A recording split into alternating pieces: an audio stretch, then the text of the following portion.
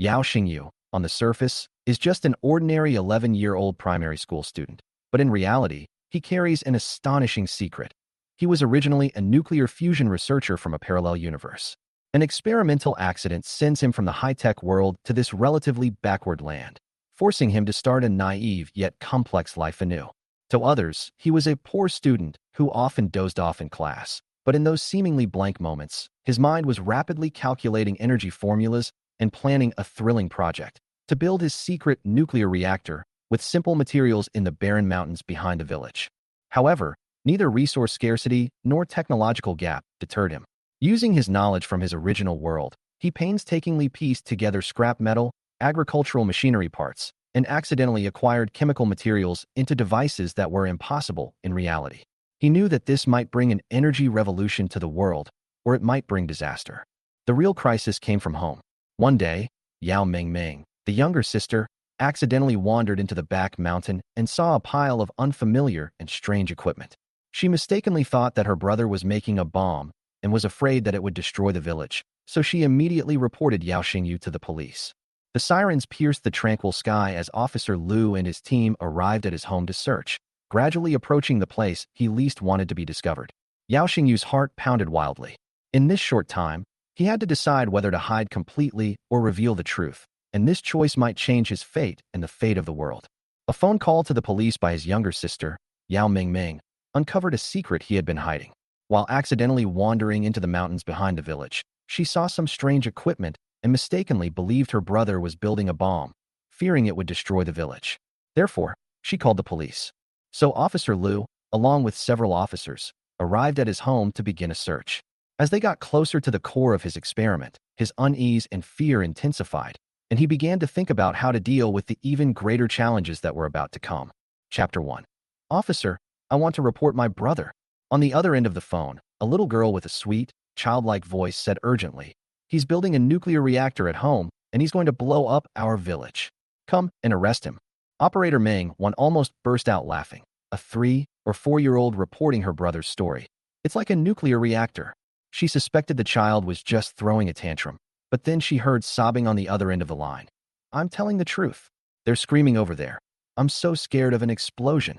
Meng Wan suppressed her laughter and calmed her down first. "Little girl, tell Auntie your address. Number 103, Yaojia Village. My name is Yao Mingming, and my brother's name is Yao Xingyu." After hanging up the phone, Meng Wan chatted with her colleague about this funny incident. She thought it was just a child being mischievous, but her colleague's expression changed. "It's that naughty kid again." It turns out that Yao Xingyu is a regular at their police station. The year before last, he hid homemade explosives in an ancestral hall, which were detonated during a sacrificial ceremony. Last year, he jumped off a cliff using a paraglider and was missing for 3 days before being found. He also once pretended to be a hostage while camping to help capture a fugitive.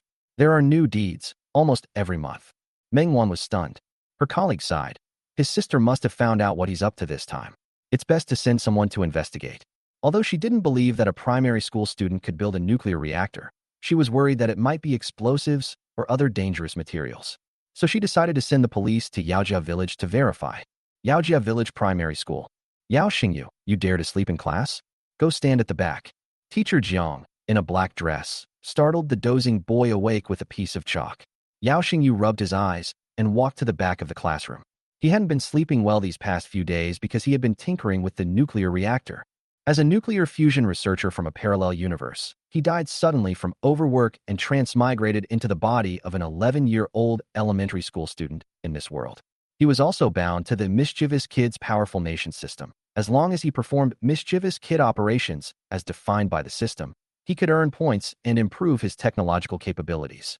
He recently completed the first ignition test of micro-controlled nuclear fusion, the first successful attempt by the Dragon Nation in this parallel universe. Open the system panel. Nuclear fusion technology, 20%. Drone technology, 1%. Points, 130. He didn't have enough points to continue his research and was pondering his next step when there was a knock on the classroom door. Lu Shuheng, dressed in a blue police uniform, walked in, his gaze fixed on Yao Xingyu, and he sighed. "Come out with me." Teacher Zhang's heart tightened. "Officer Lu, what's wrong with him again?" Lu Shuheng whispered. "His sister reported him for tinkering with dangerous things at home. I have to take him to see him." Hearing this, Yao Xingyu yawned and walked over. Uncle Lu, I didn't do anything. Lu Shuheng kicked him in the butt. Your sister said you were going to blow up Yaojia village, and you're still being stubborn? Come on, let's go home and tear down everything you've done. Chapter 2. When Yao Xingyu heard Lu Shuheng say that his sister had reported the incident to the police station, he slapped his forehead. Good heavens, I was so careful, but I couldn't keep up with this little girl. I should have known better than to take her to the back mountain. This is terrible. Could the controlled nuclear fusion reactor have been exposed? Uncle Lu, this is really a misunderstanding. My sister made a false report. Lu Shuheng snorted coldly. Stop trying to get close to me. Haven't you caused enough trouble already? I have to go back today. I want to see what you're up to with my own eyes. Teacher Jiang said worriedly. He hasn't been sleeping well in class. I'm afraid he's done something again. His parents are away all year round, and his grandparents work hard. I hope he doesn't go astray. Lu Shuheng nodded and led Yao Xingyu outside. At the door, Yao Xingyu pointed at the store. I want an ice pop. Lu Shuheng was speechless. I really owe you one. Get in the car and wait. Yao Xingyu climbed into the back seat and took the opportunity to send a string of code on his phone, a remote command to shut down the nuclear reactor to prevent accidental tampering. As the popsicle was handed to him, Lu Shuheng suddenly reached out. Give me your phone. After glancing at it and finding nothing wrong, Lu Shuheng put his phone in his pocket. No cell phones allowed during school hours. Yao Xingyu was extremely nervous. That controlled nuclear fusion device was the only one of its kind in the world, and if something went wrong, the danger to the nuclear fuel would be unimaginable. The car quickly arrived at Yaojia village. As soon as they got out, Yao Mingming came running up. Uncle Lu, I'm reporting my brother. That thing on the back mountain is going to blow up the village. Yao Xingyu's forehead veins throbbed. His own sister, whom he usually protected, had betrayed him. She doesn't know anything. She made a false police report. Let's just arrest her, Lu Shuheng said with a smile, trying to appease his sister. You can't call the police when you have a fight. If you're really being bullied, then come to your uncle. But Yao Mingming insisted. I really saw it. The lights were flashing inside, and it was buzzing. Lu Shuheng's gaze sharpened. Take me to see it. The little girl made a face at Yao Xingyu and skillfully pulled Lu Shuheng towards the back mountain. Yao Xingyu became anxious. Uncle Lu, give me a chance. I just want to generate electricity. Lu Shuheng stopped. Tell me yourself, what is it? Yao Xingyu hesitated for a long time, then sighed. Controlled nuclear fusion reactor. Lu Shuheng's face darkened. You dare lie to me? Lock me in my room. I'll go check on you. If you wander off, I'll call your parents back to deal with you. Uncle Lu, the equipment is dangerous. Don't touch it. It might really explode. Bullshit. Lu Shuheng's figure quickly disappeared. Inside the room, Yao Xingyu silently prayed that the shutdown code had been issued and the reactor should have stopped. At the back of the mountain, Yao Mingming pointed to the cave. It's inside. Lu Shuheng turned on his flashlight and immediately saw rows of equipment and a dense network of cables at the cave entrance. It certainly didn't look like a toy. A sense of foreboding washed over him. He told Yao Mingming to wait outside and bent down to enter the cave. Deeper inside the cave stood a massive device, 5 meters tall, resembling a tokamak nuclear fusion device he'd seen in magazines. Lu Shuheng's hair stood on end. How could such advanced equipment be in a cave at the village entrance? He dared not touch anything, only taking videos and several photos before quickly leaving. Standing at the cave entrance, only one question lingered in his mind. Where did Yao Xingyu get all these things? He took out his phone and spoke rapidly. Director, there is suspicious high-tech equipment here, suspected to be related to nuclear physics. We need experts to conduct an on-site assessment immediately. Chapter 3, Wuhan County Police Station, Chief's Office. Su Yuntao was reviewing documents when he heard Lu Shuheng's phone call, and his brows furrowed instantly. A controlled nuclear fusion device had been discovered in a cave, and they needed to find nuclear physics experts to assess it. What nonsense are you talking about? How could something like this be in some remote mountain village? I also think it's impossible, but I saw it with my own eyes, and it doesn't look like a fake. Director, if there's a problem with this, I'll take full responsibility. Lu Shuheng's tone was firm. Su Yuntao stared into the microphone, calculating in his mind. Lu Shuheng was usually fond of joking, but he would never act recklessly in important matters. Either there was a real situation, or he had also been set up. There was no basis for calling a nationally renowned nuclear physics expert to come because of an alarm, but not investigating was not an option either. Send me the photos and videos. The moment the file was opened, Su Yuntao's expression froze. The dense cables and heavy metal structures in the cave revealed their texture under the flashlight beam, clearly not simple props. If this is indeed equipment from the nuclear field, then there's a big problem. It's impossible for a primary school student to create nuclear fusion. The only reasonable speculation is that an overseas team is conducting secret experiments in China, and Yao Xingyu may have been accidentally involved.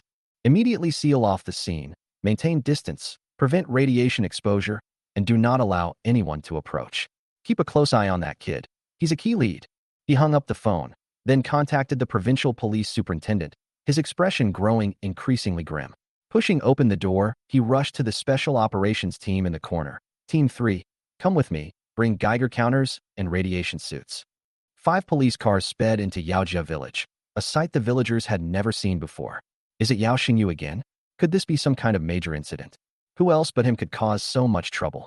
When asked about it, Su Yuntao coldly replied, keep it a secret, don't spread it.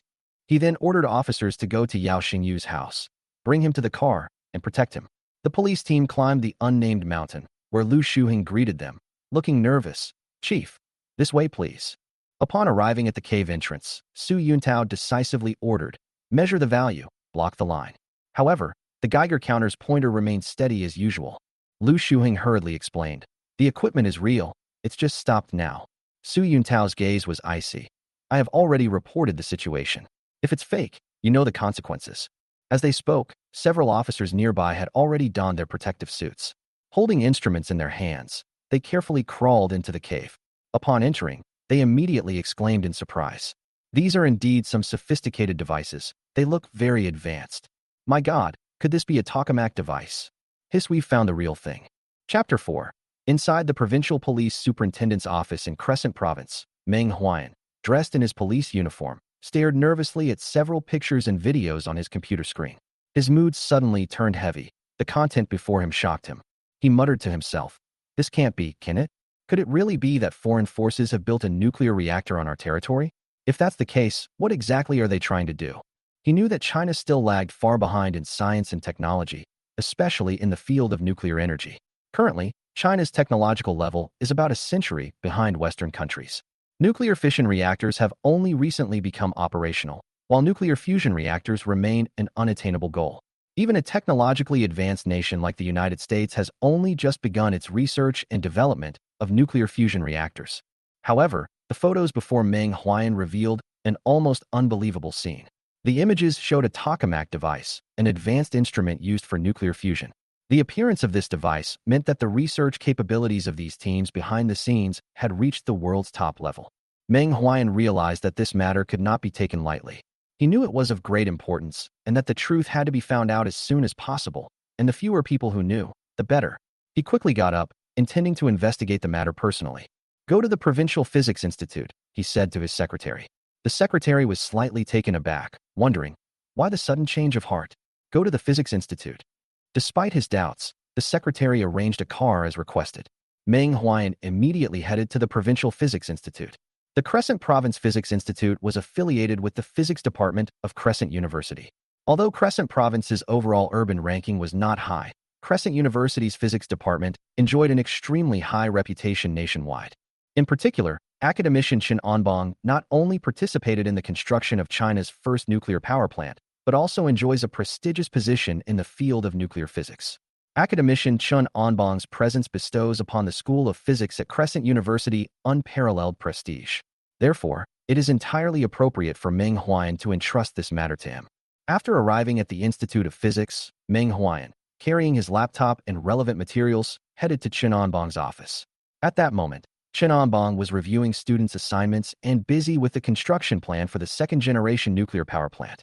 Although the first-generation nuclear power plant was already in operation, it had many problems and shortcomings. The improved second-generation nuclear power plant was highly anticipated and expected to significantly increase power output. At the office door, Meng Huayan knocked, and Chen Anbong responded, "Come in." The door opened, and Meng Huayan walked in, carrying a computer and documents. "Hello, Academician Chen. I am Meng Huayan, the provincial police superintendent." Chen Anbong looked up and saw Meng Huayan, his eyes lighting up. "Oh, it's you. You called me before, right? What's up?" Meng Huayan nodded. "Yes, I'd like to ask you to help me identify these devices and see what they are." Chen Anbong was stunned upon hearing this. He always left equipment evaluations to the experts, but Meng Huayan's personal involvement indicated the seriousness of the matter. Meng Huayan handed over the computer and stood quietly to the side, feeling undeniably nervous. If these devices are indeed nuclear fusion devices, then things are not simple. This level of technology far exceeds the current capabilities of China, and even the National Security Department probably wouldn't be able to handle it. Chen Anbong turned on his computer, and his expression instantly turned serious when he saw the image on the screen. Looking at the photo, he didn't immediately make a judgment, but instead asked, "Is there a clearer version?" Meng Huayan nodded and casually opened the second folder. This folder contained footage taken by Su Yuntao's team using professional equipment, resulting in clearer images. Chen Anbong examined it carefully, his expression growing increasingly serious. After a long while, Meng Huayan cautiously asked, "Academician Chen, what exactly is this device?" Chen Anbong took off his glasses, looked up at Meng Huayan, and his expression was extremely serious. "This is a tokamak device, a reactor used to achieve nuclear fusion." "Huh? This is real?" Meng Huayan asked in surprise. "That's right," Chen Anbong's voice was deep. "And it's a miniature nuclear reactor." Meng Huayan was shocked, while Chen Anbong was filled with emotion. "I didn't expect foreign technology to have advanced to this level. China needs to accelerate its pace." However, Chen Anbong suddenly frowned. "Wait, shouldn't these photos have been given to me by the National Security Bureau? How come they came from your police station?" Meng Huayan smiled helplessly and explained, "These photos were taken within our Dragon Kingdom." Chen Anbong was immediately alarmed. He put his glasses back on and stared nervously at the photo, asking, "Was this taken within our territory? Where is it?" "The people have been taken into custody in a small mountain village in our province. However, we are still investigating what the equipment actually is," Meng Huayan said. Chen Anbong suddenly became even more excited. "I want to go with you." "Really? That's great." Meng Huayan breathed a sigh of relief. "I was just thinking of asking Academician Chen for help. If it really is a nuclear fusion reactor, I'm afraid the National Security Bureau will have to get involved." Chen Anbong nodded. "That's right. But there's one thing I can't understand. Why would foreign powers want to build a nuclear fusion reactor on our dragon country's soil? Even the Western powers haven't fully mastered this technology." Meng Huayan was also somewhat confused. "I don't know either. We can only investigate slowly. Let's not delay. Let's set off immediately." Chen Anbong decided to take immediate action. Several professors and experts also accompanied the group, all filled with curiosity and nervousness about the mission. The question of whether they would gain access to nuclear fusion technology was a major point of interest for them. On the bus, everyone discussed this incredible technology. Someone asked, "By the way, who discovered this nuclear fusion reactor?" Meng Huayan casually replied, "He's a primary school student from a local village." Everyone was stunned and incredulous. An elementary school student? These foreign forces are too careless. They actually let an elementary school student discover their device. Several hours later, they finally arrived at the Wuhan County Police Station. Because Yao Xingyu was too young, he was not taken directly to the interrogation room, but to the chief's office. Everything here was as usual: the sofa and chair in the director's office, the snacks on the table, and Yao Xingyu's favorite iced cola. Su Yuntao tried to calm himself down, but he felt a little anxious. He felt that this elementary school student in front of him was more difficult to deal with than some criminal suspects. Su Yuntao asked impatiently, "I'll ask you one last time. How exactly did you discover that controlled nuclear fusion reactor?" Yao Xingyu took a sip of cola and casually said, "It wasn't a discovery, it was an invention." Su Yuntao was furious. He rubbed his temples, his mind filled with questions. "You invented this? How old are you? How could you invent something like this? Tell me, what technology did you use?" Yao Xingyu remained calm and explained, "This small nuclear fusion reactor uses magnetic confinement technology and a tokamak device. It heats the plasma using radio frequency, employing low-stray currents and ion cyclotron radio frequency waves to raise it to the billion-degree level. It also uses superconducting magnet technology and ultra-high temperature resistant materials." As he spoke, Su Yuntao froze, while Chen Anbong and the experts outside the door were also stunned. Chen Anbong whispered, "Old Chen, this kid, he seems to really know something." Chapter 5. Can this be called a naughty child? Chen Anbong abruptly pushed open the office door, the wooden door slamming against the wall with a loud bang. Su Yuntao, who was waiting for Yao Xingyu's reply, was startled by the sudden noise and almost dropped his pen. "What are you all doing?" Su Yuntao's gaze swept across everyone's faces, finally settling on the center of the crowd. Meng Huayan strode out of the crowd, his sharp eyes locking onto a small figure in the corner like a hawk's. Yao Xingyu was sitting cross-legged on the ground, intently munching on a bag of instant noodles, crumbs covering his mouth. "This is the kid who discovered the controlled nuclear fusion reactor?" Meng Huayan's voice was filled with disbelief. Su Yuntao immediately stood up and saluted. Reporting to the director, it is him. Meng Huayan squatted down, trying to soften his facial features. Little friend, tell Grandpa, how old are you this year? Yao Xingyu slowly swallowed the instant noodles in her mouth, then raised her face, which was still covered in seasoning powder. 11. 11 years old. Meng Huayan tried hard to control the trembling in his voice. You were talking about nuclear physics engineering very knowledgeably just now. Do you usually enjoy studying this? Yao Xingyu nodded. It's all right. Meng Huayan was stunned, his heart filled with mixed emotions. This 11-year-old child before him was actually able to discuss such profound nuclear physics technology. Yao Xingyu's composure made it seem as if he were stating some simple facts. Considering the child's age, Meng Huayan felt a sense of disbelief welling up inside him. Yao Xingyu sighed inwardly. He had been in this world for several years, and with the help of his knowledge from his previous life, he had not only made considerable progress in the research of nuclear fusion physics, but also accelerated the progress of controlled nuclear fusion technology by 20% in just a few years. You must know that in his previous life, he was just an ordinary clerk in the Nuclear Fusion Physics Research Institute, and his technical mastery was far inferior to what he has now. Chun Anbong squeezed to the front row, a curious glint in his eyes beneath his white eyebrows. Little friend, where did you learn those technical parameters you just mentioned? Yao Xingyu took a closer look and immediately recognized the leading figure who frequently appeared in science magazines. Are you academician Chen Anbong? Hearing the other person call out his name so readily, Chen Anbong was visibly shocked. In this day and age, children mostly know celebrities and big names, and the scientists they recognize are mostly from abroad. For an 11-year-old to recognize him was unbelievable to Chen Anbong and everyone present, leaving them both somewhat moved. You know me? Chen Anbong asked with a smile. In that case, could you tell me, Uncle, where did these technologies come from?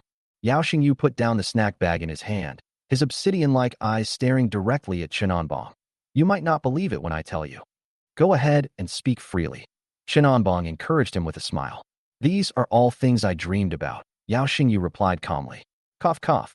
Chen Anbong choked on his own saliva, his old face turning bright red. Dreams? That excuse was so clumsy, it wouldn't even fool a 3-year-old. 3 black lines appeared on his forehead, but the child opposite him spread his hands. See? I told you wouldn't believe me. Chen Anbong was speechless for a moment. Although he was somewhat skeptical, judging from the professional terminology Yao Xingyu had used, this information was definitely not fabricated. In any case, he realized that the child in front of him was extraordinary. 2. All right, since you put it that way, let's verify it. Chen Anbong pulled a piece of paper from the table and quickly wrote down several difficult nuclear physics problems. If you can solve these, your uncle will believe you. 3. What if we can solve it? Yao Xingyu looked at the problem on the paper with sharp eyes. 4. Then I'll admit you learned it in your dreams, Chen Anbong said half-jokingly. 5. Deal. Yao Xingyu grabbed a pen and paper and began calculating almost without thinking. 6. Chen Anbong stared wide-eyed as Yao Xingyu's fingers flew across the paper, effortlessly solving complex formulas with almost no pause. Chen Anbong's hand, holding the teacup, trembled slightly, his heart filled with astonishment. 7. Outside, Meng Huayan was whispering to Su Yuntao. Immediately activate the highest level of security plan. The national security personnel will be here soon. This technology concerns the fate of the nation. We must not let any word of it leak out. 8. Su Yuntao nodded, his tone resolute. Director Meng, not many people know about this, and I've already sealed off the area. 9. Okay, that's good. Meng Huayan breathed a sigh of relief, turned to look out the window, but his tense mood had not eased. 10. The other members of the expert group stood nervously by the window, secretly peeking inside.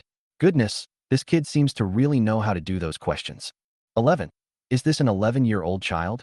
They whispered to each other, finding it hard to believe what they were seeing. 12. That's outrageous. When I was 11, I was still peeing and playing in the mud, and these kids were already doing scientific research, one of them exclaimed. 13. I think it's unlikely. He's only 11 years old. He's not mature enough yet. The other person still couldn't believe it.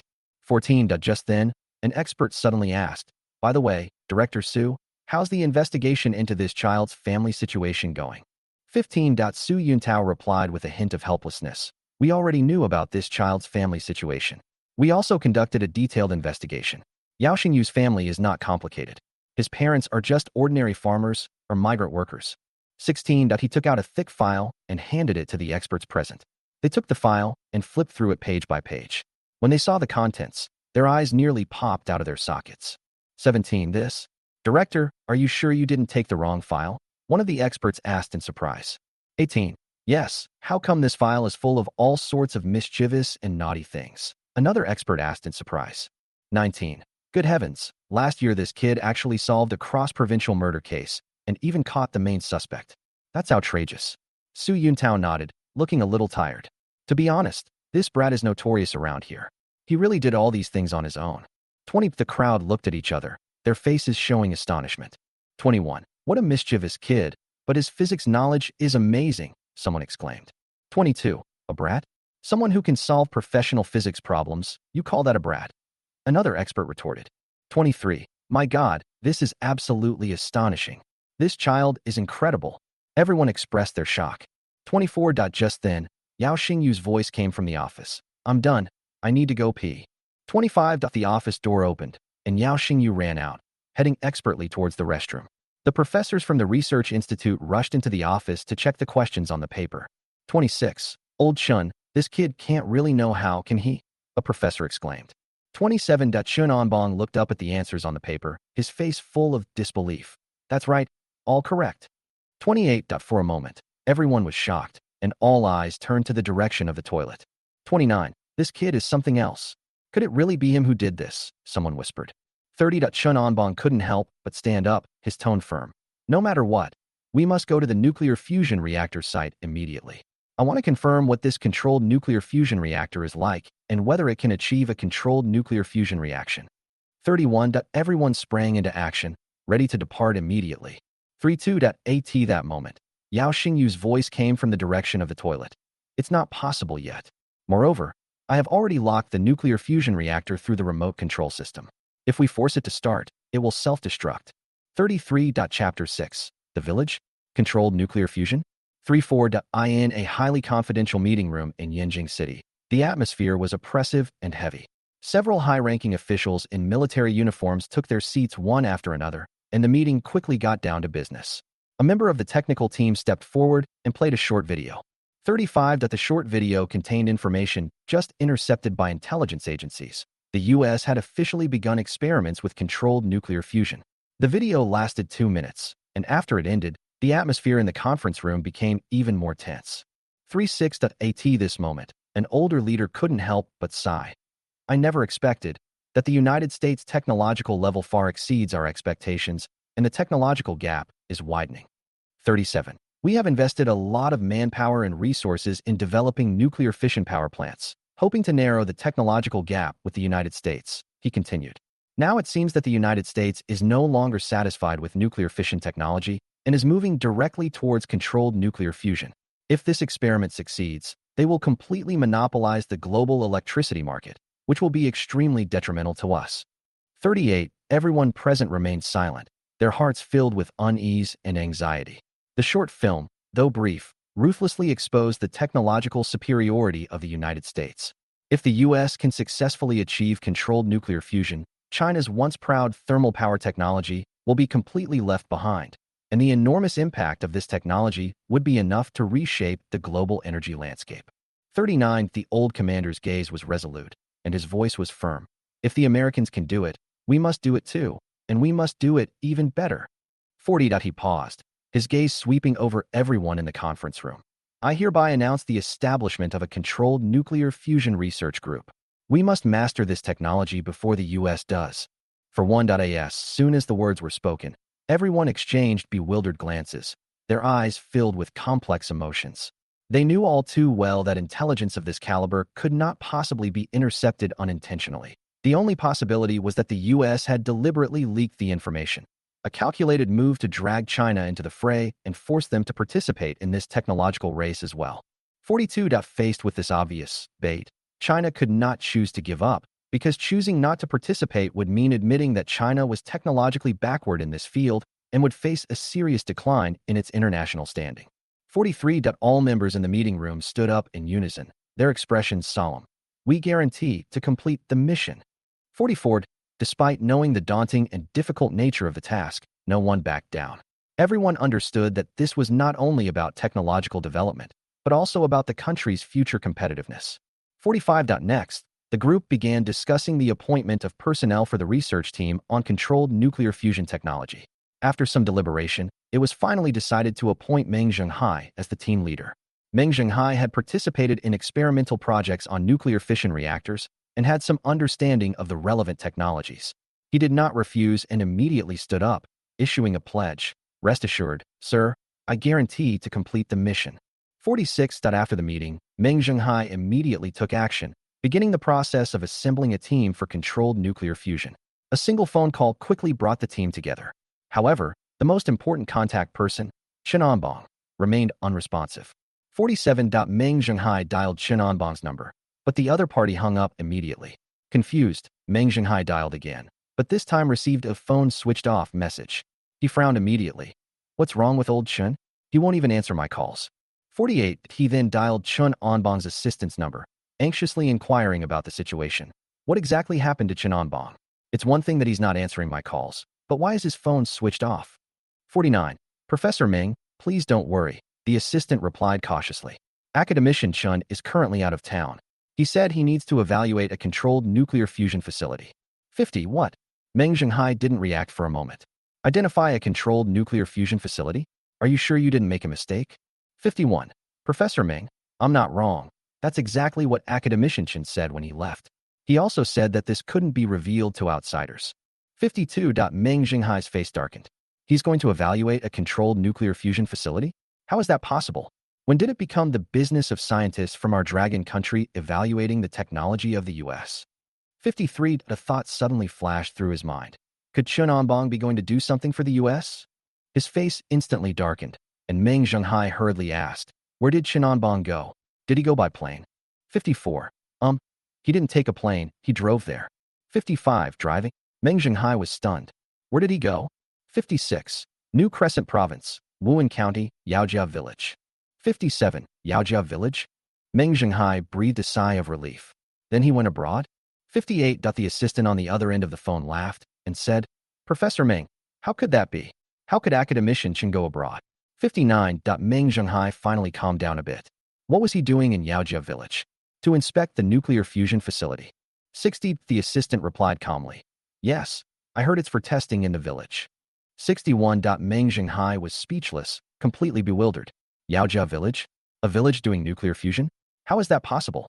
62. Just then, Chen Anbong, leading a team of experts and military personnel, traversed rugged mountain paths and pushed through dense bushes, finally arriving at the back mountain of Yaojia Village.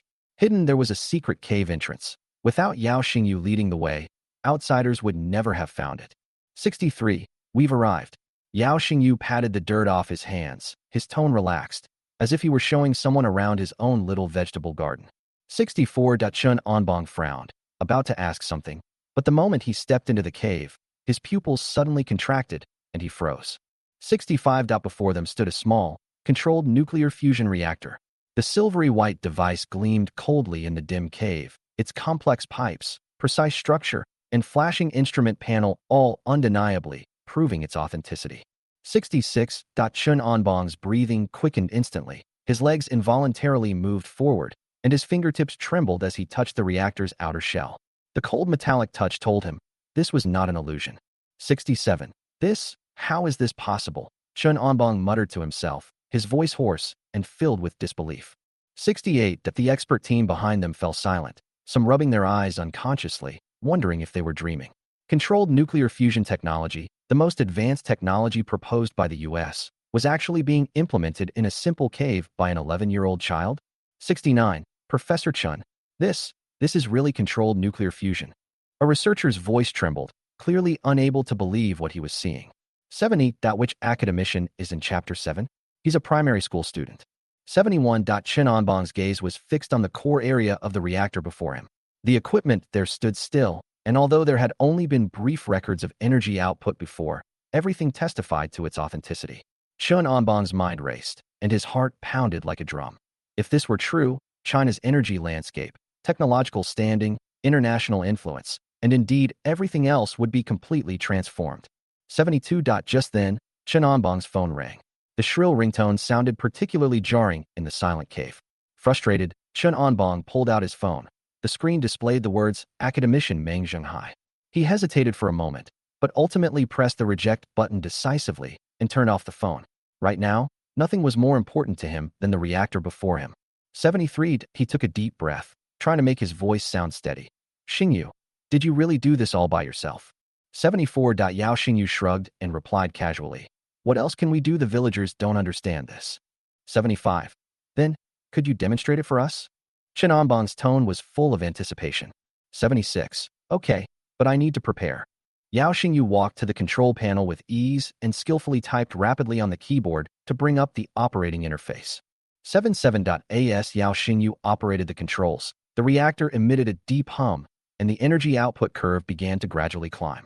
Everyone held their breath, their eyes glued to the instrument panel. Yao Xingyu pressed the last button. 78. Start up. 79. In an instant, a dazzling blue light burst forth from the core area of the reactor, and the energy output reached its peak momentarily and then stabilized. 80. It's a success, an expert exclaimed excitedly. 81. This energy output efficiency, it's simply unbelievable, another person exclaimed in shock. 82. My God, we've really witnessed the realization of controlled nuclear fusion. The entire cave erupted in cheers. The experts were so excited they were incoherent, and some even had tears in their eyes. 83. Chun Anbang stood rooted to the spot, his hands clenched into fists, his nails digging deep into his palms. He knew better than anyone what this moment meant. From this day forward, the fate of the Dragon Kingdom would be completely rewritten. 84. The creator of all this was a child who was only 11 years old. 85. Chen Anbang stared blankly at the flashing blue light before him, his eyes unknowingly welling up with tears. He pinched his arm hard. It hurt. It wasn't a dream. Controlled nuclear fusion, a concept that existed only in top-tier American journals, the ultimate energy source that had driven scientists worldwide to dedicate decades to achieving but remained out of reach, had now become a reality in this remote mountain cave. 86. Although the reaction lasted less than 0.1 seconds, the dazzling blue light and the steady energy curve all heralded the arrival of a new era. Chun Anbang quietly wiped away the tears from the corners of his eyes, turned to look at the instigator, Yao Xingyu, who was yawning, and said casually, Actually, it could last even longer, but unfortunately, I haven't dreamed about the technology that followed. 87. Chun Anbang's lips twitched, and he was speechless. 88. Just then, Meng Huayan's phone rang. 89. This is Meng Huayan. Okay, I understand. He looked at Chun Anbang with a complicated expression. Old Chun, it's Academician Meng on the phone. 90. Chun Anbang took the phone, and a furious roar immediately came from the other end. Chun Anbang, you dare hang up on me? 2 bottles of Matai. If you miss even a drop, our friendship is over. 91. Chun Anbang couldn't help but chuckle. Old Meng, I'm really sorry. The situation was unusual just now. 92. Special? Going to some shady academic conference is considered special? Meng Zhenghai said angrily. The ministry just approved the controlled nuclear fusion project team. If you don't want to participate, just say so. 93. Chen Anbang's eyes suddenly lit up. It's been approved. 94. Now you're panicking? Too late. Meng Zhenghai on the other end of the phone sounded like a sulking child. Unless. 95. Wait a minute. Chun Anbang interrupted him. Take a look at the photos I just posted. We'll talk about drinking after you've seen them. Oh, and reorganize your words later. 96. Yanjing, Lonka Institute of Science and Technology Office. 97. Meng Zhenghai stared at his phone, then laughed in exasperation. You want me to rephrase? Old Chen's gotten too cocky. 98. Ding. An encrypted email popped up. 99. The moment he clicked on the attachment, he felt as if he had been struck by lightning. 100. Holy crap. This is. The tokamak device in the photo gleamed coldly in the dimly lit cave, surrounded by a magnetic confinement energy recorder, a 3-grading spectrometer, and other equipment. What shocked Meng Zhenghai the most was the perfect energy curve on the monitoring screen. This was clearly a successful nuclear fusion reaction. 101. His eyes widened, his fingertips trembling slightly. The background of the equipment in the photo was actually a cave. Meng Zhenghai muttered to himself, These devices, why does the background look like a cave? 102. The call was immediately returned. 103. Old Chun, are these devices real? You really achieved controlled nuclear fusion. 104. Absolutely true. Chen Anbang's voice was filled with barely suppressed excitement. Reaction time 0.035 seconds. Temperature 80 million degrees. All parameters are normal. And 105. Meng Zhenghai could hardly believe every piece of data he heard. But what shocked him even more was the next question. Wait, why are these devices in the cave? 106. Because the inventor lived here. 107. Inventor which academician I don't know? 108. He's not an academician, Chenonbong said, suppressing a laugh. He's a primary school student. 109. What? Meng Zhenghai was stunned. The shock he felt today was beyond what he could handle in a day. 110. Yes, that's what the elementary school student said, but we still need to investigate. I've already notified the national security officers, and the investigation should begin soon. The sound of a glass shattering came from the other end of the phone. 111. How big? 112. 11 years old. 113. A child prodigy. 114. That after a long silence of 10 seconds, Meng Zhenghai finally exploded. Give me the address. Now. Immediately. Right now. 115. Yaojia Village, Wuhan County, Crescent Province. 116. It really is a village. Meng Zhenghai shouted to his assistant while frantically packing his luggage. Book plane tickets. No, apply for a private jet. Hurry. 117. That after hanging up the phone, Meng Zhenghai rushed out of the office like a fanboy, leaving behind a mess and a room full of dumbfounded researchers. 118. As night fell, the back mountain of Yaojia village was quietly shrouded in darkness. 119. As the last rays of the setting sun sank below the mountain ridge, the silence of Yaojia village was suddenly shattered by the piercing sound of sirens. Dozens of military vehicles roared in, and fully armed soldiers quickly set up a cordon, completely surrounding the back of the mountain. On the dirt road at the village entrance, red and blue police lights flashed incessantly. Helicopters hovered low overhead, and searchlights illuminated the entire back of the mountain as if it were daytime. 120. The villagers rushed to open their windows, peering out in alarm. What happened? Why is even the army out? One villager asked anxiously. 121. I heard it was that troublemaker from old Yao's family who got into trouble, another villager whispered. 122. I saw him being taken away by a group of people in uniform this afternoon, someone added. 123. It's that troublemaker Yao Xingyu again. This is terrible. Last time it was the police station, and this time they've mobilized the army. A villager sighed. 124. What kind of demon could mobilize an army?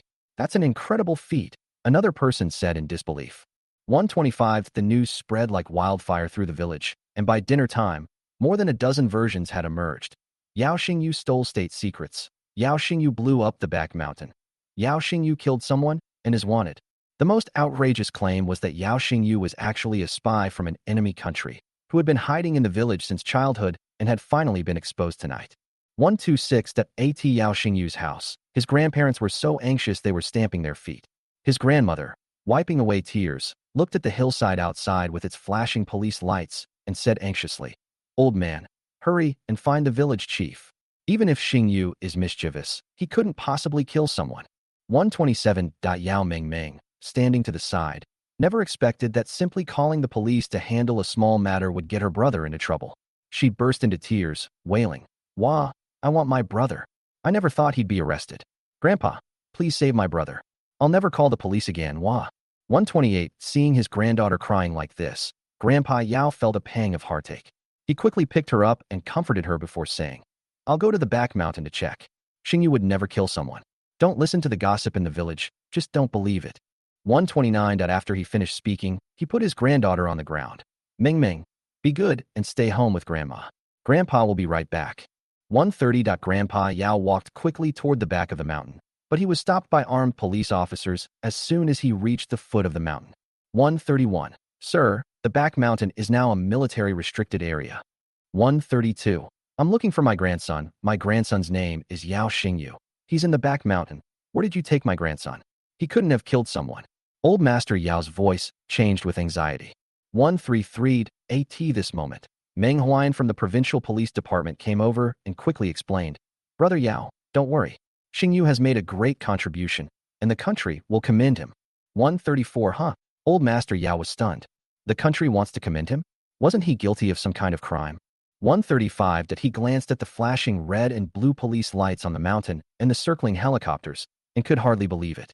136. Seeing the old man's suspicion, Meng Huayan quickly pulled out his identification. I'm from the provincial police department. Your grandson has invented some incredible technology. The provincial research team is currently verifying it, so you can go back home with peace of mind. 137. Grandpa Yao finally breathed a sigh of relief. but his eyes were still full of confusion. What could his grandson, that mischievous monkey who was always climbing on the roof and tearing off the tiles, possibly invent? He simply couldn't understand it. 138.AT This moment, in the temporary command post on the back mountain, Chen Anbong was seriously asking Yao Xingyu, "Who else have you told about this technology?"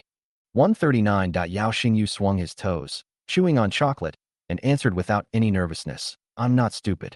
The three-body problem says to lock down technology, but I didn't even tell my grandparents." 140. The expert team looked at each other in bewilderment upon hearing this. This child actually knew the dark forest theory? 141. After confirming several times, Chen Anbong nodded. "That's good. Go home and rest first. Remember, don't tell anyone about this, including your parents, understand?" 142. I know, Yao Xingyu said, yawning as he spoke. Several consecutive nights of staying up late had left him incredibly tired, and all he could think about was getting home and sleeping as soon as possible. 143. After obtaining Chen Anbong's consent, Yao Xingyu quickly returned home under the escort of several armed police officers. 144. As soon as the door opened, Yao Xingyu's grandparents rushed over, circling him several times and looking him up and down.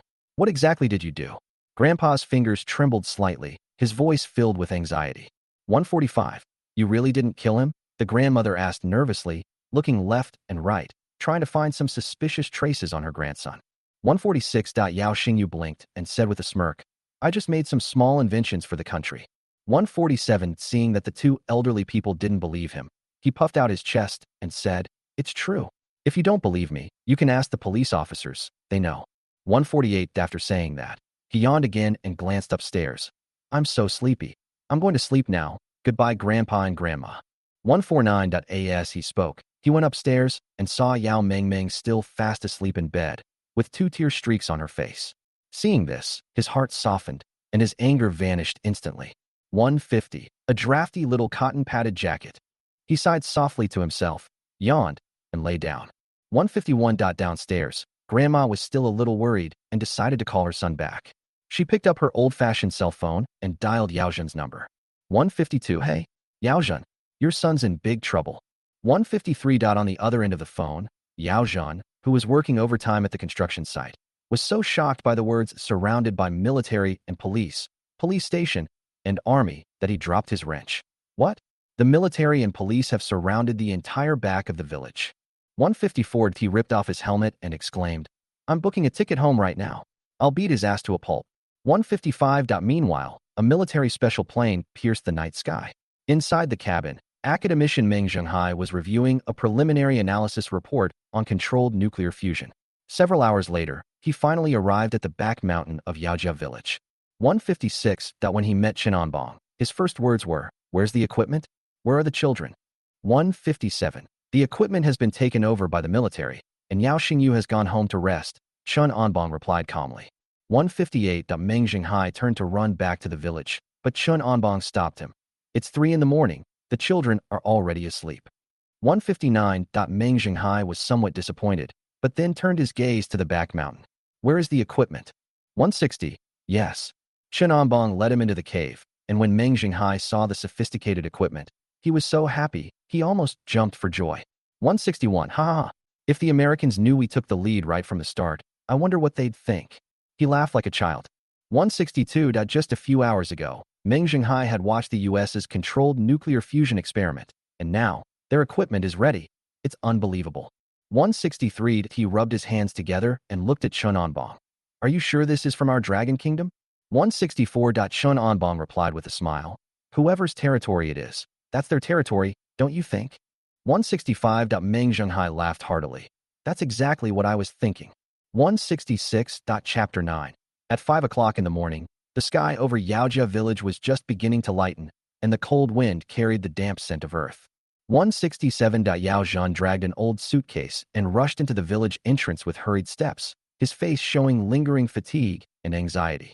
168. He rushed back from the construction site overnight, first to the provincial capital, then transferred to his hometown county, and finally gritted his teeth and spent 100 yuan to take a taxi into the village.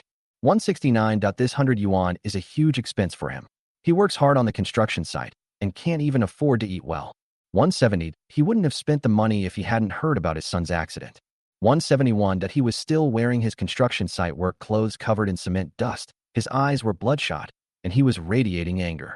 172 that walking on the narrow village road, he saw police cars and military vehicles parked densely in the distance, and searchlights flashing incessantly on the back mountain. His heart was instantly filled with anger. 173 that kid, he's gotten himself into trouble again.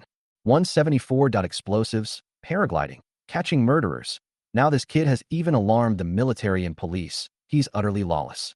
175 Yao Zhan, seething with anger, stormed into the poplar grove by the roadside, broke off a thin branch, and whistled through the air. 176, he secretly resolved that he had to teach this brat a lesson today.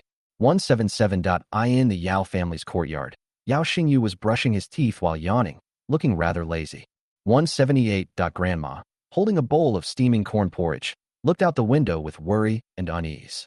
179 grandpa was squatting on the doorstep, smoking his pipe, wanting to go to the back mountain to take a look, but before he could get up, the courtyard gate was suddenly kicked open. 180 heavy footsteps accompanied by thunderous roars. Yao Xing Yu. 181 Yao Xing Yu was so startled that his hand trembled, and toothpaste foam sprayed all over the mirror. 182 he slowly turned his head and saw his father standing in the doorway like an iron tower, the branch in his hand trembling slightly. 183 he sensed something was wrong and inwardly cursed his bad luck. 184 he didn't listen to a word his grandmother said last night, and now it seems he's going to pay the price. 185 Yao Zhan didn't give him a chance to explain, and suddenly rushed up and pressed him down on his knees. 186 just as the branch was raised, a sharp shout suddenly came from outside the courtyard. Don't move. Drop your weapons. 187.7 or 8 armed police officers leaped out from over the wall, behind the door, and even from the chicken coop, and quickly pinned Yao Zhan to the ground. 188 the dark muzzle of a gun was pressed against his forehead, and the bowl of porridge in Grandma's hand shattered on the ground in fright. 189 Grandpa hurriedly raised his hand and shouted that it was a misunderstanding, and the scene became chaotic for a moment. 190 Meng Huayan rushed into the courtyard, followed by Chun Onbong and Meng Jinghai, whose clothes were disheveled, their eyes bloodshot, and their expressions urgent. 191 the 3 big shots carefully examined Yao Xingyu, and only after confirming that he was unharmed did they all breathe a sigh of relief. 192 Chen Onbong said to Yao Zhan with a stern face that corporal punishment of children is illegal. 193 Yao Zhan struggled to refute, saying that his son was causing trouble every day, and that the army had to be involved to deal with him. 194 Meng Huayan raised his voice and told him that Yao Xingyu was a meritorious person, not an evildoer. 195 the courtyard fell silent instantly, and Yao Zhan stared blankly at his son. 196 the child he had always beaten since childhood was now grinning, revealing his little tiger teeth covered in toothpaste foam. 197 Yao Zhan's voice was a little unsteady as he asked him in surprise if he was a meritorious official. 198 Yao Xingyu scratched his head and mumbled that he couldn't tell him for the time being. 199 Yao Zhan plopped down on the ground, his mind in turmoil. 200 he looked at the courtyard full of armed police, scientific luminaries, provincial police chiefs, and county police chiefs, and found it unbelievable. 201 why are all these people gathered in their own backyard? 202 he found it hard to accept the fact that his son was a hero, and felt a pang of sorrow in his heart. 203 he said with a sob in his voice that he was terrified, thinking his son had caused trouble again, but he was relieved that everything was all right now. 204 Meng Jinghai told him with a smile that Yao Xingyu was a once-in-a-century genius. 205 he turned to Yao Xingyu and said he wanted to bring the child back to Lonka Institute and have him join his project team. 206 these words completely stunned Yao Zhan. 207 Yao Xingyu has never had a good reputation in the village. Although he doesn't steal or rob, he always gets into all sorts of trouble. 208 when the villagers mention him, they all shake their heads, calling him a troublemaker. 209 however, now these experts say he is a genius and want to take him away to train. 210 Yao Zhan pulled his son aside and made him slap himself to see if he was dreaming. 211 a burst of laughter rang out in the courtyard. 212 in the morning light, Yao Xingyu quietly picked up the fallen branch and threw it into the trash can, secretly pleased that he wouldn't get a beating this time.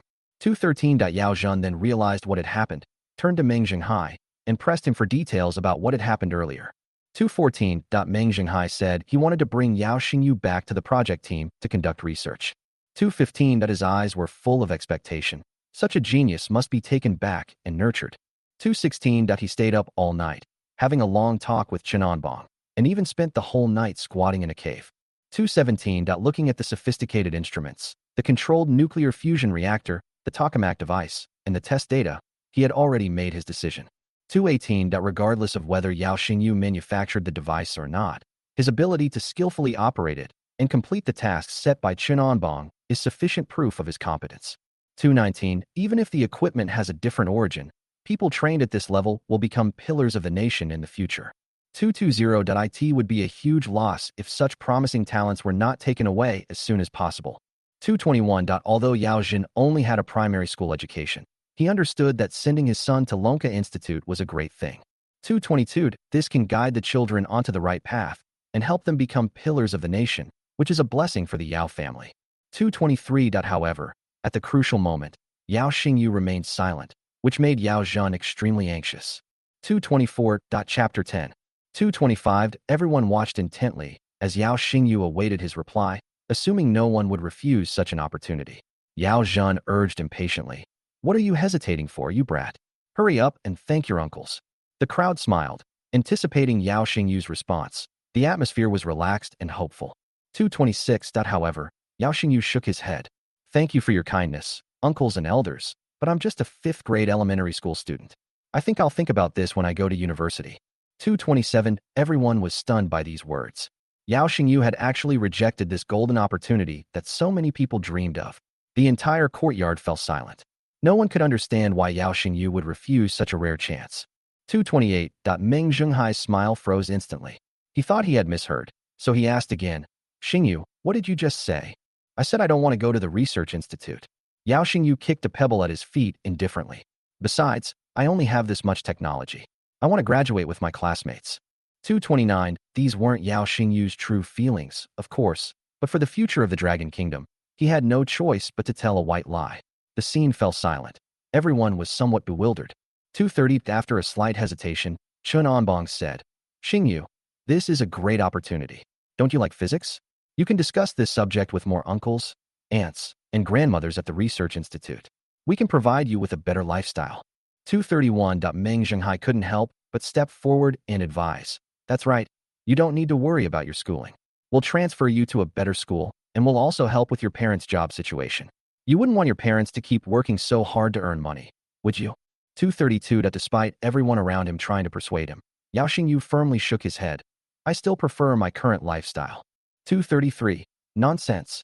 Yao Jin shouted angrily. You brat, why are you so stubborn? Don't you understand? Do you believe I'll teach you a lesson? He made a move to hit him, but was immediately stopped by Old Master Yao. 234. Hit, hit, hit. All you know is how to hit. Haven't you heard how outstanding your own child is? If you dare to lay a finger on Xingyu, this old man will fight you to the death today. Old Master Yao said angrily. 235. Yao Zhen's face immediately fell, and he muttered with a wronged expression. I was just trying to scare him. What a great opportunity. It would be such a waste to let it go. His words were full of regret. 236. Seeing everyone's disappointed expressions, Yao Xingyu suddenly laughed. Don't be like that, everyone. Maybe I'll dream about some technology in the future, and then I'll tell you. 237. Chun Onbong gently touched Meng Zhenghai's arm and shook his head slightly. Forget it. Xingyu is a child with his own opinions. Let's not force him. Maybe he'll figure it out later, and then we can take him back.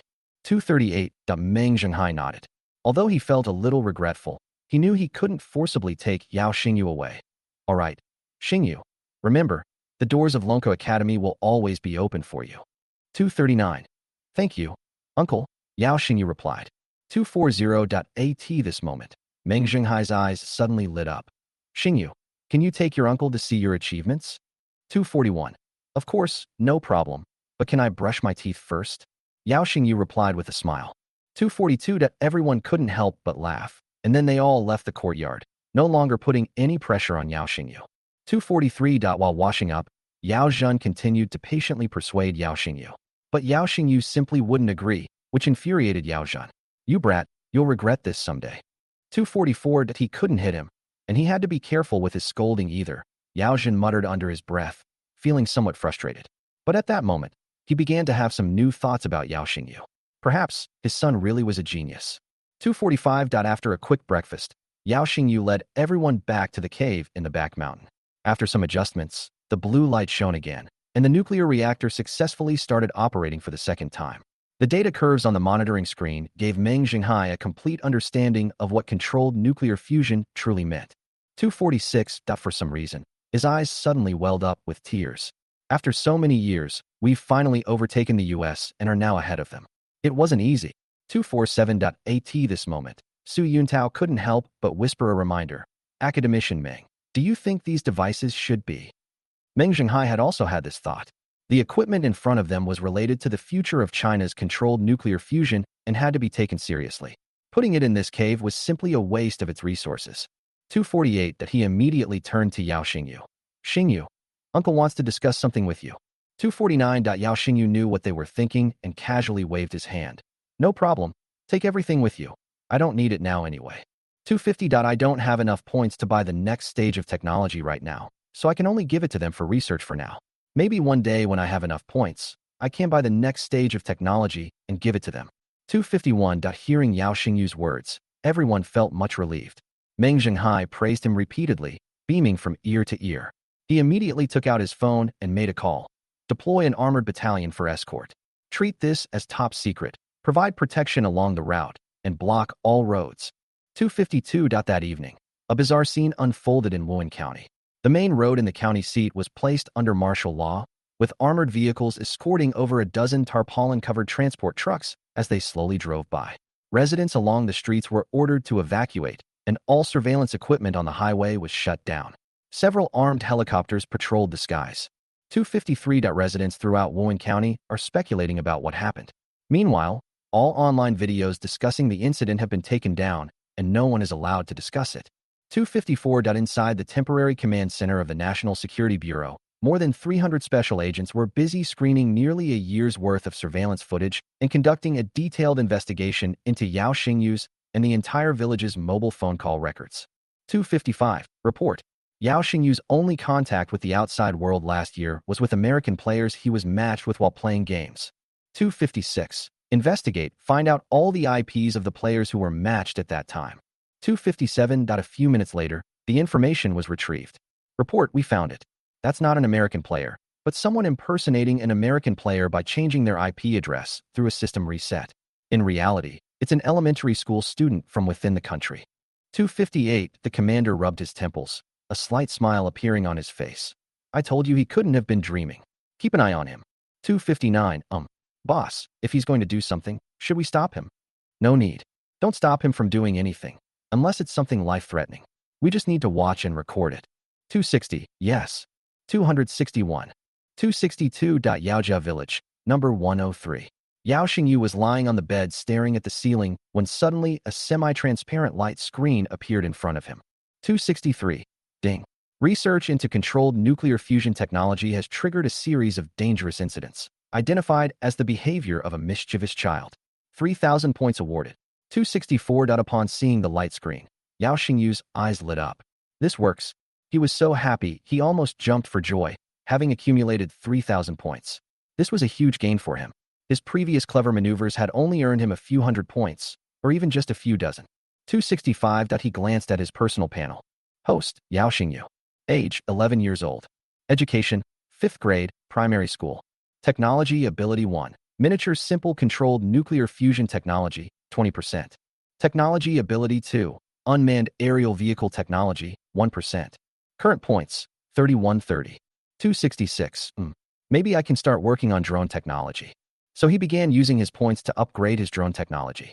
Ding, 1,000 points consumed, starting drone technology upgrade. Drone technology under development.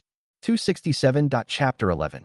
Yinjing, the base of the Lonker Academy's controlled nuclear fusion project team. 268. The venue, which had just been prepared 2 days ago, had been approved. At 7 o'clock in the morning, there was a chill in the air in Yinjing.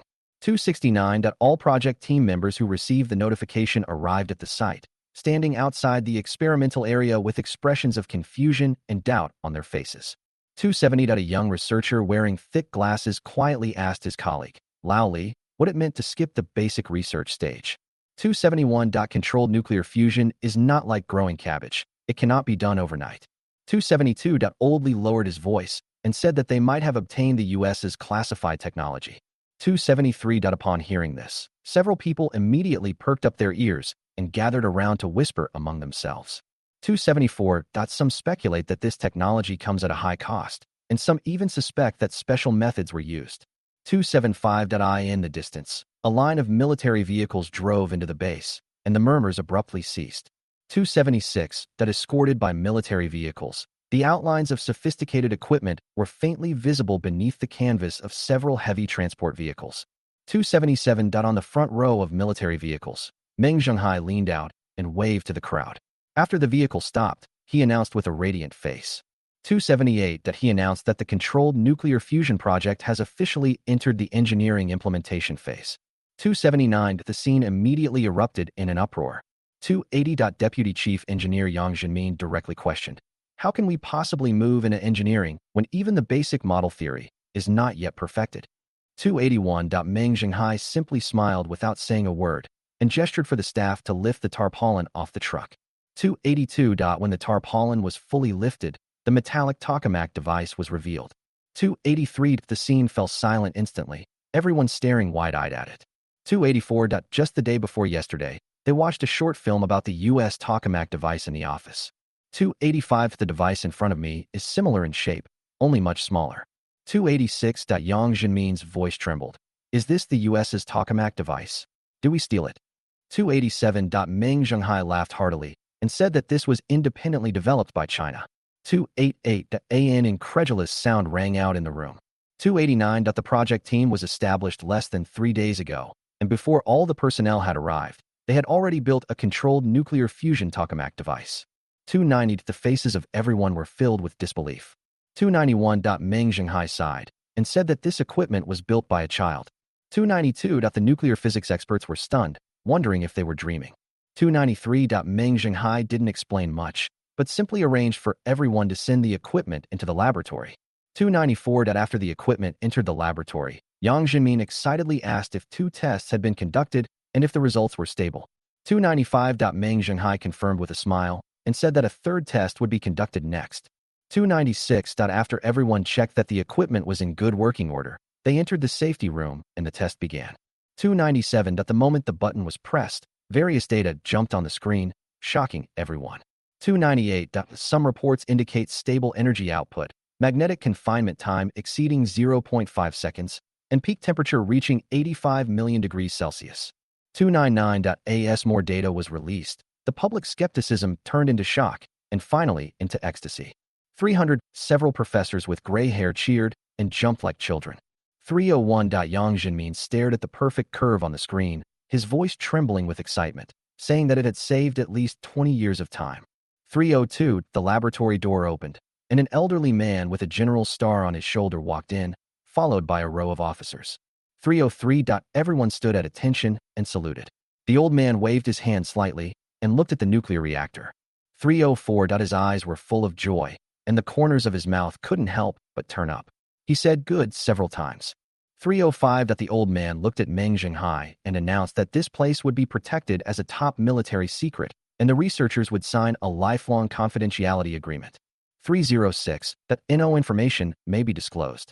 307. He mentioned the child again, and Meng Zhenghai immediately assured him that the child would be under the protection of a dedicated person in Wuhan County. 308. The old man nodded in satisfaction, saying that this was a rare talent for the future and that he should be nurtured well. 309. He looked at the data list again, his smile barely concealed. 310. What was originally thought to be a 10-year achievement was accomplished in just 3 days. It's simply outrageous. 311. However, the news still got out. 312. Across the ocean, an American journalist published a commentary claiming that a large-scale military mobilization had occurred in Wuhan County, China, and was suspected to be related to new energy sources. 313. This matter quickly attracted the attention of intelligence agencies, and the Chinese government took immediate action. 314. Director Zhang of the Strategic Deception Bureau was appointed to the post in a time of crisis, and he explained this in an interview. 315. He said not to listen to the wild speculations of the U.S., and that it is normal for China to mobilize its troops. 316. Most of the time, it's used for testing new weapons. If the trajectory is inaccurate and the shot goes astray, the warhead will be removed for safety reasons. 317. He then changed the subject and brought up the development of new individual soldier equipment. 318. After some skillful maneuvering, the incident was brought under control once again. 319. Yao Xingyu was lying in bed watching TV when he saw Director Zhang talking eloquently. He smiled and exclaimed how impressive the Strategic Deception Bureau was. 320. The TV was on commercial break when a notification suddenly flashed before my eyes. 321. The notification indicates that the third phase of drone technology development has been successful, including the acquisition of multi-rotor control algorithms, lithium polymer batteries, and computer vision. 322. The current score is 130.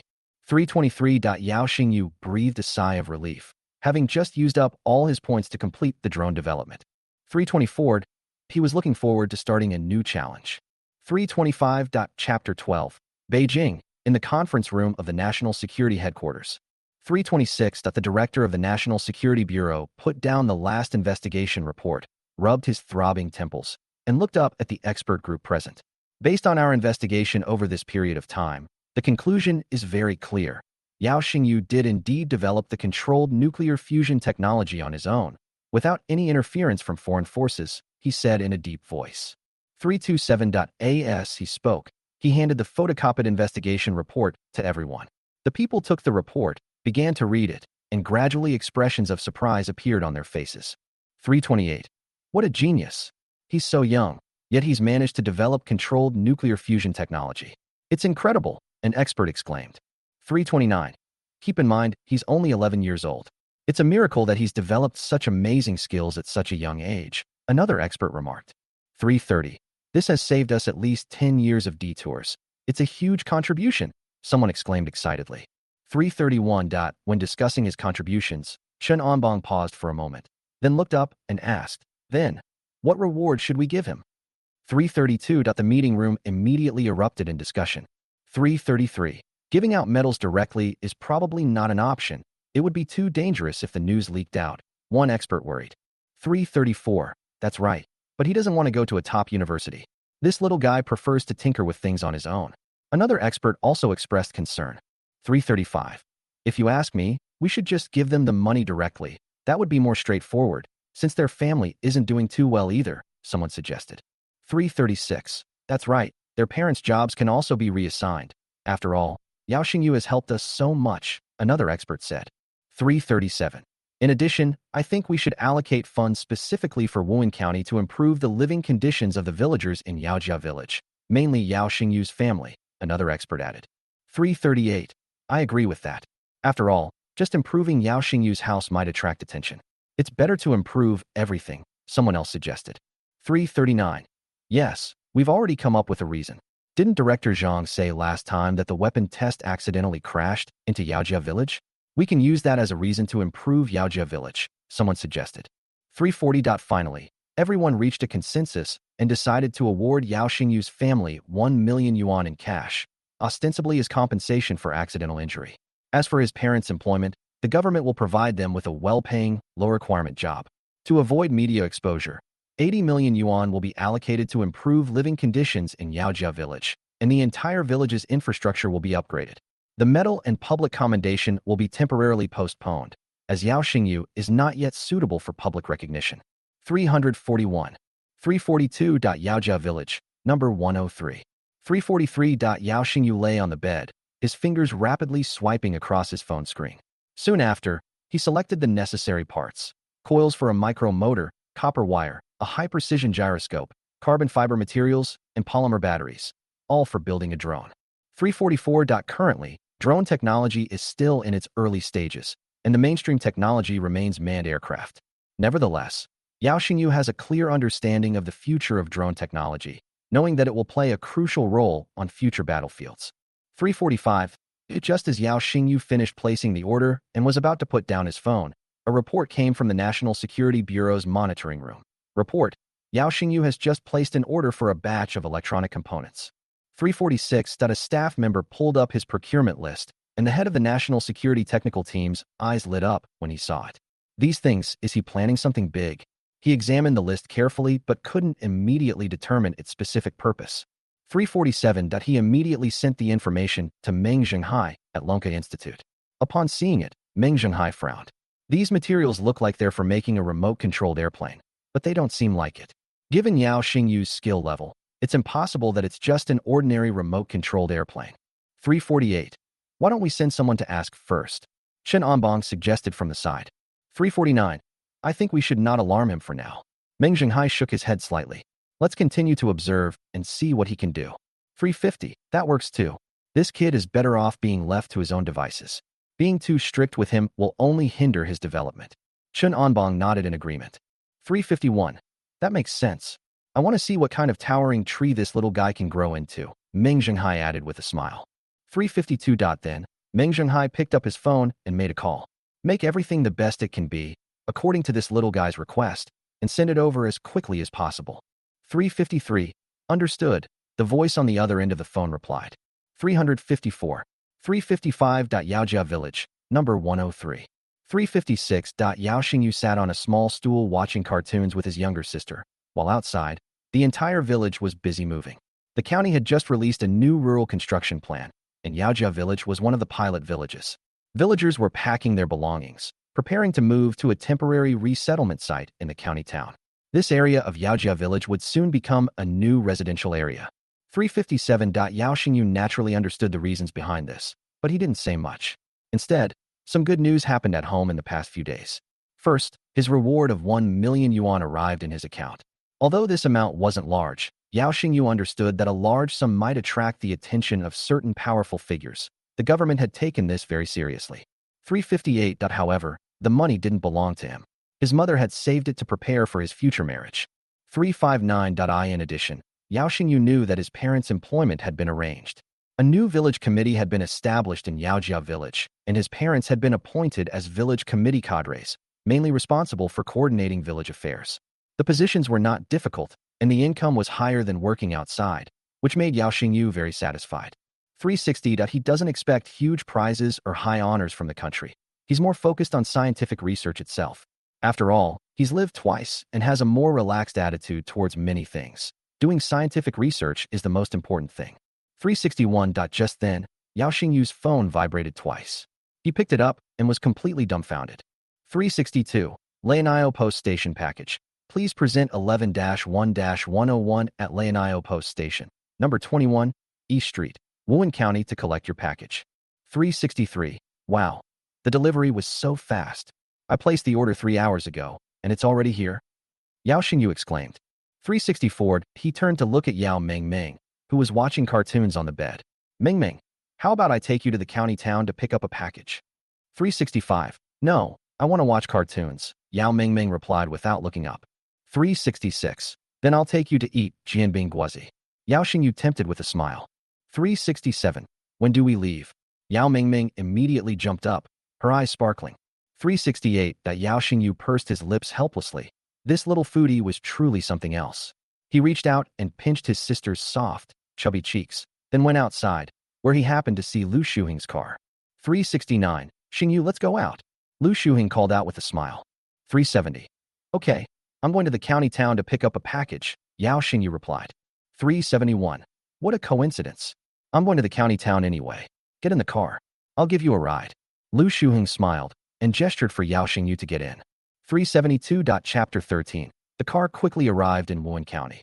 Yao Xingyu led Yao Mengmeng to the Lao Niao Post Station, took out his phone, and gave them the pickup code. The courier took the package he needed from the locker. Here you go, it's all here. 373. Yao Xingyu was taken aback. Then his gaze swept over the other scattered packages.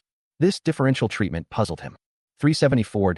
Just as he was about to take the package and leave, the deliverman picked it up and headed towards the police car outside. Lu Shuhing nodded slightly to the deliverman without saying a word, then turned to Yao Xingyu with a smile. Get in the car. I've finished my business. I'll take you back then. 375. Yao Xingyu's lips twitched slightly. This was just too perfect. However, he felt that the scene was a bit too fake. 376. Yao Mengmeng immediately protested, tugging at Yao Xingyu's clothes. No, you still have to take me to eat Jianbing Guozi. 377. Yao Xingyu glanced helplessly at Lu Shuhing, who laughed and said, I'm a little hungry too. Let's go. I know a good Jianbing Guozi, Chinese crepe stand. 378. Yao Xingyu silently led his younger sister into the car and drove straight to another street in the county town, to a pancake stall. 379. Boss, 3 sets of Jianbing Guozi, 2 mildly spicy and 1 not spicy. Lu Shuheng said as he took out his wallet from his pocket, counted out 20 yuan, and put it on the table. 380. The pancake vendor responded, and then skillfully put on gloves to begin making jianbingguozi. However, his skill in putting on gloves seemed to far exceed his skill in making pancakes, and Yao Xingyu and Yao Mengmeng watched from the side, gradually becoming disappointed. 381. How can he make pancakes? Yao Mengmeng finally couldn't help but ask, her expectation turning into disappointment, and then into disdain. 382. Yao Xingyu couldn't hold back any longer and turned to look at Lu Shuing. Uncle Lu, is this what you meant by good cooking skills? 383. Lu Shuheng almost burst out laughing, but he managed to suppress his embarrassment. He wasn't like this before. Maybe he's a little nervous today. Yeah, nervous. 384. Yao Mengmeng shook her head. I'd rather go eat a hamburger and fries. 385. Yao Xingyu nodded. That's what I think too. 386. So the two turned and went into the burger joint next door, ordering fries, burgers, cola, and orange juice. Lu Shuheng watched them walk away, puzzled, and asked, Aren't you going to play for a while? 387. Yao Xingyu replied impatiently. Only kids play these games. I'm not going. 388. Lu Shuheng was taken aback and asked in confusion, Aren't fifth graders children anymore? 389. Yao Xingyu was also stunned, suddenly realizing that he was already a brat, but he really didn't want to play with children. I have the body of an 11-year-old, but the heart of a 31-year-old. 390. Haha. Okay. If you don't want to play, then don't. This will save me some money. Lu Shuheng laughed and continued smoking. 391. At this moment, Yao Xingyu suddenly spoke up. Uncle Lu, you don't really need to protect me so well. It's too tiring for you, and it's tiring for me too. 392. Upon hearing this, Lu Shuheng coughed violently a few times, then quickly shook his head in denial. What are you talking about? When did I protect you? It was just normal duty, don't overthink it. 393. Yao Xingyu shook his head helplessly, knowing that they would never admit to these things, but since he was just a child, they wouldn't dare to do anything. He joked, Uncle Lu, I'm not stupid. The delivery man at the courier station and the pancake vendor were such terrible actors. 394. Lu Shuheng smiled awkwardly. This is probably because he's new here, please understand. 395. Yao Xingyu didn't say anything more. After all, he was just a child and wouldn't let them do anything.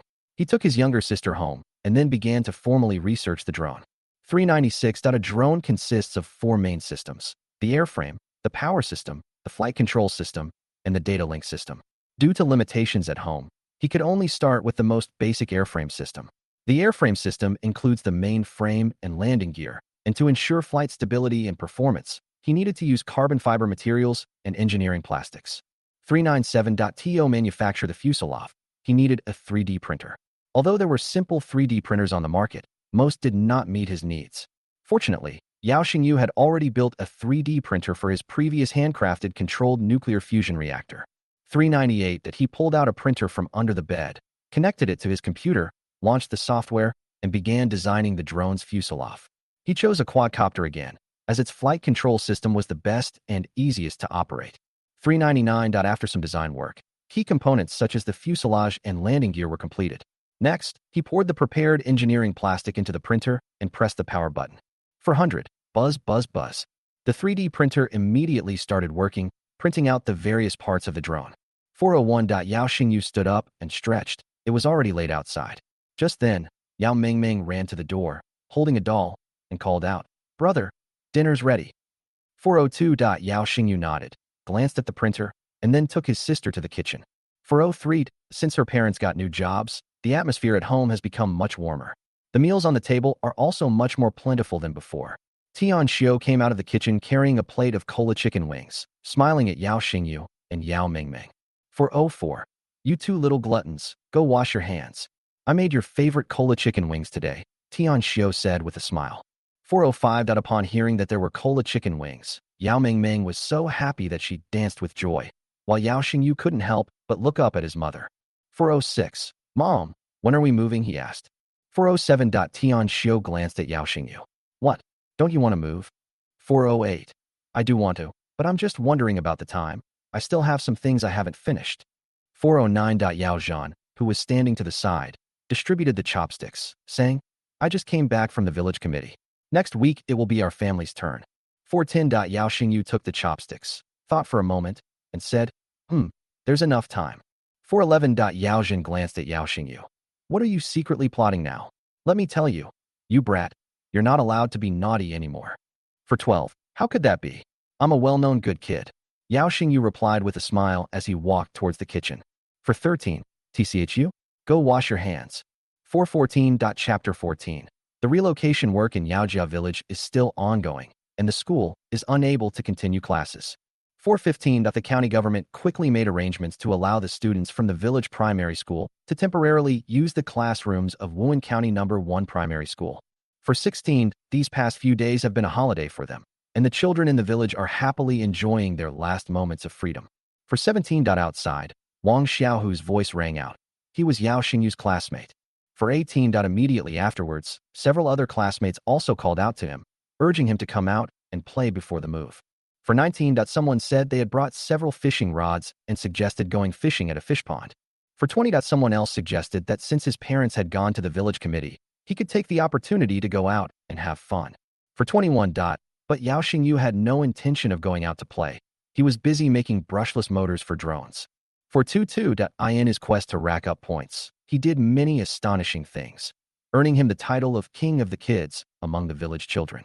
For 23. However, he is a transmigrator with the soul of an adult, although he looks only 11 years old. For 24. While fooling around with these kids, he even had an urge to teach them a lesson. For 25. He responded that he didn't have time today and told them to go have fun on their own. For 26. Soon, the motor was completed, and when the power was turned on, it emitted a high-speed humming sound. For 27. Yao Xingyu fixed the motor to the speedometer and began testing the rotation speed. For 28. The result showed 30,000 revolutions per minute, and he nodded in satisfaction, feeling that it had reached the level of an ultra-high-speed motor. For 29. This would make the production of military-grade drones no problem. For 30. He breathed a sigh of relief, but there were still important tasks ahead: the battery and the flight control system. For 31. The best battery for drones is the lithium polymer battery, which is high in energy, lightweight, and miniaturized. For 32. This type of battery is very difficult to manufacture, and it is impossible to make it with the conditions at home. For 33. Besides the battery, the flight control system is another key component. For 34. The flight control system includes a processor, sensor modules, and a controller. For 35. The sensor module and controller are complete. All that remains is to program the flight control processor's algorithm. For 36. This is a massive project and will take a long time. For 37. Yao Xingyu walked to the refrigerator, took out a can of iced cola, took 2 sips, and then officially started working. For 38. Late at night, in a room in Yaojia village. For 39. In the surveillance footage, Yao Xingyu is focused on typing code, while Lu Shuhing hands his colleague a boxed lunch. 440. My colleague checked his watch and said he had been sitting for 7 hours straight without moving. 441. Lu Shuhing was shocked, as children of this age are usually lively and active.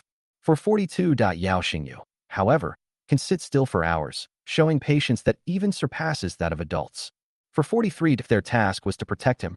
As long as he was safe, that was all that mattered. 444. Lu Shuhing watched him grow up and felt sorry for him when he stayed up late. For 45. He asked his colleague what the child was doing. 446. My colleague said it looked like they were building a new kind of remote-controlled airplane. For 47. Lu Shuheng smiled. After all, he was just a child. 448. My colleague mentioned that his son wanted to enroll in a model airplane class, which costs 3,000 yuan a year, which is very expensive. For 49. Lu Shuheng said he did not agree, and jokingly asked if his wallet was willing. For 50. The two chatted for a few minutes before continuing to watch Yao Xingyu on the monitor. For 51. This moment, Yao Xingyu was still writing the flight control system program, and although he was tired, he refused to stop. For 52. Moving takes 2 days, and I also need to adjust to the new school and various other things. For 53. There was no time to program at that time, so he had to make the most of these 2 days. For 54. Fingers tapped incessantly on the keyboard, and lines of code appeared on the screen. For 55. For 2 days, he spent all his time programming in his room except for eating and using the restroom. For 56. His fellow villagers thought he was crazy, and his parents were too busy with work to care. 457. My younger sister is watching cartoons at home. For 58. Finally, the flight control system code was completed, and Yao Xingyu showed a satisfied smile. For 59. He imported the code into the drone system, although it lacked lithium polymer batteries. For 60. For testing purposes, he found a replacement battery. For 61. Once the battery is installed and the switch is pressed, the drone's rotors begin to spin rapidly. For 62. He manipulated the handle, causing the drone to slowly ascend and perform basic up, down, left, and right movements. For 63. The flight control system then performed stably during the challenges of flips and obstacle courses. For 64. The drone easily completed all the tests. For 65. He then piloted the drone out of the window and circled the village. For 66. Then enter the forest and complete the traversal until the battery is depleted. For 67. Yao Xingyu returned the drone with satisfaction. Just then there was a knock on the door. For 68. The moving company employees came in and began the moving work. For 69. Chapter 15. For 70. Inside a rented room in Guangming residential area, Wuhan County. For 71. Under the bright chandelier, a sumptuous dinner was laid out on the table, emitting an enticing aroma. Braised pork ribs, steamed sea bass, garlic vermicelli shrimp, and other delicacies were lined up in a row. Yao Mingming lay on the table, her eyes fixed on the food, her mouth practically watering. For 72. Tian Xiuqin wiped her hands, smiled, and invited the whole family to sit down. She didn't forget to pick up a chicken leg and stuff it into her daughter's hand. "You little glutton." For 73. Yao Mingming laughed happily. For 74. Tian Xiu took out another chicken leg and handed it to Yao Xingyu. "Here, son, I have to thank you this time. If it weren't for you, we wouldn't have been able to move here." For 75. Yao Zhan, standing to the side, nodded repeatedly, unable to suppress a smile. He casually opened a can of iced cola and handed it to Yao Xingyu. "Son, you're great. Dad is so proud of you." For 76. After getting to know him for a while, Yao Zhan finally realized that his son was not a brat, but a very talented little genius. For 77. Faced with his parents' sudden concern, Yao Xingyu felt a little uncomfortable. He took the chicken leg and cola, grinned, and said, "Hey, today is the day we move into our new house. Why are you staring at me like that?" For 78. Yao Zhan laughed heartily, then raised his beer and said, "Come on, Mom and Dad, wife, Xingyu and Mingming. Let's have a toast to our housewarming." For 79. Tian Xiu then changed her tune, saying, "It's not like we're moving to a new house. Our new house is still under construction. This is just a temporary place for us." For 80. "Well, anyway, it's a new place to live. Come on, let's have a drink." Yao Zhan raised his glass with a smile. For 81. "Cheers. Cheers." Everyone laughed and clinked glasses, creating a warm and harmonious atmosphere. For 82. Although it's a second-hand house, it's spacious and bright, with newly completed furniture and renovations, making it much more comfortable than the old houses in the village. For 83. The family chatted happily about the present and dreamed about the future. Before they knew it, they had eaten and drunk their fill. For 84. Yao Xingyu shoveled rice into his bowl, but his mind was preoccupied with something else: where to get the new type of battery. For 85. After all, at least one laboratory is needed to manufacture new lithium polymer batteries. The nuclear reactor laboratory he had previously built in the mountains had been completely moved, and there was clearly no space for a laboratory in this new home. For 86. He looked up at Yao Zhan and asked, "Dad, is there a science and technology park in Wuhan County?" For 87. Yao Zhan was taken aback, then thought for a moment and said, "Yes, but why are you asking?" For 88. "It's nothing. I just wanted to go and take a look," Yao Xingyu replied casually. For 89. At this moment, Tian Xiu suddenly spoke up. "I've heard that there's a model airplane exhibition for primary and secondary school students in the science park recently. Xingyu, are you interested in this?" For 90. Yao Xingyu blinked. Sure enough, his mother had already thought of his reasons. He immediately nodded. "Yes, that's why." For 91. Yao Zhan hesitated for a moment, then nodded. "Okay, I'll ask around for you later. But tomorrow is the official start of school, so you have to go to class properly. You can't skip class every other day like you did in the village. Do you understand?" For 92. "No problem," Yao Xingyu answered readily, already eager to go to the science park. For 93. After eating and drinking their fill, everyone sat on the sofa and chatted for a while before going back to their rooms to rest. For 94. The next day, just as dawn was breaking, Yao Xingyu was awakened by urgent knocking on the door. "What time is it? Get up quickly and get ready for school." For 95. Yao Xingyu got out of bed with his eyes closed. He had been working on the drone's flight control system all night and had gone to bed very late. For 96. After a quick wash, Yao Xingyu ate a poached egg, drank a glass of milk, and ate 2 slices of bread. Then, he slung his school bag over his shoulder and headed straight for Wuhan County No. 1 Primary School. For 97. As soon as they entered the school gate, The teachers greeted the new students with smiles on their faces, and everyone was full of curiosity about the new school. For 98, however, the students on campus looked at them with a hint of pride. For 99, these are all children from rural areas, and I've heard that their education quality is very poor. 500. Yes, their classrooms are even made of mud walls. They're really shabby. 501. They even used outhouses. Ugh, that smell. 502. The students whispered among themselves, while Yao Xingyu and his classmates, led by Jiang Hanshu, arrived at their new classroom. A new school, a new atmosphere. Even though it was only a temporary orientation, every student was filled with curiosity. 503. Jiang Hanshu stood in front of the podium and said with a smile, "Students, starting today, we will be staying here for half a year. I hope you can all study hard here." 504. The students in the class applauded, creating a relaxed and pleasant atmosphere. 505. After class started, Yao Xingyu remained seated in the corner, his head nodding off. He had absolutely no interest in elementary school lessons, but to maintain his naughty kid image, he had no choice but to stay put. 506.2 classes later, Yao Xingyu was called into the office again. 507. Yao Xingyu, what's wrong with you? You're sleeping in class again. What were you doing last night? Jiang Hanshu was furious. Yao Xingyu had ruined the first class for her. 508. Teacher, I dreamt about you last night. Yao Xingyu replied calmly. 509. Several pairs of eyes immediately turned to them in the office. Good heavens, these brats in the class actually dared to say such things in class. They have no respect for their elders. 510. Jiang Hanshu's pretty face flushed slightly with anger. She had only recently graduated and was considered one of the most beautiful girls in school, always very conscious of her image. She never expected this young man to flirt with her in front of so many people. He was utterly rude.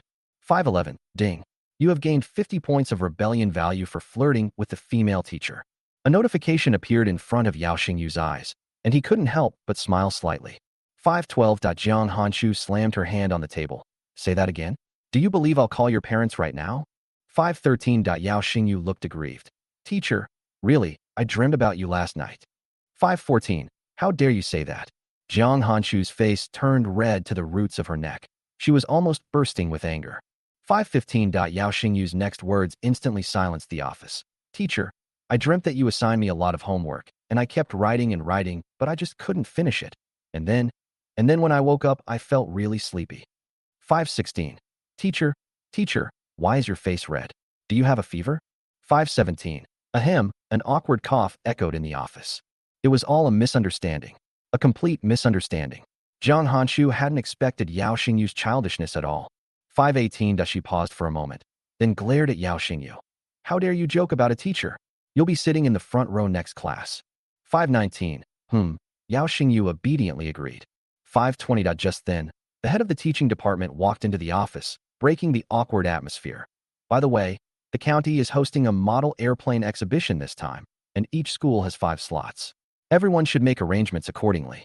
Those who want to sign up, please come here to register. Oh, there are only 3 days left, so don't forget. 521. Chapter 16. When the teachers heard the news about the model airplane exhibition in the office, they immediately started talking about it. 522. A teacher said that several students in their class had participated in off-campus model airplane training classes, so it should be possible. 523. Another suggestion was for the 2 classes to participate together and share the quota. 524. Some teachers also said they wanted their students to participate, and this time they finally had the opportunity. 525. A female teacher with long, flowing hair asked the head of teaching affairs about the requirements of the activity. 526. The director looked at the list and explained that each participating class needed to provide a model airplane, with a maximum of 10 students per class, and the entire school would share one booth. 527. The female teacher laughed and said that it meant all 50 people would go together without needing to be divided into classes.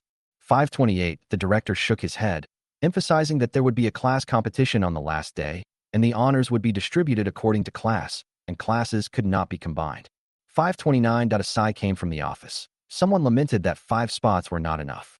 530. The director said that the exhibition area for model airplanes is limited and the number of participants must be controlled. It was already difficult to secure places for 5 classes. 531. He told everyone to go back and tally the registration information before leaving. 532. At this moment, a male teacher asked Jiang Shuhan with a smile if her class had signed up. 533. The surrounding teachers' eyes were all on her. making her feel a little uncomfortable. 5:34. She didn't like being in the spotlight, but seeing everyone vying to sign up, she was tempted too.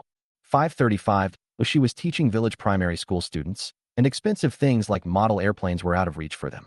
5:36. Many children don't even know what a model airplane is, let alone how to make one themselves. 5:37. Jiang Shuhan smiled wryly and said that the class had limited resources and she would not compete with others for a spot. 5:38. The male teacher sighed and said that such opportunities are rare and he hoped she wouldn't miss them. 5:39. A stubborn feeling welled up in Jiang Shuhan's heart. She understood the unspoken meaning behind the teacher's eyes and words. 5:40. They just thought her students came from the countryside. 5:41. She refused to accept defeat, arguing that city kids could play these games while rural kids couldn't. 5:42. She raised her head and said firmly that her class would also give it a try. 5:43. Several teachers shook their heads, thinking she was too young. 5:44. Yao Xingyu was surprised that Jiang Shuhan would agree, and a feeling of admiration welled up in his heart. He whispered to her that he would help. 5:45. Jiang Shuhan smiled wryly, put on a stern face, and told him to sit in the first row in the next class so she could keep an eye on him. 5:46. Yao Xingyu said helplessly that it was not good for her to get angry, and then ran back to her seat. 5:47. During break, Jiang Shuhan opened a shopping app on her phone and searched for model airplane parts. 5:48. Various parts appeared on the screen, but she didn't understand them, so she could only hurriedly place an order for 3 sets of model airplanes. 5:49. Each set cost more than 300 yuan, and the 3 sets cost more than 1,000 yuan, which was almost a month's worth of food expenses for her. 5:50. Thinking of the children's expectant eyes and the teacher's mockery, she felt the money was well spent. 5:51. But the director said that model airplanes are not only about appearance, but also about practical operation, which made her a little discouraged. 5:52. But she hoped there would be enough time to prepare. 5:53. At the end of the last class before school ended, Jiang Shuhan talked about model airplanes. 5:54. But she told her classmates that this activity was a challenge and hoped that everyone would participate enthusiastically. 5:55. She promised to work with everyone to secure a spot and asked if they were confident. 5:56. The children were thrilled to hear that they would be participating in the model airplane exhibition. 5:57. Paper airplanes and bamboo dragonflies represent their yearning for the sky. 5:58. Being able to build their own model airplane is the best childhood gift for them. 5:59. The classroom resounded with orderly responses, creating a lively atmosphere. 5:60. Jiang Shuhan felt that everything was worthwhile at that moment. 5:61. Sitting in the first row, Yao Xingyu understood that the school did not provide subsidies, and the price of model airplanes was not low. 5:62. He guessed that teacher Jiang had paid out of her own pocket, so he looked up at her and said that the prize money was 10,000 yuan and they would help her win it. 5:63. Touched by his sincerity, Jiang Shuhan smiled and agreed. 5:64. Yao Xingyu joked that as long as Jiang Shuhan treated him to barbecue, he should secure the spot first. 5:65. He confidently assured him there would be no problem. It was a minor matter for him. 5:66. Subsequently, Jiang Shuhan arranged for the model to be assembled during her spare time. 5:67. The parts she ordered won't arrive for another 2 days, so time is very tight. 5:68. After school, everyone gathered around her to watch videos of remote-controlled airplanes on her phone and learn from them. 5:69. Only Yao Xingyu yawned and went home to catch up on sleep. Chapter 17. The Last Spot. 2 days later, Jiang Shuhan arrived at the classroom carrying a pile of packages. All the students were incredibly excited. "Teacher, have the parts for our model airplane arrived?" Jiang Shuhan nodded, unable to contain her excitement. "Yes, I now announce that the model airplane group of Class 3, Grade 5 of Yaojia Village Primary School is officially established." A round of enthusiastic applause immediately erupted in the classroom. "Classmates," Jiang Shuhan clapped her hands, and the whole class immediately quieted down. "Now is not the time to be happy. We still have a long way to go." Everyone immediately sat up straight and serious, but their faces showed great anticipation. Jiang Shuhan nodded in satisfaction, then addressed the crowd. "Let's divide into 3 groups, just like we were divided into yesterday." Everyone immediately got busy and soon split into 3 groups. Jiang Shuhan distributed the different model airplane parts to each group. "Everyone, please read the instructions carefully and then assemble the parts. Remember, you must read them very carefully, because if these parts break, there really are no replacements." Everyone was enthusiastic, but they didn't forget Jiang Shuhan's reminder and they gathered together to start assembling the model airplanes. Yao Xingyu was assigned to the third group, but he was dumbfounded after glancing at the instruction manual. Jiang Hanchu's model airplane is the most basic one, not even a beginner's model. To be honest, this thing in the hands of a model airplane enthusiast would probably be an insult to model airplanes. The model airplane parts produced in these small workshops are not only out of size, but even their most basic shapes are very different, and they cannot be described as merely flawed. Xingyu, you have the best hands-on skills. What do you think of this model airplane? Wang Xiaohu, a diehard fan, looked at Yao Xingyu with excitement and asked. The other students also looked at Yao Xingyu expectantly. Just as Yao Xingyu was about to speak, he felt a burning gaze on his back. Ahem, this model airplane is absolutely fantastic. No wonder our teacher is so beautiful and has such good taste. This model airplane is definitely going to win first place. Upon hearing this, the friends were overjoyed, and Jiang Shuhan, standing at the back, also breathed a slight sigh of relief. Even she didn't expect that she would be happy because of Yao Xingyu's praise. After all, this kid talks nonsense all the time, but she felt that Yao Xingyu's evaluation was very important. It's not for any other reason than that this kid's hands-on skills are universally acknowledged to be the best. So, everyone started assembling the parts according to the blueprints. Yao Xingyu barely touched any of these things. He simply provided guidance from the sidelines. After all, I've been exposed to so many things myself. It's better to give other children some hands-on opportunities. Finally, after everyone's unremitting efforts, by 6 p.m., all 3 model airplanes had been assembled. As the power is turned on, the motor drives the propeller, producing a buzzing sound. A cheer erupted from the classroom. Jiang Shuhan breathed a sigh of relief. Finally, a major matter has been resolved. At this moment, Yao Xingyu suddenly came up to him and said something. Teacher, my stomach is a little upset. I have to go home now. Upon hearing this, Jiang Shuhan immediately became a little nervous. Does your stomach hurt? Should I take you to the hospital? Yao Xingyu quickly shook his head. No need. I probably just have an upset stomach. I'll just go home and rest for a while. Okay, then I'll. Before she could finish speaking, Lu Shuhing's voice came from outside the door. Xingyu, what a coincidence. I just happened to be passing by. Let me give you a ride home. Jiang Shuhan breathed a sigh of relief upon seeing Lu Shuhing and quickly pulled Yao Xingyu over to him. Officer Lu, Xingyu said his stomach is a little upset, probably from eating something bad. Could you please take him home first? It would be best if he went to a clinic or hospital to get checked out. No problem, Teacher Jiang. I'll take Xingyu with me now. Lu Shuhing looked at Yao Xingyu nervously, only to find that the kid was rolling his eyes at him, and he almost kicked him. But when he thought about how this was someone he was protecting, he had no choice but to reluctantly withdraw his foot. Hey kid, let's go. I'll take you to the hospital to get checked out. After getting in the car, Lu Shuhing started the engine and was about to go to the hospital, but Yao Xingyu quickly said, No, I was faking it. Uncle Lu, please take me to the hardware store. Lu Shuhing was taken aback, then turned to look at Yao Xingyu in the passenger seat. Goodness, you lie without even blinking. Aren't you afraid I'll teach you a lesson? Yao Xingyu grinned, revealing a mouthful of white teeth. Uncle Lu, I bet you won't dare hit me. You. Looking at the quirky and clever Yao Xingyu in front of him, Lu Shuhing felt a pang of sorrow. This brat actually got me into a mess. Thinking of this, he couldn't help but feel annoyed.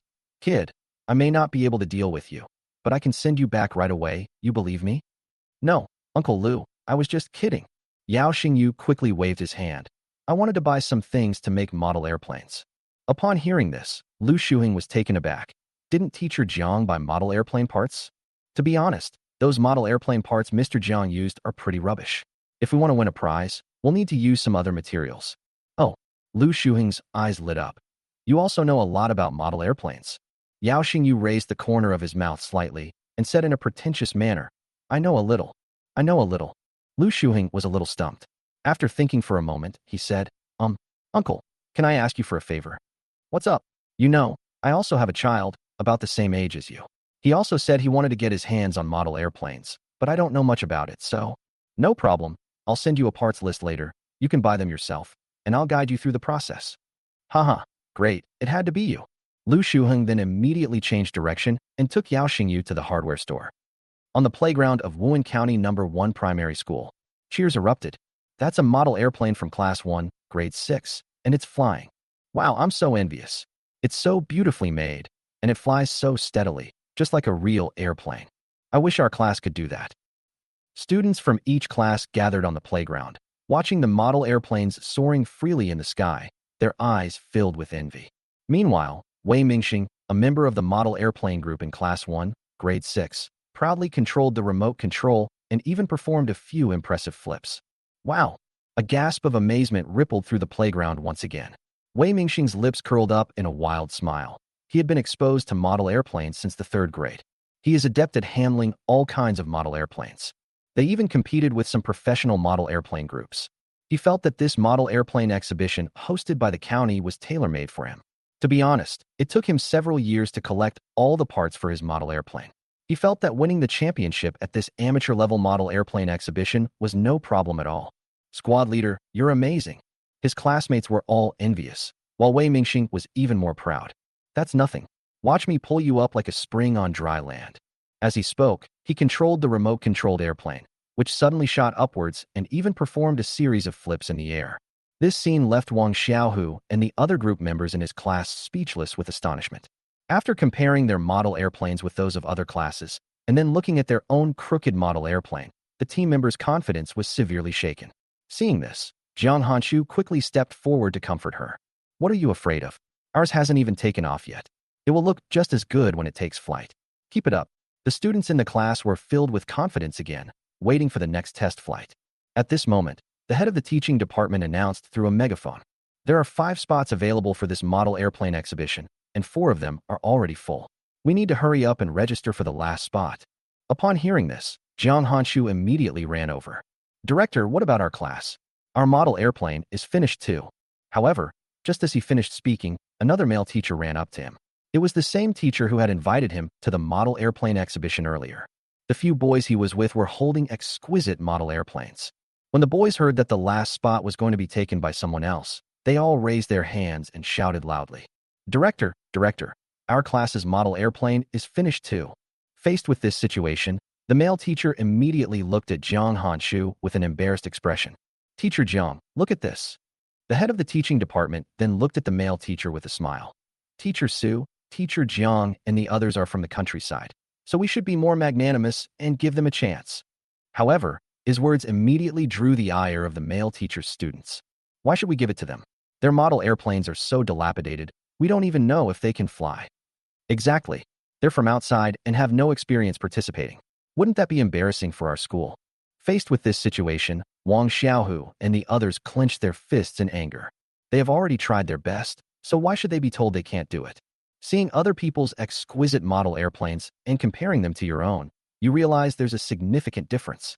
Jiang Hanshu finally couldn't hold back anymore. In that case, let's have a competition, and whoever wins gets the last spot. Before Teacher Su could even speak, several students around him burst into laughter. Then they're destined to lose. Their crappy planes are lucky to even fly. How can they compare to ours? Let's compete, just don't cry afterwards. Wang Xiaohu was furious and immediately stepped forward. Don't worry, we guarantee we can beat you. Chapter 18 Hope Destroyed. No, it's not too late. Wang Xiaohu regretted it as soon as he said those words. Their plane hasn't even had a test flight yet. A few people just tried it out in the classroom. The plane wobbled and floated up, then quickly crashed to the ground. Compared to them, we have absolutely no chance of winning in this situation. At this moment, he suddenly looked around but did not see the person he wanted to see and immediately felt dejected. If Xingyu were here, that would be great. The other friends nodded in agreement. Xingyu will definitely have a solution. It's just a pity he has an upset stomach today. Hey, we can't give up no matter what. It's not shameful to lose. We've only been training for a short time. Compared to them, even if they win, it won't be a glorious victory. They were all children from mountain villages, and each one of them was incredibly stubborn. Seeing their expressions, Jiang Hanshu felt a surge of courage. Yes, don't be afraid to lose. If you don't dare to compete, that's what makes you a coward. Go back and keep tweaking. Looking at Jiang Hanshu, Teacher Su sighed helplessly. Ugh, these kids wasted such a great opportunity. But as the homeroom teacher, he naturally prioritizes the class. As for whether I can pursue Teacher Jiang, that will depend on my efforts in the future. However, it seems that after winning this time, I can use the excuse of apologizing to treat Teacher Jiang to a meal. He was secretly pleased with himself. As for the result of the competition, he had already seen it. After all, it was obvious from their appearance that the students in Teacher Jiang's class had never taken a craft class. So he cleared his throat and said to his students, remember, we're all from the same school. Friendship comes first, Competition second. Let's give them some face later. One of the students under Sue's tutelage couldn't help but chuckle as he looked at him. Teacher, do you have a crush on Teacher Jiang? Upon hearing this, the students in the class burst into laughter. Teacher Sue blushed slightly, then said sternly, "What nonsense are you talking about? You all better watch yourselves from now on." As he spoke, he rubbed his face, thinking to himself, was it that easy to see through? These kids have pretty sharp eyes. So he cleared his throat and went to Jiang Hanshu's class. Teacher Jiang, how are we going to compete later? Jiang Hanshu looked at Teacher Sue, her eyes flashing with unwilling fighting spirit. We don't have much experience. Why don't you guys tell us?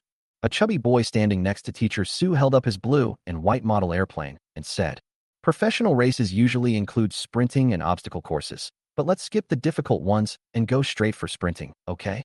Jiang Hanshu glanced at the chubby boy, then looked at Teacher Sue. If you're going to compete, then compete in all categories. What's the point of just one speed race? After hearing this, the chubby boy turned to look at Teacher Sue and made an innocent expression. I wanted to let them have their way, but Teacher Jiang doesn't seem to appreciate it. Teacher Sue smiled and said, we'll follow Teacher Jiang's arrangements. Let's go back and prepare for the competition later. What do you think? Okay. Jiang Hanshu led her classmates back to the classroom. Under the bright lights, the three groups were all busy adjusting their respective model airplanes. Having no other experience, they could only piece it together according to the instructions. After a while, they finally managed to put it almost together. Li Xiaoming from Group 1 nervously wiped his sweat. This motor seems to be working a bit strange. The fuselage is shaking violently even before it takes off. What should we do? Never mind that for now. Let's give it a try. Knowing that time was of the essence, Jiang Hanshu made a decision immediately. Li Xiaoming nodded and gently pushed the control lever. However, the propeller in front of the model aircraft spun a few times in the next second, and it finally took off. The students in the class were overjoyed to see this, but suddenly the plane accelerated and crashed into the wall with a bang, scattering model airplane parts all over the ground. Everyone's smiles froze instantly, and Li Xiaoming almost cried. Teacher Jiang, I clearly followed the instructions. How come? Jiang Hanshu quickly stepped forward and gently patted his shoulder. It's okay, we've destroyed one, but we still have two more. Don't be discouraged, keep going. No sooner had he finished speaking than a screeching sound came from a nearby table, followed by a burnt smell that filled the classroom. The motor had burned out. In an instant, the classroom fell silent. They had only one model airplane left in their hands. Looking at the nearly assembled model airplane in his hand, Wang Xiaohu suddenly felt immense pressure, his palms and forehead covered in sweat. Teacher, I'm scared. Jiang Hanshu clenched her fists, a sense of resentment rising in her heart. I never imagined that such a small toy would have such a complex story. Am I really going to lose? Just then, there was a gentle knock on the classroom door, and Teacher Sue looked at Jiang Hanshu with a smile on her lips. Teacher Jiang, how's the preparation going? The director just urged us again. Shall we begin? Jiang Hanshu gritted her teeth and looked at Wang Xiaohu, who was so flustered that his hands were trembling. Okay, I understand. Ms. Sue, you go ahead. We'll be there soon. Teacher Sue nodded, glanced casually at the still smoking model airplane, and left the classroom without saying anything. At this moment, Jiang Hanshu felt that she should never have accepted this event in the first place. Now it seems like there's no chance at all. She looked outside and a cheer erupted. The chubby boy next to Teacher Sue was skillfully operating the remote control of the model airplane. The blue and white model airplane soared freely in the air, its movements incredibly graceful. Let's try again. If it really doesn't work, we'll just give up. Jiang Hanshu didn't want to see her classmates ultimately disappointed and humiliated, so she finally made a decision. Wang Xiaohu nodded, and then installed the battery under everyone's watchful eyes. As the test switch was activated, the propeller began to spin rapidly. The buzzing sound of bees echoed in the classroom. Wang Xiaohu wiped the sweat from his palms and gently pushed the control lever. The model airplane slid slowly on the table. As Wang Xiaohu pushed the control stick up, the model airplane quickly glided into the air. At that moment, everyone in the class tensed up, and Jiang Hanshu said in a low voice, "Slow down, don't rush, take it one step at a time." Wang Xiaohu's palms were sweaty, but he didn't dare wipe them. Then he adjusted his flight attitude and tried to turn. However, at that very moment, no matter how he tried to maneuver it, the model airplane couldn't turn and crashed straight into the blackboard. Bang! Splash! A sound of parts falling rang out, and the entire classroom became so quiet you could hear a pin drop. A sense of dejection permeated the classroom. Jiang Hanshu felt even more distressed when she saw that all her classmates had red eyes. Wang Xiaohu raised his head, his face already covered in tears. Teacher, I'm sorry, wah. Suddenly, many children in the class started crying. Seeing this scene, Jiang Hanshu felt extremely sad, and her eyes reddened. All right, everyone, don't be sad. It's just a game. Besides, we don't know what they're good at, but they might not be good at what we're good at. Everyone pack your things. Let's go home and check back. The teacher will prepare, and then we'll find them to compete against each other again. Little tiger, don't cry. It's not your fault. Blame the teacher for not preparing in advance. We'll beat them next time. Everyone pack your things. Let's go home and pretend this never happened. Jiang Hanshu suppressed her sadness and comforted each of her classmates. Everyone packed their bags while crying, preparing to leave. Just then, a series of hurried footsteps came from outside. Yao Xingyu, covered in sweat, held a pile of parts in his hands. Are there any spots left? When they saw Yao Xingyu, everyone in the class turned their attention to him, leaving Jiang Hanshu feeling somewhat helpless. Xingyu, there are no more spots available. Let's withdraw and go home. Upon hearing this, Yao Xingyu became anxious. Why aren't there any spots? Why should we withdraw? We were guaranteed to win, okay? Did their director give the spots to other classes? I'm going to find him. Seeing Yao Xingyu about to leave, Jiang Hanshu quickly grabbed him, hesitated for a moment, and then told him what had just happened. Sai, all our model airplanes are ruined. How can we compete with them? Yao Xingyu suddenly realized what was going on, and seeing everyone's red eyes, he quickly smiled. I thought it was something serious. I brought all the parts. Xiaohu, you guys hurry up and gather everything together. I can still assemble one in time. Chapter 19 Competition. When Yao Xingyu said this, everyone in the class stared wide-eyed. Jiang Hanshu couldn't help but pause and glance at the bag in his hand. Are you sure? Teacher, you can doubt whether I secretly sleep in class, but you can't doubt my practical skills. Seeing the determination in Yao Xingyu's eyes, Jiang Hanshu immediately clenched her fist. Trust him this once. So she immediately addressed her classmates. Everyone, quickly gather all the parts and put them on the table so Xingyu can try them out. Wang Xiaohu beamed with joy, wiped away his tears with his sleeve, and then said happily, I knew Xingyu would always find a way. Everyone busied themselves, tidying up all the parts and putting them on the table. Looking at the scattered, broken parts on the table, Yao Xingyu could feel their despair back then. But now is not the time to talk about these things. He immediately picked up a ruler and began to process various parts. The damaged fuselage structure was transformed into a new part in no time under the carving knife in his hand. Meanwhile, on the playground, Teacher Su raised her wrist to check the time and couldn't help but glance at Jiang Hanshu's class. Could it be that Teacher Jiang is quitting? At this point, several students in the class's model airplane group couldn't wait any longer. Teacher, why haven't they arrived yet? Yeah, I'm starving. Shall we still have the competition? If you're going to abstain, hurry up and do it. Are you suggesting we all wait for them? Faced with her classmates' urging, Miss Su also became a little anxious. At this moment, the head of the teaching department also arrived and glanced in the direction of Jiang Hanshu's classroom. Sigh, Teacher Jiang is just too proud. I guess there's not much hope for her. Then, he picked up his water cup and walked towards the classroom. Just then, Jiang Hanshu came out of the classroom with a confident smile on her face. Director, I'm sorry, I encountered a small problem just now, but it's been resolved. Upon hearing this, the head of student affairs swallowed back the words that were already on the tip of his tongue. What? It's resolved? That's right, the competition can begin. When Jiang Hanshu looked past the head of the teaching department and at Teacher Su, her eyes were filled with fighting spirit. The head of the teaching department nodded awkwardly. Okay, let's begin. Then he saw Yao Xingyu carrying a small model airplane as he walked onto the playground. Seeing Yao Xingyu and the others arrive, the members of the model airplane group in Teacher Su's class were all surprised. Seriously? They dare to bring out those model airplanes to compete with us? Are you crazy? Is there even a need to compare them? You can tell just by looking at their appearance.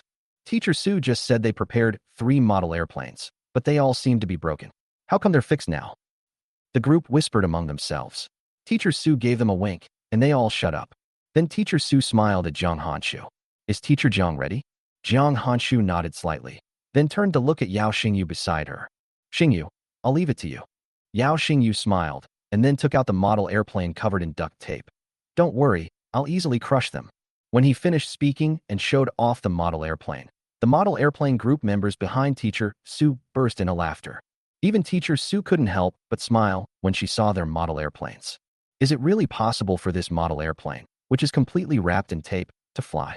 He suppressed a smile and then spoke to the chubby boy beside him. Lin Yu, then we'll leave our class to you. The chubby boy looked smug. Don't worry, teacher. I can easily beat him too. At this moment, the director of the academic affairs office cleared his throat. It's getting late. We can't keep the children at school all the time. Parents will worry. Let's finish the competition as soon as possible. After saying that, he looked at Jiang Hanshu again, feeling a little worried that the teacher might break down because of losing the game, and then added a sentence. Well, as I always say, friendship first, competition second. The competition has officially begun. Lin Yu approached Yao Xingyu with a slight smile on her lips. Little brother, you tell us who goes first and who goes last. Yao Xingyu was very unhappy about being called little brother. But unfortunately, they were in 6th grade, while I was only in 5th grade. Then you go first. Good. Lin Yu didn't stand on ceremony and immediately began testing the speed of her model airplane. As the model airplane's motor emitted a buzzing sound, the silver-white model airplane flew towards the finish line as fast as lightning. Beep. The whistle blew, and the referee at the finish line announced the time. 5.23 seconds. Upon hearing this, Miss Su and the members of the class's model airplane group erupted in excited cheers. It's even faster than before. His speed seems to be less than a second faster than Wei Mingxing from class 6-1. They're too strong. This time we can get 2nd place in the whole school. Haha, it looks like the 5th graders are going to lose. Seeing their cheers, everyone in class 3 of grade 5 became extremely nervous. Is 5.32 seconds considered fast or slow? Anyway, it feels pretty fast. Can we win?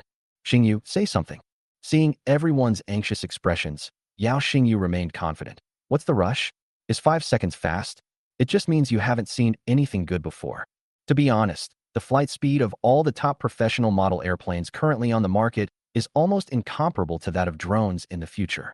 Even ordinary civilian drones of later generations are far faster than the top professional model aircraft of this era, let alone professional drones. Immediately afterwards, Yao Xingyu placed the model airplane on the starting line, then glanced at Lin Yu, who had a smug look on her face. Don't cry if you win. Haha, Lin Yu laughed heartily. Are you talking about yourself? Keep it up, little brother. Yao Xingyu rolled his eyes and waited for the referee to call start. All eyes were focused on the model airplane covered in tape. 3, 2, 1, start. The moment the referee gave the starting command, the model airplane covered in tape emitted a sharp, buzzing sound. Buzz. The model airplane then disappeared from the starting line. No one saw how it started and took off, as if it were lightning. At that moment, the finish line judges didn't even get a clear look at the model airplane before they felt a gust of wind blow by. Immediately afterwards, the blue and white model airplane landed on the finish line. At that moment, the entire venue fell silent.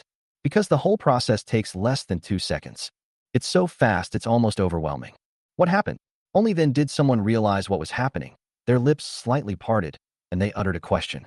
Holy crap, this speed has completely surpassed that of Class 5, Grade 6. Haha, did we win? That's right, we won. Jiang Hanshu cheered loudly like a child, rushing to Yao Xingyu and hugging him tightly. Xingyu, we won. When Yao Xingyu came to his senses, he could only smell a faint fragrance lingering on the tip of his nose. Then everyone in Class 5-3 cheered. Meanwhile, everyone in Class 5 of Grade 6 on the other side was dumbfounded. No, this is a bit too fast, isn't it? How is that possible? I didn't even have time to react before he reached the finish line. Have we lost? Chapter 20 Breaking Records. Teacher Su was completely dumbfounded. I originally thought that Teacher Jiang would lose badly, and then I would go up and comfort her. In the end, it was he who lost. He stared blankly at the blue and white model airplane, his eyes flashing with shock. He had seen the flight speed of Wei Mingxing's professional model airplane from Class 1, Grade 6, and to be honest, it was ridiculously fast. However, his model airplane was no match for Yao Xingyu's model airplane, which was wrapped in duct tape. Lin Yu stared blankly at the remote control, her gaze somewhat vacant. How did they do that?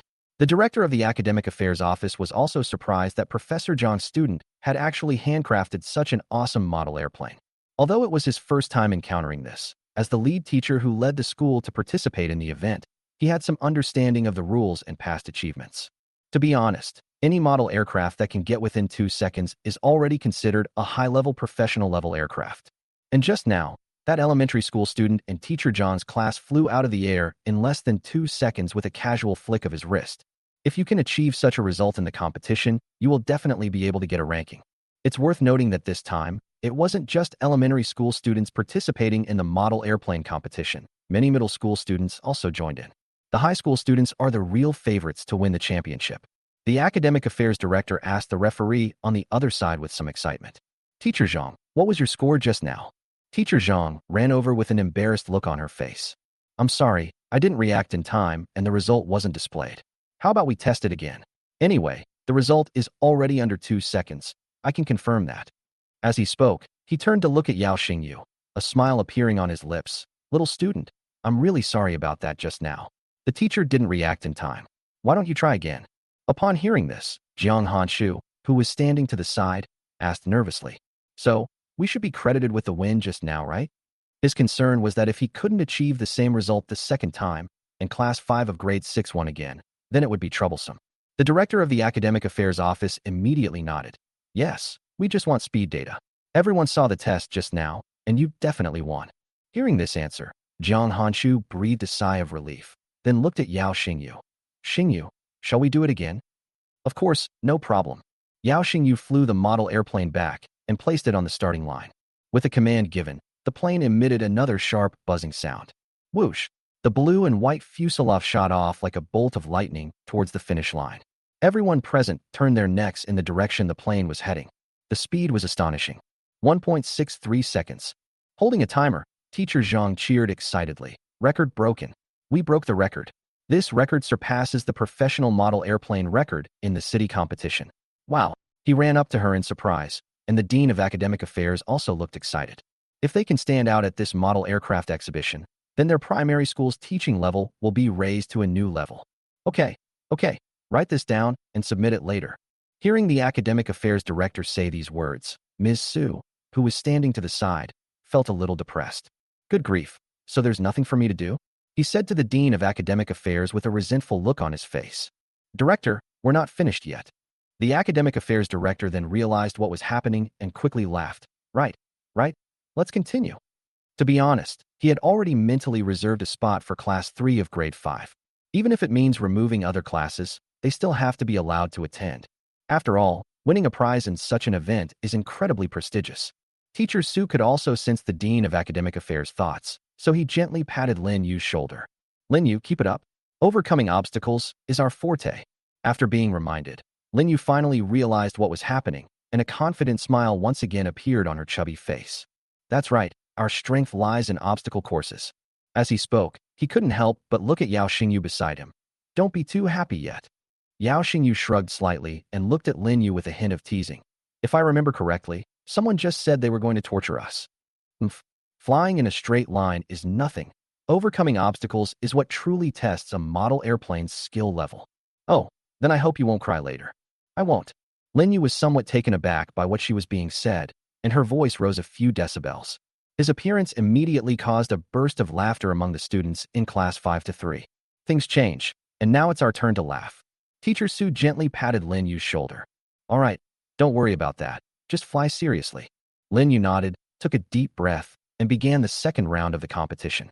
With a buzzing sound of electricity, the silver-white model airplane flew towards the obstacle in front of it.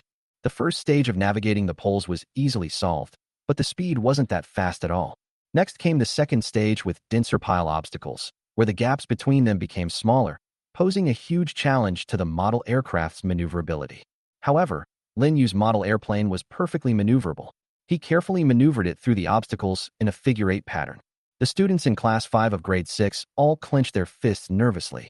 When they finally got past the last obstacle, everyone in the class couldn't help but cheer. Lin Yu breathed a slight sigh of relief and turned her gaze to the last 3 rings. This is also the most difficult challenge this time. Navigating a model aircraft through 3 different circular zones presents a significant challenge for both the operator and the aircraft itself. Lin Yu's palms were sweating as she carefully maneuvered the model airplane through the first circle before heading towards the second. To avoid making a mistake, he set the speed to the lowest setting, which is what all drivers would do. Fortunately, the model airplane was not moving fast, and Lin Yu carefully observed the distance between each ring and the model airplane. It passed all the tests in the end. The referee pressed the stopwatch. Class 5, Grade 6, final time, 25.35 seconds. When the results were announced, Class 5 of Grade 6 was not too happy. Instead, their eyes were on Yao Xingyu. Not only were they nervous, but everyone in Class 5-3 was extremely nervous. Jiang Hanshu gently patted Yao Xingyu's shoulder. Don't be nervous, just play normally. We've already won one game, so there's nothing to be afraid of. However, when Yao Xingyu looked at Zhang Hanshu, he couldn't help but raise his eyebrows slightly. Teacher, I'm not nervous, but you are quite nervous. Zhang Hanshu secretly pinched Yao Xingyu. I'm encouraging you. How come you're so clueless? Keep it up, you hear me? Yes, madam. Hey kid, if you win, I'll treat you to some spicy hot pot later. Teacher, you said it yourself. Certainly. At this moment, Yao Xingyu felt several burning gazes fixed on him. When Lin Yu looked at him, her eyes seemed to reveal a longing, as if to say, Dude, give me a hand. The director of the Academic Affairs Office looked at him with even more expectation. As for Teacher Su, he seems a little jealous. Yao Xingyu ignored all of that, checked the model airplane, and immediately placed it at the starting point. Referee Teacher Zhang looked at Yao Xingyu. Student, listen to the command. 3, 2, 1, start. As soon as he finished speaking, the blue and white model airplane instantly took off in a dramatic leap, then flew towards the pole obstacle in front of it. Whoosh whoosh. The model aircraft moved with remarkable agility, drawing a perfect figure-8 trajectory between the cones, and even performing a lateral roll that professional model aircraft struggle to accomplish when turning. Everyone present stared wide-eyed at the sight. What? It can increase the difficulty itself? Chapter 21, A Spot Secured. Lin Yu's eyes widened, her gaze filled with shock and envy. This is simply impossible. Although I'm not a professional model aircraft pilot, I know how challenging this maneuver is for a pilot. Such skillful movements cannot be accomplished without several years of practice. More importantly, this requires a high-performance model airplane. He has some knowledge of the model aircraft circle. Model aircraft that can reach this level are basically top-notch professional model aircraft. However, Yao Xingyu's model airplane was so messy with tape that it was impossible for him to associate it with a professional model airplane. At this moment, his eyes were filled with eagerness as he stared intently at the model airplane flying toward the cylindrical obstacle. The Academic Affairs Director clenched his fists in excitement. Amazing! Whoosh whoosh. A gentle breeze swept by, and the model airplane easily completed the second wave of obstacle challenges. Many people present didn't even see clearly how he flew over. The referee, Teacher Zhang, was wide-eyed and mouth agape, completely unconcerned that an insect had flown in. Although he wasn't a professional model aircraft pilot, he was the only teacher in the school who understood model aircraft technology. Surprisingly, I was able to see professional model airplane flying in this primary school. Wow, that's impressive, elementary school student. However, he was not at ease at this moment, because the final challenge of passing through the triple circular obstacle was the most crucial. This stage is particularly challenging, testing both the model aircraft's performance and the pilot's control skills. Both are indispensable. If Yao Xingyu can easily complete the third level with his model aircraft, it means that his model aircraft and his piloting skills are definitely at a professional level. This level of skill would easily earn them a place at a model aircraft exhibition. Thinking of this, Teacher Zhang couldn't help but feel excited. The same person as him is the Academic Affairs Director. He was also eagerly anticipating Yao Xingyu's success in passing the final hurdle.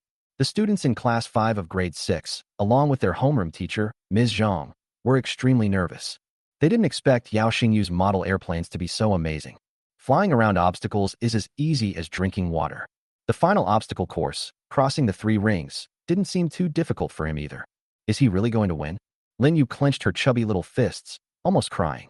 They finally got this opportunity, but ended up being humiliated like this by others. His tears welled up in his eyes, and he was just one last tremor away from letting them fall.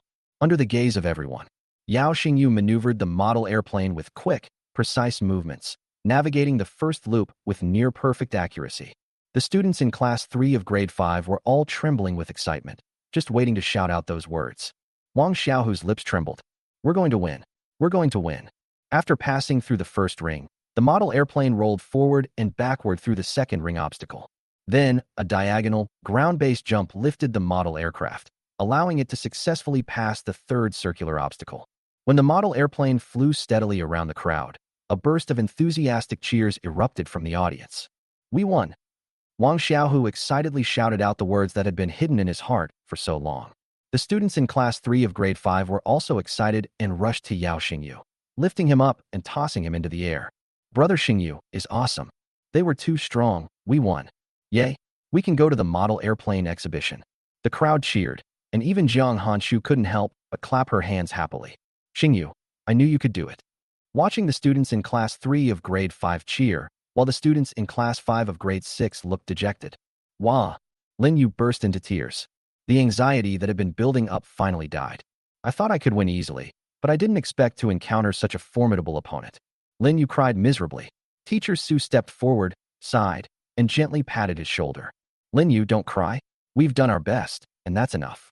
However, Lin Yu continued to cry. At this moment, Teacher Zhang ran up to them, holding a stopwatch and excitedly shouted. Director, another record broken. 5.34 seconds. That's a new record for the provincial model aircraft competition. Upon hearing this, Teacher Su, who was not far away, couldn't help but sigh and then looked at Yao Xingyu. I never expected to kick such a hard steel plate. The director of the Academic Affairs Office was overjoyed. What, they broke the provincial professional competition record? That's right. Teacher Zhang was extremely excited and handed over the stopwatch. Director, look, 5.34 seconds has reached the national professional level. The director of the Academic Affairs Office rubbed his hands excitedly, and his gaze immediately turned to Yao Xingyu. I never expected this rural kid to have such a high talent for model airplanes.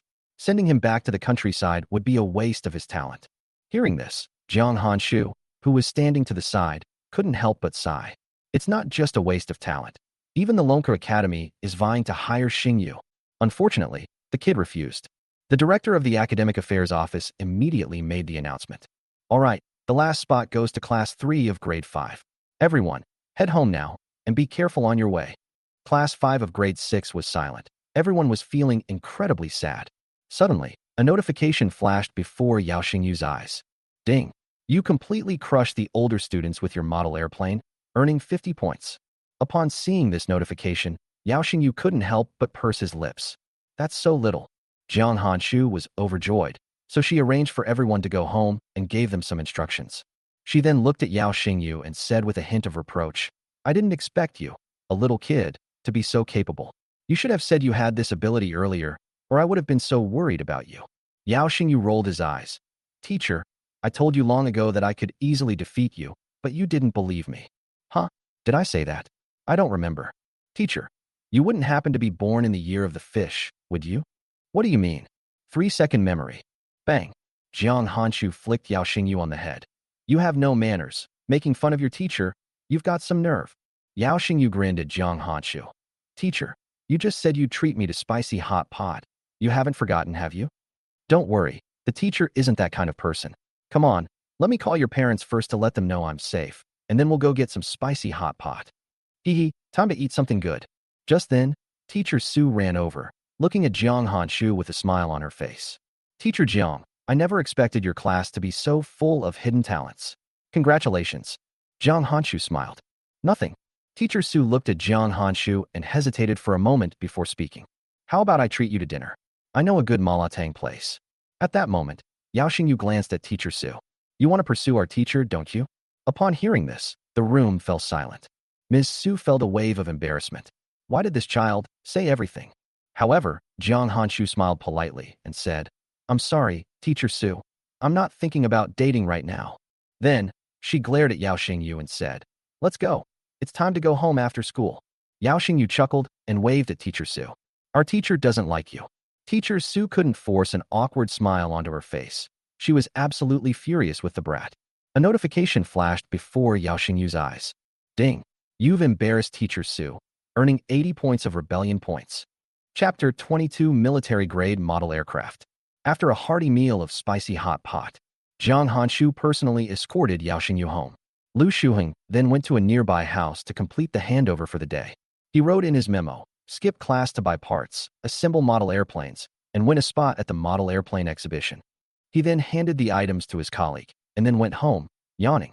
Meanwhile, in the Garden Villa district of Wuhan County, Wei Mingxing, a 6th grade student from Class 1 at Wuhan No. 1 Primary School, played video games with his classmates outside for a while before returning home. His phone rang just as he opened the door. Hello. He casually answered the call while kicking off his designer sneakers. A major incident has occurred involving a celebrity. The classmate on the other end of the phone sounded anxious and flustered. Do you remember those country bumpkins from Class 3, Grade 5? Upon hearing this, Wei Mingxing was taken aback. Of course I remember. What's wrong? They broke the school record. What? Wei Mingxing suddenly stood up straight, his face instantly darkening. Don't lie to me. Oh dear. How could I lie to you about something like this? Many classmates saw it with their own eyes. They got their own motors and modified model airplanes from somewhere. They flew faster than us. Even teacher Zhang was stunned. Upon hearing this, Wei Mingxing clenched his fist. So you mean Class 5 lost? That's right, a complete defeat, losing both games. Those country bumpkins model airplanes even managed to break the 2-second barrier in the speed competition. On the phone, his classmate was still vividly recounting what had happened that night, while Wei Mingxing unconsciously clenched his fingers until his knuckles turned white. You should know that you are the best model airplane enthusiast in the whole school. Your family has spent a lot of money on model airplanes, and even customized some professional-grade equipment. Now they've actually been outdone by a bunch of country bumpkins who transferred from rural areas. Absolutely not. He hung up the phone with a gloomy face, casually tossed his backpack onto the sofa, and strode into the study. Push open the door. Wei Guodong, sitting on the sofa, was flipping through documents. Hearing the door open, she looked up and saw that it was her son returning home, and a smile immediately appeared on her face. Oh, son, you're back. Are you hungry? Go wash your hands. I've already asked the housekeeper to make your favorite claypot rice, and I've also prepared an Australian lobster for you. Wei Guodong divorced his wife early in life and raised Wei Mingxing on his own. In his earlier years, he was always busy with business and had no time to take care of his children. At most, he would just slip them a handful of money, and that would be the end of it. Over time, he neglected to care for his son. Now that the child has grown up a bit, his career has entered a stable period. So Wei Guodong moved back specifically to repair his relationship with his son. Wei Mingxing was the apple of his eye. Even if Wei Mingxing asked him to pluck the stars from the sky, Wei Guodong wouldn't hesitate for a second. However, after he asked the question, Wei Mingxing sat down on the sofa in a huff. Seeing his son like this, Wei Guodong's heart skipped a beat. He quickly put down what he was holding, went over, sat down beside him, and carefully asked him what was wrong. Son, what's wrong? Is someone bullying you at school? He said Dad's going to teach him a lesson. Dad, Wei Mingxing said directly, I want the best model airplane parts. Upon hearing this, Wei Guodong was slightly taken aback. Didn't I buy you the best model airplane parts? They're all imported. There's nothing better than this. That set isn't enough. Wei Mingxing gritted his teeth. Some people from the countryside came to our school, and they broke all the school records with some kind of black technology. If I lose to them, how am I supposed to face the rest of the school? Upon hearing this, Wei Guodong's eyes darkened slightly. He knew his son valued his reputation above all else, especially his status at school. If I lose this match, this little guy will probably ignore me for at least a few days. He had worked hard for half a year to repair the father-son relationship between the two, and it had finally made some progress. How could he let things fall apart at such a crucial moment? Especially for a group of children from the countryside. If they really lose, it won't sound good if word gets out. Okay, I'll ask around for you. Wei Guodong took out his phone and dialed a number. A deep, steady male voice came from the other end of the phone. What's up, brother? Guowei, the school is holding a model airplane competition, and he wants more professional parts. On the other end of the phone was Wei Guodong's younger brother, Wei Mingxing's uncle, currently a fighter jet structural designer at the Xi'an Air Force Base in China. Wei Guodong couldn't think of anyone with a more professional network in the model aircraft field than Wei Guowei. However, Wei Guowei interrupted him directly. You must be joking. The parts in our unit are all military grade. How could we let a kid play with them? Upon hearing this, Wei Mingxing immediately became anxious and snatched the phone. Uncle, please help me this once. If I lose this time, how will I ever be able to hold my head up at school again? However, Wei Guohui's tone became even more serious. Celebrities are no small matter. Military parts are strictly prohibited from being leaked. If something goes wrong, we'll face a military court. I can't afford that, and neither can the country. Do you understand?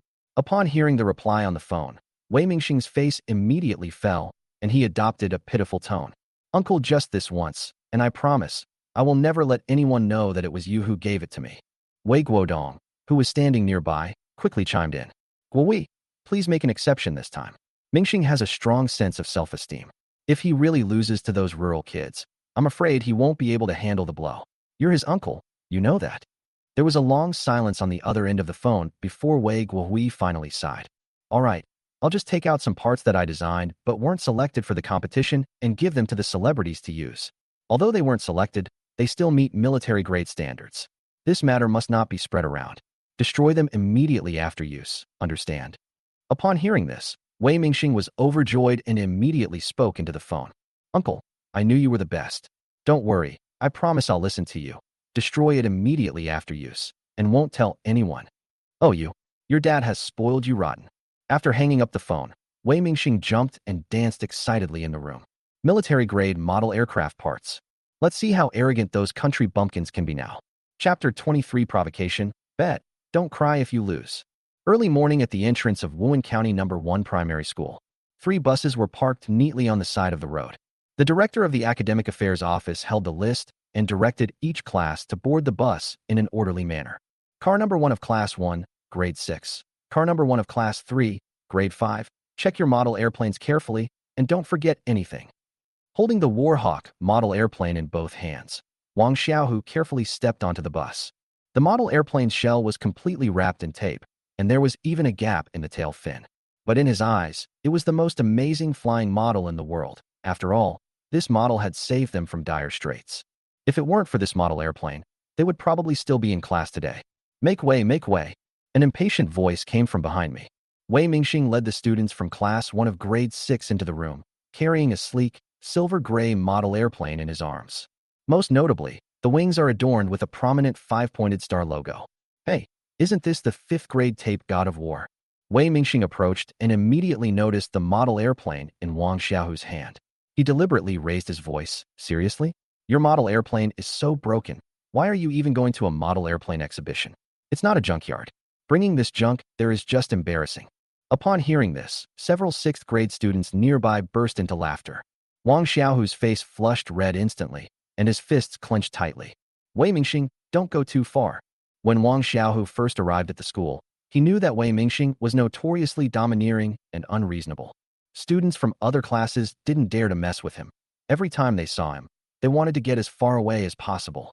But to my surprise, this guy was in the same car as my class. Absolutely terrible luck. What? You're not convinced? Wei Mingxing smiled dismissively, then pointed to the model airplane wrapped in tape in his hand.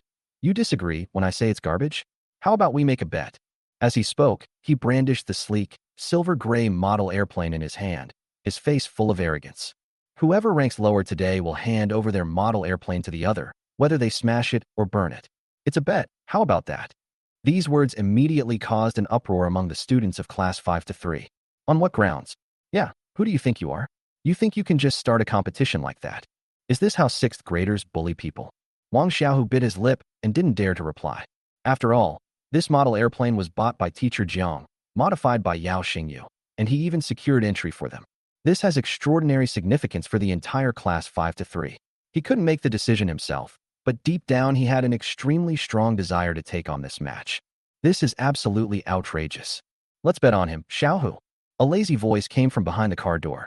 Everyone turned around and saw Yao Xingyu slowly getting into the car, holding a nearly melted ice cream in his hand. As he spoke, he sat down in the seat next to him, glanced at Wei Mingxing, and casually added, "Just don't cry if you lose." Wei Mingxing chuckled, then looked Yao Xingyu up and down. "You must be Yao Xingyu?" Yao Xingyu nodded and took a bite of ice cream. "I didn't expect you to know me.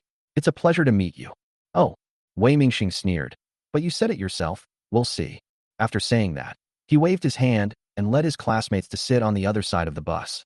The vehicle moved slowly and soon arrived at the Wuhan County Science and Technology Park.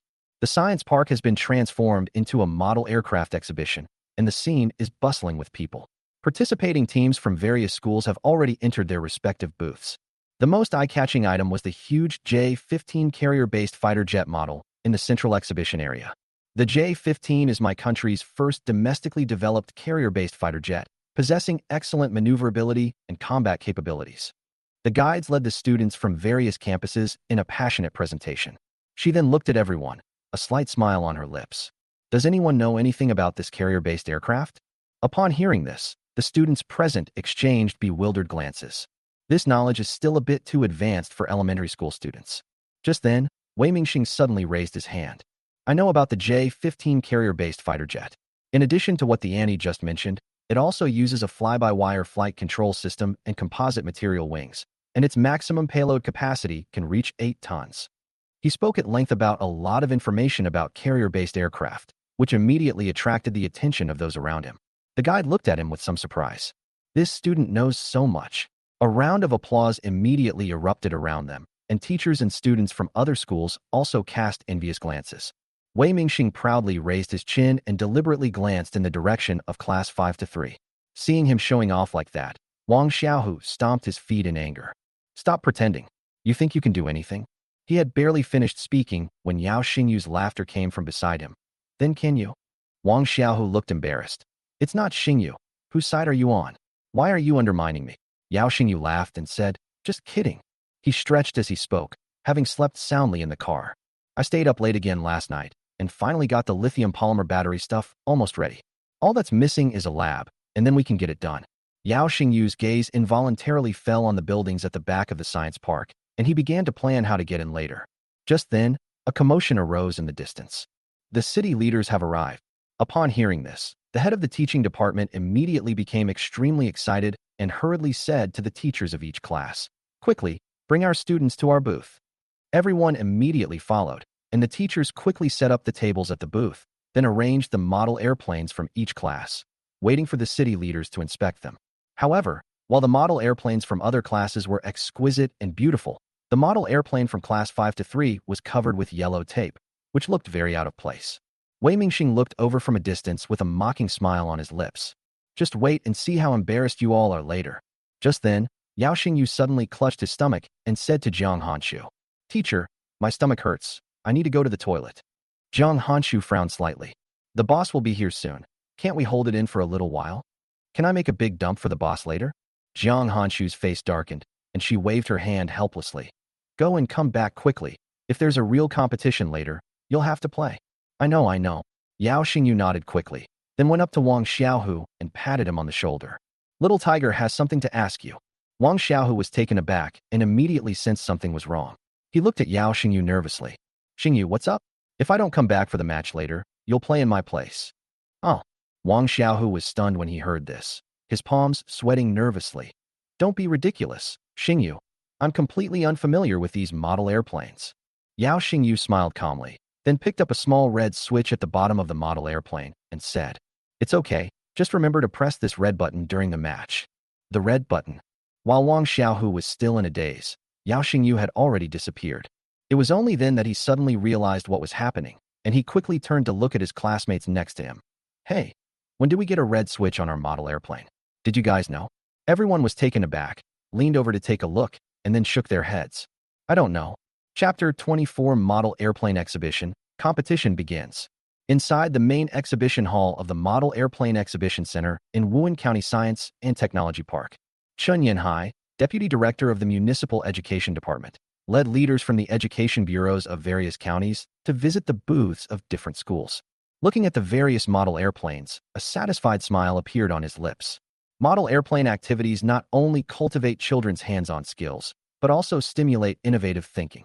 He adjusted his glasses and said to his entourage, We can't let students become exam-taking machines who only know how to study by rote. Comprehensive education is the future.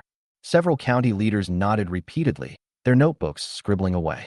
As they were talking, they arrived at the booth of Wuhan County No. 1 Primary School. Wei Mingxing's model airplane gleamed with a cold, silvery gray metallic luster under the lights, and the striking five-pointed star on the wing caught Chun Yanhai's eye. Oh, this model airplane is very professionally designed. Chun Yanhai adjusted his glasses, bent down to examine it closely, and then a look of surprise appeared in his eyes. It's actually made of carbon fiber? These words shocked the visiting leaders. Wow, this small model airplane exhibition is full of hidden talents. Someone has actually started using carbon fiber. Keep in mind that this technology was only recently developed and has not yet been widely adopted. Currently, carbon fiber materials are still under development, and the products available to the general public are mostly low-end and cannot compare to military-grade products. However, even these low-end carbon fiber materials are still considered top-tier materials in the field of model aircraft. This Wuhan County No. 1 Primary School is indeed quite something. The director of the Wuhan County Education Bureau couldn't help but look at Wei Mingxing, and then suddenly realized what was going on. So he's Wei Guodong's son. That makes sense. Chun Yanhai put the model airplane down and nodded in satisfaction. It's clear that this model airplane was made with great care, and its design is one of the best I've ever seen. Who designed it? Upon hearing this, Wei Mingxing was overjoyed and immediately raised his hand. Boss, it's my creation. Upon hearing this, Chun Yanhai laughed heartily and patted Wei Mingxing on the shoulder affectionately. Little friend, you can just call me Uncle Chun. No need to call me leader. Yes, Uncle Chun. So, your uncle is asking you, what place are you confident you'll get in this model airplane competition? Uncle Chun, I came here aiming for first place. Ha ha. Chun Yinhai burst into laughter, his face full of approval. Not bad. Not bad. You have confidence. That's the attitude a student should have. I hope to see you on the final podium. As he spoke, his gaze was suddenly drawn to a model airplane next to him that was wrapped in electrical tape. Upon seeing the shape of the model airplane, Qin Yinhai couldn't help but frown slightly. This model airplane is worlds apart from Wei Mingxing's. He gently picked up the model airplane and examined it. Seeing this, Wei Mingxing was overjoyed and thought to himself, now let's see how you embarrass yourselves. When Wang Xiaohu and the others saw Chun Yinhai frowning, they were all so nervous that they dared not breathe. Even Zhang Hanshu's palms were sweating profusely. She originally wanted to redesign the model airplane, but she was worried that the model airplane's performance would not meet the standards after the redesign, so she gave up the idea. However, when he saw the frowning expression on the city leaders' faces, he began to regret his decision. Chun Yinhai gently put down the model airplane and then looked over. Are you the teacher of this class? Zhang Hanshu nodded quickly. Hello, leader. I am Zhang Hanshu, the homeroom teacher of class 5 to 3. What's wrong with your class's model airplanes? At this moment, the director of the academic affairs office quickly stepped forward and explained in a low voice. Director Chun, this is a model airplane made by a class that merged with Yeojiawan. Their conditions are limited, but the children put a lot of effort into it, and this model airplane even broke some records. As he spoke, he handed over the test data. Chen Yinhai was immediately struck by the data, and his eyes widened in surprise. He then picked up the dilapidated-looking model airplane again and examined it carefully. It was only then that he realized that although the model airplane was wrapped in tape and looked crudely made, the tape actually served to control the airflow. I see. Chun Yinhai suddenly relaxed his brows and a satisfied smile appeared on his lips. To be able to create such a work under limited conditions, this is true innovation. As he spoke, he turned his gaze to the students of Class 3, Grade 5, and solemnly said, your attitude of not being afraid of difficulties and daring to try is something that all schools should learn from. Teacher Jiang, you did a great job. Jiang Hanshu was thrilled to receive so much praise instead of scolding. Thank you for the compliment, boss. We will continue to maintain this level of performance. Wei Mingxing, standing to the side, almost ground his back teeth to powder. My meticulously prepared military-grade model airplane was completely overshadowed by their pile of tattered duct tape. I'm so angry. Chen Yanhai then said some words of encouragement and praise before leaving with his people. Wang Xiaohu and the others straightened their backs, their eyes filled with confidence as they looked at Wei Mingxing. This made Wei Mingxing even more unhappy. Just you wait, I'll definitely smash your model airplanes to pieces later. Wang Xiaohu snorted. The competition isn't over yet. Maybe we'll just smash your model airplane to pieces. Just then, Chen Yanhai stepped onto the stage and delivered a passionate opening speech, which was met with applause from the audience. Chen Yanhai then announced the rules of the competition. This model aircraft exhibition is divided into primary school and secondary school groups. Each group will compete first, and then the first place in the primary school group and the first place in the secondary school group will be determined. Finally, the first place winners from the two groups will compete for the overall championship. After the competition rules were announced, the square became lively again. A professional coaching team from the city served as referees to adjudicate the match. The scene was incredibly lively. Intense battle reports blared from the loudspeaker from time to time. Thunderbolt from Class 2, Grade 6 of Wuhan County No. 3 Primary School has won and will advance to the next match. Congratulations to them. Feng Yun, from Class 5, Grade 9 of Wuhan County No. 5 Middle School, has won and will advance to the next match. Congratulations to them. The team Songlong from Class 1, Grade 6 of Wuhan No. 1 Primary School has won and will advance to the next match. Congratulations to them. The Warhawk team from Class 3, Grade 5 of Wuhan No. 1 Primary School has won and will advance to the next round. Congratulations to them. Wei Mingxing crossed his arms and stared coldly in the direction of Class 3, Grade 5. I thought these country bumpkins would be eliminated early, but they actually fought their way through and have now made it to the semifinals. Damn it, how can their crappy plane be so powerful? He muttered to himself, a hint of worry creeping into his heart. However, after glancing at his military-grade model airplane, his worries immediately dissipated. This is a military-grade model airplane. How do you think you can win? On the competition stage, Chen Yanhai looked at the sets of data handed to him and nodded with great interest. Excellent, truly excellent. Both classes from Wuhan County Number 1 Primary School are quite formidable, having overcome all obstacles and achieved a clean sweep. They're likely to advance to the finals. While everyone was focused on the competition, Yao Xingyu had already arrived at the back of the science park. Since everyone's attention was focused on the model aircraft exhibition today, it gave him a great opportunity. He ran along the fire lane and finally saw the battery laboratory. We've finally arrived. Yao Xingyu was extremely excited, then went around to the other side and used a wire to pry open the ventilation window of the battery laboratory. Bang! A heavy bag of parts was thrown on the ground, and then Yao Xingyu climbed through the window and entered the laboratory. Lithium polymer batteries, high-purity electrolyte. He muttered to himself as he took the parts out of the bag one by one. Just as everything was ready, a broadcast suddenly came from outside the window. The final competition within Wuhan County Number 1 Primary School is about to begin. Contestants, please take your positions. Yao Xingyu glanced towards the arena and couldn't help but smile. Is it finally starting? Then I'll start too. As he spoke, he unscrewed the electrolyte bottle, poured it into the experimental equipment, and then pressed the switch. A dense stream of bubbles slowly rose from the glass container, and Yao Xingyu raised his wrist to check the time. 3 more minutes. Uncle Lu, you're not coming this fast, are you? Chapter 25. I'm still waiting to stomp on their model airplanes. At the model airplane competition venue in Wuhan County Science and Technology Park. As soon as the referee gave the order, the 2 model airplanes, Warhawk from Class 3 of Grade 5 and Azure Dragon from Class 1 of Grade 6, flew towards the finish line like lightning. When they saw the speed at which the 2 model airplanes were flying, everyone present was completely stunned. My God, that's so fast. What kind of motor does this model airplane use? How can it reach such a high speed? This is outrageous. This is comparable to a professional-level model airplane competition. I can't believe they come from an elementary school. I'm so envious I could cry. They're already using carbon fiber, while we're still using plastic sheets. What's the point of competing? Just give them first and second place. The high school group over there is no good enough. The crowd murmured amongst themselves, their eyes filled with envy. However, during takeoff, the Warhawk was already much faster than the Soryu. Midway through its flight, it overwhelmed everything in its path and surged ahead of it. Beep! The referee raised the small red flag. In the first round, Class 3, Grade 5, Warhawk wins. Upon hearing this, all the students in Class 3 of Grade 5 cheered excitedly. Zhang Hanshu was also excited, jumping up and down like a child. Yay! We won the first game. Well done, Xiaohu. Wang Xiaohu's palms were sweating profusely. Seeing that he had won the first match, he finally felt a weight lift from his shoulders. Wow, this performance is amazing. This was his first time piloting the Warhawk, and he never expected that this seemingly dilapidated model aircraft would fly so fast. He was still reeling when the referee announced the result. At this moment, Wei Mingxing from Class 1 of Grade 6 was completely stunned. How is this possible? A bunch of model airplanes wrapped in tattered tape actually beat my military-grade model airplanes. His mind went blank, his face turned ashen, and his fists were clenched so tightly that his knuckles turned white.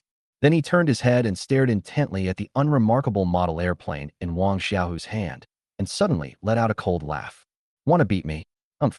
In the stands, Chun Yinhai couldn't help but show a satisfied expression after watching the primary school group's competition. Not bad at all. The model airplanes from Class 3 of Grade 5 are really something.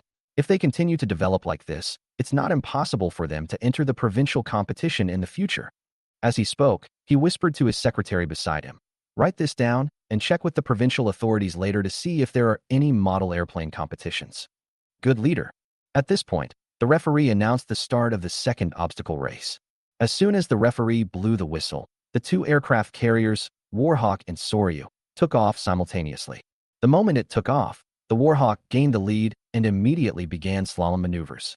However, Wang Xiaohu was a bit flustered when he tried to operate it, and his speed was nowhere near that of Yao Xingyu.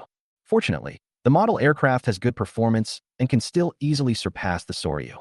Just as they were doing the last set of slalom maneuvers, Wei Mingxing's silver-gray Songlong suddenly crashed into the Jianing. Snap! The Warhawk lost its balance instantly and crashed directly to the ground. Whoosh! The Warhawk crashed to the ground, with various parts scattered everywhere. The wings were broken, and the motors even threw out some of the internal components. This sudden turn of events left everyone present wide-eyed. This is cheating. Several high school students immediately shouted in dissatisfaction. Wang Xiaohu's heart broke at the sight of the broken pieces on the ground. He immediately stepped forward and grabbed Wei Mingxing by the collar. You did this on purpose. You have to pay for our model airplane. The surrounding students couldn't stand it anymore and angrily cursed at Wei Mingxing. What do you mean? You're resorting to cheating just because you can't win? Is that how you play the game? Have you no shame? You deliberately crashed into someone else's model airplane just to be number one. You're so shameless. Why even participate in the competition if you're playing like this? You might as well just take the prize and leave.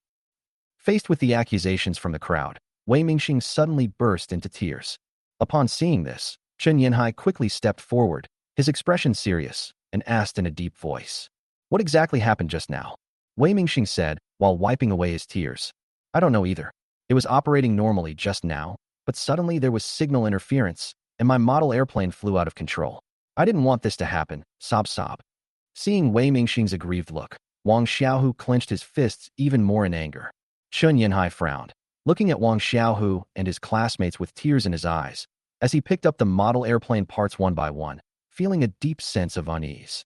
He could tell at a glance that Wei Mingxing was definitely behind it, but he had no evidence.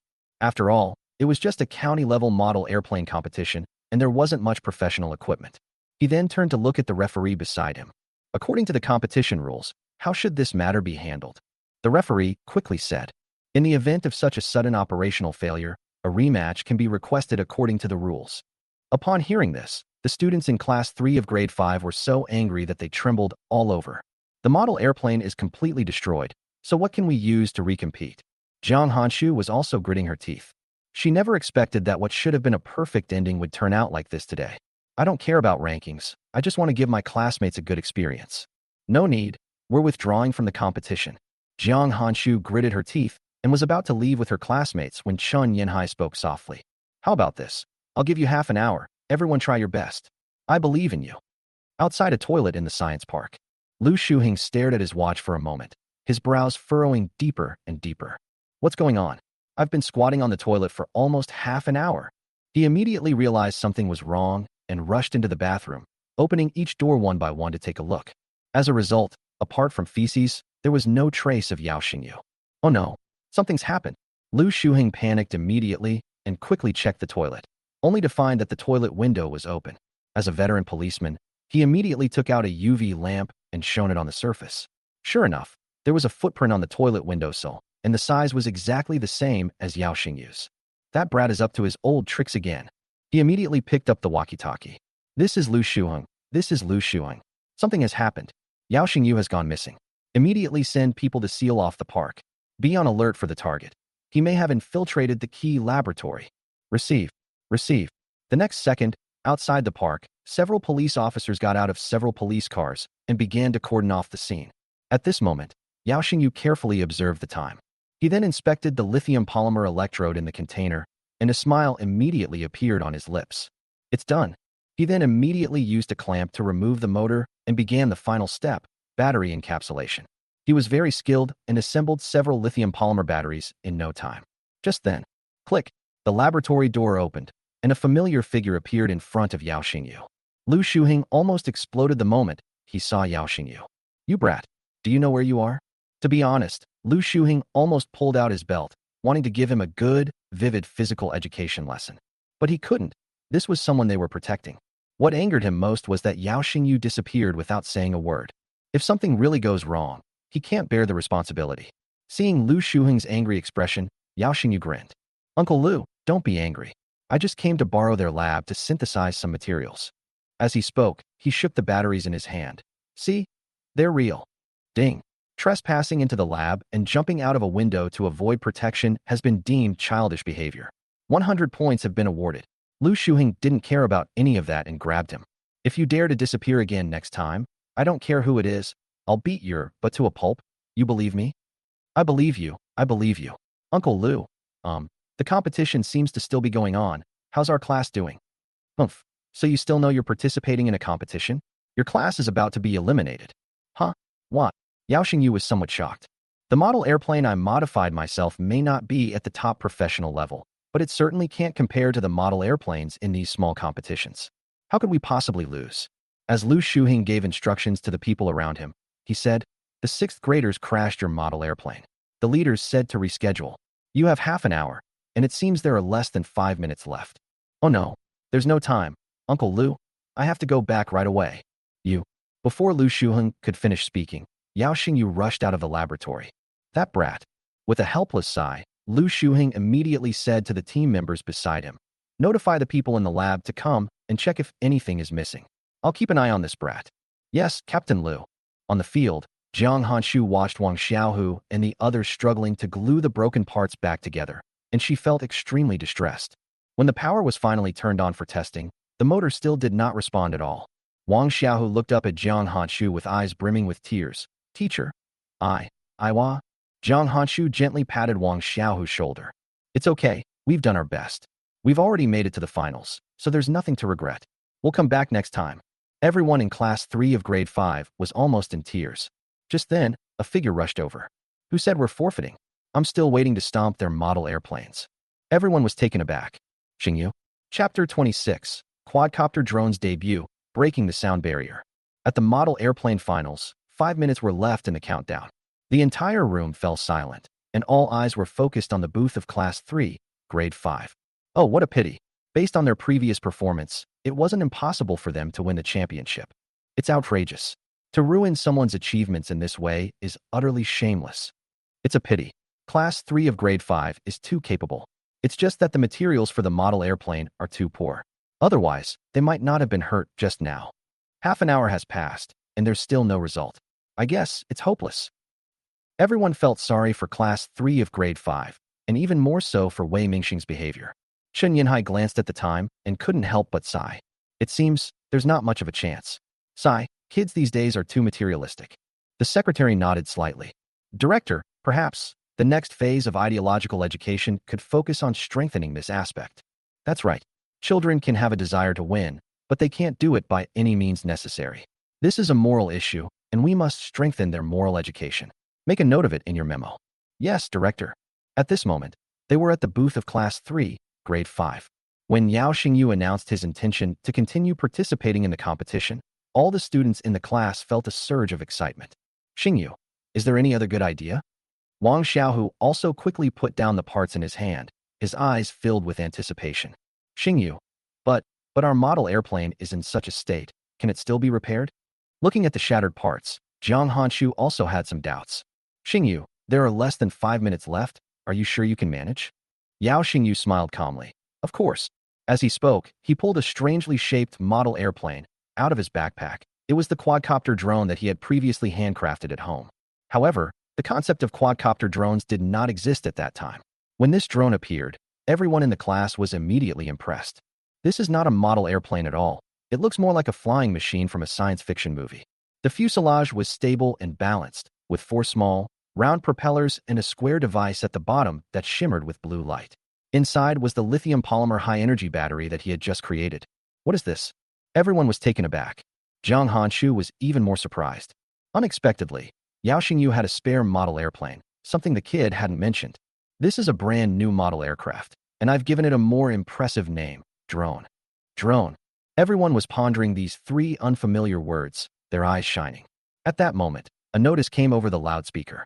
Students of Class 3, Grade 5 of the first primary school, there are 2 minutes left before the competition. Please get ready as soon as possible. Upon hearing this, Yao Xingyu waved the drone and controller in his hand and said, let's go. It's our turn to make a move this time. Although no one knew exactly how capable Yao Xingyu's model airplane was, it was at least something that could fly. Putting everything else aside, I'm already quite content to be able to continue participating in the competition. At this moment, Wei Mingxing from Class 1, Grade 6, stared intently at the booth of Class 3, Grade 5. Now let's see how you compare to me. His eyes held a hint of anticipation, and he unconsciously clenched his fists. Even if I'm condemned by everyone, so what? As long as I win the game, I'm the champion. As for the rest, my dad once said that history is written by the victors, and as long as I win, no one will remember them. They will only know that I am the champion. Besides, I'm still a child. These adults can't possibly stoop to the level of a child, can they? 1 minute left, they? Before he could finish speaking, he saw a group of people walking towards the booth. The leader was a tall, thin man named Yao Xingyu with short hair. His gaze immediately fell on him, and a confident smile appeared on his lips. Upon seeing this, Wei Mingxing's heart skipped a beat. Could it be that they fixed it? His gaze moved downwards, And sure enough, he saw a strange model airplane in Yao Xingyu's hand. What is that? Zhang Hanshu walked up to the referee. Referee, our class will continue the competition.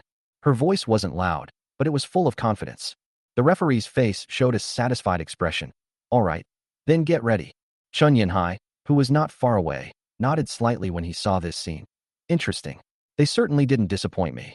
Just as Yao Xingyu took out his drone and placed it in front of the starting line, Wei Mingxing's eyes widened and he sneered. What a monster model airplane. Whose model airplane looks like this? Does having more wings mean it can fly faster?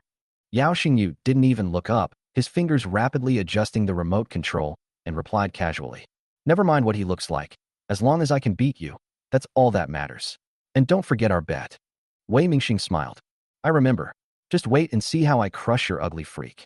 Wuhan County Number 1 Primary School Inter-School Finals, Speed Mode, ready.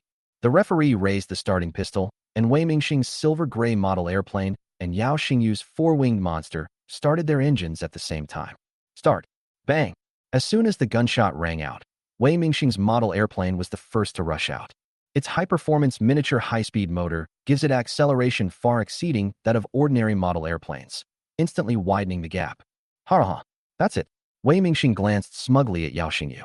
Your piece of junk can't even catch a glimpse of the Azure Dragon. Buzz! A piercing explosion suddenly rang out.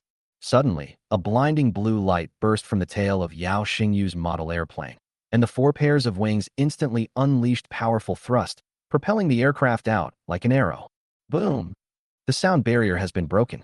A visible cone-shaped blast of air exploded in front of the model airplane, causing nearby spectators to experience ear pain. Before Wei Mingxing's model airplane could even turn around, it was tumbled away by the violent airflow and crashed heavily to the ground. And Yao Xingyu's model airplane. It had already flown out of the competition area, and a disc-shaped sonic boom cloud appeared at the tail of the model aircraft. Dead silence. The entire room fell silent. Everyone gaped in astonishment. No one even noticed the scoreboard falling from the referee's hand.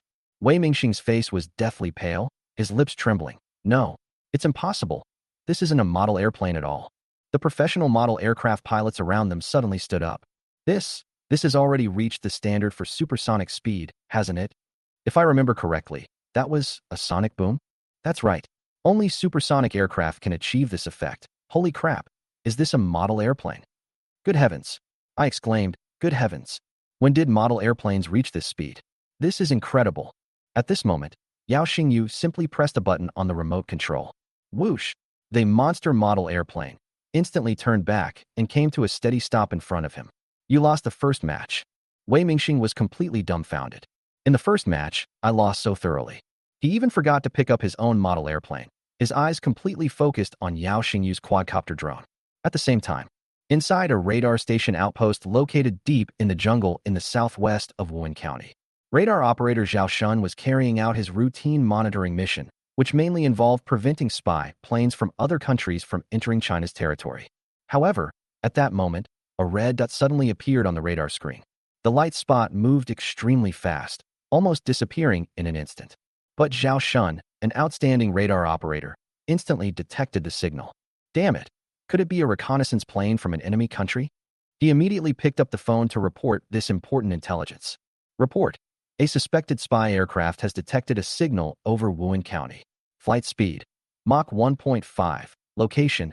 Over Wuhan County Science and Technology Park. Longitude. Latitude. Chapter 27 alarms the military region. Fighter jets are scrambled to intercept. Eastern Military Subdistrict of the Dragon Kingdom. Inside the division headquarters office, Zhou Linchuan was holding a cup of tea and quietly looking at the latest training report, a satisfied expression on his face. They have almost completed the training mission assigned by the higher military region and are now awaiting inspection from their superiors. Just as he was preparing to arrange the final training tasks, he suddenly heard a series of hurried footsteps outside. Report. Enter. A messenger arrived at the door and immediately spoke. Reporting to the division commander, the radar outpost in Wuhan County has detected a suspected enemy reconnaissance aircraft, requesting permission to close off the nearby airspace and conduct an aerial interception. What? An enemy reconnaissance plane? Zhou Linchuan's expression changed drastically. He immediately turned on his computer, accessed the military software, and found the recorded signal. Mach 1.5. Duration 5 seconds. Address. Above Wuhan County Science and Technology Park. Damn it, the enemy has actually crossed our radar airspace and entered our territory directly. This is a provocation. Zhou Linchuan slammed his fist on the table in anger and cursed. These bastards. Do they think we're still the Dragon Kingdom of 10 years ago, just watching their reconnaissance planes fly around aimlessly? Immediately blockade the airspace of Crescent Province and send 3 fighter jets to intercept them. Yes. Watching the messenger leave, Zhou Linchuan was furious. Staring at the unmarked flight signal on the computer screen, Zhou Linchuan wished he could personally pilot a fighter jet and shoot down that reconnaissance plane. As for which country this flight signal without any markings belongs, it's obvious without even thinking that it's the United States. Currently, the United States has the highest level of technology in the world. Only they would frequently engage in such provocative behavior. This isn't the first time the US has done this. They're just trying to show off their muscles. Eastern Military District Airport Control Tower. The piercing battle alarm blared. Military District Order. Blockade the airspace of Crescent Province. Send 3 fighter jets to intercept. After the order was issued, the entire military airfield sprang into action. Squadron leader Mingho was conducting a routine check when he heard the alarm and immediately dropped the checklist in his hand. Ground crew rushed to pull back the tarpaulin covering the fighter jet, and refueling trucks and ammunition trucks roared in and surrounded it. Ming, urgent telegram from the division commander. An unidentified high-speed aircraft has appeared in Wuhan County. My squadron is ordered to intercept it immediately. The communications officer handed over the coordinates of the signal's location. After reading it, Mingho's eyes turned icy cold, and he ripped the towel off his neck and threw it to the ground. You son of a bitch, do you really think our Chinese Air Force is just for show? Mingho immediately turned around and shouted to the rear, tell 01 and 02 to follow me, and 03 and 04 to be on standby with live ammunition. If we let it get away today, I'll quit being the company commander. A moment later, 3J, 10C fighter jets roared and took off with afterburner at the end of the runway. Mingho had already connected to the data transmitted from the ground radar, and there had been no news of the unidentified flying object for a full 5 minutes. However, he understood that, given the nature of the Americans, they would absolutely not leave so quickly. They were able to penetrate the dense coastal radar zone and enter the Dragon Kingdom, but were exposed in a small county called Wuhan. This is undoubtedly a provocation against the Chinese Air Force. Faced with the malicious provocation of the invading enemy, Mingho was prepared to sacrifice himself. Thinking of this, he immediately checked the 4 air-to-air missiles mounted under the wings. Everything is ready. He adjusted his flight helmet and pressed the communicator. This is Dragon Eagle 1. My unit has taken off. Ground radar units, please be on alert for enemy reconnaissance aircraft signals. Report immediately if detected. Over. Roger that. We will keep a close watch on enemy reconnaissance aircraft signals and maintain constant communication. Over. Whoosh whoosh.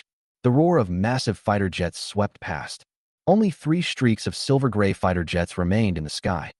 Wuhan County, Science and Technology Park.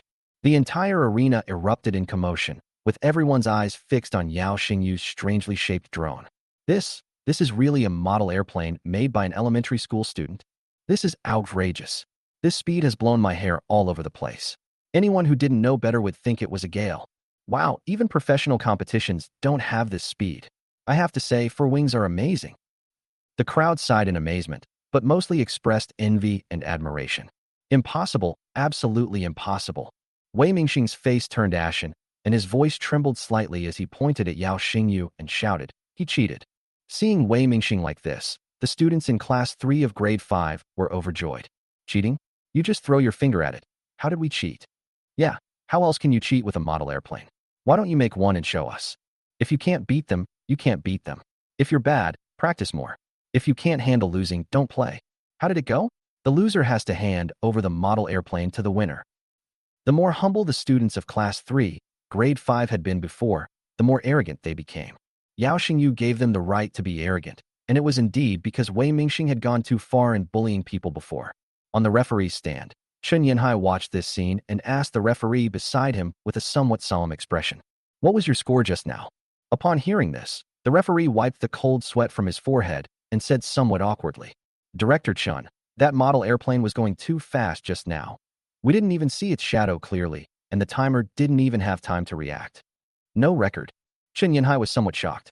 At that moment, Wei Mingxing immediately seized the opportunity and shouted, No record means no result.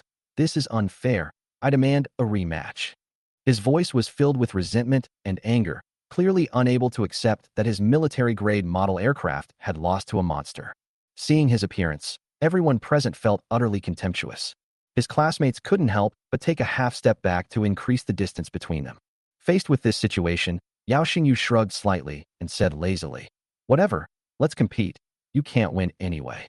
Faced with this situation, Chun Yanhai could only nod helplessly. Actually, he wanted to see again just how fast the model airplane was flying. He hadn't even seen it clearly the first time. The second match has officially begun. As the referee's whistle blew, Wei Mingxing's model airplane was still the first to take off. This time, he held back and sent the model airplane sprinting at top speed, trying to gain the upper hand. However, buzz, boom.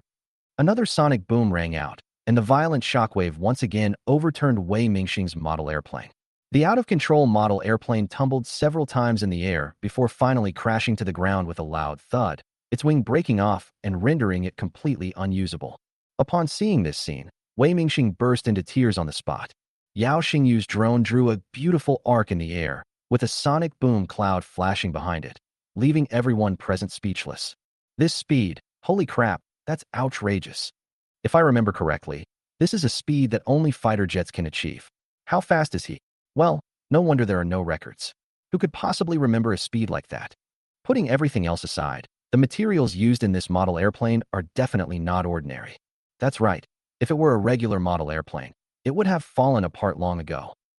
A gasp of shock rippled through the room. To test the drone's maximum speed, Yao Xingyu also sped through the air at breakneck speed. Meanwhile, the radar station in the southwest jungle of Wuhan County.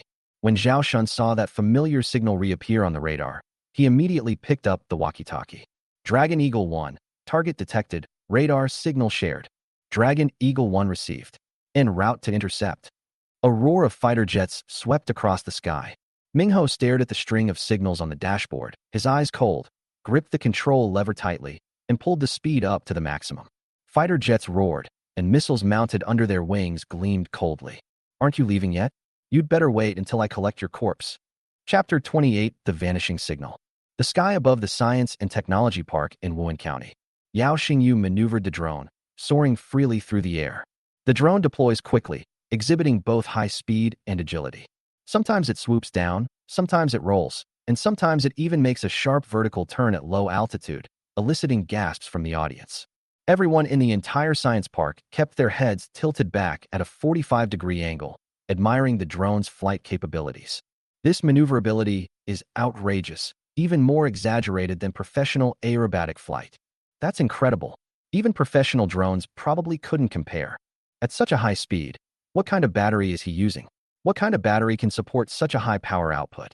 I exclaimed, "Wow, the material of this model airplane is too strong. It didn't fall apart even at such a high speed. That's unbelievable." The students in Class 3 of Grade 5 were even more excited, dancing and gesturing wildly. Wang Xiaohu excitedly waved his fist and shouted at Yao Xingyu, "Brother Xingyu, fly higher and show them how powerful we are." Yao Xingyu pursed his lips. "Wow, he's even calling me brother. Now, young man, you've got potential."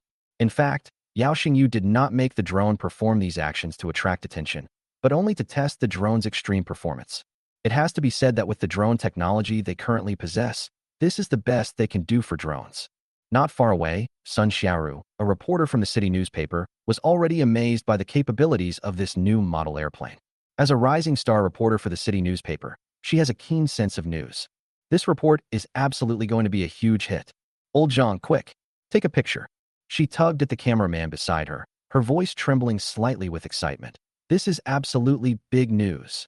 Elementary school students have built a supersonic drone. This will be tomorrow's headline. Cameraman Lao Zhang frantically adjusted the focus, keeping the lens locked on the drone soaring freely in the sky. Sun Xiaoru's eyes sparkled with excitement. "Take a few more close-ups. I'll go interview that elementary school student later." Just as the audience was cheering for the drone performance, on the distant horizon, 3J-10C fighter jets roared in, skimming low over the science park, their engines making the ground tremble slightly. "Holy crap! Look at that! What's that? Wow, the organizers are amazing. They even brought in fighter jets. This is impressive. No wonder it's a model airplane exhibition organized by the city." The audience pointed excitedly to the sky. thinking it was a special performance arranged by the organizers. However, the organizers looked at each other blankly. No, who arranged this fighter jet flight demonstration? How come I didn't know about it? Are you kidding me? Who has the capability to mobilize fighter jets for a performance? Inside the fighter jet cockpit, Mingho stared intently at the radar screen, his brow furrowed. Dragon Eagle 1 reports. The target signal is directly below, but no reconnaissance aircraft has been detected within visual range. Dragon Eagle 2 confirms that the airspace is clear and there are no abnormal aircraft. Dragon Eagle 3 confirms no abnormalities were found. A bead of cold sweat appeared on Mingho's forehead. The radar clearly showed that the hypersonic target was over the science park, but after circling several times, they found nothing except a few ordinary model airplanes. What exactly is going on? Mingho murmured to himself, then pressed the communication button. Command, this is Dragon Eagle 1. No target detected. Requesting further instructions. Eastern Military Sub-District Command of the Dragon Kingdom. Zhou Linchuan stood in front of the electronic sand table, his face terribly gloomy. You mean our radar detected an unidentified flying object traveling at nearly Mach 2, but the fighter pilots didn't see anything? The technical officer wiped his sweat. Yes, Commander, the signal source is indeed over the science park, but Captain Mingho reported that there's only a model airplane competition for primary and secondary school students taking place there. Zhou Linchuan slammed his fist on the table. Absurd. Has our radar been jammed? Or has the enemy mastered some kind of stealth technology? The experts in the conference room looked at each other, and one of them, an electronic warfare expert, hesitated. Commander, if the enemy has really developed stealth drones that can fool radar and visual perception, then this technology is probably more than 10 years ahead of us. Zhou Linchuan's eyes sharpened. Immediately retrieve satellite images and contact the National Security Department. I need to know exactly what's inside the science park. Yes. Everyone got busy again. Zhou Linchuan stared at the signal that had disappeared and then reappeared, his mind filled with questions. Could it be that the U.S. has really developed some new type of reconnaissance aircraft? If so, it would be a major threat to China. Thinking of this, he immediately picked up the phone and dialed the General Military Region. This is Zhou Linchuan. Take me to the Commander-in-Chief's office. Wuhan County Science and Technology Park. Lu Shuheng and his colleagues were all shocked as they looked at the fighter jets in the sky. It's important to know that there are no Air Force bases near Wuhan County. The nearest one is a military sub-district more than 100 kilometers away. Under normal circumstances, fighter jets cannot fly at low altitudes over residential areas unless they are on a mission. But what kind of mission could possibly warrant the deployment of fighter jets here? Lu Shuheng instantly sensed something was wrong. Could it be that the enemy has already discovered Xingyu's situation, so they specifically sent reconnaissance planes to investigate? But shouldn't it be an investigation like espionage? Why send out reconnaissance planes? Thinking of this, he immediately broke out in a cold sweat. The enemy's deployment of reconnaissance aircraft is likely aimed at controlled nuclear fusion. Indeed, only under such circumstances could other countries expend so much effort to send reconnaissance aircraft to investigate. Otherwise, it really doesn't make sense. The fact that they were able to deploy a reconnaissance aircraft indicates that the enemy has already taken notice of Yao Xingyu. Damn it, it seems we need to strengthen the protection of Xingyu. He immediately gripped the headset and said, Protect Yao Xingyu. Also, keep an eye out for any suspicious individuals approaching. If they do, protect them immediately. Receive. Receive. The task force immediately sprang into action. Just then, not far away, a man wearing a city newspaper reporter's vest and a woman holding a microphone ran towards Yao Xingyu's direction. Seeing this, Lu Shuheng's heart was in his throat. Damn it, protect Xingyu. Someone's getting close. In an instant, members of several squads rushed into the crowd. At the Model Aircraft Exhibition Plaza, Yao Xingyu retrieved the drone and was just about to give Wei Mingxing a sarcastic remark. As a result, a beautiful older woman wearing a uniform, short skirt, stockings, and high heels came up to me with a microphone in her hand. Hello, Yao Xingyu. I'm Sun Xiaoru, a reporter from the city newspaper. Your model airplane just gave us an excellent demonstration. May I ask who you are? Before she could finish speaking, Lu Shuheng immediately led several team members to protect Yao Xingyu. Hey, what are you doing? I'm a reporter from the city newspaper. This is my press card. Lu Shuheng immediately showed his police superintendent's badge. Yao Xingyu is not allowed to give any interviews at the moment, so your reports cannot include his information, understand? Why? He's just a primary school student. Why can't we interview him? State secret, no comment. As he spoke, Lu Shuheng immediately gripped his earpiece and said to his subordinates, Be careful of the surrounding area. I'll take Xingyu away first. Sun Xiaoru was completely dumbfounded as she watched Lu Shuheng take Yao Xingyu away. No, he's just a primary school student. Does he really need such a big fuss? She stomped her feet in anger, feeling like the duck that was about to be eaten had flown away. It's awful. The biggest setback of my journalistic career. On the police car, Yao Xingyu was also a little confused. Uncle Lu, what's going on? Lu Shuheng looked outside, his expression somewhat grave. I have to protect your safety. Fighter jets just passed by. It's probably enemy aircraft, likely targeting the controlled nuclear fusion project. This means the enemy has already detected something. Just then, my phone rang. Lu Shuheng answered the phone. Director, what are your instructions? On the phone, Meng Huayan's voice carried a hint of seriousness. We just received news from the National Security Bureau that the Eastern Military Subdistrict has requested an investigation into this model aircraft exhibition. As a local unit, we are obligated to cooperate. So, first, have someone protect Yao Xingyu, and then lead your team to cooperate. Huh? Investigating the model airplane exhibition. Yes, don't worry about that for now, just cooperate. Yes. After hanging up the phone, Lu Shuheng turned to look at Yao Xingyu in the passenger seat. I have something to do, so I'll have someone else take you back. Once you get back, stay home and don't wander off, understand? Yao Xingyu yawned. Got it. Perfect timing to go home and catch up on some sleep. After being sent home, Yao Xingyu fell fast asleep. The model aircraft exhibition also saw a major survey. The National Security Bureau dispatched dozens of people to investigate, and they quickly discovered some clues. Inside the interrogation room of the Wuhan County Police Chief, Wei Mingxing burst into tears. Officer, I confess. My uncle gave me the parts from the military model airplane. I just wanted to win first place. I really didn't spy, sob. The National Security investigator frowned and asked, Who is your uncle? Wei Guohui. Check it out. A moment later, Wei Guohui's information was found, and the investigators from the National Security Bureau were dumbfounded. Boss, look. The head of the investigation team was stunned after taking one look. Fighter aircraft structural designer at Xi'an Aircraft Industry Group Air Base. Chapter 29 New Discoveries. Inside the office of a design department at Xi'an Aircraft Industry Group's aviation base. Wei Guohui frowned slightly as he held the project report in his hand. Ugh, the test failed again. When will this project ever be finished? There has been no progress on fifth-generation fighter jets so far, with the design alone undergoing hundreds of modifications. However, each revision and test ultimately failed, causing him immense psychological pressure.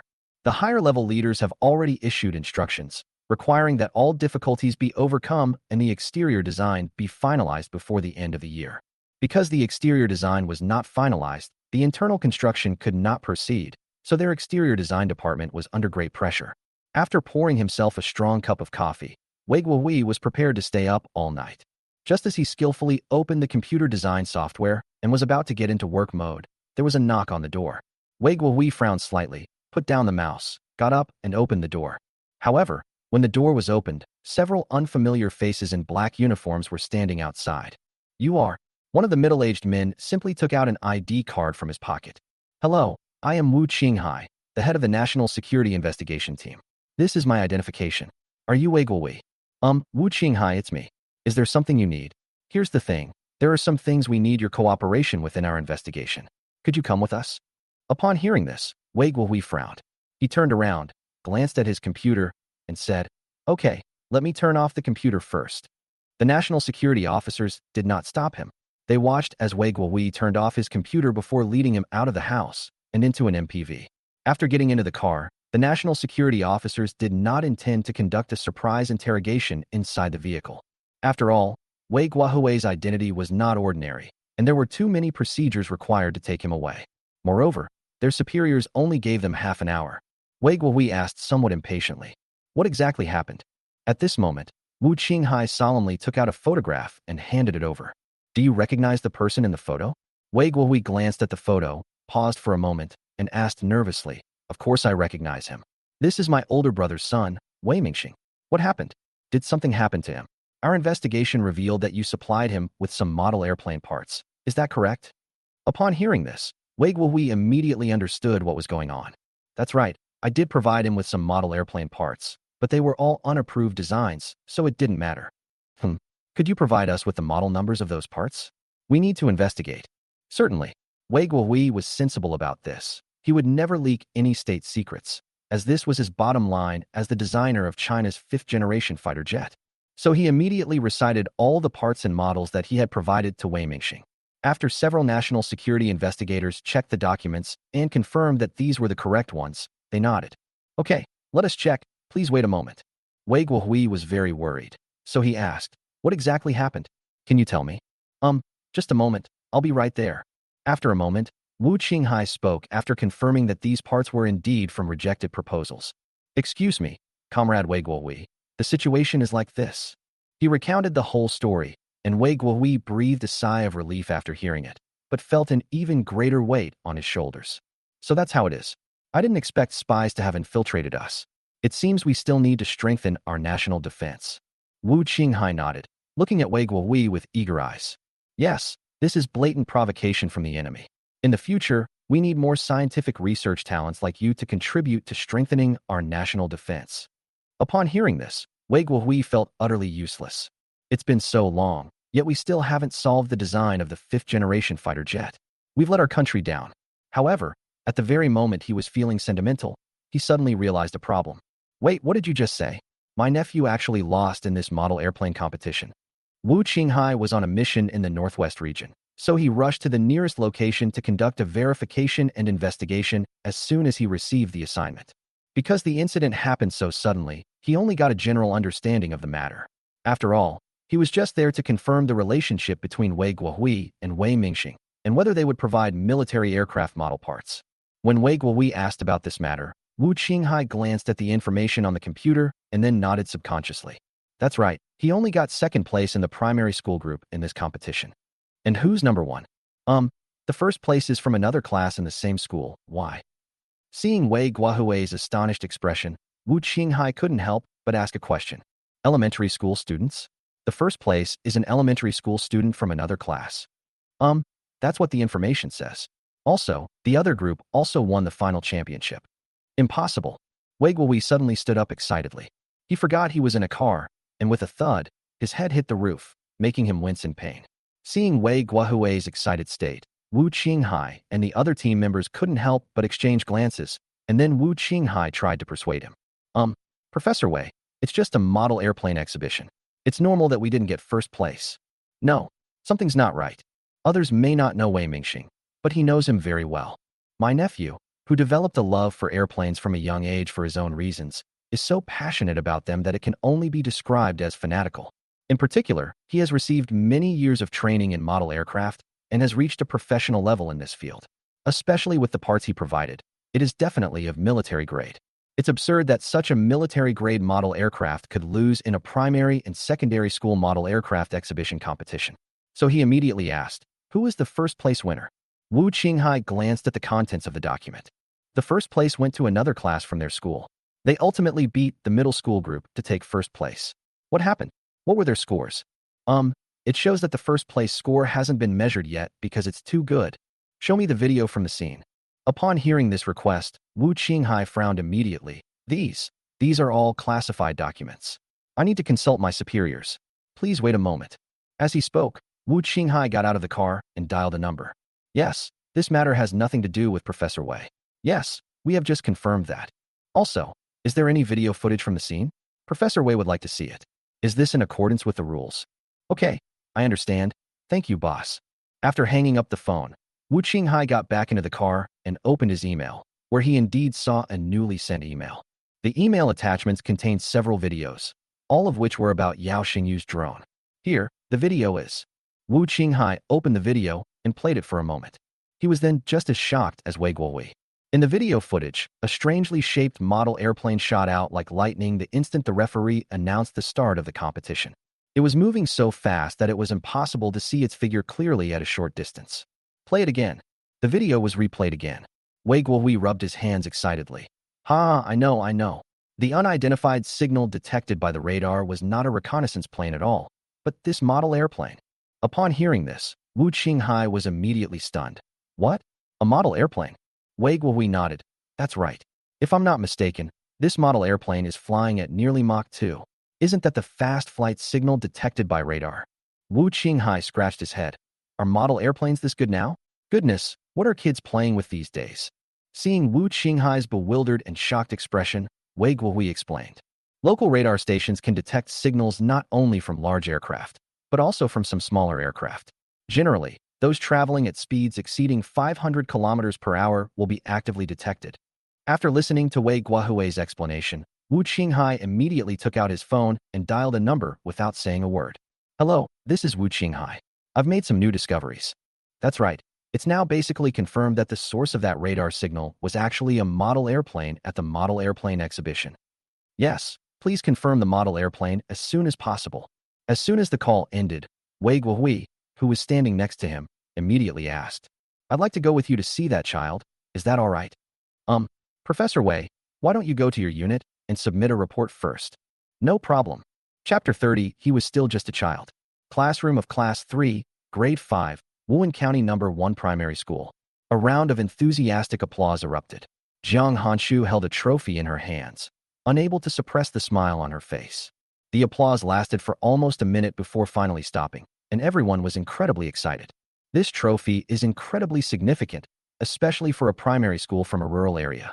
After the applause stopped, Jiang Hanshu solemnly placed the trophy on the podium. Classmates, this is an honor for our entire Class 3, Grade 5. Who should we thank? Everyone immediately pointed to the seat next to the podium and shouted in unison. Yao Xingyu! Yao Xingyu! Yao Xingyu, sitting next to the podium, looked helpless. Making such a big fuss is embarrassing. Teacher, you should at least show some sincerity, like moving me from this podium to a place where I can sleep. Jiang Hanshu nodded in satisfaction, then nodded to Yao Xingyu. Come up and give your acceptance speech. Yao Xingyu gave a wry smile, stood up from his seat, stood on the podium, and reached out to touch the trophy. I think this is an honor shared by our class. We should share the good times and the bad times together. Jiang Hanshu nodded slightly, revealing a satisfied smile. Well said. We share the good times and the bad. We're a team. Before she could finish speaking, several men dressed in black appeared outside. Jiang Hanshu's heart skipped a beat when she saw their expressions. He doesn't look like a good person. So she immediately took note and went outside to ask, who are you looking for? However, as soon as he stepped outside, he saw Lu Shuheng following beside him. Officer Lu, who are they? Lu Shuheng felt a bit overwhelmed. He hadn't expected that things would be fine until Yao Xingyu recruited the National Security Bureau. However, he was just a local police officer, only responsible for protecting Yao Xingyu's safety, and he had no way to interfere with anything else. Faced with Jiang Hanshu's question, Lu Shuheng could only explain, oh, these are comrades from the National Security Bureau.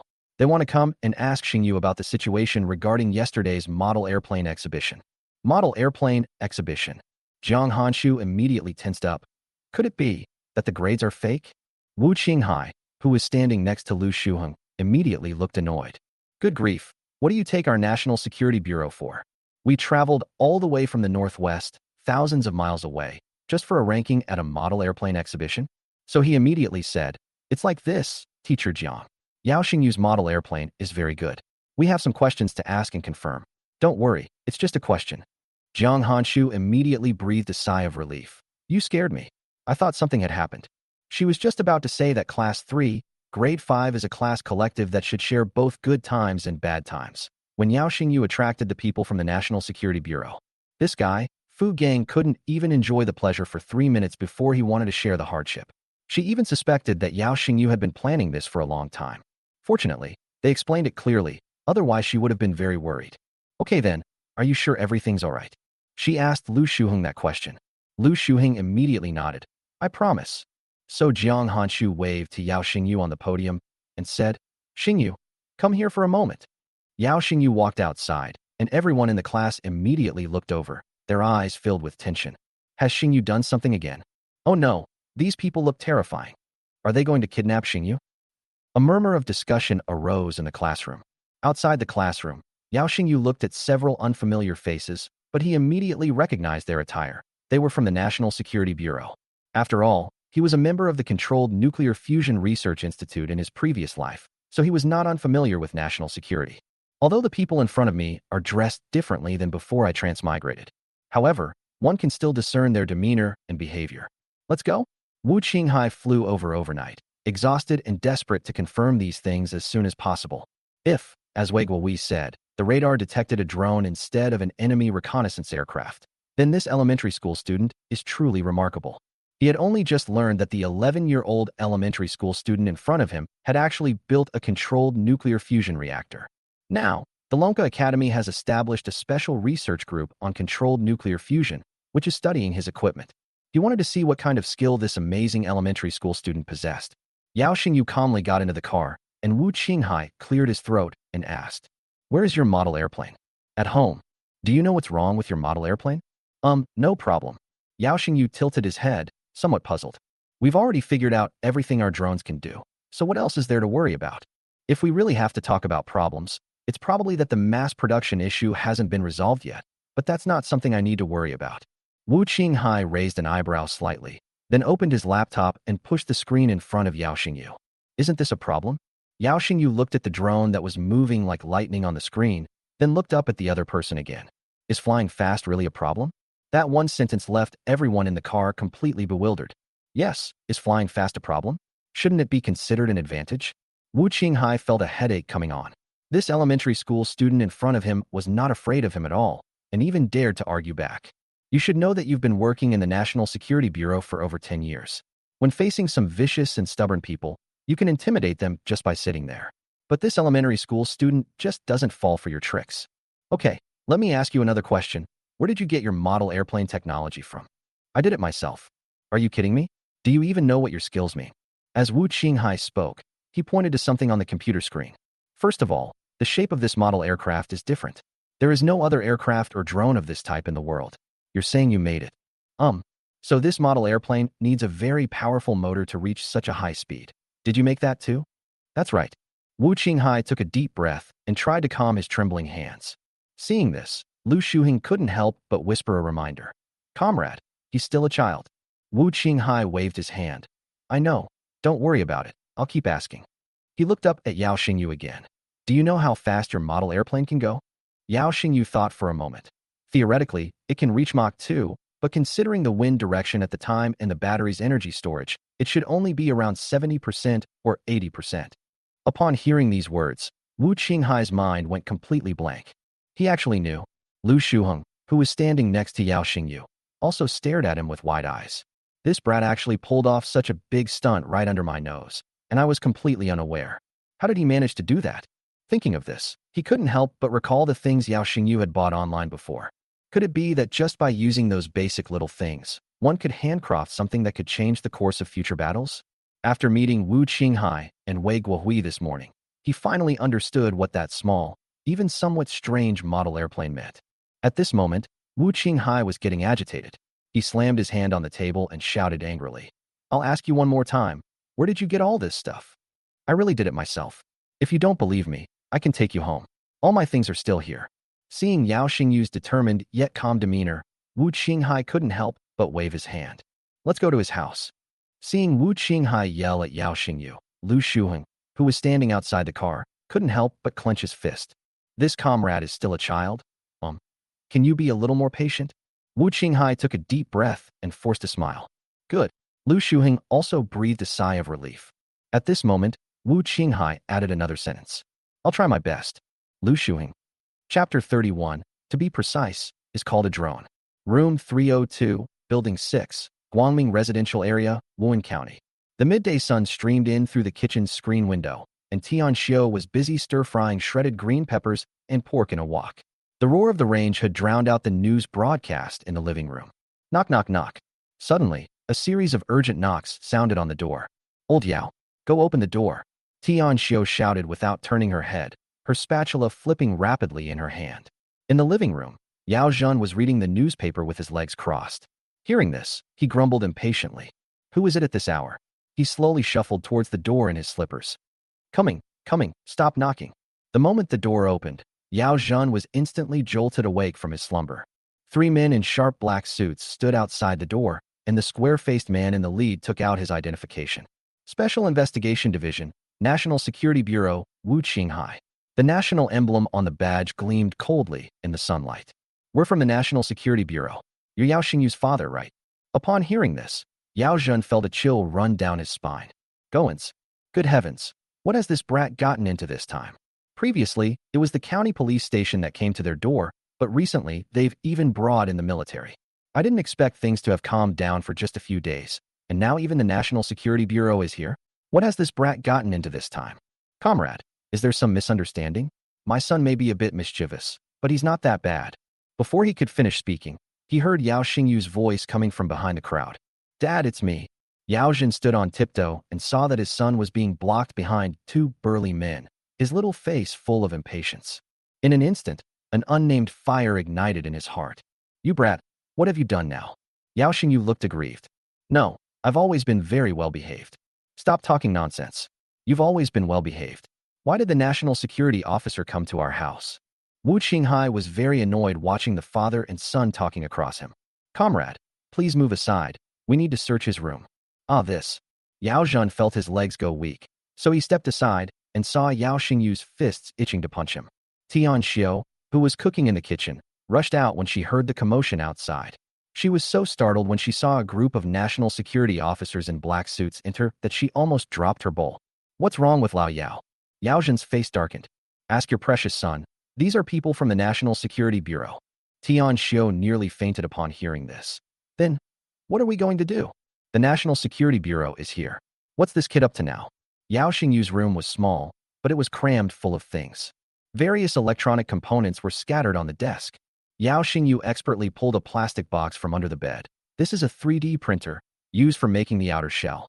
Then they took out several more pieces of equipment from the cabinet. A winding machine, used for making brushless motors. That one is a simple CNC machine, used for processing carbon fiber. Also, that computer contains the flight control system I created. Oh, the battery was taken outside, and the tools aren't with me. You can take them to the science park if you want. Upon hearing this, Lu Shuheng, who was standing next to him, immediately understood why Yao Xingyu had climbed through the window into someone else's lab that day. It turned out he was working on this thing. However, he did tell himself that day that he needed batteries for model airplanes, and they also mentioned it to the people at the research institute. Nothing was missing. We simply used some of their reaction equipment and vessels. Wu Qinghai stared at the complex code on the screen, his temples throbbing. You call this a model airplane? The people around him were dumbfounded when they saw the rudimentary equipment. Are you sure these are the devices used to make that model airplane? Well, if you don't believe me, I'll make one for you by hand right now. Wu Qinghai quickly stopped Yao Xingyu from having this idea. All he wants now is to take the things back and give his superiors an explanation. The military region is waiting for the investigation results. Their investigation team has a heavy responsibility. This matter concerns national security, and we cannot be careless about it. Take everything with you. Wu Qinghai waved his hand and ordered his men to take everything away. Yao Zhen and his wife were stunned to see a group of people come in and take all of Yao Xingyu's belongings from his room. You're gone? Comrades, where are you taking my son? Wu Qinghai turned his head and glanced at Yao Zhen and his wife and said, Don't worry, he will definitely be back before tonight. We will protect his safety, so you don't need to worry for now. With that, he waved his hand and left Guangming community with whatever he had taken. After getting into the car, Yao Xingyu didn't know where to go next. The car soon arrived at an open space. After Wu Qinghai got out of the car, several people came immediately, one of whom was Wei Guohui, who had just come from the Northwestern Polytechnical University Research Institute. Wu Qinghai was slightly surprised to see Wei Guohui arrive so quickly. Professor Wei Yu, I came by private jet. Okay, let's get started then. Good. Wei Guohui was very excited at this moment, and he was even more surprised to see Yao Xingyu getting out of the car. Although he had prepared himself mentally before coming, he still couldn't help but be amazed when he saw Yao Xingyu. He's just a child, yet he can make such an advanced model airplane. If it's true, that's incredible. Wu Qinghai then asked the person on the side, Has the surrounding area been evacuated? We've already checked. There's no one there. Okay, let's get started. You guys go and get ready. I'll make a phone call to let them know. After he finished speaking, he turned to look at Yao Xingyu and said, I'll ask you one last time. Did you really make that model airplane? Yao Xingyu thought for a moment and said, To be precise, it can't be called a model airplane anymore. It should be called a drone. I don't care if it's called a model airplane or a drone. I'm asking you. Did you make it? Yes. Okay, then I'll explain and you can operate it later. No problem. Yao Xingyu remained incredibly calm at this moment. Seeing his expression, Wu Qinghai swallowed his words and dialed a number. This is Wu Qinghai from the National Security Bureau. Please get ready, comrades at the radar station. We are about to conduct a test flight. A firm voice came from the phone. No problem. The radar is on 24 hours a day, and we are currently monitoring your area. Okay, let's get ready. After delivering the package, he turned and glanced at Yao Xingyu. Yao Xingyu took out the fully charged drone and nodded slightly. Wu Qinghai took a deep breath and said into the phone, "Then we're about to begin." Yao Xingyu first checked the drone to make sure it was working properly, and then said, "Shall I begin?" Wei Guohui had already set up several cameras nearby, and Wu Qinghai and the others were also ready. "Let's begin." At Wu Qinghai's command, Yao Xingyu instantly launched the drone. With a buzzing sound from its wings, the drone flew into the sky like lightning. Everyone present was stunned. Wu Qinghai was so shocked that his mouth dropped open. "My God, so fast!" Wei Guohui excitedly held up the speed measuring instrument and shouted, "Top speed of Mach 1.9. My God, what kind of speed is that? Is this the speed a model airplane should have?" At the same time, radar monitoring station in the southwestern mountainous area of Wuhan County. Radar operator Zhao Shun and more than 10 others, including the company commander, were also staring intently at the large screen, extremely nervous. If a model airplane could actually fly at that speed, then a new type of soldier would appear in China once again. At that moment, the radar suddenly detected a signal, and an unmarked red dot appeared on the big screen. "It's here. It's that model airplane. Speed 1.9 Mach. Amazing." The entire radar room was in an uproar. Chapter 32 Crisis Resolved. Drone test shocks the military. On an open space in the suburbs of Wuhan County, the afterglow of the setting sun spilled onto the open grassland. Wu Qinghai gazed at the darkening clouds on the horizon, his heart pounding in his chest and his palms sweating. This isn't some toy. It's clearly a strategic weapon capable of rewriting the rules of future warfare. You guys, classify everything this child has touched, including his elementary school notebooks, as top secret. Take away all the information about drones. Yes. Yes. Several members of the investigation team sprang into action, and Yao Xingyu quickly said, "Hey, my homework." Wu Qinghai's forehead veins throbbed. "You're already so amazing. Why are you still doing homework? You're wasting your talent." Wei Guohui, standing to the side, nodded repeatedly. "Yes, you have this ability. The knowledge you gained in school is no longer suitable for you." Buzz. A familiar buzzing sound suddenly came from the sky.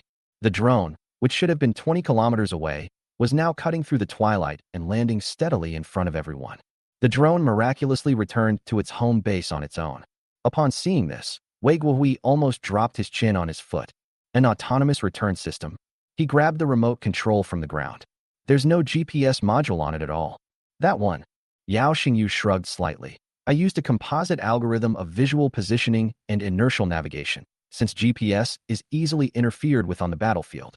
The scene suddenly became so quiet that you could hear ants moving their nests. Wei Guohui was completely shocked by the elementary school student in front of him. Elementary school student? I think he's a primary school genius. That's incredible. He can handle the things that other research institutes have dozens or even hundreds of people working on, all by himself. Such outrageous behavior. Could it be done by an elementary school student? He pointed tremblingly at the laptop. Can I take a look at your flight control system?" "Look, the computer is right there. The password is 123456. Wei Guohui was at a loss for words. He protected something so important with such a simple password. This is playing with fire. Wei Guohui was well aware of the significance of this flight control system. If this flight control system were incorporated into their future fighter jets, it would definitely reduce the workload of pilots. In the battlefield, this will allow pilots to focus more on combat. This invention is by no means inferior to other technologies used in drones. Thinking of this, he couldn't help but feel a pang of envy. How exactly did they learn that? This drone alone boasts several cutting-edge technologies.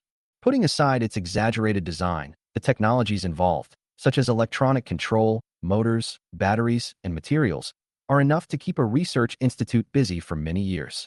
Yet he managed to create it all by himself using such rudimentary equipment. Oh, and his 3D printer is also incredibly impressive. When Wei Guohui clicked on the cartoon icon that read, "Drone Flight Control 1.0, his breath caught in his throat.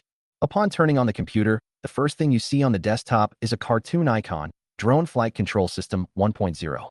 On the simple UI interface, buttons such as Beyond Visual Line of View Flight, Flight Control and Obstacle Avoidance Module, and Multi-Rotor Control Algorithm Adjustment are neatly arranged. Open the source code, and every line of comments is written clearly, as if they were worried that others wouldn't understand it. Wei Guohui felt that everything he could think of about the flight control system for drones was here. His hand holding the mouse was trembling slightly. "You just leave this on the table like this?" Yao Xingyu turned his head and glanced at it. I'm not yet capable of writing antivirus software code myself, but I always use standalone mode, so I don't have to worry about it being stolen. Wei Guowei finally breathed a sigh of relief. Such a precious item, if it were stolen by spies, would be a loss to the country. To ensure the security of the source code, he still took out a USB drive and copied it. After all, the computer in front of him was so poorly broken that even he couldn't bear to look at it anymore. To ensure that the signal detected by the radar was indeed the drone made by Yao Xingyu, Wu Qinghai had Yao Xingyu conduct several more tests on the drone. The radar station's company commander personally called to say that they had received the signal, which perfectly matched the drone test. Now the truth has finally come to light, and everyone breathed a sigh of relief, but they were also incredibly shocked. Wu Qinghai stared at Yao Xingyu, his eyes filled with admiration. Young man, I apologize to you first. I hope you won't mind my previous attitude. Seeing Wu Qinghai's serious expression, Yao Xingyu suddenly grinned. An apology should have some sincerity. How about you treat me to a meal? No problem. Order whatever you want to eat. Okay, it's almost noon, and there's no time to go home for lunch, so please treat us all to something to eat here. Ha! Wu Qinghai laughed heartily and nodded quickly. No problem. I'll get us something good right away. Soon someone drove to a restaurant in the county town and ordered a table of good food, while the others went about their business and reported what needed to be done. Yao Xingyu also called his parents to tell them that he was fine and that they didn't need to wait for him to eat. After everything was done, everyone sat in the car and squatted in a corner to start enjoying their meal. While they were eating and chatting, Zhou Linchuan received a phone call in the mayor's office of the Eastern Military Subdistrict and immediately became restless. What? It's a misunderstanding. It's actually one of our own drones. No, what kind of drone can fly at that speed? A new type of model airplane made by an elementary school student. Are you sure you know what you're saying? What? He was the one who invented controlled nuclear fusion. At this moment, Zhou Linchuan felt as if his brain was about to short-circuit. Such an advanced thing was made by an elementary school student. That's amazing. Thinking of this, he couldn't wait to see who this elementary school student who had changed the world's landscape twice was. Shaoli, get the car ready for me right now. Commander, where are we going? Wuhan County. Okay. A moment later, several military vehicles sped off toward Wuhan County. The mess hall of the Eastern Military Subdistrict Air Force. The cafeteria was noisy, with the sounds of stainless steel plates clattering together. Mingho and several pilots sat around a table in the corner, engrossed in eating their food. Captain, the braised pork is pretty good today. The young pilot, Xiao Li, picked up a piece of pork with alternating layers of fat and lean meat and grinned. It's all right. Mingho replied absent-mindedly, his chopsticks unconsciously poking at the rice. Ever since that day when he missed his target over Wuhan County, the mysterious high-speed target had been constantly on his mind. Just then, a clear female voice came from behind. Is anyone here? When Mingho looked up, he met Lin Shasha's bright eyes. Today, she wore a neat ponytail, and her military uniform made her look dashing. She held a plate in her hand, and a half-smile played on her lips. Sister Sasha. Little Lee immediately stood up sensibly. Come, sit here. The other team members quickly exchanged glances, their faces breaking into mischievous smiles. Captain, we've finished eating. Let's head to the hangar now. Yes, take your time eating, no rush. Mingho glared at them. Get lost. Don't be late for training this afternoon. The team members left laughing and joking, and before leaving, they didn't forget to wink at Mingho.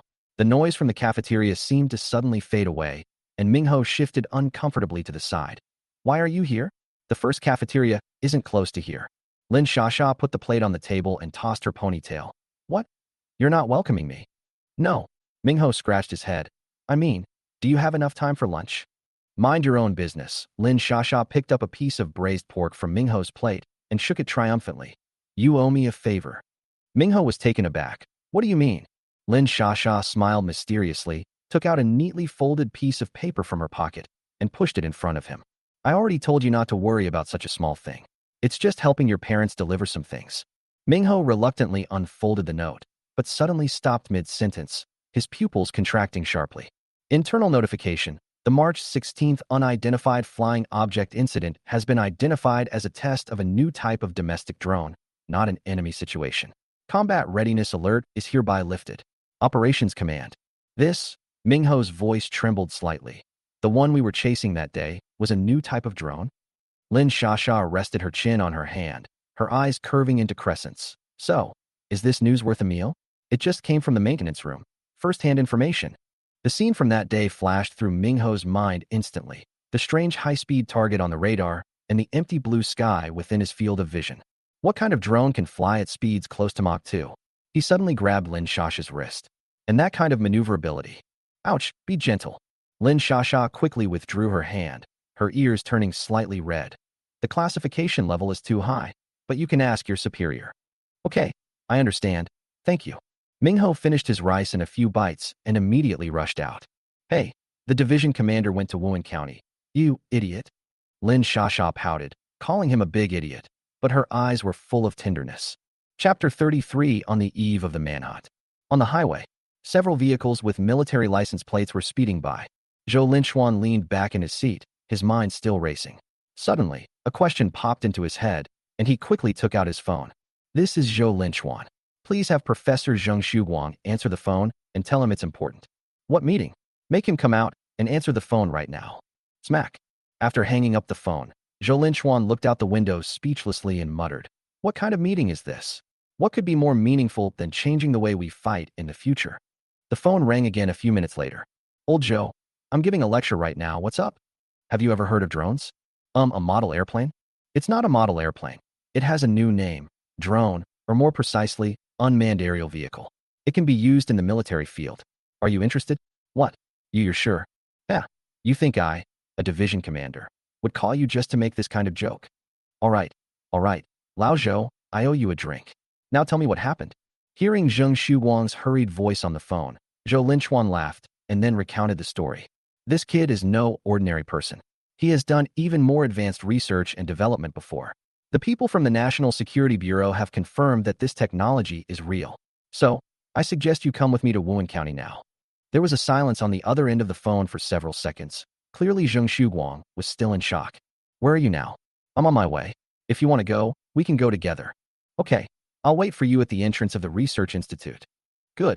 After hanging up the phone, Zhou Linchuan said to the driver, Go to the Nanjing University of Aeronautics and Astronautics Research Institute to pick someone up. Yes, Commander. On an open space in the suburbs of Wuhan County, Yao Xingyu sat in the car, slowly eating his boxed lunch, while a video of a charming older woman dancing played on his phone. This rice is so white. Oops, I mean this dish is so long. Never mind, this leg smells so good. The people in the car looked at Yao Xingyu, and they all felt embarrassed for him. Sure enough, men are loyal. No matter how old they are, they always prefer women around 20 years old. Wei Guowei coughed and put down his lunchbox.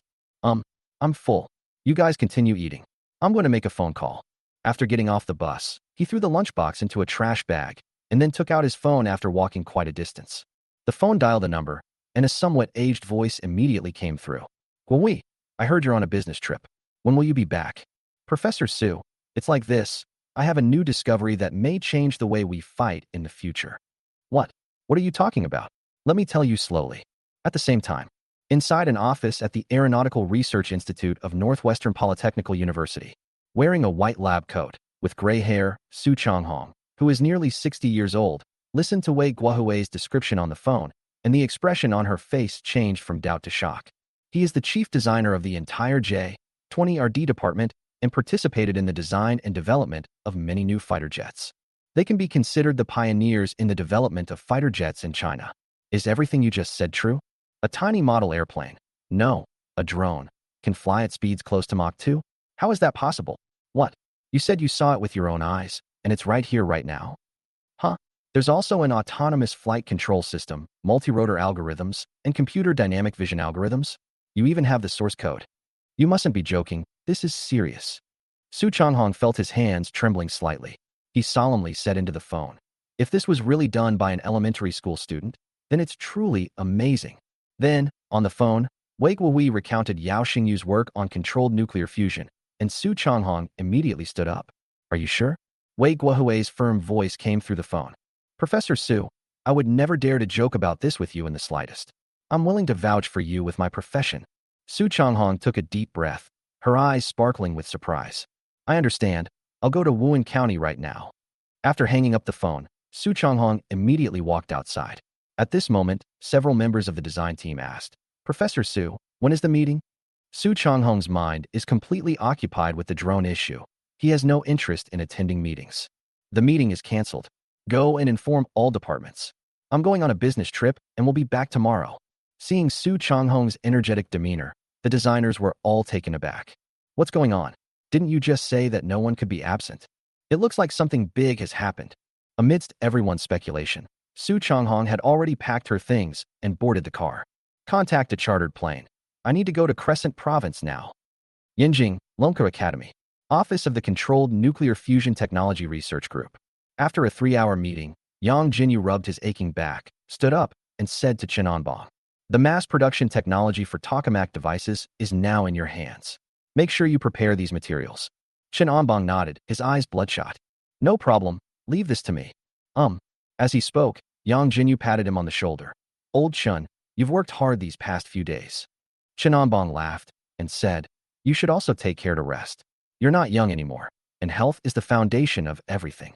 Just then, one of Yang Jinyu's secretaries came up to him with a mobile phone in hand. "Professor Yang, you have a phone call." Yang Jinyu nodded, picked up the phone and glanced at it, slightly surprised. "It's a call from the National Security Bureau." Upon hearing this, Chen Anbang raised an eyebrow slightly. The National Security Bureau called again. Are they going to audit our technical team again?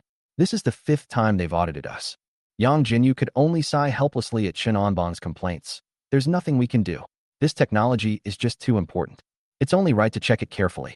He then pressed the answer button, and Wu Qinghai's voice immediately came through. "Professor Yang, I am Wu Qinghai from Goan. There is something I would like to talk to you about." "Okay, go ahead, what's up?" "Well, the elementary school student who previously developed controlled nuclear fusion has now created a drone, a military-grade drone. I think it's necessary to tell you about it." "What?" Yang Jinyu was stunned and looked at Chen Anbang beside him in shock. Seeing his reaction, Chen Anbang couldn't help but mouth, "What's wrong?" Yang Jinyu covered the microphone and said to him, "That elementary school student Yao Xingyu has developed another military-grade drone." "What?" Chen Anbang's eyes widened. "Didn't we just get the controlled nuclear fusion technology, and he already has new research? It can't be." The two spoke in unison. Dream. Although it seems absurd, this is indeed the only possibility that proves Yao Xingyu could understand this technology at his age. Over the phone, Wu Qinghai recounted the whole story. Yang Jinyu was increasingly shocked as he listened, and he couldn't help but sigh after hanging up the phone. "My God, what kind of child is this?" Chen Anbang was so excited that he rubbed his hands together. "Old Yang, I think it's a waste to leave such a child in that small county town. I suggest you make another trip." Yang Jinyu shared the same thought and immediately nodded, saying, "That's right, that's what I meant too, but the work here. Leave it to me. The only problem now is the materials. You can take advantage of this time to go out and try to get him into Yinqing University." "Okay, I'll try my best to persuade him." Yao Xingyu was unaware that 3 of the 7 national defense experts in the Dragon Kingdom had mobilized simultaneously for his sake. At this very moment, he was still watching the young lady in the video while eating. "Another bowl, please. It's so delicious." Chapter 34: Further Upgrades in Drone Technology. Wuhan County. Inside a hotel. City newspaper reporter Sun Xiaoru huddled on the bay window piled high with materials, her black coffee long since cooled in her mug. The fluorescent light from the computer screen reflected on his pale face, and a dozen browser windows were constantly playing videos of model airplane competitions from various angles. This speed is beyond what ordinary model airplanes can achieve. It's reached the speed of a fighter jet. At the normal flight speed of a fighter jet, this is roughly equivalent to Mach 1.5. Moreover, the fact that this model airplane can create the sound barrier further proves that its speed exceeds the speed of sound. Thinking of this, she immediately grabbed her phone and dialed a number. "Is this Teacher Liu? I'm Sun Xiaoru. Do you remember me?" "Yes, that's me. I'm a reporter for the city newspaper now, and I'm not working in my original field." "Well, there's nothing I can do. I wasn't accepted into the research institute when we were recruited, so I had to switch to a different major. But I've recently made a new discovery." She then recounted what had happened and sent the video directly to them. The phone rang again soon after, and Professor Lu Qingyuan's somewhat excited voice came from the other end. "That's wonderful. This child definitely has a talent for this, and his skills are quite good. It would be even better if he could refine them." Hearing Professor Lu's answer on the phone, Sun Xiaoru was incredibly excited. "Professor, do you think he can get into our Jiangdai University?" "He's too young. There might be some issues, but with me here, it shouldn't be a big problem. We should be able to get him tested later." "That's great. When would you be available, teacher?" "We have time now. We must recruit such a promising talent as soon as possible, otherwise other universities will definitely snatch him up." So, you should make contact with him as soon as possible, try to keep him in line, and explain the situation of our school. Okay, teacher, then I'll wait for you in Wuhan County. After hanging up the phone, Sun Xiaoru excitedly waved her hand and cheered. Finally, I've done something meaningful. This little guy should thank me properly. As she spoke, she jumped down from the bay window and stretched her slightly sore body. It wasn't all for nothing. I'll treat myself to a barbecue. It was evening. In the stairwell of Guangming Residential Building, the setting sun cast dappled golden rays through the window. Yao Xingyu hummed the tune of The Lone Warrior and knocked on the door. Mom, I'm home. Open the door. As soon as she finished speaking, the door was opened, and Tian Xiu looked Yao Xingyu up and down with a nervous expression. When she found that he was all right, she excitedly hugged him tightly. What's wrong with you now, you little rascal? You've scared your mother half to death. Feeling the suffocating maternal love, Yao Xingyu quickly patted Tian Xiu's back. Mom, I can hardly breathe. Tian Xiu quickly let go of him. Are you hungry? You've been busy all day. Let's eat first. Mom made your favorite braised pork ribs. Good. Yao Xingyu glanced towards the kitchen and saw the braised pork ribs that had been heating up in the pot for who knows how many times. His mouth watered immediately, and he hurriedly went to wash his hands. Just then, a semi-transparent light screen flashed before my eyes. Ding! The development of drone technology has triggered a series of crisis events, identified as the behavior of a mischievous child. 1,500 points awarded. Upon seeing this reward, Yao Xingyu couldn't help but frown. What's going on? Last time, they gave us 3,000 for controlled nuclear fusion. Why is it being cut in half this time? He casually navigated the interface and sighed somewhat helplessly. Could it be that this technology is being offered less because it doesn't have as much impact as controlled nuclear fusion?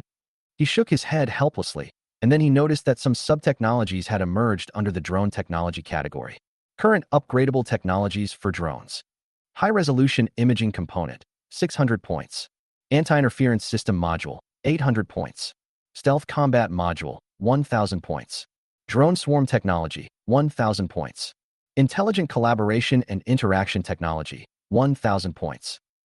Upon seeing these groups of branching technologies, Yao Xingyu's eyes lit up. That's interesting.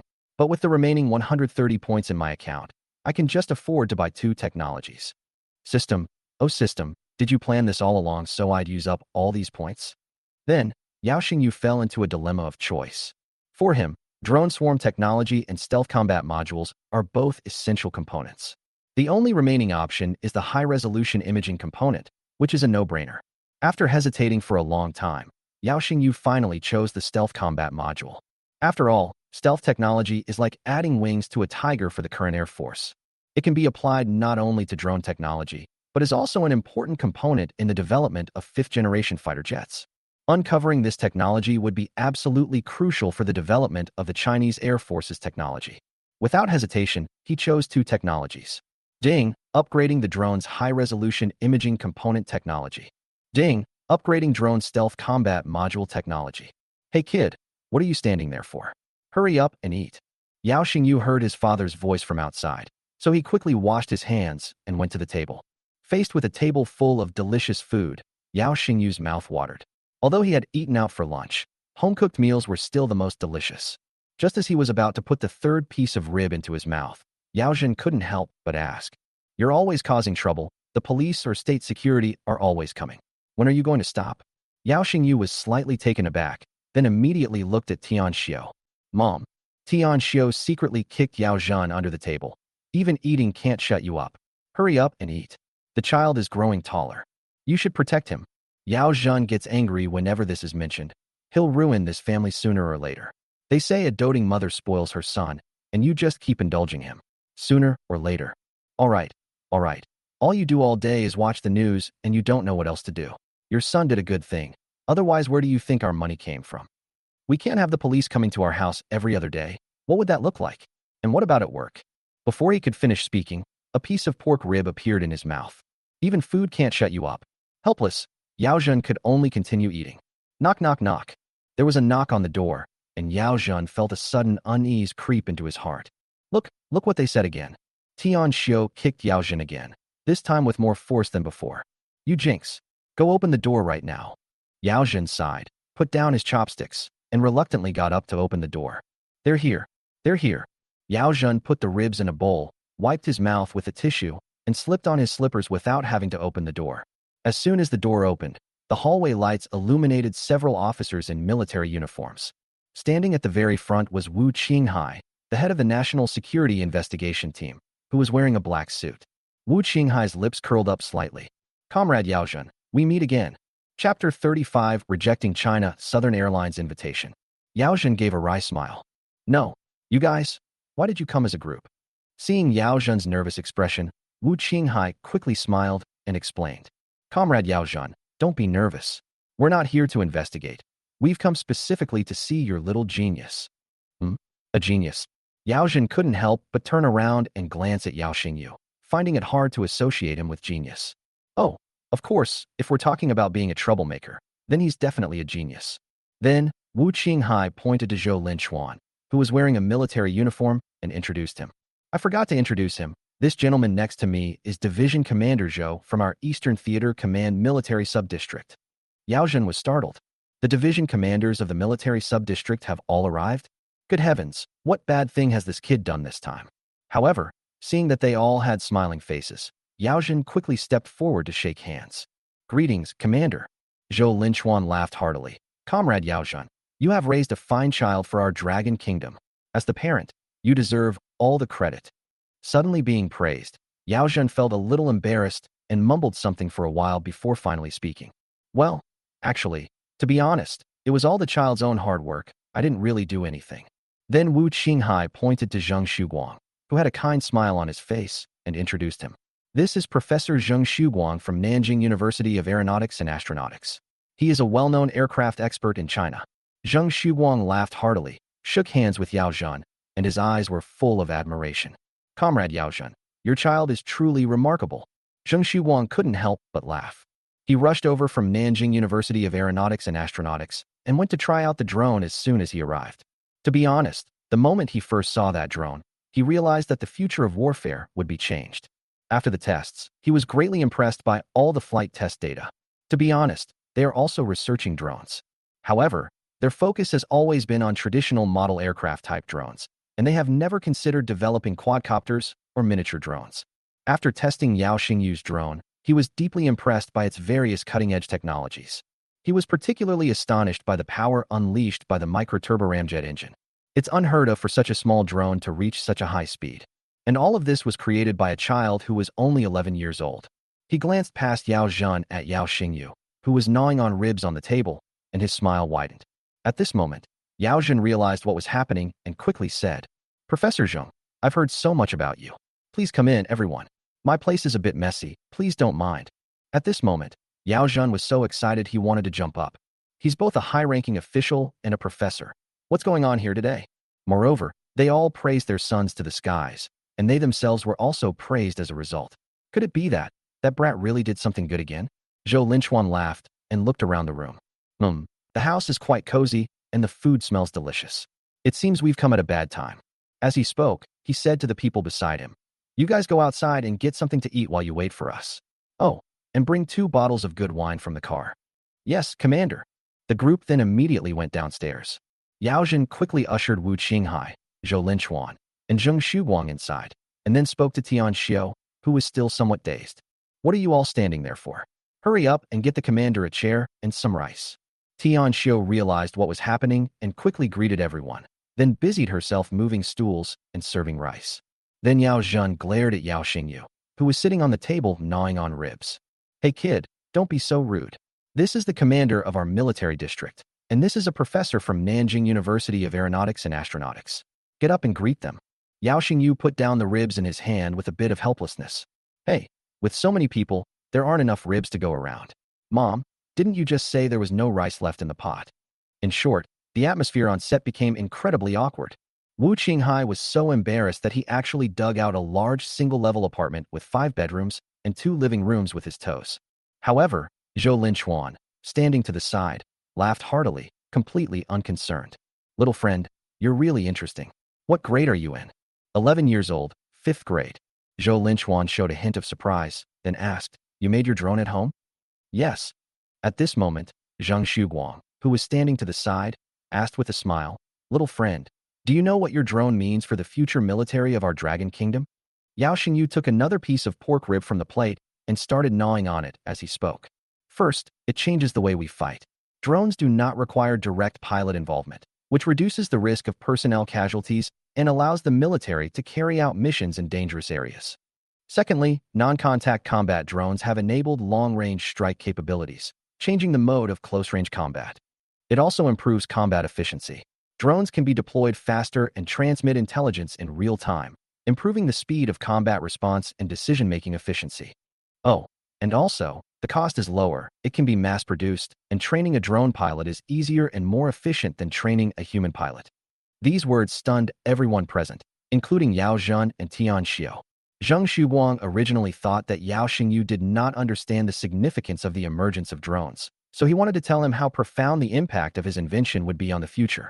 Unexpectedly, the 11-year-old child in front of me spoke fluently and gave a perfect answer. That's amazing, absolutely amazing. The thought that China's future aviation industry will have such a young expert is absolutely fantastic news. So he asked again, by the way, are you still attending primary school in Wuhan County? Yes, but after staying here for about a year, I'll have to go back to the village primary school. Upon hearing Yao Xingyu's words, Zhou Linchuan, who was standing next to him, frowned deeply. Xingyu is so talented, yet he only attends the village primary school.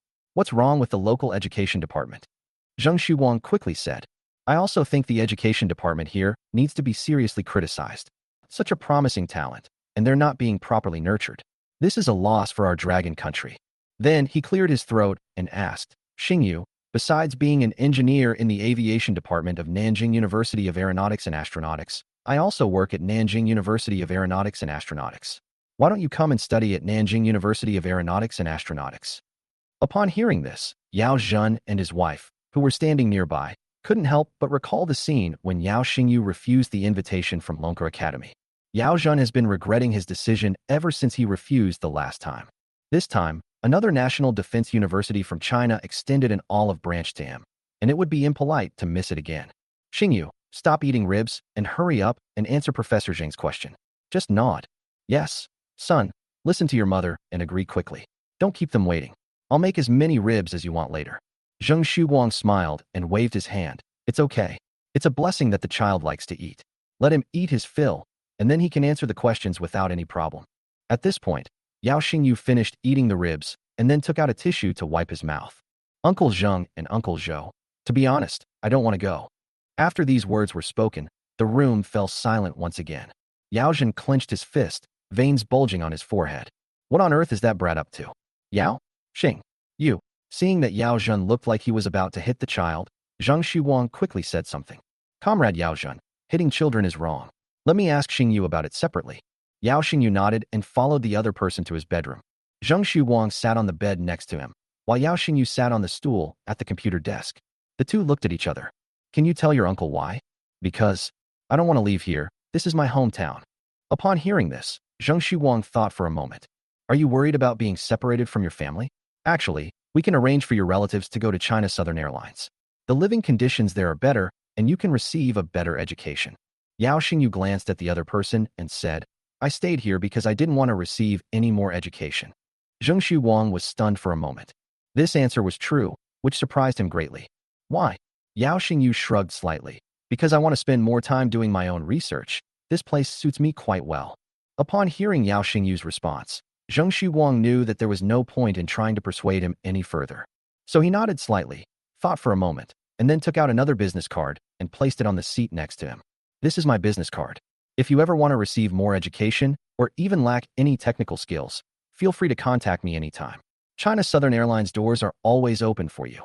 Yao Xingyu nodded and solemnly placed the business card under the glass of the desk.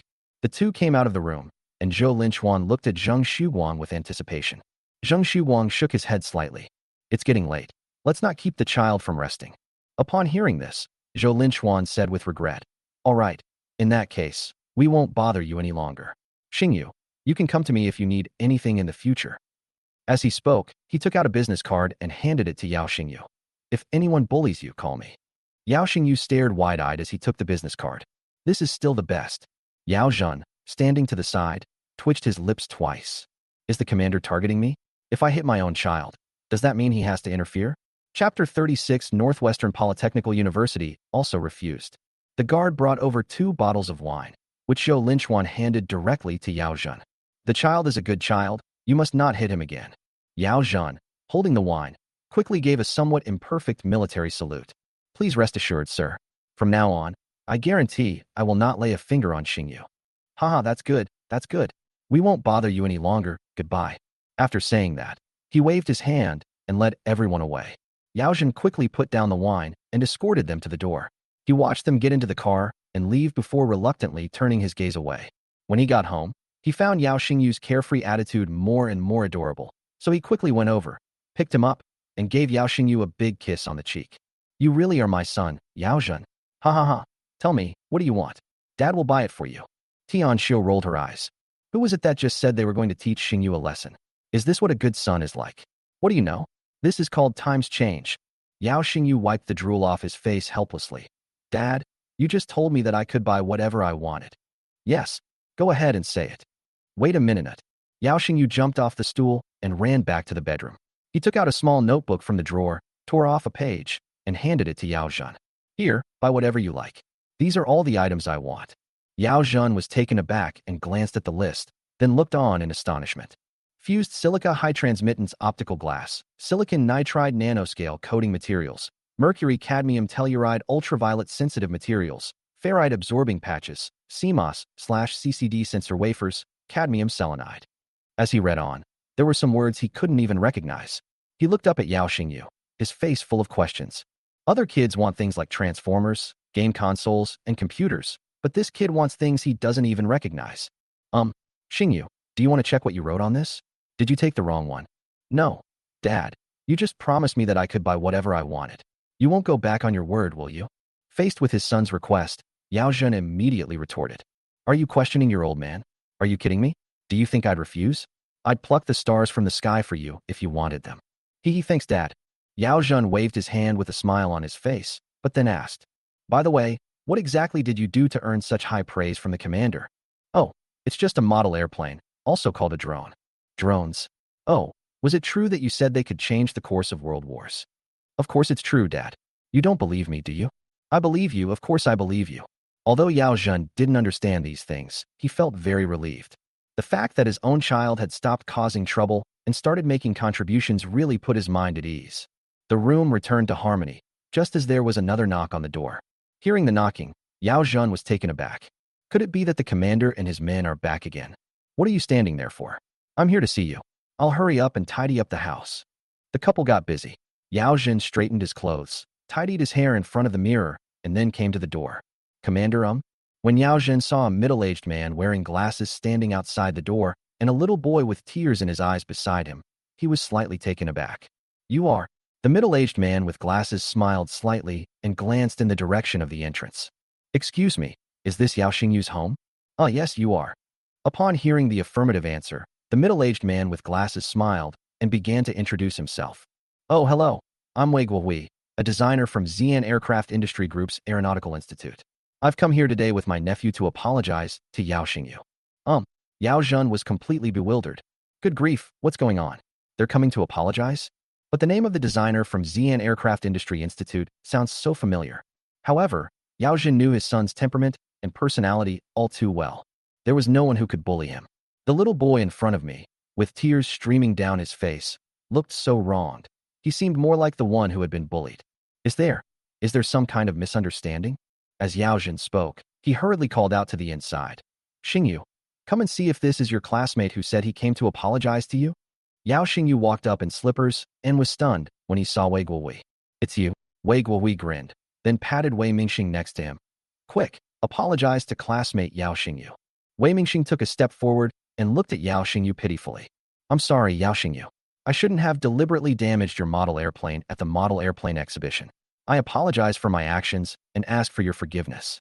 Yao Xingyu simply couldn't believe that this arrogant rich kid, who acted like he owned the place, would actually have this day. Oh, right, it seems we haven't fulfilled our promise from that day. I think we won in the end. What about your model airplane? Wei Mingxing raised his head and looked at Yao Xingyu with a pitiful expression, as if to say, please, spare my life. Yao Xingyu took the model airplane, threw it on the ground, and stomped on it until it was smashed to pieces. A bet's a bet. You're not angry, are you? Wei Mingxing's lips trembled, and tears welled up in his eyes. Yao Xingyu grinned and gently patted Wei Mingxing on the shoulder. I forgive you. And I even cried with emotion. Wei Guohui, standing to the side, had his mouth twitching violently. This kid is definitely not someone to mess with. Yao Zhen and his wife Tian Xiu were extremely embarrassed. Kid, don't cry. Why don't you come inside and sit for a while? I'll deal with this brat later. Yao Zhen quickly offered polite words, glaring fiercely at Yao Xingyu. If the commander hadn't given the order, I might have already slapped him. Wei Guohui gently patted Wei Mingxing's shoulder and whispered, All right, stop crying. I'll make it up to you later. Come on, let's go inside. As they were talking, Wei Guohui led his men inside, and Yao Zhen was stunned. No, I was just being polite. You guys actually came? However, since he had already said what he wanted to say, he quickly invited the person inside. Sitting on the sofa, Wei Guohui hesitated for a moment before speaking. Well, Brother Yao, to be honest, besides bringing my nephew to apologize to Xingyu, there's another matter. Oh, you go ahead, Yao Zhen said as he poured water. Wei Guohui looked intently at Yao Xingyu. Yao Xingyu, to be honest, I've come here to invite you to join Northwestern Polytechnical University. I wonder if you're interested? Upon hearing this, Yao Zhen spilled water on the table and looked at the other person in shock. Another person inviting their own son to go to university. Moreover, its reputation is in no way inferior to that of China Southern Airlines, which just arrived. For a moment, he couldn't help but look at Yao Xingyu, his eyes filled with shock. Could it be that he really is a genius? Is my Yao family's ancestral graves emitting auspicious smoke? Yao Xingyu shook his head with a wry smile. Uncle Wei, to be honest, a professor from Nanjing University of Aeronautics and Astronautics just came to invite me as well. Upon hearing Yao Xingyu's words, Wei Mingxing, who was sitting on the sofa, couldn't help but purse his lips and mutter something under his breath. What a boastful person. However, as soon as he finished speaking, Wei Guohui saw the business card with a 5-pointed star printed on it on the table. He excitedly picked it up and glanced at it before looking up at Yao Xingyu. This is the business card of Zhou Linchuan, the division commander of the Eastern Military Subdistrict? Yao Xingyu nodded. That's right, yes. Wei Guohui gave a wry smile and sighed helplessly. Looks like I'm still a step too late. However, Yao Xingyu shook his head. No, I also declined offers from China Southern Airlines. What? Wei Guohui and Wei Mingxing, uncle and nephew, both widened their eyes at the same time. Wei Mingxing, in particular, looked at Yao Xingyu with disbelief and was furious. Are you crazy? You even rejected a military engineering university. As soon as he finished speaking, he was glared at by Wei Guohui, who was standing to the side. Yao Xingyu smiled calmly. It's not the first time I've refused. I've already turned down invitations from Manhwa Academy. Wei Mingxing thought Yao Xingyu was just bragging. The schools and academies mentioned by the other party are the top universities and academies in China. He rejected them all. The kind of people who would fight tooth and nail to get in. Keep bragging. No one would refuse such an invitation. Wei Guohui looked at Yao Xingyu, completely baffled. Why? I want to play for a few more years. Is that a valid reason? Chapter 37 Sun Xiaoru's Invitation, Jiang University's Special Recruitment. After hearing Yao Xingyu's answer, Wei Guohui was speechless for a moment. However, he immediately thought of Yao Xingyu's various, glorious deeds, and then felt relieved. Indeed, a capable child like this must have his own ideas. After all, even the division commander of the military sub-district couldn't persuade him when he came in person. However, he was still unwilling to give up on a genius like Yao Xingyu. Seeing Yao Xingyu's determined look, he finally decided to start with his parents. Xingyu's parents, are you sure you want Xingyu to stay here? Forgive my bluntness, but the elementary school curriculum is completely meaningless for Xingyu. He deserves a better education. Upon hearing this, both Yao Zhen and Tian Xiu couldn't help but sigh. Although they are not highly educated, how could they not understand this principle? However, Yao Xingyu has already rejected invitations from so many universities and top research institutes. If he makes another choice, he might disappoint the good intentions of several other institutions. To be honest, Yao Zhen has mentioned this matter to Tian Xiu quite a few times these past few days, and the couple has also frequently studied the strengths of various universities. They also desperately want their children to enter university as early as possible and bring glory to the country. But this guy has had his own ideas since he was a child. I will never waver in my resolve because of a few words from others. Professor Wei, I'm really sorry, but I think we should respect the child's opinion. After all, he's still young. Yes, he's only 11 years old, still a child. We also want him to have a happy childhood. But we can promise that if he changes his mind and wants to go to Northwestern Polytechnical University, he will definitely contact you. Hearing his parents' words, Yao Xingyu felt a warmth in his heart. They actually started listening to their own ideas. I don't know if it was what Commander Zhou said that had an effect. Wei Guowei was deeply moved by what Yao Zhan and his wife said. Okay, then I'll leave my business card too. The gates of Northwestern Polytechnical University will always be open for you. Thank you, Professor Wei. Haha. Thank you so much, Professor Wei. By the way, have you eaten yet? Why don't you grab something to eat at home? Wei Guohui quickly waved his hand. No need to trouble yourself. I came here today mainly to apologize to Xingyu. Since Xingyu has his own ideas, I respect his wishes. As he spoke, he stood up and said to Yao Xingyu, "Welcome to Northwestern Polytechnical University." Yao Xingyu nodded. Okay, I'll definitely go next time. The family saw off Wei Guohui and his nephew. In their cozy little home, Yao Zhen and Tian Xiu both looked towards Yao Xingyu's room, their faces showing unconscious satisfaction. I never imagined our son would be so successful. Yes, who would have thought that little guy who's always causing trouble would be so popular with so many experts and professors? Honey, do you think our decision is really the right one? You mean give up on those universities? I think Xingyu is old enough now. He has his own ideas. We should just listen to him. Okay, that's good. I just feel a bit empty inside. By the way, I wonder how Ming Ming is doing with her grandparents. Shouldn't we bring her back? Now you only care about your son and not your daughter, huh? Haha, isn't this because your son behaved well? As Yao Zhen stretched, he suddenly remembered something. Oh right, I need to get those things Xingyu asked me to buy for him right away. As he spoke, he took out his phone and started searching for related items online, placing orders one by one. Wuhan County No. 1 Primary School. 5th grade office. Sunlight streamed through the window and fell onto the table. Jiang Hanshu, a student in class 3 of grade 5, hummed a song as she graded homework, in a good mood. They won first place in this model airplane competition and received multiple commendations from the city, county, and school. The rewards for the model airplane competition are almost here. It is said that in addition to the 10,000 yuan bonus, the city also specially secured a class trip for them. This is undoubtedly a great opportunity for the children in the class who come from rural areas, as it can broaden their horizons and reduce their feelings of inferiority caused by being left behind. Just then, the crisp sound of high heels came from outside. Knock, knock, knock. There was a knock on the office door, and a beautiful woman with a ponytail, wearing a dress that revealed her 2 fair legs, stood in front of the door and smiled at Jiang Hanshu. Hello, is Jiang Hanshu, the homeroom teacher of class 3, grade 5 here? Jiang Hanshu was slightly taken aback. Yes, I am Jiang Hanshu. May I ask who you are? Oh, that's great. The woman strode in, shook hands with the somewhat bewildered Jiang Hanshu, and then handed her her business card. Hello, I'm Sun Xiaoru, a reporter from the city newspaper. Upon hearing this, Jiang Hanshu immediately responded with an "oh" and quickly pulled out a chair next to her with a smile. Hello, Mr. Sun, please have a seat. Jiang Hanshu smiled, vaguely sensing that the other party was targeting her class or Yao Xingyu. After all, even people from the Municipal Education Bureau came to this model aircraft exhibition, so it's normal for reporters from the municipal daily to come and cover it. Sun Xiaoru smiled slightly before getting straight to the point. Teacher Jiang, I'm sorry to bother you. I actually came here to talk to you about Yao Xingyu. Jiang Hanshu wasn't surprised at all. She slightly pushed up her glasses and said, Oh, you mean about his model airplane project? No, no, no. Sun Xiaoru quickly shook her head, her eyes sparkling with excitement. It's somewhat related to model airplanes, but mainly to his studies. Sun Xiaoru's words surprised Jiang Hanshu. Studies? That's right. As Sun Xiaoru spoke, she took out a recruitment brochure. Jiangda School of Aeronautics recently had a special recruitment quota, and I would like Xingyu to give it a try. Special admission?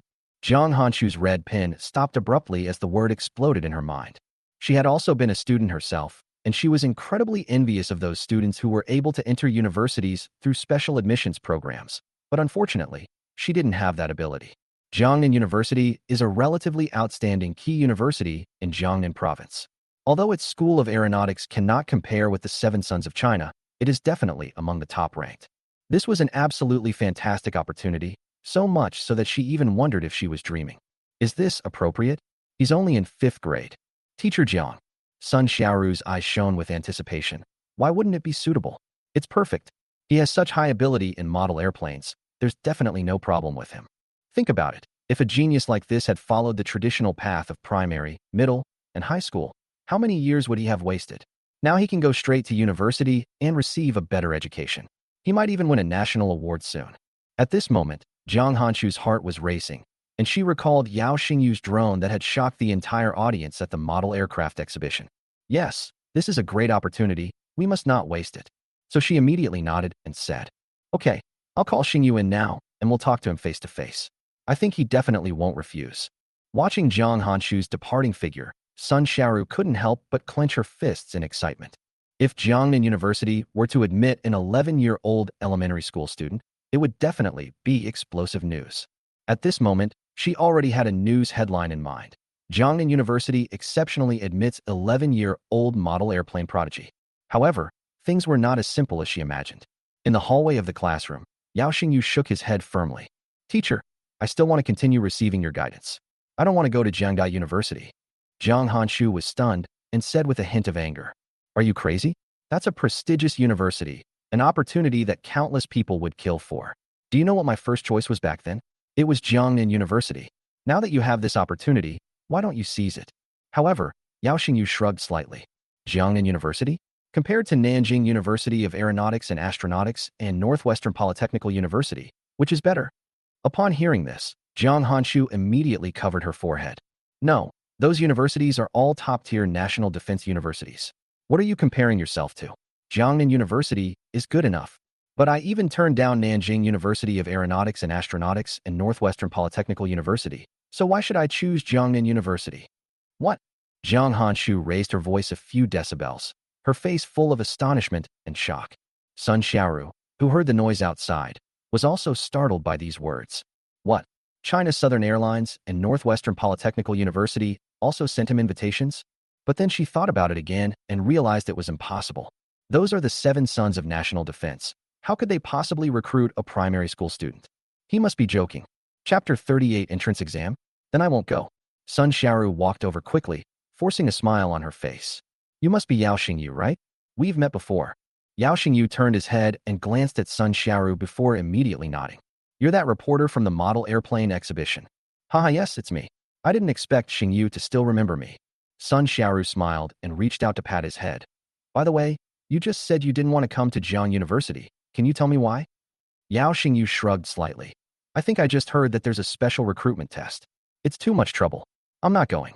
Sun Xiaoru was speechless, but she still patiently explained. Don't worry, Xingyu. The special admission test isn't an exam. It's just some professional tests. With your high level of model aircraft skills, you'll definitely be fine. It's just a normal procedure. You have no idea how many people want to get into Jiangda, but don't even have the chance. Upon hearing this, Jiang Hanshu felt somewhat embarrassed, and Sun Xiaoru quickly offered a smile and explained in a low voice. Teacher Jiang, I wasn't targeting you. Jiang Hanshu quickly shook her head. No, I don't mind. After saying that, she turned to look at Yao Xingyu and said with a serious expression, Xingyu, do you know that this is an excellent opportunity for you? If you miss it, you may never have another chance. Yao Xingyu remained resolute. Teacher, reporter, please stop trying to persuade me. I really don't want to go. Otherwise, I would probably have been accepted by Northwestern Polytechnical University or Nanjing University of Aeronautics and Astronautics by now. Upon hearing this, Sun Xiaoru, who was standing next to her, felt her chest heave violently, her nails digging into her palms as she tried her best to suppress her emotions. It's good that Xingyu is confident, but there's a limit to bragging. I'm not bragging. You can check it if you don't believe me. Just then, the principal's secretary rushed over from the stairwell and immediately smiled when he saw Jiang Hanshu and Yao Xingyu. Teacher Jiang, Xingyu, please come with me to the principal's office right away. Upon hearing this, Jiang Hanshu sighed, then gave Sun Xiaoru an apologetic smile. Sorry, Miss Sun, I have to go to the principal's office first. We'll meet later. Sun Xiaoru smiled and said, it's all right. I'm going to the principal's office anyway. Let's go together. At this moment, she was thinking to herself, since the teacher couldn't persuade him, she would go to the principal. In short, she was determined to have Yao Xingyu, this promising talent. So the group went to the principal's office, but as soon as they entered, they heard the principal warmly welcoming the 2 elderly men.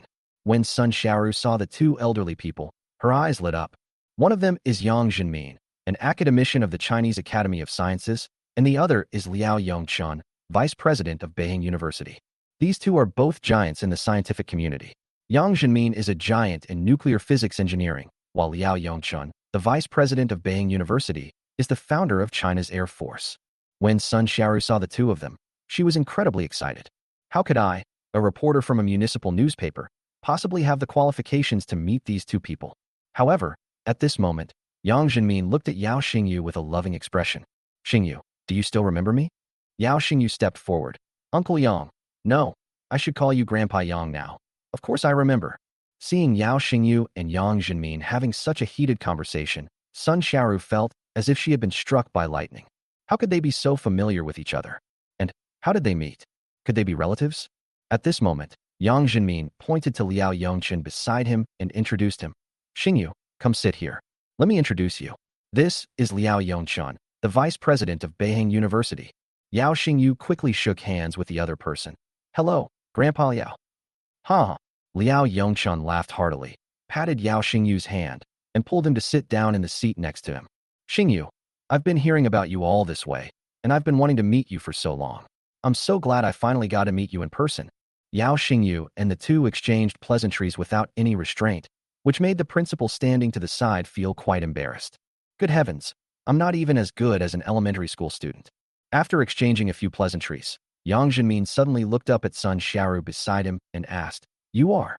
Sun Xiaoru finally got her chance and quickly stepped forward, saying, Academician Yang, Principal Liao. Hello, I'm Sun Xiaoru, a reporter from the city newspaper. Okay, all right, we're not accepting interviews for now. Why don't you head back first? No, no, no. Sun Xiaoru quickly shook her head and explained, I'm not here for an interview. I want to invite Xingyu to study at Jiang University.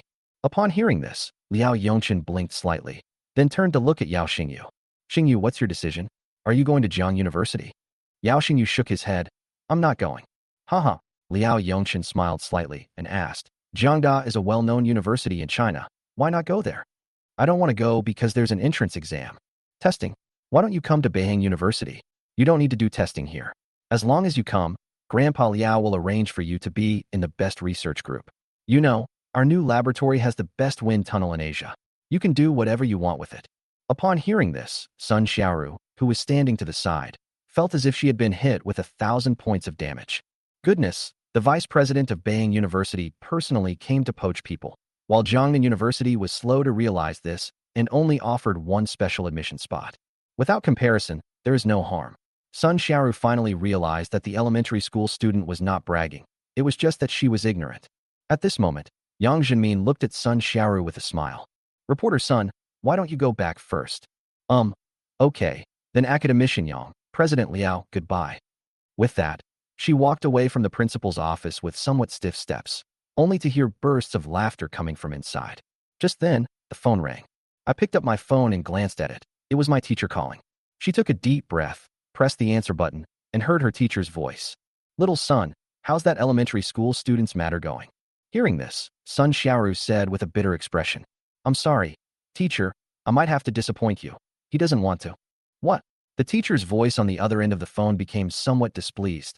There are only a handful of special admission slots nationwide. Why is he unwilling? Sun Xiaoru turned her head and glanced in the direction of the principal's office, then sighed and said, It was the vice president of Beihang University who personally came to poach him. I heard the sound of a water glass breaking on the other end of the phone. Xiao Sun, are you sure you're the vice president of Beihang University? It's absolutely true. Principal Liao personally invited me. Okay, fine. Just as the call ended, a sound of regret came from the principal's office. Hey, Beihang University, are you really not going to reconsider? Okay, then if you ever want to come to Beihang University in the future, please feel free to contact me, Xingyu. Sun Xiaoru was completely stunned. This kid, he even rejected Beihang University. Could it be that what he said before about rejecting the other two universities was true? Sun Xiaoru was completely bewildered in the wind. Chapter 39. The second generation of drones is here. Aviation Experimental Base of the Eastern Military Subdistrict of the Dragon Kingdom. Today, we welcome teams from 3 top universities: Beihang University, Nanjing University of Aeronautics and Astronautics, and Northwestern Polytechnical University, the same universities that previously invited Yao Xingyu to join their campuses. However, there was a somewhat tense atmosphere at the scene today. Yao Xingyu's new drone has undergone several rounds of testing, and the research teams from the 3 universities are determined to acquire it. Our Northwestern Polytechnical University is currently researching superconducting carbon fiber coil technology. This motor technology is very important to us, so we need to take this drone back and study it carefully. What are you thinking? This mass production method for lithium polymer batteries will greatly enhance the future development of our entire Dragon Kingdom. And our China Southern Airlines happens to be researching this area, so we have to bring it back. Why should we? If you take them all back, how are we supposed to research the materials for the fuselage? At the last meeting, the higher-ups gave us at Beihang University a task. We must figure out how to make ultralight materials. Inside the conference room, research teams from the three universities were arguing heatedly. In their struggle to claim ownership of the drone, they had transformed into haggling aunties at a farmer's market. If it weren't for saving face, they probably would have started fighting. Seeing everyone arguing, Yang Jimin from Lonka Institute was so worried that he kept scratching his head. He was the only one who didn't need drone technology, but also didn't want to watch them argue. So he immediately got up and acted as a peacemaker. Everyone, listen to me. Upon hearing this, the room immediately fell silent, and everyone turned to look at Yang Jinmin. Yang Jinmin cleared his throat and pointed at the drone. Actually, Yao Xingyu has already given us the technology. The rest is about how to move the technology from the laboratory to the factory. I know we all want to make China a better place, but there's only one drone. We can't just split it in two. So my suggestion is that we set up a joint R&D department to tackle the various technologies of drones. What do you all think? After hearing this, the technical teams from the three universities whispered among themselves before nodding in agreement. Then let's listen to Lao Yang. No one should take anyone else's place. Let's all do the research together. I think this is a good suggestion. If everyone gets together, we might be able to get it done faster. Old Yang's suggestion is good, and Beihang University agrees. Yang Jinmin smiled slightly. That's right. We're all contributing to the future of China, so why argue like this? I'll treat you tonight, and we can discuss it while we eat. How about that? Okay, I agree. It has to be Old Yang again. A few days later, Yao Xingyu was about to go home after school when he suddenly saw a familiar car parked at the school gate. Just as he was in a daze, the car window rolled down, revealing Yao Zhan's smiling face. Son, Dad's here to pick you up from school today. Yao Xingyu was completely stunned. Wow, Lao Yao, you have so much time today. You brat, call me Dad. Why? Hey, you brat, you're defying the heavenly gang. Surprisingly, Yao Zhan didn't get angry at the joke and then personally opened the car door for Yao Xingyu. Get in the car. Dad, the sun must have risen in the west today. Why are you being so nice to me? You don't have some ulterior motive, do you? Get lost. I'm your father. Can't I treat you well? It's just that it's kind of strangely good. All right, don't be surprised. I'll take you somewhere in a bit, and you'll see. Where? Secret. Yao Zhan smirked, stepped on the gas, and drove off. After arriving at a freight distribution center, Yao Zhan led Yao Xingyu inside, winding and turning for a long time, until they finally arrived at the door of a warehouse. Dad, have you done something bad? You're not planning to run away, are you? Looking at the messy scene, Yao Xingyu looked at Yao Zhan with some suspicion. Yao Zhan looked exasperated. How could I dare to do anything bad? I'd love to do good deeds every day. There's a box at the very back. Go check it and see if it's what you want. Upon hearing this, Yao Xingyu's eyes lit up. Is it the same stuff I asked for last time? Otherwise what? Yao Zhan put his hands on his hips and looked at Yao Xingyu speechlessly. You have no idea how hard it was to find those things you wanted. We mobilized all our connections and begged and pleaded with everyone we could to finally get them. Some of them were even shipped from overseas. Yao Xingyu excitedly ran over and opened the box, looking at the items inside. He then compared them with the list and found that everything was there. Dad, you're amazing. That's right. Yao Zhan lit a cigarette smugly. Let me make this clear first. This is a gift you asked for yourself, so there's no going back. Hee, this is much better than a gift. Nonsense. Do you know how much these things cost? 300,000. My God, they're ridiculously expensive. If Commander Zhou hadn't praised you, I wouldn't have bought them for you. The father and son then carried the heavy box into the car and drove back home. Yao Xingyu couldn't wait to put all his things into his small room. Yao Mengmeng, who had just returned from her grandparents' house, quickly went up to her older brother whom she hadn't seen in a long time. Brother, you never come to see me at kindergarten. Yao Xingyu smiled as he looked at Yao Mengmeng and picked her up in his arms. What are you talking about? I'm your own brother. It's just that I have too much to do with my studies. TCH, come on. I've heard about it. You even organized a model airplane competition, and you didn't take me with you. As she spoke, the little girl pouted, looking unhappy. Yao Xingyu laughed and pinched the other person's rosy cheek. Okay, I'll definitely take you with me next time there's an event, all right? You said it, pinky promise. The brother and sister made a pinky promise, and Yao Xingyu then returned to his room. He first sorted out all the materials, then assembled all the necessary equipment, and officially began the drone upgrade plan. Yao Xingyu inserted a fused silica lens into a 3D printed carbon fiber scaffold and dripped cadmium selenide quantum, that solution into it, to form a photosensitive layer. The miniature CMOS sensor is connected to a self-developed image processor via graphene wires, and the gaps are finally encapsulated with liquid metal. After a whole night, the high-resolution imaging component for the drone was finally completed. Yao Xingyu couldn't wait to conduct a test. This palm-sized device clearly captured the vein patterns of leaves 3 kilometers away at night. This achievement made Yao Xingyu nod in satisfaction. Good. The next step is the most important upgrade to the stealth effect. In order to achieve the ultimate stealth effect for the drone, Yao Xingyu adopted 3 stealth designs: radar stealth, infrared stealth, and optical camouflage. To achieve radar stealth, ferrite powder needs to be mixed with carbon nanotubes and sprayed into a serrated radar-absorbing coating. Metamaterial grids are embedded in the wing edges to distort the radar wave reflection path. This is the most difficult step, and it's the technology that countries around the world are currently working hard to develop. But Yao Xingyu came with a cheat code and easily solved the problem. Then they began designing infrared stealth and optical camouflage. Infrared stealth is not very useful for drones, since the battery generates very little heat and will not be detected by the enemy's thermal sensors. Optical stealth technology was developed specifically for large fighter jets, while small drones can be almost completely ignored at high altitudes. However, because Yao Xingyu possessed these 2 skills, he also took advantage of this time to directly handcraft it. After getting everything sorted out, Yao Xingyu looked at his 2nd-generation drone and couldn't wait to try it out. However, Lu Shuheng was always responsible for protecting himself, so Yao Xingyu never had a chance to launch the drone. If only there were a chance to get out. Just as he was looking forward to it, the Municipal Education Bureau held a meeting. The main discussion revolves around extracurricular interest groups for primary and secondary school students, with Yao Xingyu and his classmates serving as the case study. Chen Yanhai made many demands at the meeting and then added one more sentence at the end. By the way, have their rewards arrived yet? The secretary standing nearby quickly spoke up.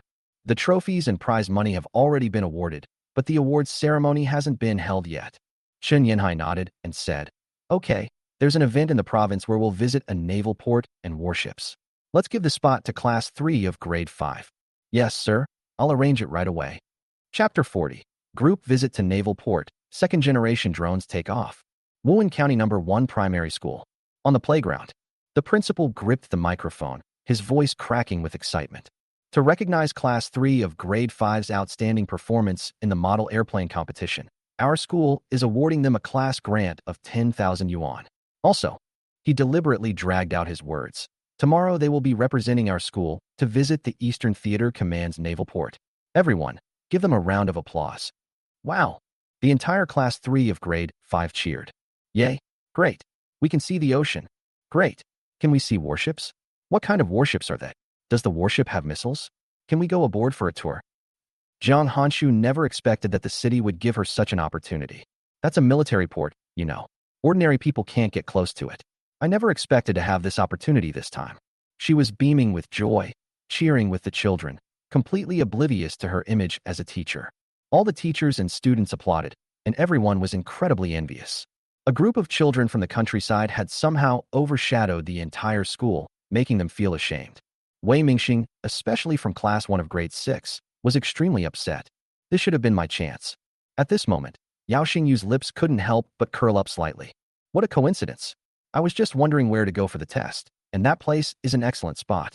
With this in mind, he began to plan the test. The United States, a military base in the Pacific. Inside the office of an Air Force Major General, Ross listened to the conversation on the phone, nodding repeatedly. Yes, sir, I understand. I'll arrange it right away. As soon as the call ended, Ross shouted outside, Get Bob to my office. Yes.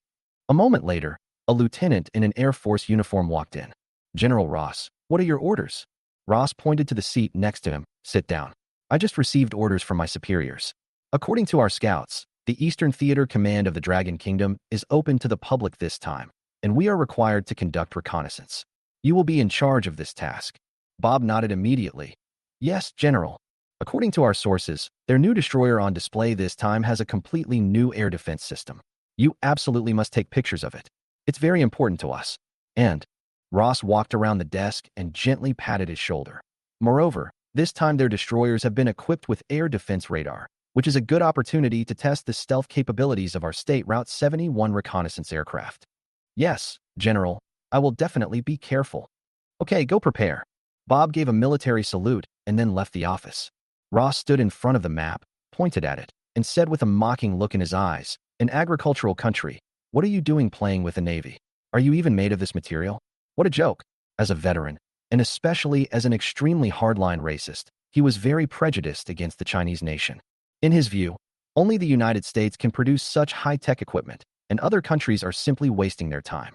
The State Route 71 reconnaissance aircraft, especially the so-called Blackbird, is packed with cutting-edge technology. There will definitely be no problem carrying out this mission. A few days later, a bus stopped inside the school in Wuhan County. Class 3 of Grade 5 lined up to board the bus under the watchful eyes of the entire school, and everyone was incredibly excited.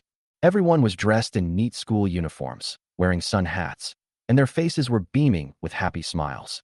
Everyone chattered excitedly, imagining what might happen next, while the homeroom teacher, Jiang Hanshu, took the attendance sheet and called out names one by one. Wang Xiaohu, arrive. Lin Dong, arrive. Yao Xingyu. Hearing no answer, Jiang Hanshu frowned slightly. Has anyone seen Yao Xingyu? Just then, Yao Xingyu's voice came from the back of the car. Arrive. Seeing Yao Xingyu running over, Jiang Hanshu immediately felt a headache coming on. Where did you run off to again, you brat? Go check the tires on the car. Jiang Hanshu widened her eyes and glanced at the back of the car. That's the driver's business. Why are you worrying about it? Of course I'm worried, because we are passengers, and I have to ensure everyone's safety. You? All right, it's getting late. Hurry up and get in the car. Next one, Luya. Yao Xingyu grinned, picked up his school bag, and got on the bus. After getting on the bus, he took out his phone, opened an inconspicuous app, and then pressed the debug button. The phone immediately displayed a self-test successful message. Yao Xingyu put his phone back in his pocket with satisfaction, and then began chatting with his classmates. Soon, the car left the campus amidst the farewells of all the teachers and students. On the highway, everyone excitedly pressed their faces against the windows, gazing at the distant sea. Look, that's a warship. What warship? That's clearly a fishing boat, don't you understand? So beautiful, the ocean is so beautiful. I wonder if we can go to the beach to collect seashells later? What are you thinking? We're going to a naval port, not a tourist spot. We're going to see warships. Everyone chattered away. Yao Xingyu was the most knowledgeable among them, and everyone liked to gather around him and ask him all sorts of questions. He could easily answer many questions that even Jiang Hanshu couldn't answer. This left Jiang Hanshu feeling very frustrated. They're not even as good as elementary school students. Sigh. But then I thought about it again and realized it wasn't a big deal. After all, this guy was an amazing elementary school student who had refused invitations from Beiyang University and Jiangnan University. How could I compare to him? Soon the vehicle would enter the naval port, and everyone's spirits rose even higher. Look, that's a warship. Wow, what a beautiful warship. All the students, including Jiang Hanshu, crowded around the window, gazing towards the distant naval port, chattering amongst themselves. Yao Xingyu took the opportunity to sit in the last row, take out his phone, and open the app. I gently pressed the start button. Buzz. On the air conditioner bracket at the back of the car roof, a drone spread its wings and emitted a buzzing sound. Yao Xingyu found the patrol button on the app and then set the patrol area. Start up. The moment the button was pressed, the drone instantly flew into the sky, and then Yao Xingyu tapped the phone screen a few more times. Cruise system, set. Identification friend or foe, enabled. Active attack command, stand by. After confirming that everything was in order, Yao Xingyu put his phone back in his pocket. However, what he didn't know was that in the instant he put his phone in his pocket, his finger accidentally touched the last button. The active attack command has been changed from standby to active mode. At this moment, Wang Xiaohu peeked out from the front. Xingyu, we're almost at the naval port. Why aren't you excited at all? I'm so excited. Yao Xingyu quickly covered up his embarrassment and then joined everyone in admiring the scenery of the naval port. Upon arriving at the naval port, all mobile phones and various filming equipment were collected because photography was prohibited there. After a thorough inspection and confirmation that everything was in order, everyone was allowed to pass. After parking the car in a public parking lot near the naval port, everyone got out of the car in high spirits. At this very moment, what no one knows is, 10,000 meters above their heads, a black-painted State Route 71 stealth reconnaissance aircraft was circling overhead. On the plane, the co-pilot was operating a camera to take pictures of the warships below. When he saw a group of elementary school students in neat school uniforms, he couldn't help but smile. "Oh, Bob, I see a group of kids." Bob piloted the reconnaissance plane, a slight smile playing on his lips. "It seems they haven't noticed us and are still enjoying playing with the children." After saying that, he glanced at the radar screen and saw that there were no other fighter jets within a 30-kilometer radius besides them. Bob looked away with relief and continued driving. However, just as the State Route 71 Blackbird reconnaissance aircraft was circling, less than 2 kilometers away, a quadcopter drone flashed its red light. The flashing red light means that an unidentified aircraft has been detected and its type is being identified. Chapter 41, Landing on 051, Encountering an Unidentified Flying Object. Eastern Theater Command Naval Port. Students, this is my country's first-generation Type 051 destroyer. Standing beside the gangway, Warship Guide Lee Hyun declared in a loud voice, "It is the pride of our Navy and our main fighting force against enemies at sea." The whole class looked up at the steel behemoth, its massive cannons and radars still exuding majesty. The ship is 132 meters long, has a full load displacement of 3,670 tons, and a top speed of 32 knots. Lee Hyun led everyone onto the deck. This twin-mounted 130mm main gun could fire 20 kilometers back in the day. Wang Xiaohu touched the cold cannon barrel and asked with some doubt, "What if we encounter an airplane? Will this cannon still handle that?" Lee Hyun laughed heartily. "It can work, but now we have more advanced anti-aircraft missiles." Yao Xingyu was very inconspicuous in the crowd. As he observed the old warship, he could feel a sense of desolation brought on by the passage of time. When will you unlock the warship technology and equip the Dragon Kingdom with new gear? Before he transmigrated here, his homeland's warships were already quite advanced. The Type 055 destroyer, in particular, is known as the Navy's sword-wielding bodyguard, a presence that even aircraft carriers fear. The Type 051 destroyer in front of us is not the newest type of ship, but it is still in service. Based on the theory of showcasing one generation, keeping one generation secret, testing one generation, and developing one generation, the destroyers that can be showcased indicate that they are nearing the end of their service life. This means that China already has a new type of destroyer that has passed testing and is in service, and there is another generation that should be undergoing testing. But Yao Xingyu still wanted to accelerate the development of the Chinese Navy. After all, the 051 in front of him was too old, which Yao Xingyu found hard to bear. "However, I haven't unlocked many things yet. A behemoth like a destroyer would probably require a massive amount of points." Led by the guide, the group toured the warship floor by floor. Exclamations of admiration frequently erupted from the crowd. Meanwhile, the State Route 71, known as the Blackbird fighter, was still circling in the sky, trying to spot newer warships. It seems they really have nothing good left. They've photographed the same old warship hundreds of times. There's nothing new about it. Tom, in the passenger seat, looked away and rubbed his slightly sore eyes. "I just adjusted the focus in the image, taking hundreds of high-definition photos, even capturing the rusted rivets on the Type 051 destroyer clearly." He simply couldn't understand why his superiors would send them here to carry out such a boring task. In the driver's seat, Bob was chewing gum. "Our main purpose this time was to test whether they had any new air defense radars, but it seems they don't." The two looked at each other and burst into laughter. Bob then picked up the joystick and said, "Lower the altitude a bit and try 8,000 again. Receive.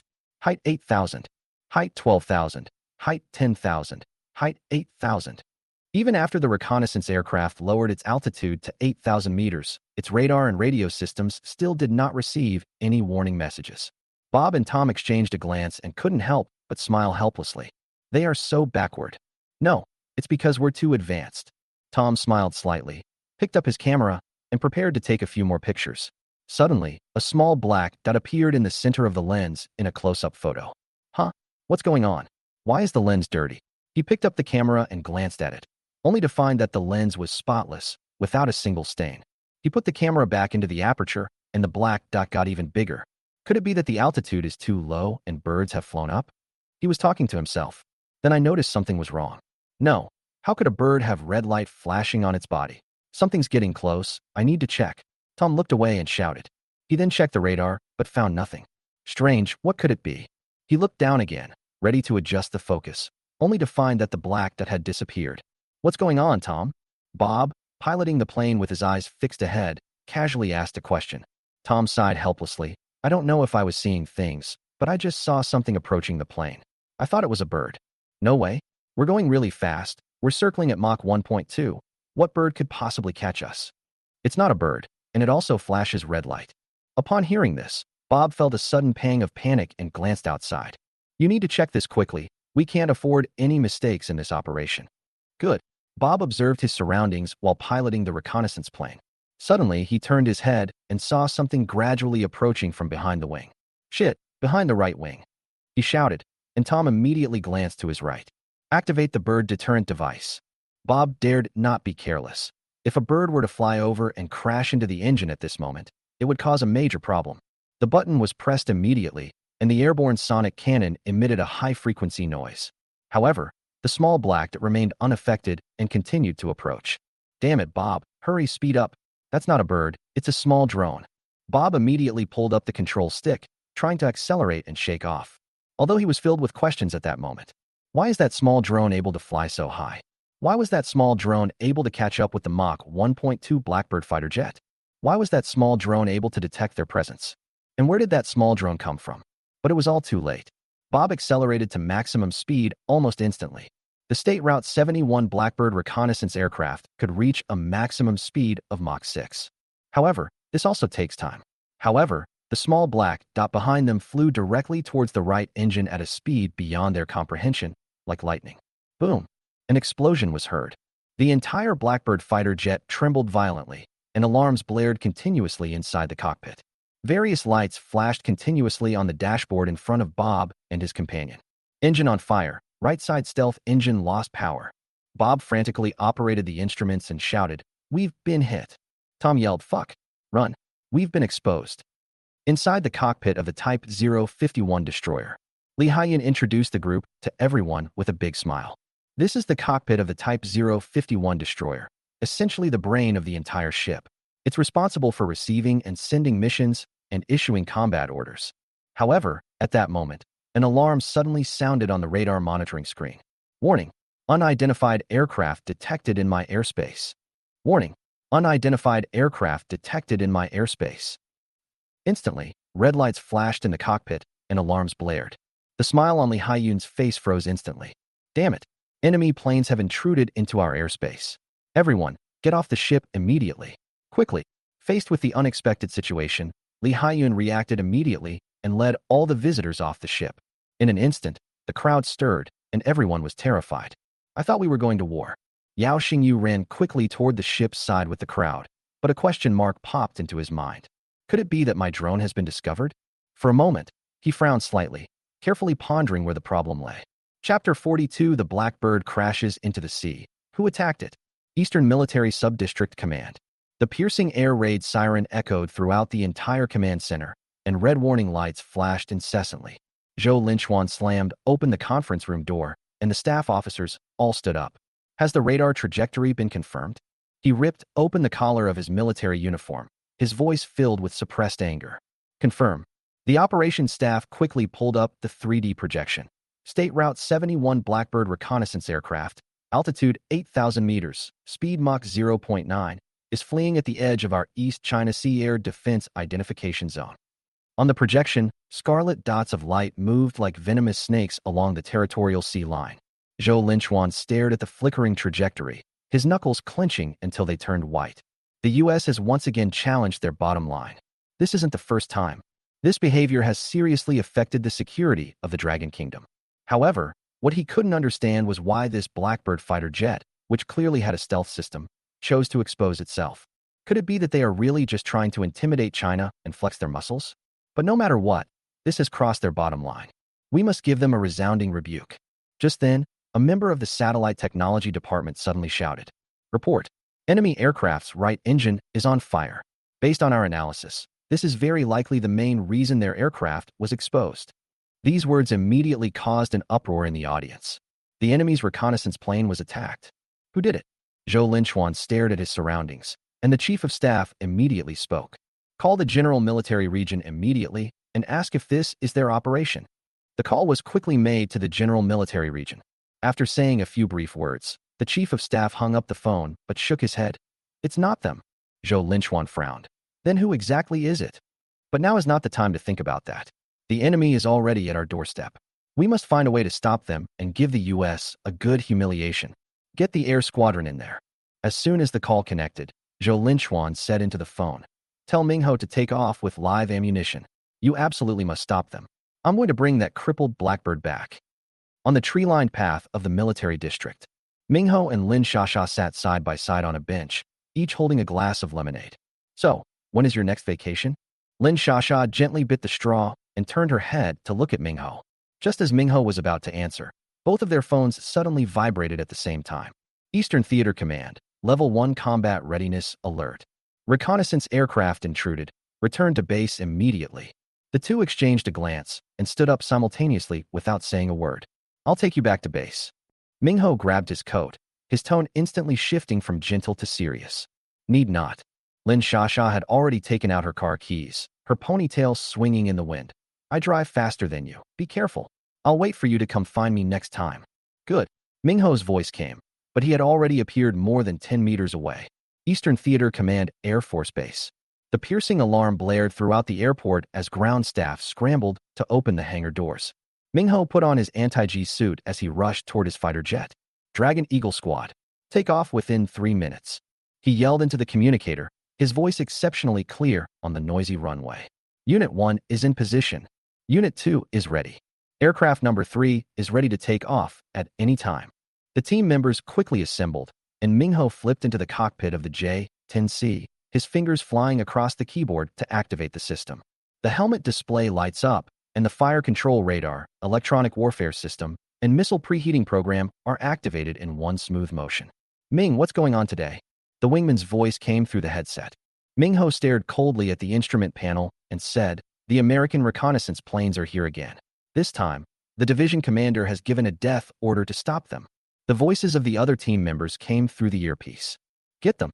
We must take down that big black bird." Set off. With the roar of fighter jet engines, 3 fighter jets quickly soared into the sky. They quickly arrived at the target area and locked onto the enemy aircraft using ground radar. On the helmet display, the outline of the State Route 71 was outlined in bright red by the fire control radar. Mingho squinted, his finger lightly resting on the missile launch button, eager to press it immediately. "This is the Chinese Air Force." He switched to an international communication channel, his voice icy. "You have illegally intruded into our air defense identification zone. Stop fleeing immediately and submit your aircraft's identification code, or you will bear the consequences." At this moment, inside the Blackbird reconnaissance aircraft, Bob struggled to control the plane's direction, but with one engine on fire and out of control, they were losing speed. The next second, they received a warning from the Chinese fighter jets through their helmet headsets. "Shit." Bob stared at the radar warning light, his face changing drastically. "Their radar has locked onto us. The electronic countermeasures system has failed. Damn it. Are we really going to be captured?" Meanwhile, Tom was frantically communicating with the base commander via walkie-talkie. "Report. Our reconnaissance aircraft has been locked onto by enemy aircraft. Requesting backup. The reconnaissance aircraft's right-wing engine ingested an unidentified flying object and exploded. It has lost power. Report. Our reconnaissance aircraft has been locked onto by Chinese fighter jets. Please provide us with a solution as soon as possible." Tom put down the communicator, gritting his teeth and cursing angrily. "Fuck. The general said we must return at all costs. Even if we crash, it's better than being captured, as long as we leave China's airspace. What should we do?" He turned to look at Bob beside him. At that moment, Bob's face was filled with helplessness. Such a simple reconnaissance mission failed. Damn it. Prepare to abandon the aircraft. "What? You're really abandoning the plane?" Tom looked shocked. Abandoning a plane in this vast ocean would mean being captured by the Dragon Kingdom. Bob, however, said with a hint of reluctance, "The general has already dispatched ships to pick us up. Prepare to abandon the plane. Otherwise, if we're captured and court-martialed, our lives will be out of our control." As he spoke, he turned to look at the flaming engine, utterly baffled. "Tell me, what exactly attacked us?" Tom frowned as well. "It doesn't look like an airplane. It looks more like a toy." "Toy?" Bob's eyes widened. "Damn it. Could it be that China has really created something even more high-tech?" Tom shook his head. "I don't know, but our radar definitely didn't detect them. What's going on? Could it be that they've mastered the stealth coding?" Upon hearing this, both of them widened their eyes, but ultimately both showed expressions of disbelief. "Impossible. How could China possibly develop a stealth coding?" "That's right. That thing is not something an ordinary person could make." Just then, The warning from the Chinese fighter pilot came through their headsets again. Bob turned and glanced at Tom. "Brother, wish us luck." "Damn it, wish us luck." After they finished speaking, the two simultaneously pulled out the ejection seats of the fighter jet. Two whooshing sounds. The fighter jet's canopy opened, and the two men were thrown out. The Blackbird reconnaissance plane, now out of control, flew towards the sea. A few seconds later, boom, the Blackbird reconnaissance plane crashed in the Pacific Ocean. 3J-10C fighter jets circled in the sky. Mingho felt very sad as he looked at the crashed Blackbird reconnaissance plane. Damn it, they actually chose this method rather than let us drive them back. After saying that, he immediately pressed the earpiece to inform the command center of the news.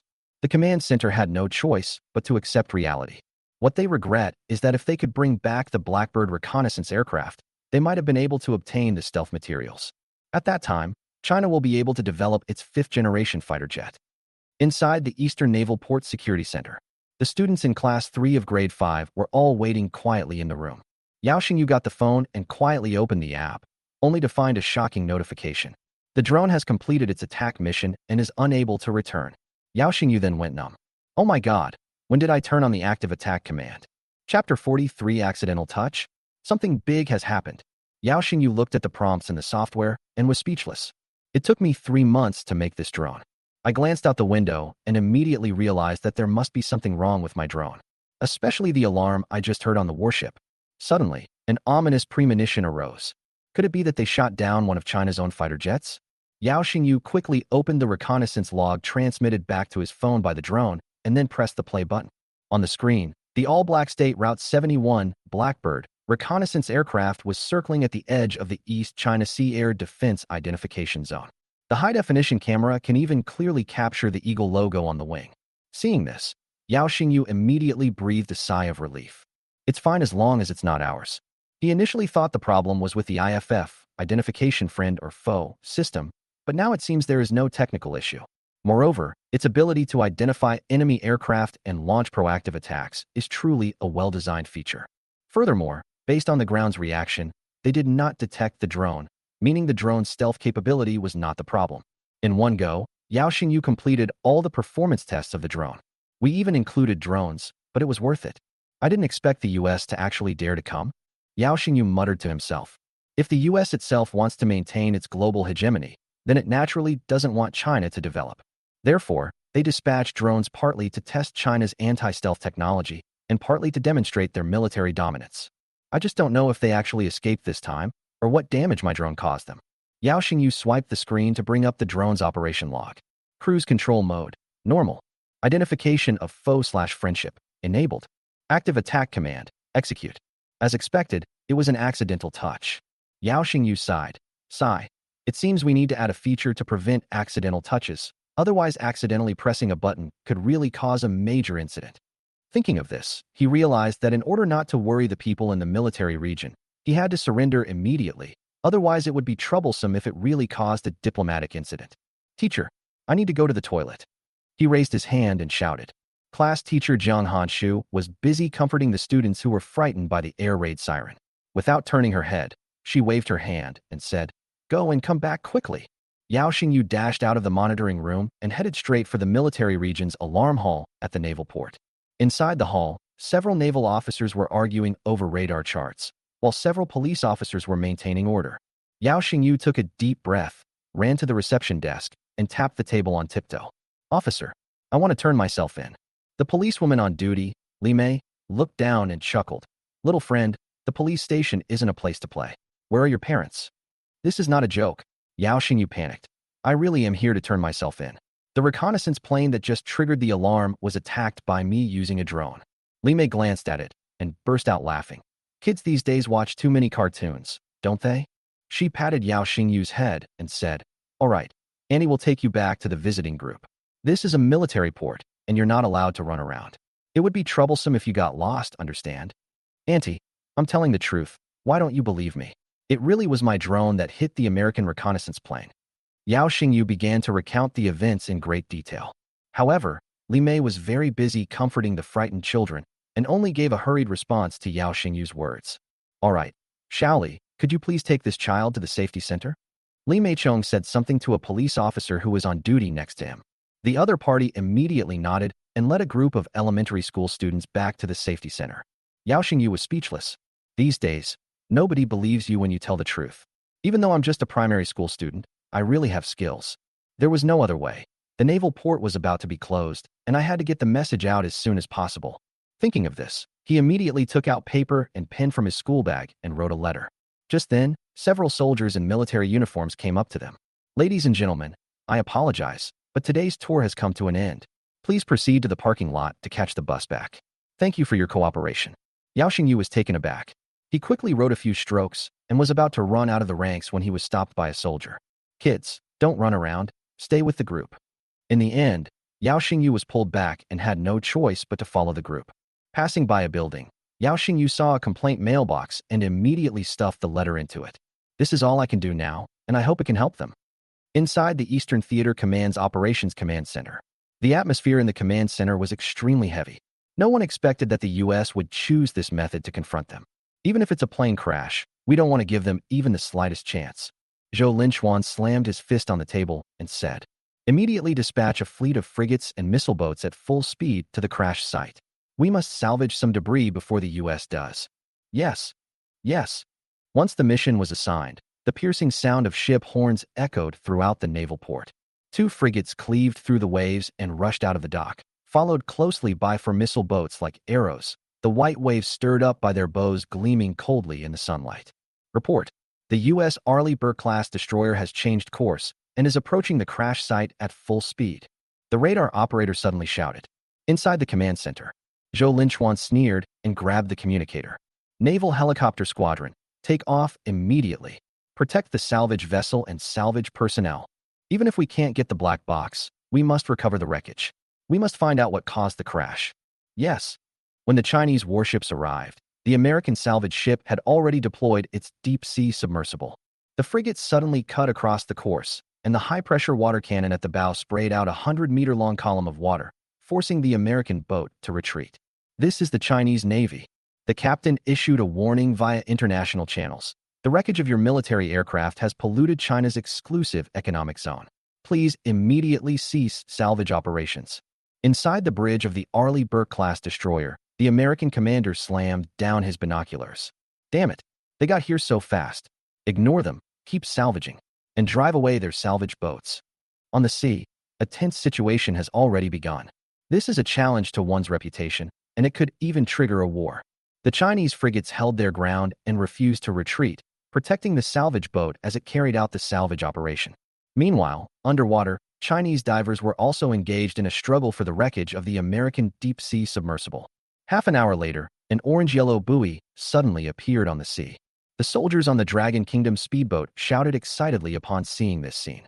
Quickly, take the things with you. After saying that, the speedboat sped up to full speed and headed towards the buoy. Chapter 44, I'm here to turn myself in. Inside the Air Force Research Institute at a U.S. military base in the Pacific. In the dimly lit laboratory, several researchers in white protective suits surrounded the wrecked engine of the State Route 71 Blackbird reconnaissance aircraft, the searchlights illuminating the impact marks on the titanium alloy shell. This is impossible. Chief Materials Scientist Carlson held a charred fragment in his hand, his voice trembling slightly. This is not our material. Under an electron microscope, the surface of the fragment exhibits a unique honeycomb-like nanostructure, with faint traces of plasma reaction remaining at the edges. The spectrometer beeped, and a set of astonishing data appeared on the screen. Wave absorption efficiency, 98.7%. Temperature resistance limit, 3000 degrees Celsius. Density, only 1/5 that of conventional stealth coatings. My God, Carlson abruptly ripped off his goggles. This is at least a decade more advanced than the coating on our F-35. Suddenly, he realized something. If this thing really was produced in China, then it's extremely dangerous. After all, stealth capability is the main feature of 5th-generation fighter jets. If China has mastered this, it means that their 5th-generation fighter jets are almost ready to be completed. This is very important intelligence information concerning how the U.S. will treat China in the future. Carlson immediately addressed his men. Keep disassembling and see if you can find any more fragments inside. This is very important to us. 5 minutes later, the office door of Major General Ross, the base's supreme commander, was suddenly pushed open. General, we found this in the Blackbird engine. Carlson slammed the analysis report on the table, his fingers trembling with excitement. Ross stared at the report, his pupils suddenly contracting. Are you sure this isn't Russian technology? The Russian bear country. Carlson sneered, with a hint of mockery. The Russians give me a break. They can't make something this intricate. Even if you brought their entire Sukhoi design bureau here, they still couldn't create something like this. Ross's face instantly turned ashen. So you mean, it's probably the Dragon Kingdom. Upon receiving this news, Ross immediately sensed something was wrong. This is very important intelligence and must be reported immediately. So he immediately said to Carlson, Okay, Dr. Carlson, continue disassembling it and see if you can confirm that it was made in China. No problem.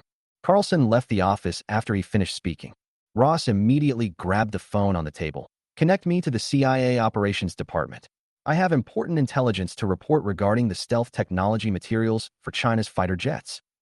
At the same time, inside the Materials Analysis Laboratory of Lonka Institute, the blue light from the electron microscope flickered faintly in the dark room.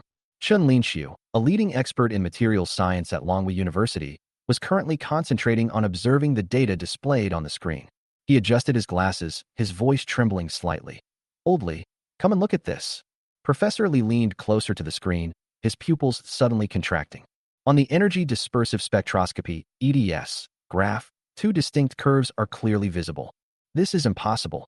He grabbed the walkie-talkie abruptly. Xiaozhang, do another X-ray diffraction test on wreckage number 3. 3 hours later, the atmosphere in the laboratory was so heavy, it was almost palpable. Confirmed. Academician Chen took off his rubber gloves, his voice hoarse. 2 types of stealth materials were mixed in with the wreckage. One is a conventional ferrite radar-absorbing coating, which perfectly matches the State Route 71 samples in our database. He tapped the keyboard, and the screen switched to another set of molecular structure diagrams. But another one. The projector lit up, and a bizarre nanostructure model appeared spinning before everyone's eyes. It was a 3-dimensional grid made up of carbon atoms and some simple structures, like some kind of beehive from the future. Wave absorption efficiency, 98.7%, withstands extreme temperature differences up to 3,000 degrees Celsius. Professor Li read the report, his fingers trembling involuntarily. This has already broken through the existing theories of materials science. Both academicians were stunned. If I'm not mistaken, this should be a new type of stealth material, and it's the culprit that destroyed that Blackbird reconnaissance plane. Yes, we must report this matter immediately and find out who did it as soon as possible.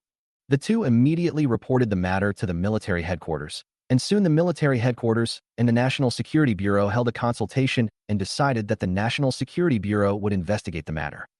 Petition Office of the Eastern Naval Port Police Superintendent. Wang Xiaoya flipped through a stack of complaint letters with utter boredom.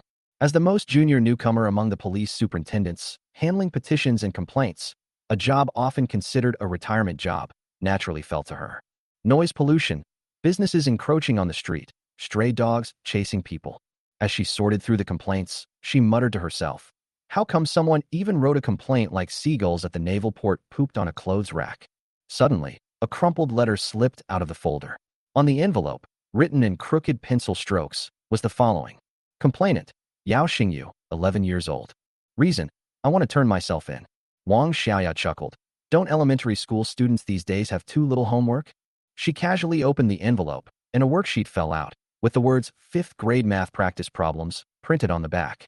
It was written on the paper with colored pens. Hello, policewoman. My drone accidentally crashed into a Blackbird reconnaissance aircraft. I have video evidence. I went to the police station to turn myself in, but the police didn't believe me. If you find out, please contact me as soon as possible. Yao Xingyu, Class 3, Grade 5, Wuhan County No. 1 Primary School. By the end, Wang Xiaoya's smile had frozen. As we had just reported, an enemy reconnaissance plane had flown into China's air defense zone for reconnaissance, but the alert had been lifted. However, this was only an internal notification, and what was publicly announced was just an emergency drill. In particular, the other party wrote in the envelope that they had crashed a Blackbird reconnaissance plane. This is a secret that even I didn't know. He even claimed to have video evidence. Wang Xiaoya dared not be careless. After all, this concerned the safety of the military region. This incident has alarmed the militaries of both countries. It even triggered a standoff at sea, nearly escalating into a full-blown war. Wang Xiaoya quickly took the letter and went directly to her supervisor on duty.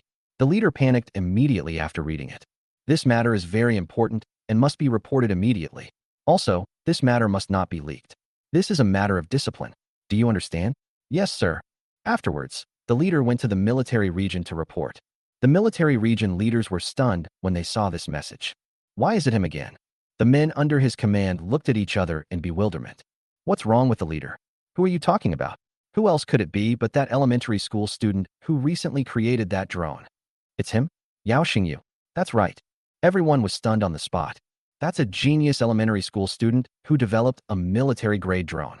It seems that all of this makes sense. The military region leaders immediately issued a notice and informed the National Security Bureau to conduct an investigation into Yao Xingyu. Chapter 45. Now you believe it, right? After finishing his trip to the naval port, Yao Xingyu took a bus home. As soon as I entered the house, I saw my little sister sitting on the sofa with her knees drawn up to her chest, her little mouth pouting, big enough to hang an oil bottle on. Especially when she saw me come in, she turned her head away in anger. Seeing the other person's adorable expression, Yao Xingyu walked over with a grin and patted the other person's head. What's wrong? Who upset you again? Was it Li Xiaoyao downstairs? You. Yao Mingming suddenly raised her head, and tears streamed down her face. You went to the naval port to see the big ships, but you didn't take me with you. Wah, I'm never talking to you again. As she spoke, she grabbed a cushion and threw it at me, then stormed off into the room. Yao Xingyu took the pillow and couldn't help but laugh. I thought it was something serious. Is this really worth crying over? Just cry, just cry. Ahem, you want to see the big ship? Well, how about I take you to an even more fun place? Where? Yao Mingming stopped crying and listened carefully to Yao Xingyu's voice in the living room. I heard there's a roller coaster at the amusement park in the county. Haven't you always wanted to try it? How about? Before he could finish speaking, Yao Mingming ran out from inside, carrying her little rabbit water bottle on her back, tears still on her face. When are we leaving? Yao Xingyu was dumbfounded. Wow, that's fast. However, since we've already agreed, it wouldn't be appropriate to take it back. So Yao Xingyu immediately said, then I'll go tell our parents, and we'll go right away, okay?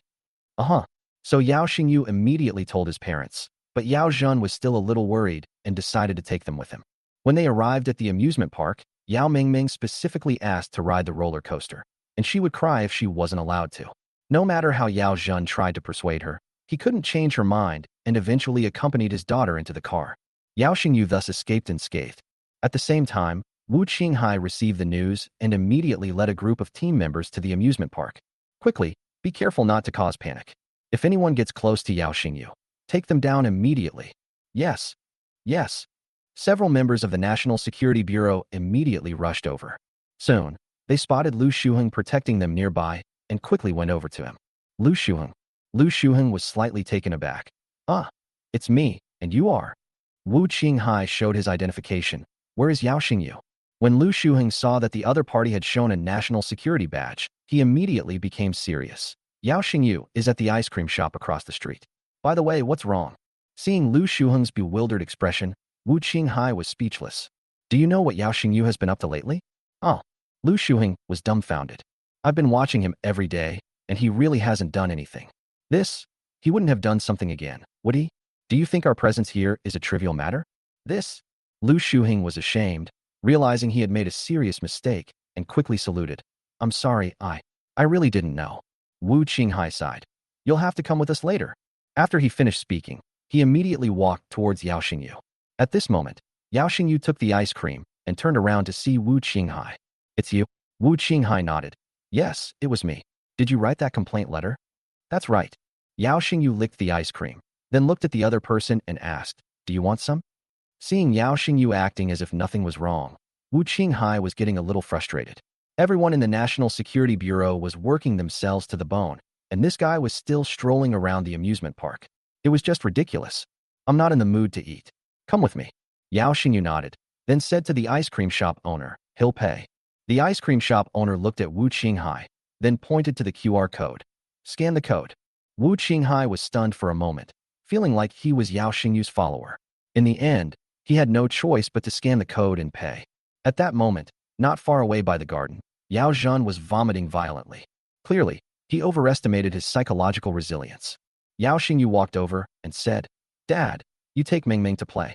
I have to go. Yao Zhen wiped his mouth and looked at Yao Xingyu with a frustrated expression. You brat, why did you have to stir up trouble? You almost made me think I was going to die. Seeing Yao Zhen's distressed expression, Yao Xingyu couldn't help but glance at Yao Mingming, who was staring at the pirate ship with starry eyes and was momentarily taken aback. Goodness, that's some nerve. He's going to be quite the troublemaker someday.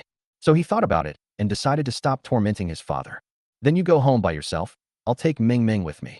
Upon hearing this, Yao Zhen was immediately stunned. Where are you going? Oh, go with going. What? Yao Zhen was stunned for a moment, then looked at Yao Xingyu. National security? Yes, you saw him before. Wu Qinghai, who was standing next to him, stepped forward and said, Ahem, Comrade Yao Zhen, we meet again. I need to take Xingyu to ask about something. Don't worry, it's all right. Hearing Wu Qinghai's words, Yao Zhen still felt uneasy. Can't you ask this here? It's classified. Okay, then goodbye. Yao Xingyu looked at his father, who was still somewhat dazed, and then pulled Yao Mingming along, saying, Let's go. Let me take you somewhere else. Yao Mingming was very reluctant. Aren't we going to ride the pirate ship anymore? Maybe next time. As he spoke, Yao Xingyu handed over the ice cream. Yao Mingming immediately cheered up and followed Yao Xingyu. Wu Qinghai stared wide-eyed at Yao Xingyu. No, you. It's just asking some questions, right? Can't I take care of the kids? All right then. So, Yao Xingyu and Yao Mingming got into the car with Wu Qinghai, and the car sped along until they finally arrived at the military district. Yao Mingming looked excitedly into the distance. There's the sea just ahead, right? Are we going to see warships? I'll figure out a way to show you later, okay? Uh-huh. Then you have to listen to me and be good. Don't worry, I always listen to my brother. Yao Mingming was incredibly cute and obedient at that moment. Yao Xingyu nodded in satisfaction, then glanced at Wu Qinghai and asked, Is that all right? Wu Qinghai's lips twitched. You'll have to ask your superior about that later. Huh? Commander, Grandpa Zhou is personally interrogating me. Wu Qinghai rubbed his forehead, looking very troubled, and said, Interrogation is a term used for prisoners. You don't need to use it. You're just asking questions. Don't be nervous. Tell the truth. Oh, no problem. Then Wu Qinghai glanced at Yao Mingming and said, Your sister probably can't go in. This time, only you can go. Oh, then could you help me look after the baby for a while? As they were talking, Yao Xingyu got into a military vehicle and drove straight to the command post. Upon arriving at the destination, Yao Xingyu saw Zhou Linchuan, whom he had met a few days earlier. Zhou Linchuan saw Yao Xingyu and eagerly stepped forward. Xingyu, we meet again. Hello, Grandpa Zhou. Haha. All right. We have something important to discuss today. Let me ask you first, was it really you who destroyed that Blackbird reconnaissance plane with the drone? Yes, that's right. Yao Xingyu answered calmly, and everyone in the command center stared wide-eyed. This elementary school student, isn't he a bit too fierce? Zhou Linchuan continued. You said you have video evidence. Can you show it to us? Of course, no problem. Yao Xingyu handed over his phone, and a group of people immediately surrounded him. When the video is played, a streamlined black reconnaissance plane can be seen floating in the clouds in the sky. It was the U.S.'s State Route 71 Blackbird reconnaissance aircraft. Zhou Linchuan gasped. It's actually true. Chapter 46 Say yes. Say yes now. Inside the Eastern Theater Command Headquarters, Zhou Linchuan's eyes flashed with shock. Because this video can't be faked, since no one except them and the U.S. knows what happened back then. This matter has been kept secret and has not been publicized yet, mainly to avoid causing panic. The State Route 71 Blackbird reconnaissance aircraft in the video is exactly the same as the one they found. Even the paint scheme is the same. However, he still has a few questions that Yao Xingyu needs to answer. Xingyu, are you sure it was your drone that attacked the Blackbird reconnaissance aircraft? Confirm. Good. Zhou Linchuan pulled up a chair and sat down opposite Yao Xingyu. Grandpa Zhou will ask you a few questions. You must answer truthfully and not lie. Good. Yao Xingyu remained calm. Seeing that he was in good condition, Zhou Linchuan didn't hesitate and immediately asked him, Is your drone any different from the one you developed last time? Have. Tell me. A new high-resolution imaging module and a stealth combat module have been added. What? These words shocked everyone in the command center. Goodness, this kid actually managed to get the stealth system working. That's standard technology for 5th-generation fighter jets. If stealth capability cannot be mastered, no matter how fast it flies or how advanced its avionics system and active phased array radar are, it cannot be considered a 5th-generation fighter jet. This stealth capability is something that all the world's major military powers are currently working hard to research. However, currently only the United States possesses this capability. It can be said that the reason why the United States can so brazenly stir up trouble around the world is largely due to its 5th-generation fighter jets. Zhou Linchuan was utterly shocked. However, His face immediately darkened. Xingyu, do you know that what you've done has violated the laws of our country? Yao Xingyu blinked and then said, if I say, my drone has always been flying outside of China's military combat zones, will I still be held legally responsible? Forehead. Zhou Linchuan was momentarily speechless. Goodness, this kid was prepared all along. Then he sighed and said earnestly, then why did you launch a preemptive attack on the U.S. reconnaissance aircraft? What if I said it was an accidental touch? Accidental touch? For a moment, everyone in the room felt that this was extremely outrageous. Such a dangerous thing. And it was just an accidental touch? Goodness, this kid is too carefree. You know, they almost came to blows on the sea back then. If China hadn't been so unyielding, things might have really gone to war, according to the US's plan. Yao Xingyu nodded again. That's right. That's how it is. I've fixed the potential problems. Now, activating the drone's active attack mode requires a password. Watching this elementary school student speak so confidently in front of his teachers, everyone in the room found it outrageous. This guy clearly knows how important it is, yet he remains so nonchalant. Zhou Linchuan still had doubts in his mind at this moment. This invisibility material is being researched by various countries, and China has also invested billions in research, but without any progress. This elementary school student actually managed to do it, which makes those research experts seem rather idle. Zhou Linchuan immediately took out his phone, ready to call the Lonka Institute to ask if they had really seen cloaking materials in the wreckage. Then the phone rang, and it happened to be from Lonka Institute. Hello, it's me. Before Zhou Linchuan could finish speaking, Chen Linxiu's excited voice came through the phone. Commander Zhou, we discovered 2 types of stealth materials among the wreckage we salvaged from the seabed. One is the stealth material from the U.S. Blackbird reconnaissance aircraft, and the other comes from another fighter jet. Moreover, according to our speculation, this stealth material is likely to be even better than the stealth coating used on the U.S. reconnaissance aircraft. At this point in his speech, Zhou Linchuan's eyes widened to their maximum. It's even better than the US's. This wave, it was an absolute steal. My worries vanished instantly.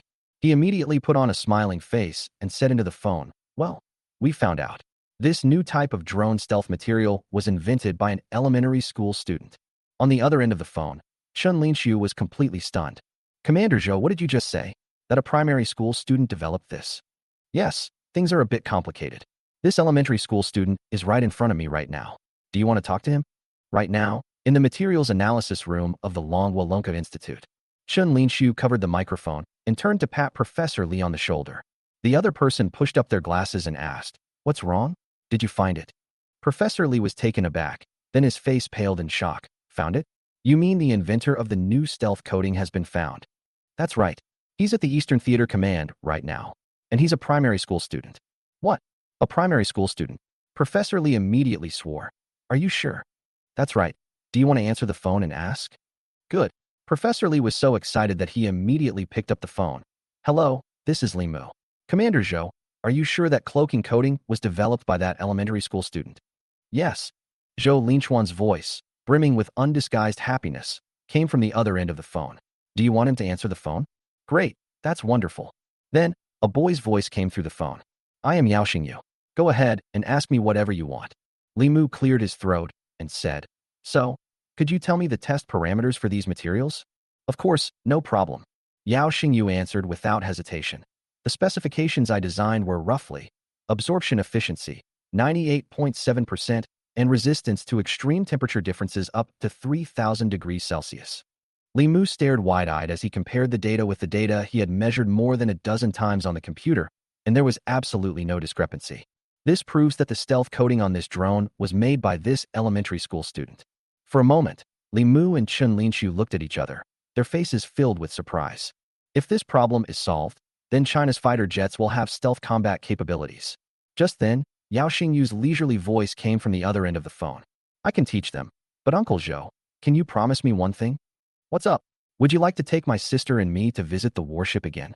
Before Zhou Linchuan could answer, Li Mu immediately yelled into the phone. Take her there. Take her there. Chapter 47 Second Boarding. Zhou Linchuan naturally couldn't refuse such a request. No problem. As long as you can get them to produce the stealth coating, I'll take you on a tour of the ship and even a live fire exercise. Real. Yao Xingyu looked excited. Watching warships fire is even more exciting than before. Certainly. Zhou Linchuan held up his little finger. Pinky promise. Yao Xingyu rolled his eyes. Grandpa Zhou, how old are you? You're still playing such childish promise games. Zhou Linchuan. Inside the command center, everyone was trying hard not to laugh. Good heavens, a military region leader was actually mocked by a primary school student. Then I'll begin. Listen carefully. Yao Xingyu spoke into the phone. On the other end of the phone, Chun Linxiu and Li Mu had already turned on the high-definition camera, just in case they forgot anything later. First, to make invisibility materials, you need to prepare the following materials: ferrite powder, carbonyl iron, and hydroxyl iron powder. You should have nanomaterials, right? What? No, that's a bit troublesome. I'll send you a document later. You can take a look at it yourselves. Let's continue. Yao Xingyu explained the production method of the stealth coating in detail, and then sent them several documents. All right, this is just a lab experiment. If you want to mass-produce this stealth coating, you'll probably need some other methods. Understood. Understood. Inside the Lonka Institute, Li Mu and Chun Linxiu suddenly felt enlightened. After receiving guidance from Yao Xingyu, he immediately had a direction for his research and was eager to start his experiments. After hanging up the phone, Chun Linxiu excitedly took out his phone. Hey honey, I won't be home for dinner for the next couple of days. You and our son can make do at home. Oh, and I have some new developments. That's all for now. After hanging up the phone, Chun Linxiu glanced at the lab. We have all those materials, so let's get started? Good. The two are old partners, and they can decide some things with just a glance. Soon, the two began developing stealth coating materials. Within the Eastern Theater Command, Zhou Linchuan personally led Yao Mengmeng and Yao Xingyu onto the escort ship. Yao Mengmeng was extremely excited. She went to the wheelhouse, sat on the captain's stool, and pretended to start the ship and issue orders. Yao Xingyu covered his eyes. Good heavens, he had embarrassed himself in public.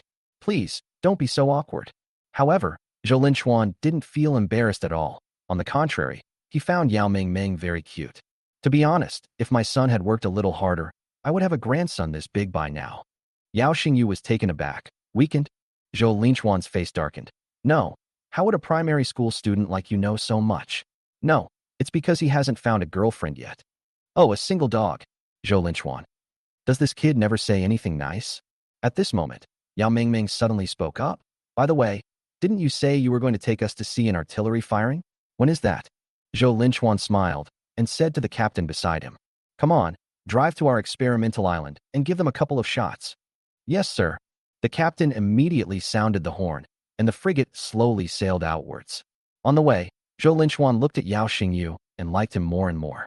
If this kid could go to a research institute for further studies, he might have a better future. Unfortunately, he just wouldn't go. After the frigate arrived at the designated location, in order to make Yao Mengmeng happy, the captain specially gave Yao Mengmeng the opportunity to fire the close-in weapon system. Yao Mengmeng watched the target drone flying in the distance and immediately pressed the launch button. Rat-a-tat-tat. The close-in weapon system instantly unleashed a fiery serpent. Yao Mengmeng pressed the button on the close-in weapon system, which was firing 166 rounds per second for 1 second. Yao Xingyu quickly pulled her hand back. That's enough. Yao Mengmeng was still a little unsatisfied. What's wrong? You only hit me once.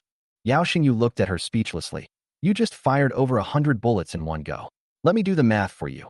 Let's say 150 bullets. Each bullet for this close-in weapon system costs 1,000 yuan. That's the manufacturing cost. So how much are 150 bullets? Upon hearing this, Yao Mengmeng's eyes widened immediately. Huh? Brother, why didn't you say so earlier? So, that just now cost 150,000. That's right. I really didn't mean to. When the little girl heard how expensive it was, she was so frightened that she almost cried. Zhou Linchuan, who was standing next to her, quickly smiled and comforted her. Mengmeng, don't cry, it's okay. If your brother's invention really comes to fruition, it could buy countless bullets. Really? Yao Mengmeng was skeptical. Zhou Linchuan nodded with a smile. It's true. As he spoke, he looked at Yao Xingyu expectantly. How confident are you? Yao Xingyu thought for a moment and said, that depends on their abilities. I've already finished teaching them. As he spoke, Yao Xingyu took out his phone, snapped a photo, and posted it on his WeChat moments. Warships, they're really huge. Half an hour later, the comment section exploded. Wang Xiaohu. Holy crap, why are you allowed to go twice? Dad. Son, what have you been doing? Mom. Xingyu, when are you coming home? Li Xiaoman. Xingyu, are you free on Sunday? I want to come to you to do my homework. Looking at the comments section, Yao Xingyu's lips curled up slightly. Inside the materials laboratory of Lonka Institute, Li Mu and Chun Linxiu have been almost frantically guarding the laboratory in their efforts to develop the invisibility material. They were always there for every material preparation, just like husbands waiting outside the delivery room. To them, these cloaking materials are like their children. Once it's successfully developed and put into mass production, China will then have the strength to fight its way out. It will no longer be trapped in the island chain by the United States and will be helpless against the United States stealth reconnaissance aircraft every time. Beep beep. The machine beeped, and Chen Linshu immediately rushed over and took out the still steaming materials. Quick, get it checked. The new material was immediately sent to the testing laboratory. Under the microscope, the neatly arranged metal grids and carbon atom tubes form a honeycomb-like spiral structure. Seeing this, Li Mu shouted excitedly, "It's done. We've made it." Chen Linshu jumped up immediately. "Quick, test the temperature and absorption rate." Soon, they finished all the tests, and looking at the numbers displayed on the computer screen, the two of them were as excited as children. "It's a success. Fantastic. We finally did it." The two of them laughed and then started crying. As scientists from the Dragon Kingdom, they bear a heavy responsibility. To be honest, they don't care who developed this thing. As long as it's from China and can be mass-produced and installed, that's enough. They have worked so hard for this day. Every time the US flies its stealth fighters into China's airspace to flex its muscles, it infuriates the Chinese. But they could only endure it. There was nothing they could do. Now, they can finally tell the US openly and honestly. Our Dragon Kingdom will also have 5th-generation fighter jets. Chapter 48. The villain accuses first. The CIA, Central Intelligence Agency of the United States. A man dressed in black and wearing a baseball cap quickly walked through the messy corridor and went straight to the chief's office at the very end. Bang, bang, bang. His knocking was very urgent, which greatly annoyed CIA Director Franz, who was on the phone in the room. "Enter." But when he saw that the person who called was the man wearing a baseball cap, Franz immediately said into the phone, "I'll call you back later." He quickly hung up the phone, then stood up and looked at the man in front of him, excitedly saying, "Oh, Blade, it's been a long time." Blade shrugged, avoiding the hug, and tossed a file folder onto the table. "I heard you were looking for the sources of some materials, so I took care of it for you since I had nothing better to do." Upon hearing this, Franz was stunned for a moment, then cursed with a gloomy face. "Fuck, you've hacked into our CIA website again." Blade smiled and said, "Don't get excited, watch it first."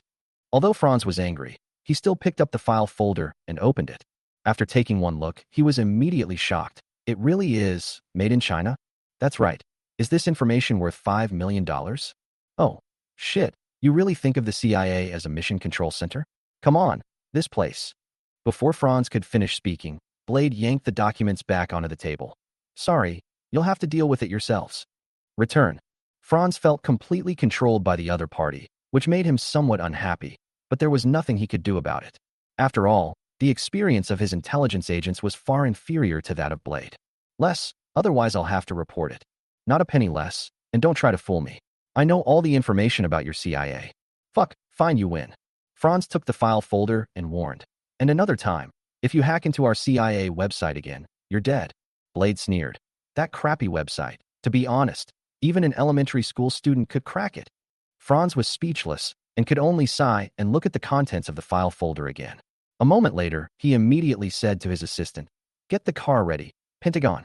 Inside the Pentagon's Underground Operations Command Center, the projection screen was displaying high-resolution photos of the engine wreckage of an State Route 71 Blackbird reconnaissance aircraft in a loop. Defense Minister Ovi slammed his fist on the conference table. "Is it confirmed? Are these parts really made in China?" CIA Director Franz nodded with a grim face.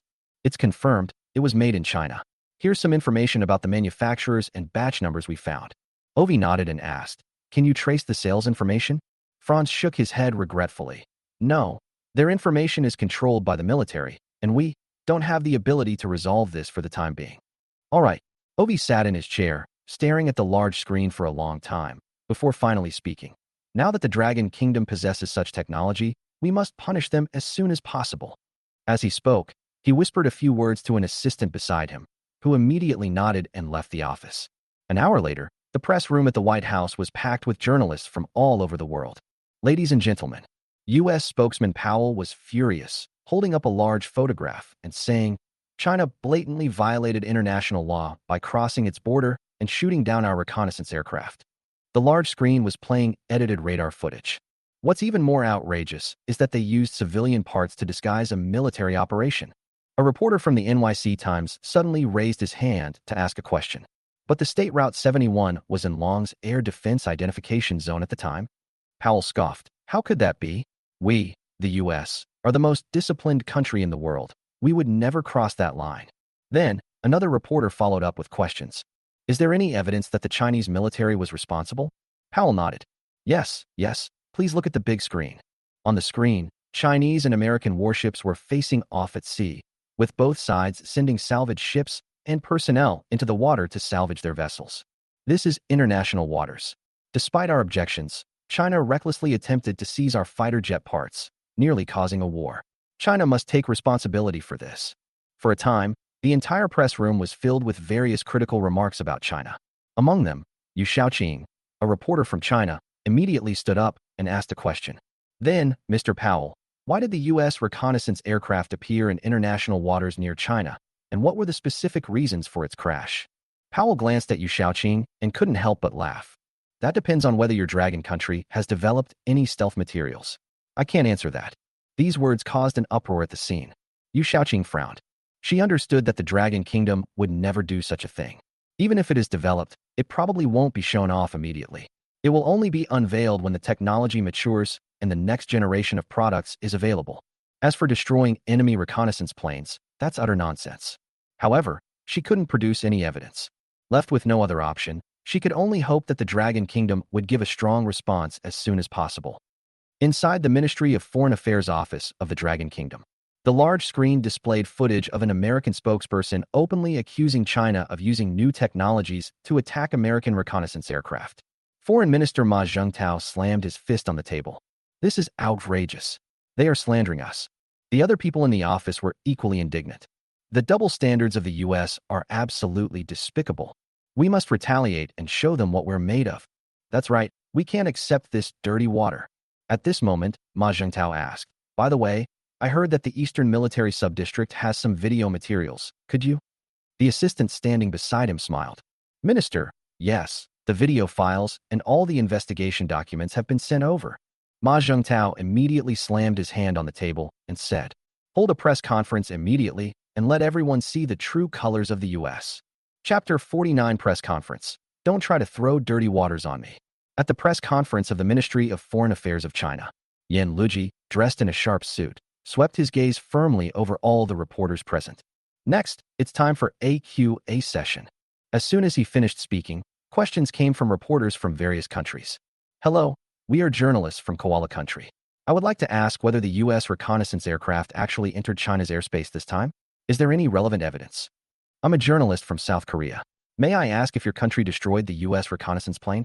Aren't you afraid of starting a war? Mr. Yen, hello, I'm a reporter from Japan. I'd like to ask if China has truly developed stealth materials? And has the fifth-generation fighter jet really been developed?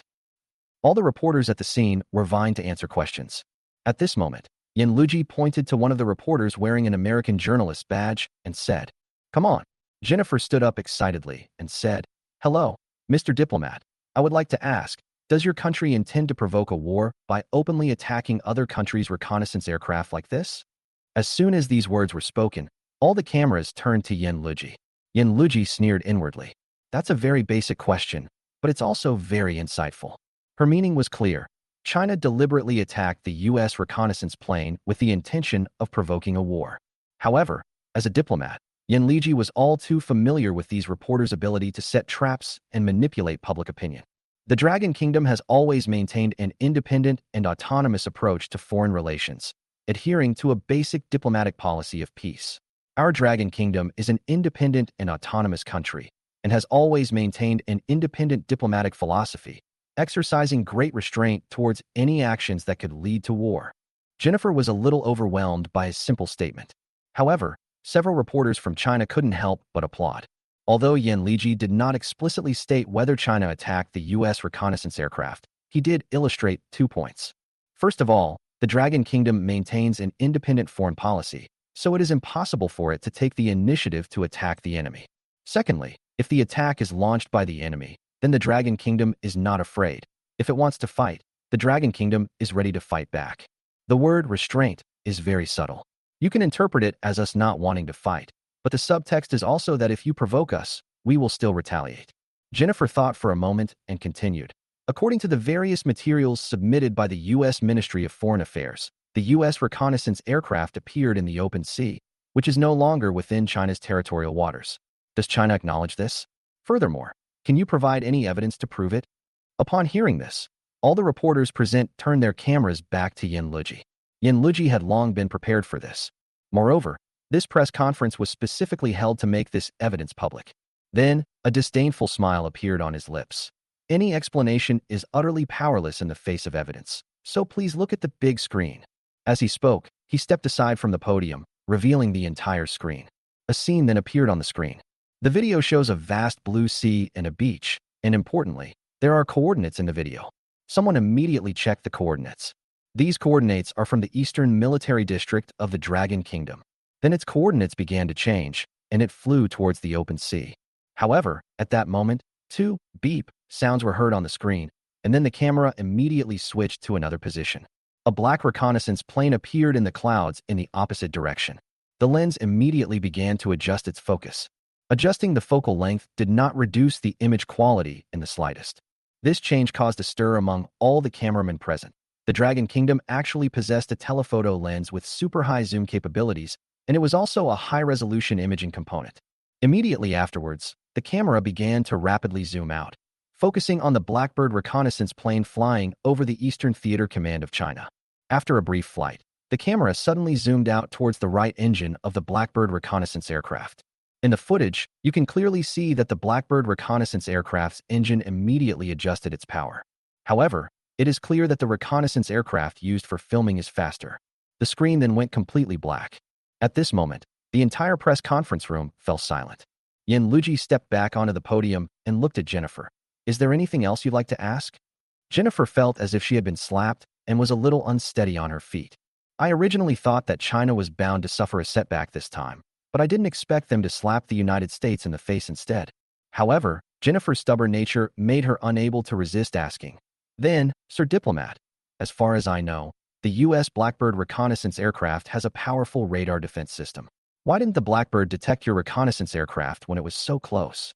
Yin Luji couldn't help but smile. You'll have to ask your reconnaissance planes about that. You know that better than we do. Could it be that you used stealth coding? Sorry, I can't comment on that. Yin Luji then pointed to another reporter. Next. After a press conference, the mudslinging by the U.S. was returned to its original source. Moreover, China has showcased its new technologies to the world, stealth coatings and small drones that are more advanced than those of the United States. After all, the Blackbird reconnaissance aircraft used the most advanced radar technology, yet it failed to detect the approaching drone.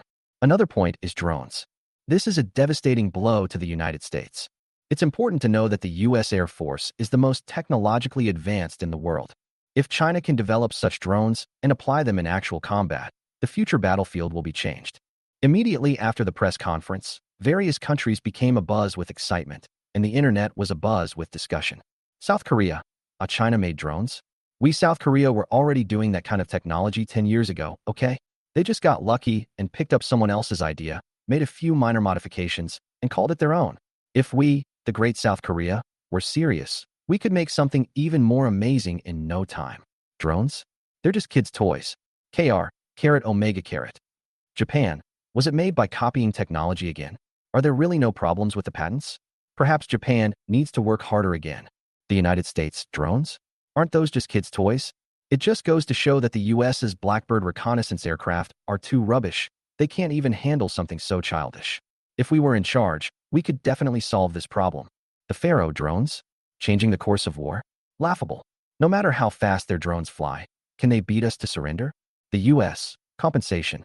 They must pay compensation. How dare they destroy our reconnaissance plane? They're incredibly audacious. Our innocent Air Force soldiers were just lost, and these so-called peace-loving bastards tried to kill them. This is outrageous. A press conference immediately caused a huge uproar around the world. A new premonition has emerged in various countries. The giant dragon that has been coiled in the east of Asia is truly about to awaken. At the same time, in Guangming residential area, Wuhan County, suddenly, a series of semi-transparent prompts flashed before Yao Xingyu's eyes. Ding. Developing new drone technology, attacking enemy aircraft at a naval port, causing a series of disturbances, nearly triggering a war between the two countries. This is typical of mischievous behavior. 2,000 points awarded. Yao Xingyu was overjoyed. Haha, the money finally arrived. So what should we do next? Ding, given that the host has no new technology, would you like to choose a technology blind box? Blind box A, 500 points. Blind box B, 1,000 points. Blind box C, 2,000 points.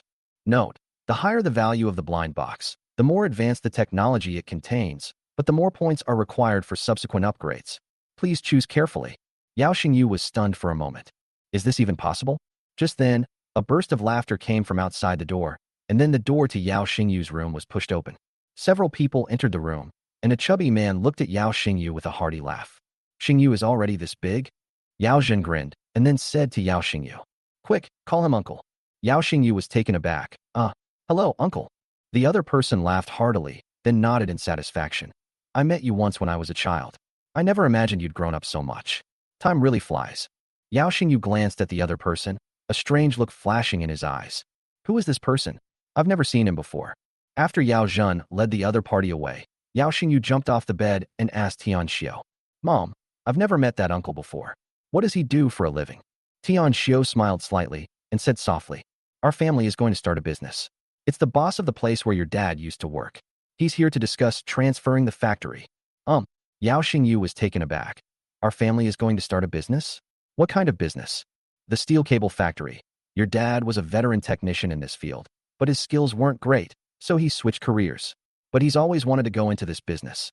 As Tian Xiao spoke, it was as if she had returned to those bitter days of the past, and her eyes reddened slightly. Yao Xingyu gently patted her shoulder. "Mom, don't worry. Things will definitely get better and better for our family." Chapter 50 Contract, 1 million. That evening, the Yao family, for the first time ever, ate out. Grandpa and Grandma really didn't like the atmosphere, so they didn't come in the end. Yao Xingyu and Yao Mingming also wanted to eat something other than home-cooked meals, so they came along too. Looking at the sumptuous meal on the table, Yao Mingming's mouth watered. "Brother, I want to eat that. Roast duck leg, is that okay?" Yao Xingyu nodded, stood up, and was about to take it when Tian Xiao immediately slapped his hand with chopsticks. Then Tian Xiao grinned at Boss Wu. "Mr. Wu, my son is a little immature. Please don't mind him." Mr. Wu laughed and said, "It's all right. My son was like that when he was little too. Kids will eat whatever they want." As he spoke, he touched his wine glass. Upon seeing this, Yao Zhen immediately understood, quickly picked up a bottle of Mauzi and filled it to the top, then cautiously smiled. "Brother Wu, I really have to thank you for giving me this opportunity. Come on, let me toast you." Tian Xiao, who was standing nearby, quickly poured wine and picked up her glass. Yes, our whole family is very grateful to Mr. Wu for this opportunity." Mr. Wu raised his glass and quickly gestured to the two men. "All right, Xiao Yao, Xiao Tian, you two sit down. With Xiao Yao's relationship with me, this matter will definitely be fine. Come on, let's have a drink." The three of them then drank it all in one gulp. Yao Xingyu took out 2 duck legs, one for his sister and one for himself. Then he turned the table around and picked out what he liked to eat and what his sister liked to eat. Just then, Mr. Wu, who was about to pick up some food, had the beef on his chopsticks taken away, leaving him extremely embarrassed. Yao Zhen, standing to the side, looked extremely angry. "Xingyu, don't keep turning the table. Let Mr. Wu, Uncle Wu eat first. Be good, be a good boy." Yao Xingyu sighed helplessly. "Then you guys eat quickly." Mr. Wu smiled to cover his embarrassment. "It's all right, the kids can eat whatever they want." Yao Zhen was even more embarrassed. He even regretted bringing his son and daughter along. "I never expected to encounter something like this at the beginning." After several rounds of drinks and dishes, the business was almost finished. The only remaining issue was the price. At this point, Mr. Wu said he needed to go to the restroom and left. Yao Zhen immediately seized the opportunity to teach Yao Xingyu a good lesson. "Xingyu, what's wrong with you just now? You're usually so well-behaved. Why did you act like you were deliberately causing trouble today?" Yao Xingyu sighed helplessly. "Dad, is that what you call doing business? It feels like you're being treated like a servant. You brat, mind your own business." Yao Zhen was immediately embarrassed by what he was being told. How could he not know how much of a coward he had just acted? But what could he do? The family managed to scrape together 2 million yuan thanks to Yao Xingyu's various bonuses and some money borrowed from relatives. It's just enough to cover the cost of Wu Chang's factory. If we don't pay him well, he might raise the price, and then we won't be able to acquire the factory. He patiently explained things to Yao Xingyu, who felt helpless after listening. "Dad, have you looked into that factory? How's it doing? Why did they sell it?" This. When Yao Xingyu asked him a question, Yao Zhen was stumped. When I was in the factory, it was quite profitable. I could earn at least 200 or 300 a year. As for why I transferred the business, didn't General Manager Wu just say it was because of me? Seeing Yao Zhen's honest expression, Yao Xingyu almost laughed out of exasperation. And you still want to do business with this? This is truly like jumping into the river while hugging the god of wealth. Yao Xingyu knew he couldn't reason with the other party, so he could only take the opportunity to go to the restroom. Just as he opened a door, he heard Wu Chang's voice coming from next door. All right, baby, don't worry. We've run into a complete idiot. He's got him all wrapped around his little finger. We should be able to get him tonight. As for the price, 200 shouldn't be a problem. How about that? Am I amazing or what? All right, I'm not talking to you anymore. Hurry up and sign the contract. Then we'll get it. Moi, I'll come see you tonight. Wu Chang then left the restroom humming a song. Just as he was washing his hands, he suddenly saw Yao Xingyu coming out from inside. His heart skipped a beat, but he quickly pretended to be nonchalant and explained with a smile. Haha, Xingyu, what a coincidence. I ran into a client from before, and we chatted for a bit. By the way, is there anything else you'd like to eat? As he spoke, he took out 200 yuan from his pocket and handed it over. Go buy something nice to eat. Yao Xingyu smiled, but did not take the money offered to him. Uncle, I'll suggest a price, see if it's acceptable. As he spoke, he held up one finger. Wu Chang was stunned, and sweat dripped down his face. Xingyu, we can't joke around like this. This is an adult matter, children don't understand. Is it because you don't have enough money? Here, Uncle will add some more for you. As he spoke, another dozen or so bright red banknotes were handed over. Yao Xingyu still didn't answer, but shook his head. Uncle, as far as I know, Xinguang Steel Cable Factory is not doing well at all. The equipment in the factory is very old, and there are more than 500,000 yuan in bad debts. If the factory is sold, it will only be worth about 600,000 to 700,000 yuan, or even 1 million yuan. You won't lose out. Veins bulged on Wu Chang's forehead. He never expected to be outmaneuvered by an elementary school student. Indeed, Xinguang Steel Cable Factory is on the verge of bankruptcy. The company has more than a dozen bad debts, and I have been included in the list of dishonest persons subject to enforcement. If these accounts receivable issues cannot be resolved soon, the factory will be auctioned off. However, the factory really couldn't continue operating. There were no orders, no workers, and even the power was cut off. If I don't sell, I'm afraid I won't get a single penny. Thinking of this, he laughed again, pretending nothing was wrong. Xingyu, have you been watching too much TV? The price I'm offering you is already quite reasonable. You should ask around. No other company can offer this price. If your dad hadn't worked in the factory for so many years, I would never have sold it. Yao Xingyu shook his head, turned around and left, leaving only the words, then sell it to someone else. Enraged, Wu Chang slapped himself hard across the face. Damn it. How could I make such a stupid mistake? Now I'll lose half my earnings, damn it. So he immediately rushed over. Xingyu, let's talk again. Let's compromise. 1.5 million, what do you say? 900,000. No, 1 million deal. Yao Xingyu nodded, put his hands in his pockets, and left. Wu Chang was practically spitting blood. Now that I've paid back the money, it seems like I have nothing left. At the dinner table, Wu Chang was clearly not in a good mood, and he hurriedly signed the contract and left. Yao Zhen looked at the contract, his face filled with an excited smile. Mr. Wu is such a good brother. He voluntarily lowered the price by 1 million. We should all thank him from now on. Yao Xingyu smiled wryly, speechless, as that famous scene flashed through his mind. He should thank us. But thankfully, at least I still have myself. Chapter 51. The factory was losing money, but the steel cable technology was in place. Back home, Yao Zhen excitedly imagined the future when his family would live a better life. Tian Xiu's face was also full of smiles. After all, who doesn't want a good life? However, Yao Xingyu did not think so. There must be something fishy going on if the price is reduced by 1 million in one go.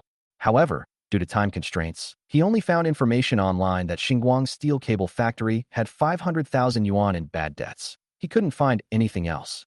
The contract has already been signed, so all we can do now is wait and see what this factory has to offer.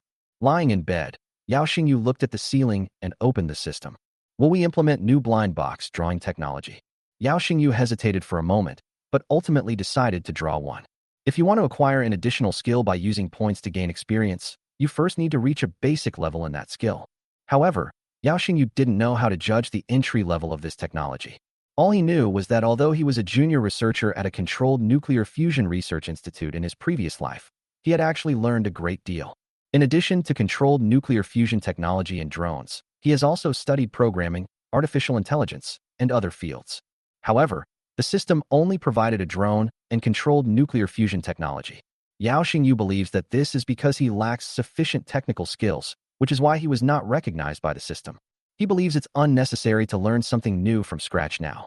First of all, the time cost is too high, and I can't wait that long. After all, it takes several years to master anything.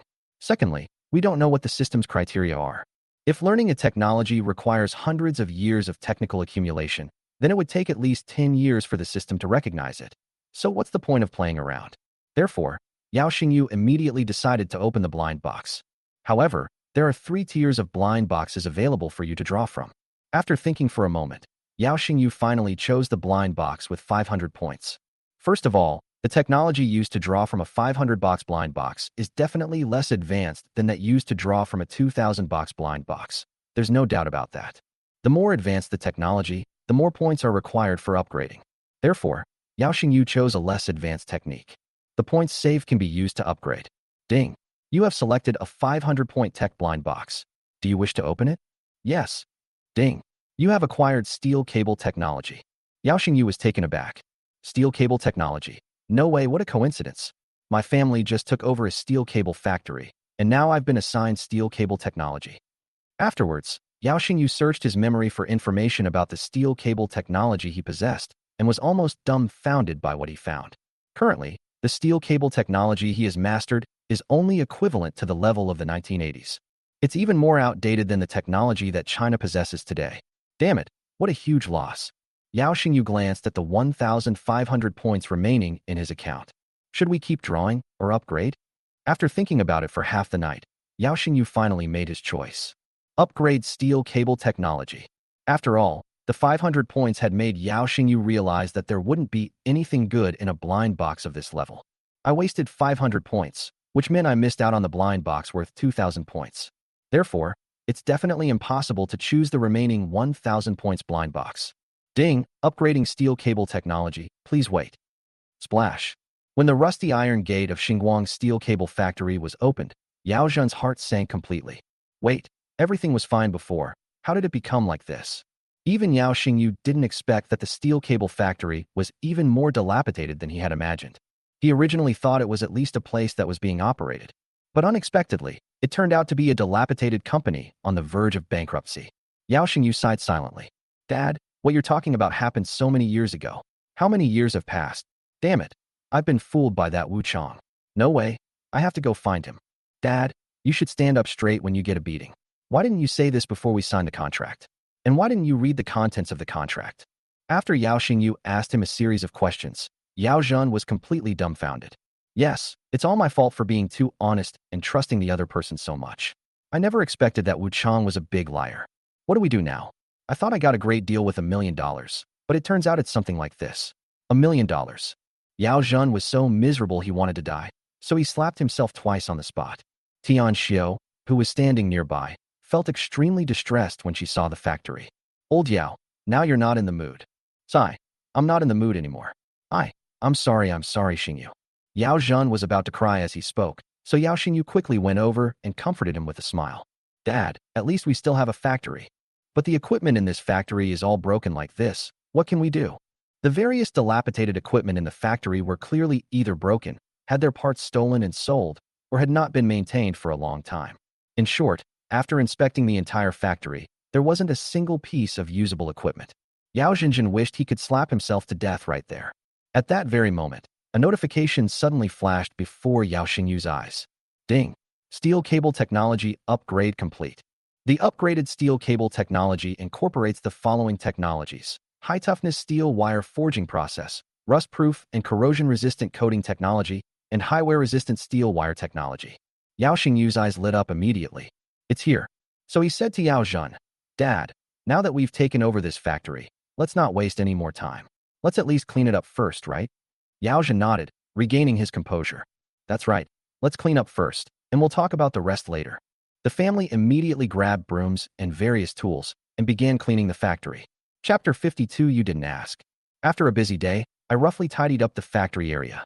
The Yao family of 3 were so tired that they didn't want to move at all, but for the first time ever, They went out to eat again, even though they only had a bowl of vegetarian noodles. Although Yao Xingyu was very tired, he had almost finished studying all the equipment in the factory area. Lying in bed, my mind was filled with thoughts of various equipment problems and material issues. After taking out his phone to make a note, Yao Xingyu fell into a deep sleep. At this very moment, the Ministry of Technology and the military of the Dragon Kingdom are holding a top-secret meeting. During the meeting, some safety issues related to the stealth materials developed by Yao Xingyu were discussed. The first speaker was academician Chen Linshu from the Materials Technology Department of Longyan Academy of Sciences. The stealth coating material that Yao Xingyu has developed this time is at least 30 years more advanced than the stealth materials used by the United States. It must be mass-produced as soon as possible and kept strictly confidential. Upon hearing these words, the high-ranking officials of the various military commissions all nodded slightly. Now there's a problem. The US has also obtained these materials. With their technical capabilities, they can definitely analyze the material issues. We're worried that the US might replicate the stealth materials just like we have. The moment this topic was raised, everyone present felt extremely anxious. After all, stealth technology is the most important technology of fifth-generation fighter jets. It is a sword hanging over the heads of enemies and an important technology to ensure the safety of China. But if the US obtains this technology and then develops anti-stealth devices to counter it, it would be better if the US didn't have the technology at all. We only obtained some small fragments, while the entire body of the drone that Yao Xingyu made is inside the engine, and the various parts in the middle are also quite important. I am worried that this may lead to other technological leaks. I think we need to remind Yao Xingyu to prevent him from leaking any new inventions to the outside world in the future. That's right. He's too young and doesn't understand the risks involved. I think we need to strengthen his safety education. There are also technical issues, which he certainly knows about. We need to confirm whether these technologies can be replicated, how difficult they are, and whether there is a risk of them being replicated by the US. After some discussion, it was finally decided that Wu Qinghai would accompany Chen Linshu to Wuhan County. Firstly, to give Yao Xingyu a proper lesson, and secondly, to inquire about relevant technical issues. After confirming the details, the two immediately headed to Wuhan County. The next morning, Yao Xingyu was just about to take advantage of the Saturday and Sunday to go to the factory with his parents again. When they opened the door, they found Wu Qinghai and a strange man. The Yao family was already used to this situation. Yao Zhen confirmed that it wasn't a big problem before letting Yao Xingyu leave. On the bus, Yao Xingyu yawned as he listened to Wu Qinghai's various safety education sessions and almost fell asleep. Can you be serious for once? Wu Qinghai almost took action. If these technologies are revealed, the consequences will be unimaginable. They will become a means for the US to control us, understand? Yao Xingyu nodded, then yawned and asked, "Is there anything else?" Seeing Wu Qinghai's state, Chen Linshu quickly patted him on the shoulder. "Leave it to me."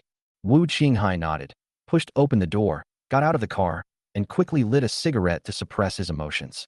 Then, Chen Linshu sat down opposite Yao Xingyu, a slight smile playing on his lips. "How about we talk about something else?" "What other ones?" "What you're more interested in are your technologies." Just ask me anything. I'll answer everything I know." "Okay, then I'll begin." Seeing Yao Xingyu's cooperation, Chen Linshu stopped hiding his intentions and immediately spoke up. "The stealth coating on that drone has already been obtained by the US. If they want to replicate it." Before he could finish his question, Yao Xingyu interrupted him. "Don't worry, they can't replicate it at all." Chen Linshu looked at Yao Xingyu with some surprise. "Why are you so sure?" "Because I added 2 new technologies to it." "What?" Chen Linshu's eyes widened, hardly believing what he was hearing. 2 more new technologies. That's right. In addition to stealth coatings, there are also infrared stealth and optical stealth. At that moment, Chen Linshu felt like his brain couldn't keep up. "I originally thought it was just a stealth coating, and that this one coating was already amazing, but I didn't expect that the other party also provided 2 other types. Moreover, achieving optical stealth and infrared stealth also requires extremely advanced technology."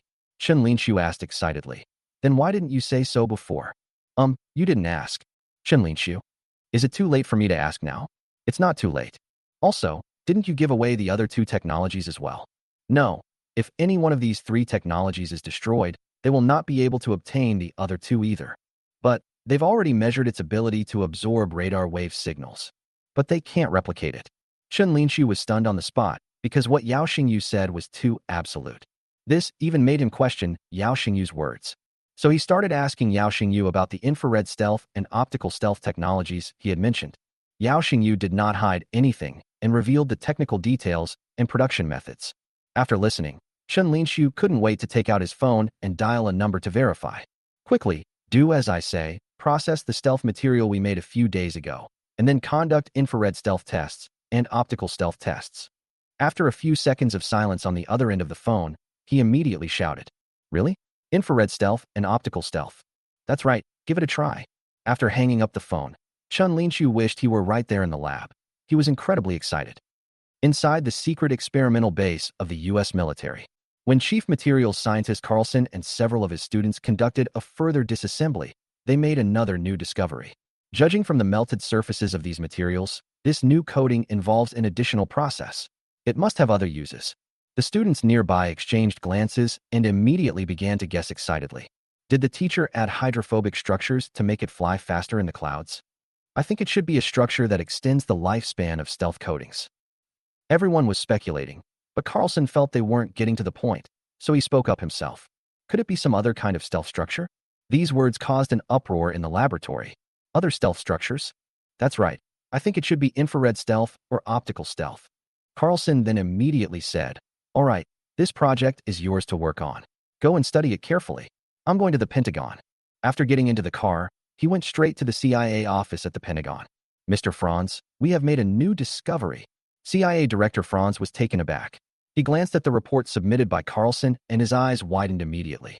"Are there other technologies?" "That's right. Which is more advanced, ours or yours?" "The other parties." Carlson did not hesitate at all. He reached this conclusion through countless comparative experiments. "Approximately how advanced is it?" "I think at least 30 years. 30 years. Franz muttered to himself, a deep fear appearing in his eyes. "Damn it, if China really has such advanced technology, then we have to do something about it." "Do what?" "I'm sorry, I can't tell you about this." Franz stood up, picked up the documents, and smiled at Carlson. "But I can at least guarantee that your lab will receive a large sum of research funding." "Yes, a large sum." Franz then quickly took the documents to the office of Defense Minister Ovi. Smack! He slammed the document on the other person's desk. "Mr. Ovi, I think we need to do something." Ovi put down the phone, picked up the document, and looked at it. A fierce look appeared on his aged face. "Technology that's 30 years ahead. What can you do about it?"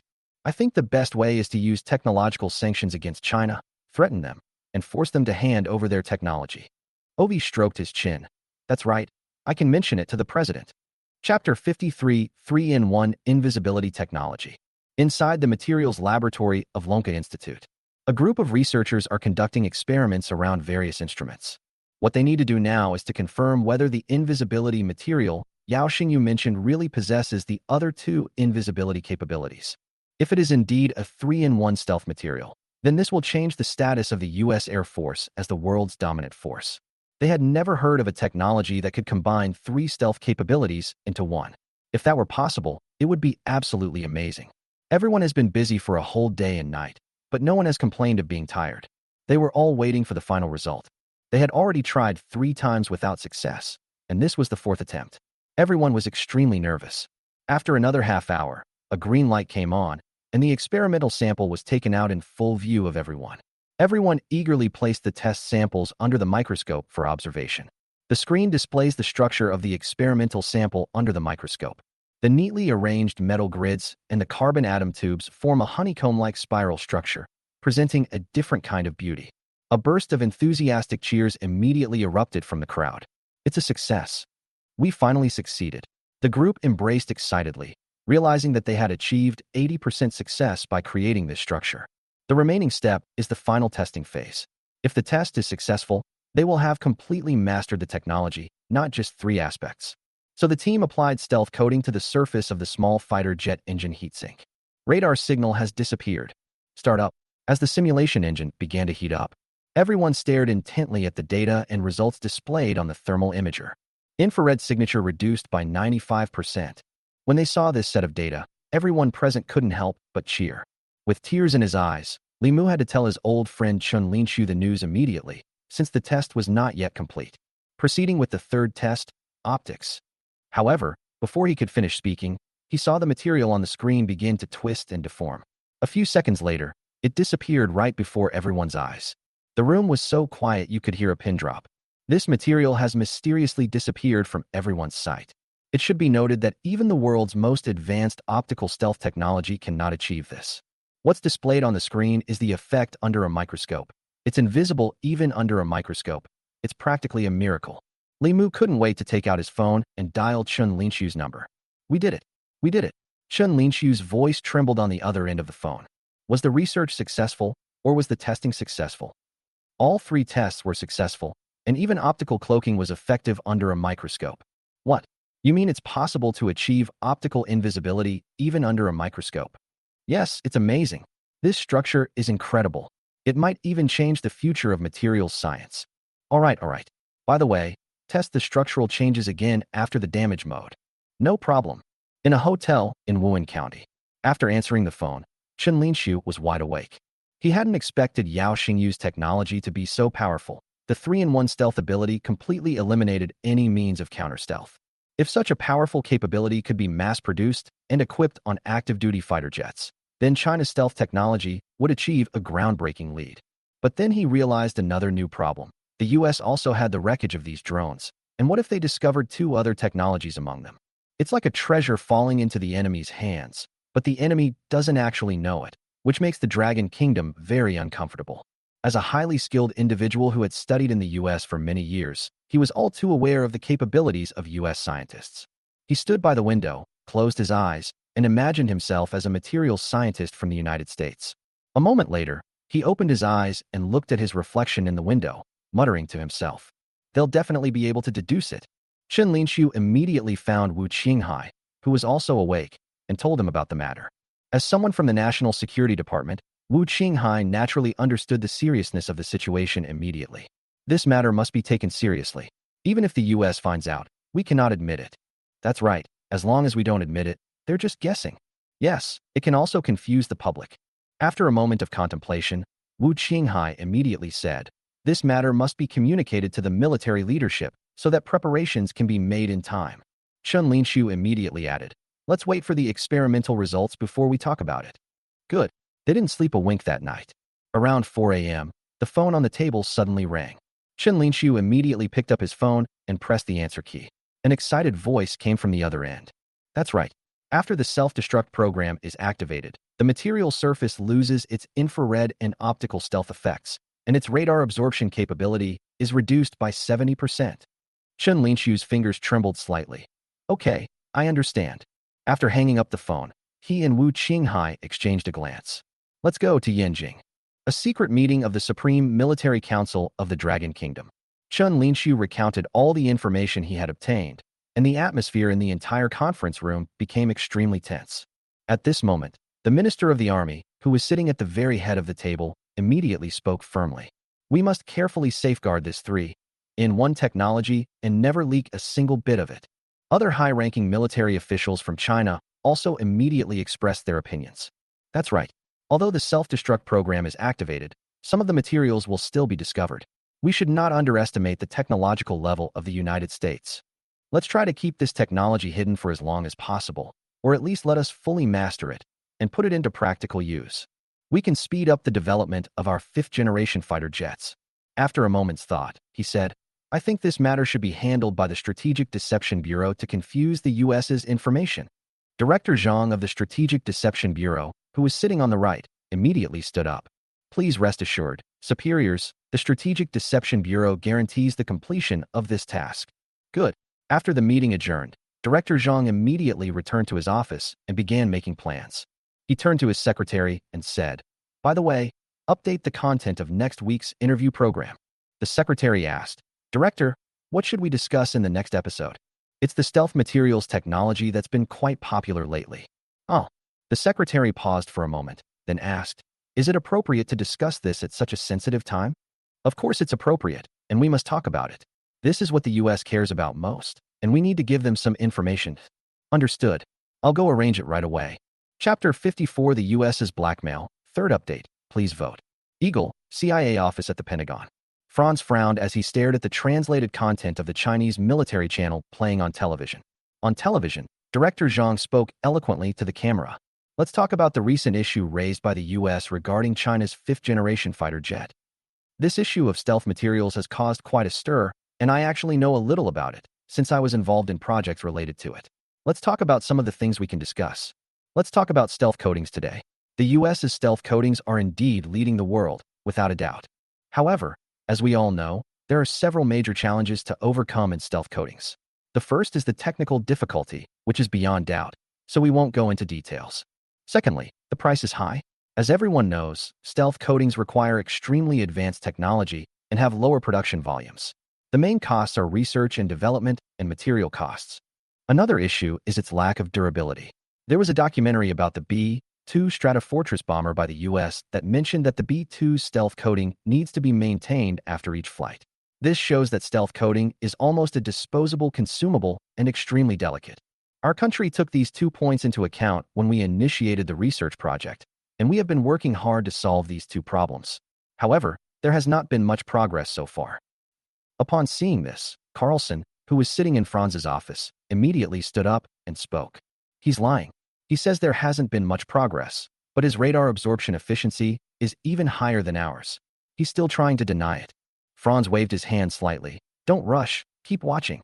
At this moment, Director Zhang continued speaking on television. However, we have now discovered a new type of agricultural material that, when combined with stealth coatings, can extend the lifespan of the stealth coatings and make them more durable.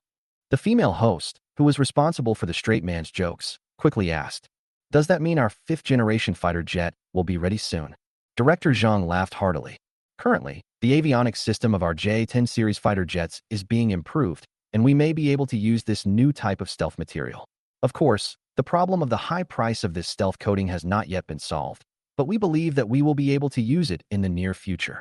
Franz turned off the television and then looked at Carlson beside him. "Dr. Carlson, how was it? Did you find anything of value?" Carlson pondered for a moment. It's possible to modify the J-10 fighter jet into a 5th-generation fighter by adding stealth coating, but this stealth material is definitely not as simple as he said. It certainly can't be an agricultural material. I think so too, but you also need to speed up your research and development and get the stealth material they're using sort of as soon as possible. Clear. Just then, there was a knock on the door. "Please come in." Franz's assistant walked in and then spoke to Franz. "Director, the Ministry of Foreign Affairs is preparing to negotiate with China, and we need you to confirm some information." Franz carefully looked through the documents his assistant handed him, then signed to confirm them. Carlson glanced at the document and said, "Are you planning to put direct pressure on China to hand over its stealth material technology?" "That's right. We have mastered a lot of military technologies that China needs. After all, they just got their aircraft carrier. Without arresting gear, their carrier-based aircraft can't get on board, right?" Carlson grinned and said, "In Chinese parlance, this is called striking the snake at its vital point. This time, the Chinese are probably going to have a hard time sleeping." The two then burst into laughter. A few days later, inside the diplomatic conference room of the United States, the U.S. Foreign Ministry representative, with an arrogant expression and sharp eyes, stared at the Chinese negotiating team opposite him and stated their demands bluntly. "China must hand over its stealth coating technology, or we will impose comprehensive technological sanctions on you, especially on the supply of arresting cables." Faced with the undeniable threat from the United States, Peng Wanli, the chief representative of China, calmly adjusted his glasses, his voice firm and powerful. "Stealth coating technology is a core military secret of our country and will never be shared. If you insist on imposing sanctions, we will have no choice but to take reciprocal countermeasures." The air in the conference room froze instantly. The Hawk representative suddenly let out a contemptuous laugh, a mocking smile curving his lips. "A reciprocal countermeasure? With your Dragon Kingdom?" He deliberately dragged out his words. "Are you perhaps going to use your agricultural products to sanction us?" Upon hearing this, some of the accompanying representatives from the United States burst into laughter. Faced with the insults from the United States, the diplomats of China were filled with immense anger. Peng Wan remained expressionless and slowly took out a list from the folder. "According to our statistics, your country's dependence on China in areas such as rare earth materials, key electronic components, and pharmaceutical raw materials is not low, is it?" The eagle's expression was somewhat stiff, but he wasn't too surprised. The idea that China would impose retaliatory sanctions on them is utterly ridiculous. Without the high-tech support of the US, what will happen to the domestic situation? Peng Wanli continued. "Not to mention, my country is the only country in the world with a complete rare earth industry chain, from mining to separation and purification, and then to high-end applications. If export controls are implemented, How long can your country's military production be sustained? 3 months? Or 6 months? Beneath the negotiating table, the American representative unconsciously tapped his knee with his fingers. What the other party said is true. The United States does not have the same advantage as China in the rare earth industry chain, and can even only rely on China. However, they had made preparations well in advance when they came this time. It's time to unleash our trump card.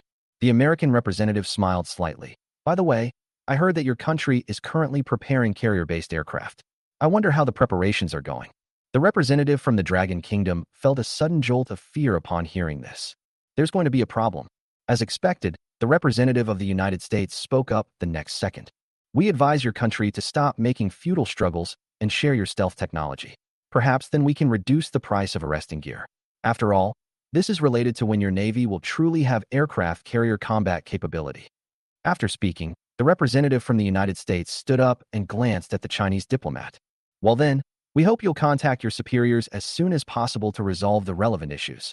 We'll consider the matter of the obstruction, but only if you show sincerity. Huh. As the American representative left, the Chinese diplomats all turned ashen-faced.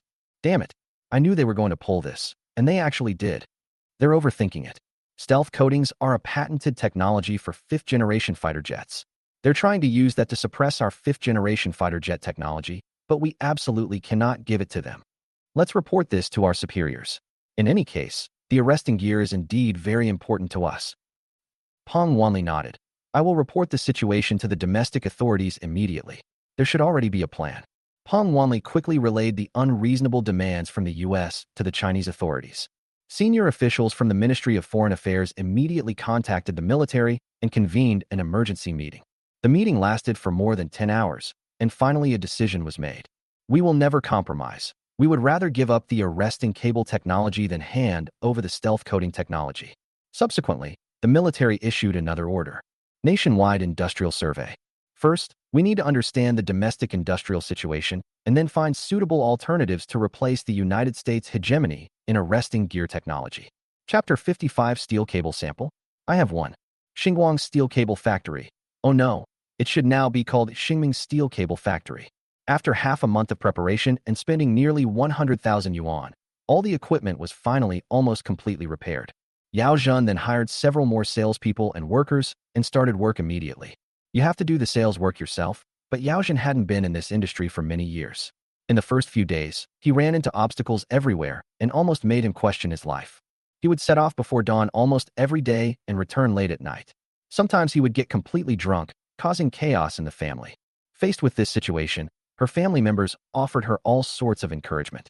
Seeing his father's state, Yao Xingyu thought for a moment and decided to take action himself. He first asked for leave from school, and then took advantage of the factory's shutdown to start production. The cold drawing process requires a specific ratio of rare earth elements. He muttered to himself as he added the self-developed alloy powder into the steel billet. The old wire drawing machine runs like new under his modification, with the steel wire passing through the die with a precise tolerance of 0.01 millimeters. When the last cable core was quenched, the steel cable, with its deep blue luster, shimmered like dragon scales under the moonlight. The boy wiped his face with his sleeve and smiled as he looked at the finished product. Done. After processing all of this, I took the sample home. As usual, Dad sat sprawled on the sofa, soaking his feet while lost in thought. Ahem, Dad, why don't you try bidding through government agencies? Upon hearing this, Yao Zhen, who was soaking his feet on the sofa, was suddenly stunned. Government bidding? Are you crazy? I know our factory's capabilities. Small factories basically rely on personal connections or kickbacks. How could someone as honest as you, Dad, possibly win orders? Yao Xingyu picked at the rice in his bowl and couldn't help but complain. After hearing this, Yao Zhen almost lost his temper. But on second thought, it seemed that what his son said made some sense. He really wasn't cut out for sales. Compared to those salespeople who are well-versed in the industry's unspoken rules, I am really far behind. However, if they want to win government contracts, their own equipment is outdated and their technology is not up to par. So how could they possibly win the bid? However, there was really no other way to go at the moment. He gritted his teeth, picked up a towel, and wiped the soles of his feet. He had already made up his mind that he had to try no matter what. After all, more than 1 million yuan has been spent. If we don't get an order, we'll really suffer a huge loss. If he had spent his own money, it wouldn't have been a big deal. He would have just felt a little bad. But since his son earned the money, He felt not only bad, but also ashamed. The next morning, Yaojin went out to inquire. A few days later, he finally brought a tender document for the bridge construction project. However, upon opening the document, he was immediately overwhelmed by the dense technical requirements and complex tender format. He scratched his head and muttered to himself, "What do we do with this? We don't even know how to prepare a tender document. Dad, I can give it a try with the tender." Yao Xingyu peeked out and suddenly said something. Yao Zhen was taken aback and turned to look at his room. "Have you finished your homework? You'll help me." "Hee hee, I'm exempt from homework now. I got full marks in all subjects in the last midterm exam, and the teacher said I don't need to do homework anymore." "Good lad. You're doing great. Perfect score in all subjects. Haha." Yao Zhen felt incredibly relieved, but still somewhat doubtful. "What do you, a primary school student, know about tender documents? I can just search it online, right?" "It's okay. I'll give it a try." "All right, then I'll leave it to you. Don't stay up too late." "No problem." Yao Xingyu took the tender documents with a grin and turned back to his room. Yao Zhen sat on the sofa and didn't take it seriously, thinking that his son was probably just curious and he should let him be. However, the very next morning, Yao Xingyu actually presented him with a complete tender document. Yao Zhen stared wide-eyed as he flipped through a few pages and found that the format was standard, the data was detailed, and even the analysis of various technical parameters was excellent. This doesn't look like the style of a small factory at all. It's more like something specially made by the bidding department of a real large state-owned enterprise. Although he couldn't understand the specific content, it was at least very presentable. Is this really something you wrote?" Yao Zhen looked at Yao Xingyu, who was eating breakfast, with a hint of disbelief. "Yes, I consulted some materials." Yao Xingyu stuffed an egg into his mouth and stammered, "The deadline is approaching. You'd better go to bed today. I'm going to school." Watching Yao Xingyu's retreating figure, Yao Zhen picked up the tender document again and looked at it once more. However, time was tight, so he didn't think much about it and submitted the tender documents directly. The next morning, in the government approval office, several experts are reviewing the tender documents of various companies. The companies that were rejected earlier were mostly small and medium-sized manufacturers whose materials were inconsistent with the actual products, and some even contained falsified information. However, just when they were preparing to give up all the small factories, a very well-organized bidding document suddenly appeared before them. Xingming Steel Cable Factory. That's interesting. The expert then opened the tender document. Upon seeing the contents of the tender document, he immediately frowned. "Is there a mistake regarding the tensile strength of this steel cable?" An engineer standing nearby glanced at it and was also taken aback. "This data is 30% higher than the industry standard. Isn't this data fabricated?" Then, the other engineers also came over to take a look at the contents. After reading it, the group looked at each other in bewilderment, because the technical parameters in the tender document were clearly written and even included theoretical calculations. Out of caution, they decided to give the small factory a chance to be included in the bidding and requested samples for testing. A few days later, Yao Zhen received a notification that his bid had been shortlisted, and he was completely stunned. He rubbed his eyes and checked several times before he dared to believe that his factory had really been shortlisted. He was stunned when he saw the notification and feedback requirements for the government project. The steel cable sample must meet the technical parameters in the tender document. Please send the sample to the relevant testing unit as soon as possible. Yao Zhen abruptly flipped open the tender document, stared at the numbers on it, and immediately broke out in a cold sweat. "Wait a minute, the data is wrong. Our factory steel cables simply don't reach this strength." He rushed into Yao Xingyu's room immediately, his voice trembling. "Xingyu, what's wrong with the data in this tender document?" Yao Xingyu put down the mouse and turned to look at Yao Zhen. "What went wrong?" "No, look how high the tensile properties are. Now our superiors require us to send samples to the testing unit. If ours doesn't meet the standards, we'll be blacklisted." Yao Zhen was well aware of the stakes involved, and at this moment, he was in a state of panic. If this ruins the reputation of their factory, not only will they lose government orders, but they may also lose orders from medium and large enterprises. This is absolutely devastating. However, Yao Xingyu smiled slightly and took out a few samples from the drawer. "Dad, I've already prepared the samples. You can just take them to the relevant quality inspection unit." "Oh."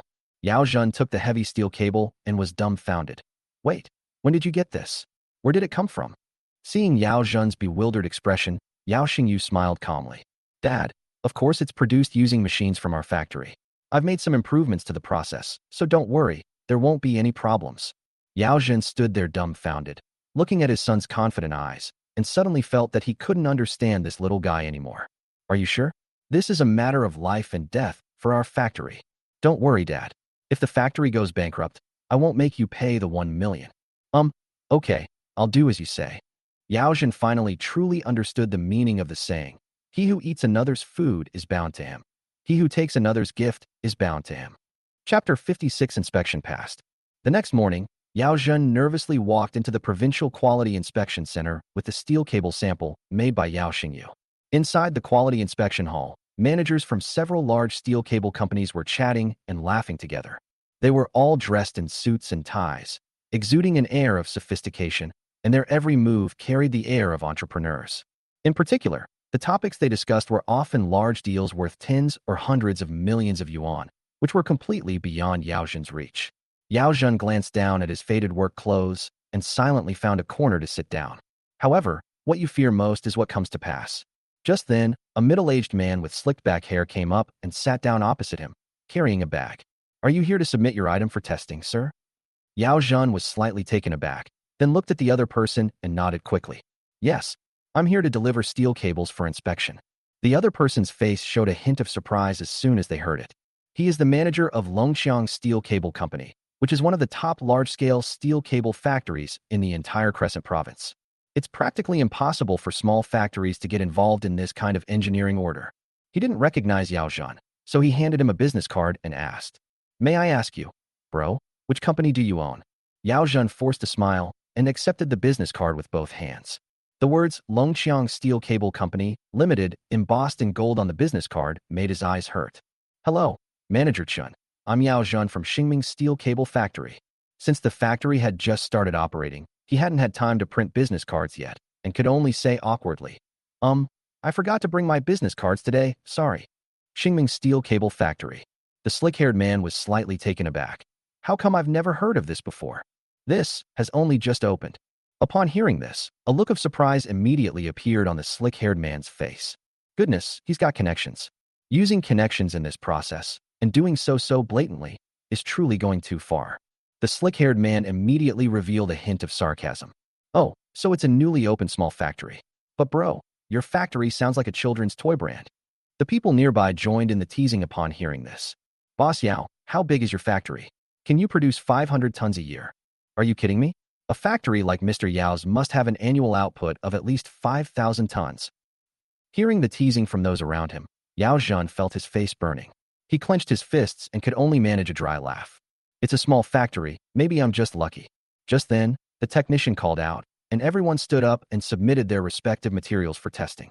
After submitting the steel cable sample, Yao Zhen immediately left the inspection hall, not wanting to stay a moment longer. After getting into the car, he angrily pounded the steering wheel twice. "You look down on people." He drove back to the factory, grumbling and cursing. Inside the laboratory of the Provincial Steel Cable Inspection Center, several engineers are conducting rigorous tests on the steel cables delivered by various companies. Products from major manufacturers like Longqiang passed all the tests, with stable data and meeting standards. When it was Yao Zhen's turn to submit his sample, the inspector initially did not have high hopes. But when the machine started running, the data that popped up on the screen stunned him. What? Tensile strength reached 1850 MPa? Fatigue life of 100,000 cycles without damage. The inspector rubbed his eyes and immediately called over his colleagues from the technical team for a review. The technical team was stunned when they heard the news and immediately ran to the lab to conduct another test. The test results remained the same, just as before. Everyone in the lab was stunned. Wow, the quality of this steel cable is just too good. Even the top products from those big manufacturers are completely outclassed by it. This is outrageous. How could such a small factory produce something like this? What kind of cutting-edge technology did they use? It seems a bit of a waste to use such good materials for suspension bridge cables. So they immediately reported the matter to the head of the quality inspection department. The director came to check in person and made a decision immediately after seeing the test results. Notify this company immediately and tell them to prepare for the bidding. Xingming Steel Cable Factory. Yao Zhen sat in his office, looking sullen. The factory workers had already left work, but he hadn't gone home yet, and he felt both frustrated and angry. Thinking back to the scene when he submitted the tender documents and materials a few days ago, he now wishes he could take them back. Although those big companies looked down on him, he did feel very ashamed. Just as he had given up hope and was preparing to pack his things and go home, there was a knock on his office door. Yao Zhen rubbed his face and then forced a smile. Come in. Factory manager Lao Su said excitedly. Boss, great news. Our steel cable has passed inspection, and we've been notified to participate in the bidding. What? Yao Zhen suddenly stood up, looking at the other person in astonishment. It passed? Really? It's absolutely true. People say our steel cables are of better quality than those of other major manufacturers. We just need to keep the price right. Yao Zhen stood there stunned for several seconds, then suddenly burst into laughter. Good lad. Xingyu is really something. He's given me such a big surprise again. He had given up hope, but unexpectedly, he passed the test. At this moment, Yao Zhen felt his back straighten up. He wished he could go to the bidding meeting right now and tell those arrogant big factory managers in person, my steel cables are just as good. At the same time, the National Industrial Survey team was stationed in Wuhan County. They demanded that the local government provide detailed information on all manufacturing companies, especially those involved in special steel cables, which were required to report truthfully. These materials were quickly sent to the archives room of the government guest house. Several members of the investigation team began to look through the files. Suddenly, when they saw the quality inspection report from Xingming Steel Cable Factory, their eyes lit up. Huh? How come this small factory's data is so high? Several investigators nearby also turned their heads to look over. That's quite high. If the data is accurate, wouldn't that meet the standards for aircraft carrier arresting cables? The investigators were immediately excited and quickly turned on their computers to search for information about Xingming Steel Cable Factory. However, they were dumbfounded after finding out the information. No, a newly registered small factory that doesn't even have sales data. How could they put such an erroneous file here? I slammed my hand on the table and said with dissatisfaction, said Yin Hao, the head of the investigation team. Then he looked up and said to another colleague, Old Sun, this matter must be dealt with seriously. Old Sun nodded. That's right. Making such a basic mistake should indeed be dealt with. At best, it might be negligence, but at worst, it could lead to a major safety or quality accident in the project. Yin Hao rubbed his eyes and said, shut down the factory first, then have the responsible parties write a report and dismiss those who should be dismissed. We can't let these parasites ruin our industrial base. Okay, I'll get on it right away. Chapter 57, A Shocking Reversal in the Interrogation Room. Yao Zhen stood in front of the mirror, frantically trying to tie his tie. To be honest, this thing was quite a challenge for him. The suit he was wearing was the one he bought for his wedding, and he hadn't worn it for over a decade. But today, before attending the bidding meeting for a key provincial project, he specially took it out and ironed it perfectly. Looking at myself in the mirror, I couldn't help but smile. That's more like it. The thought of being able to slap those big company managers in the face later on made him feel incredibly satisfied. Just then, my phone suddenly vibrated. Yao Zhen took out his phone and glanced at it. It was a call from factory director Su, so he quickly pressed the answer button. What's wrong, Lao Su? I'm on my way to the venue right now. Don't go to the venue yet. Something terrible has happened. Old Su's voice was trembling.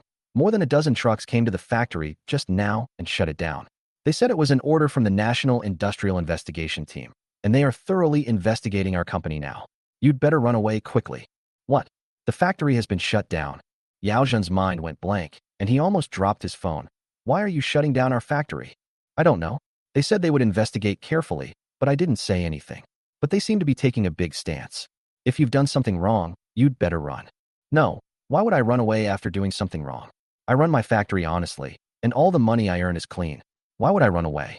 Old Yao, at this point, stop deceiving yourself. All right, I'm not talking to you anymore. Take care of yourself. I need to go and cooperate with them to give my statement. After the call ended, Yao Zhen was completely stunned. What exactly did I do? Before he could react, there was a sudden, urgent knocking at the door. Yao Zhen was startled. He went forward and opened the door, where he saw several men in black suits. We're from the National Industrial Survey Team. Are you Yao Zhen? I am that. That's good. Please cooperate with our investigation and come with us. Yao Zhen shuddered instantly, and his tie slipped from his hand. Soon, Yao Zhen was taken into a closed interrogation room, where the lights were glaring and the air was stuffy. To be honest, he had never seen such symptoms in his life. At this moment, his palms were sweating, and his mind was frantically trying to recall what he had done wrong. Yao Zhen, do you know why we're looking for you? The investigator sitting opposite asked in a cold voice. I don't know. Yao Zhen's voice trembled. Our factory is just a small business, and it has always been operating legally. It hasn't even started operating yet. Yao Zhen, it's not too late to confess now. Are you sure you want to keep it a secret forever? But I really don't know where to confess. I didn't do anything wrong. The investigator suddenly pulled out a document and threw it on the table. So what's going on with the data for the steel plates your factory produces? Forehead. Yao Zhen was taken aback. What's wrong with this data? What's wrong? The investigator slammed his hand on the table. Higher than military standards. Your small factory dares to do this kind of thing so blatantly? I bet you won't learn your lesson until you're dead. Upon hearing this, Yao Zhen's heart skipped a beat. Could it be that there's a problem with Xingyu's improved manufacturing process? Then he remembered what Lao Su had told him. Xingyu had gone to the factory a few days ago and had been doing experiments with the materials. Could it be that he stole someone else's technology? Thinking of this, Yao Zhen broke out in a cold sweat. However, Xingyu is his son, and he has a bright future ahead of him. As his father, he can't do anything for him, but taking the blame is no problem. Then his eyes suddenly hardened, and he nodded. That's right, I developed the technology. If you want to arrest someone, arrest me. Meanwhile, in the adjacent investigation room, the atmosphere was equally tense. Old Lu from the Provincial Quality Inspection Center had sweat dripping from his forehead and quickly waved his hand in response to the questioning from Yin Hao, the head of the investigation team. Team leader Yin, I swear our tests are absolutely correct. The data is solid and accurate. We wouldn't dare to falsify it. Yin Hao slapped a report down his throat. Then how do you explain this? Old Lu glanced at the quality inspection report and looked puzzled. Yin Hao asked sternly, a private factory in a small county town, which has just started operating, is able to produce military-grade steel cables. Do you think you can hide this kind of data falsification? However, after hearing this, Lao Lu breathed a sigh of relief and wiped his sweat as he spoke. Team leader Yen, this data is absolutely guaranteed. If you don't believe me, you can go to the lab and test it yourself. If the data is fake, you can shoot me. Seeing the other person's confident demeanor, Yen Hao narrowed his eyes slightly and turned to speak to the person beside him. Go for a re-examination and call me after you're done. Yes. Half an hour later, the lab called.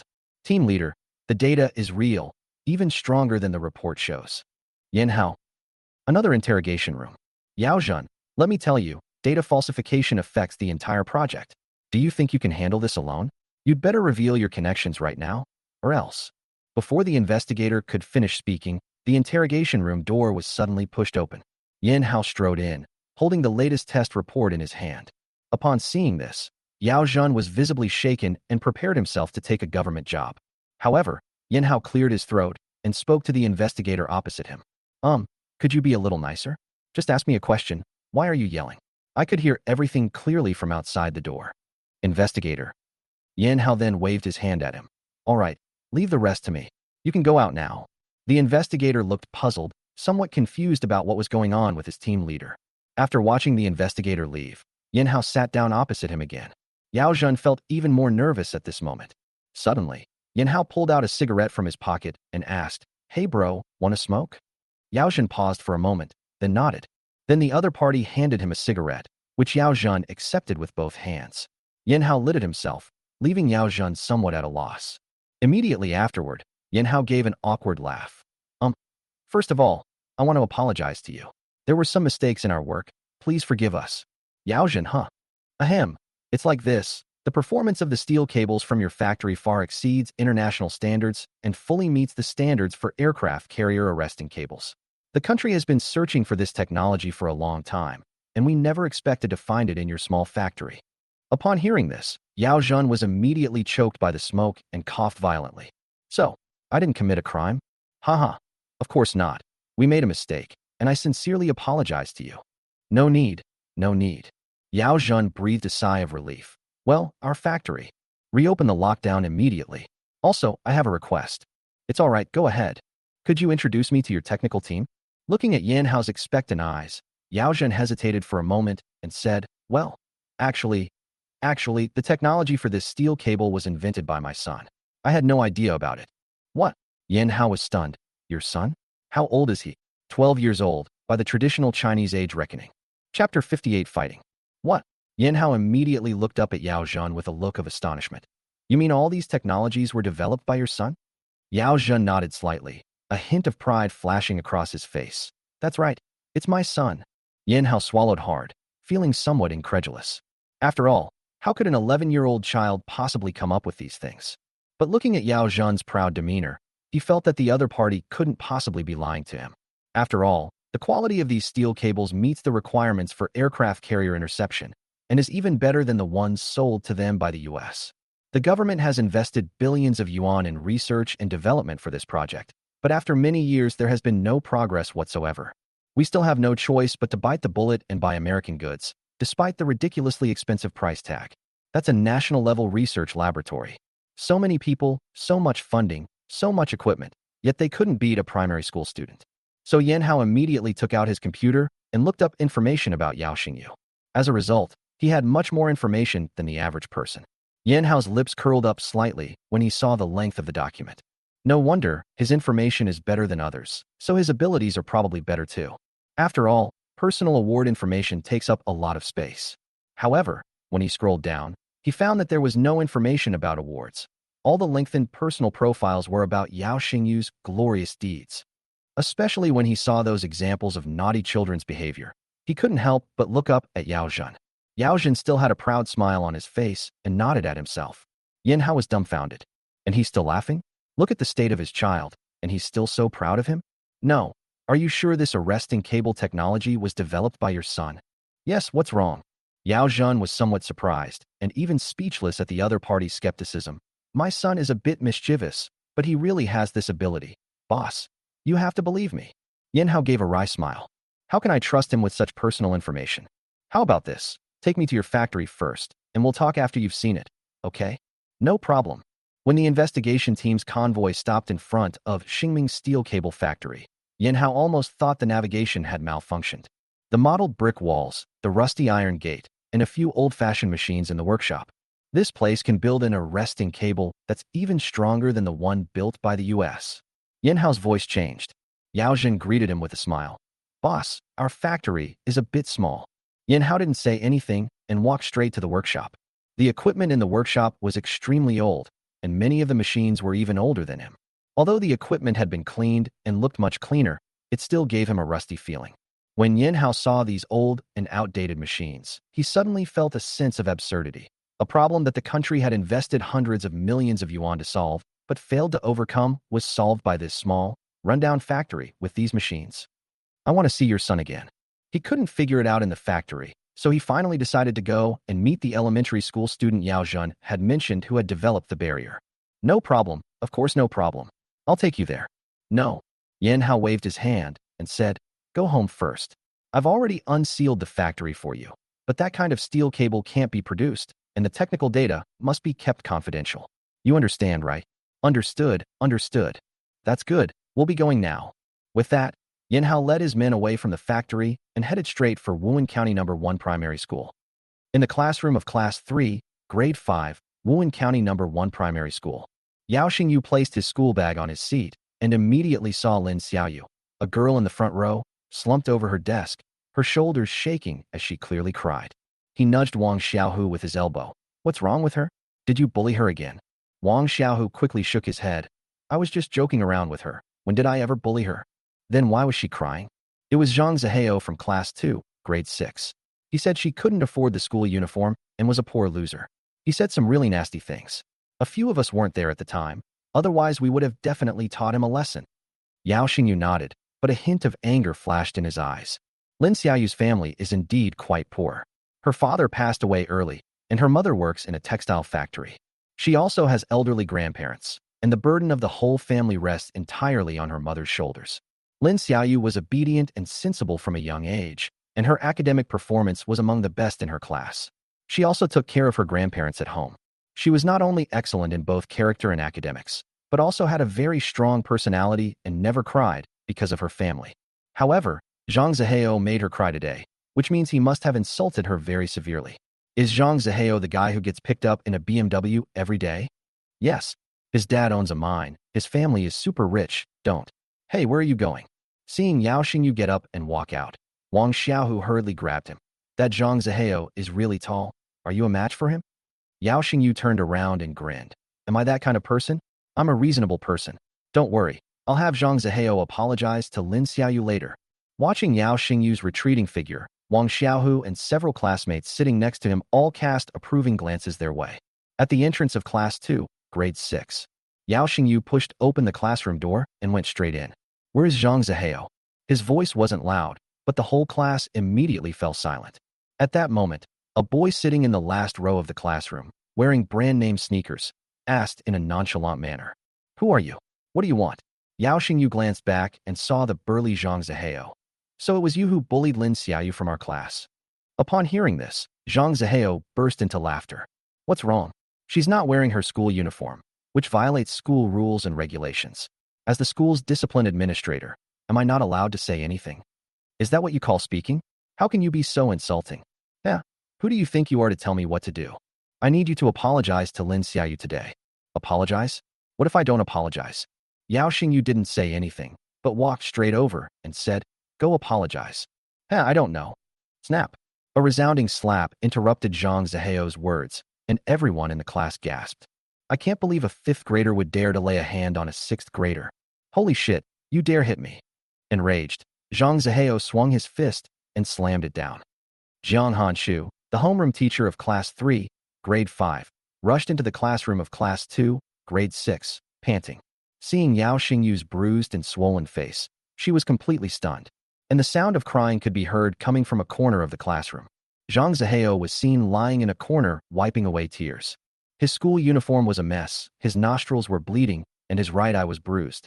He was in a worse state than Yao Xingyu. Jiang Hanshu took a deep breath and stared at Yao Xingyu. "What exactly happened?" "That guy bullied a classmate of ours, so I made him apologize." Yao Xingyu appeared calm at this moment, showing no signs of injury.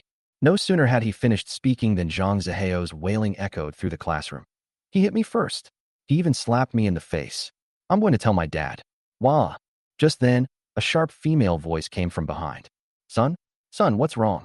She then squeezed through the crowd and entered the classroom. She immediately saw Zhang Zihao lying in the corner and tenderly cupped his face in her hands. "Son, tell Mom who hit him." "It's him." Zhang Zihao finally found his pillar of support and immediately pointed at Yao Xingyu, saying, "Mom, you're going to avenge me." The woman nodded with heartache, then stood up and angrily confronted Yao Xingyu. "What right do you have to hit my son? Your son bullied a classmate, so I just made him apologize. Who do you think you are? Why aren't the students who were bullied here?" Hearing this sophistry, Yao Xingyu had no intention of continuing the conversation. "Then let's find the principal." Upon hearing this, the woman immediately laughed. "Trying to intimidate me with the principal, huh? Fine, just you wait. From now on, you'll never be able to enter the gates of number 1 elementary school again." After saying that, the woman took out her phone and made a call. "Hey, your son's being bullied. Aren't you going to do anything about it? Come here right now. This little bastard has gone too far. Not only will he not apologize, he's even threatening me. Today, this school, number 1 primary school, is a matter of life and death. You'd better watch out. Don't let people think that you, Zhang Ronghai, are a pushover." Chapter 59. Everyone has a powerful backer. Inside the principal's office, the atmosphere was so heavy it was almost palpable. A fat, burly middle-aged man with a thick gold chain around his neck and a bag tucked under his arm looked like a nouveau riche. His face was full of fierce features, and the outline of his eyebrows and eyes was somewhat similar to Zhang Zihao's. He was Zhang Zihao's father, Zhang Ronghai. He slammed his fist on the table. "This kind of violent student must be expelled. My son is still lying in the infirmary." The principal wiped the cold sweat from his forehead, his gaze shifting between Yao Xingyu and Zhang Ronghai. Yao Xingyu dealt with it simply and stood quietly to the side, his eyes clear and firm. "He started the trouble first, and he often bullies other students at school. I think he should be the one expelled." Faced with Yao Xingyu's unreasonable arguments, Jiang Hanshu also spoke very firmly. "That's right. He took advantage of being the school's discipline committee member to openly insult impoverished students. This behavior is really immoral. I think Zhang Zihao should apologize to Lin Xiaoyu and pay for Yao Xingyu's medical expenses." Bang! Zhang Ronghai slapped the table again, staring at Jiang Hanshu with narrowed eyes. "Do you even have the right to speak here? Let me tell you, if anything happens to my son, not only him, but even you, as his teacher, won't escape responsibility." The principal's forehead was covered in even more sweat, and he quickly stood up and said, "The school needs to investigate Mr. Zhang's matter further, and Yao Xingyu is also a key student under the city's scrutiny. Do we really need to make such a big deal out of this? Is this a major concern for the city?" Zhang Ronghai sneered. "My son is also a key person under the city's attention. We started from the same point. Why should he not have to take responsibility for hitting someone?" Then, he stood up and looked at another open space on the playground. I heard that number one primary school is planning to expand its campus. I also happen to be planning to donate money.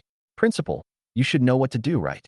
Seeing the principal's somewhat bewildered expression, Zhang Ronghai stepped forward and whispered, as far as a student and teacher is concerned, they are not even from your school. How well they grow up in the future has nothing to do with you. The principal hesitated for a moment. After all, the school already has enough teachers, and they are thinking of going to improve further. The issue of preparing for the school expansion has been a source of great frustration for him, and it would be wonderful if it could solve the problem. However, the request made by the other party was something he simply couldn't agree to, since it was arranged by the city. Just then, there was a gentle knock on the office door. Please come in. The principal adjusted his posture and then opened the door. The principal's secretary cautiously entered and whispered in the principal's ear, Principal, it's team leader Yin from the industrial survey team. The principal was slightly taken aback. Why did the industrial investigation team come to their own school? Yin Hao walked in, glanced around the room, and immediately spotted Yao Xingyu, whose face was bruised and swollen. In an instant, he thought of the glorious deeds in Yao Xingyu's file. Okay, he really is a brat. The records are absolutely accurate. So he showed his identification. Hello, Principal. I am Yin Hao from the National Industrial Survey Team. I'd like to come here today to talk to Yao Xingyu and learn about the situation of his family's factory. Upon hearing that Yin Hao was from the Industrial Survey Team, Zhang Ronghai became even more excited. He quickly went over and introduced himself. Hello, Team Leader Yin. I'm the head of Ronghai Coal Mine in Xinhua Province. Yao Xingyu has gone too far. Leaders, their parents are definitely involved too. I hope you will investigate this thoroughly. Yin Hao sneered upon hearing this, dodging his hand. Sorry, I'm in charge of industry, not teaching. After saying that, he looked at Yao Xingyu and said, Little friend, come out with me for a bit. Yao Xingyu nodded, got up, and left the principal's office with Yin Hao. On the playground, Yin Hao looked at Yao Xingyu's face covered in bruises and was speechless. He cleared his throat and asked, Tell me honestly, where did you get the arresting gear technology from? Upon hearing Yin Hao's question, Yao Xingyu looked up at him. Huh? Arresting rope? Uncle, you must be mistaken. I haven't studied arresting ropes. Seeing Yao Xingyu's bewildered expression, Yin Hao took a serious look and carefully took out a sealed bag from his bag. Inside was a sample of the steel cable that Yao Xingyu had produced. Do you recognize this one? Yes, I recognize it. This is the one I produced. Sure. Yes, I recognize this twisting method and the forging surface of the steel wire. Yao Xingyu's tone was very calm, but Yin Hao was extremely shocked. Do you know that the performance of this steel cable material exceeds the technical requirements of aircraft carrier arresting cables? What? This time it was Yao Xingyu's turn to be flustered. You mean, this steel cable can be used as an arresting cable? Yin Hao nodded. That's right. It's an arresting cable. You don't know what this is. I don't have any of those material requirements. How would I know about them? I just want to add a new type of steel cable to the factory in my family. Yao Xingyu stared wide-eyed at the section of steel cable, his heart filled with turbulent emotions. He genuinely wanted to make a technological breakthrough so that his family could secure government contracts. Unexpectedly, they accidentally produced the barrier lock. Yin Hao was even more shocked, his fingers trembling with excitement. Could you show me your technical records? No problem. As Yao Xingyu spoke, he took out his phone, whose screen was already covered in cracks, opened an app, and displayed the entire production process of the arresting cable. Looking at the cracked phone, Yin Hao suddenly looked up at the injuries on Yao Xingyu's face and asked, Why fight with others? Because he bullied the students in our class. One sentence silenced Yin Hao completely. It turns out, I misunderstood them. Can you tell me exactly what happened? Yao Xingyu nodded and explained the whole story. Yin Hao clenched his fists after hearing this. Well done. Uncle supports you.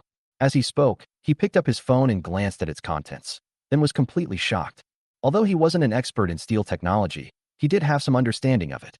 Yao Xingyu's design schemes can be described as extremely ingenious. He solved the problem of rare earth material usage with a solution that no one else had ever thought of, and created the arresting cable with cheaper materials. Great. Excellent. He then immediately transferred the contents of his phone to his email and called his colleague.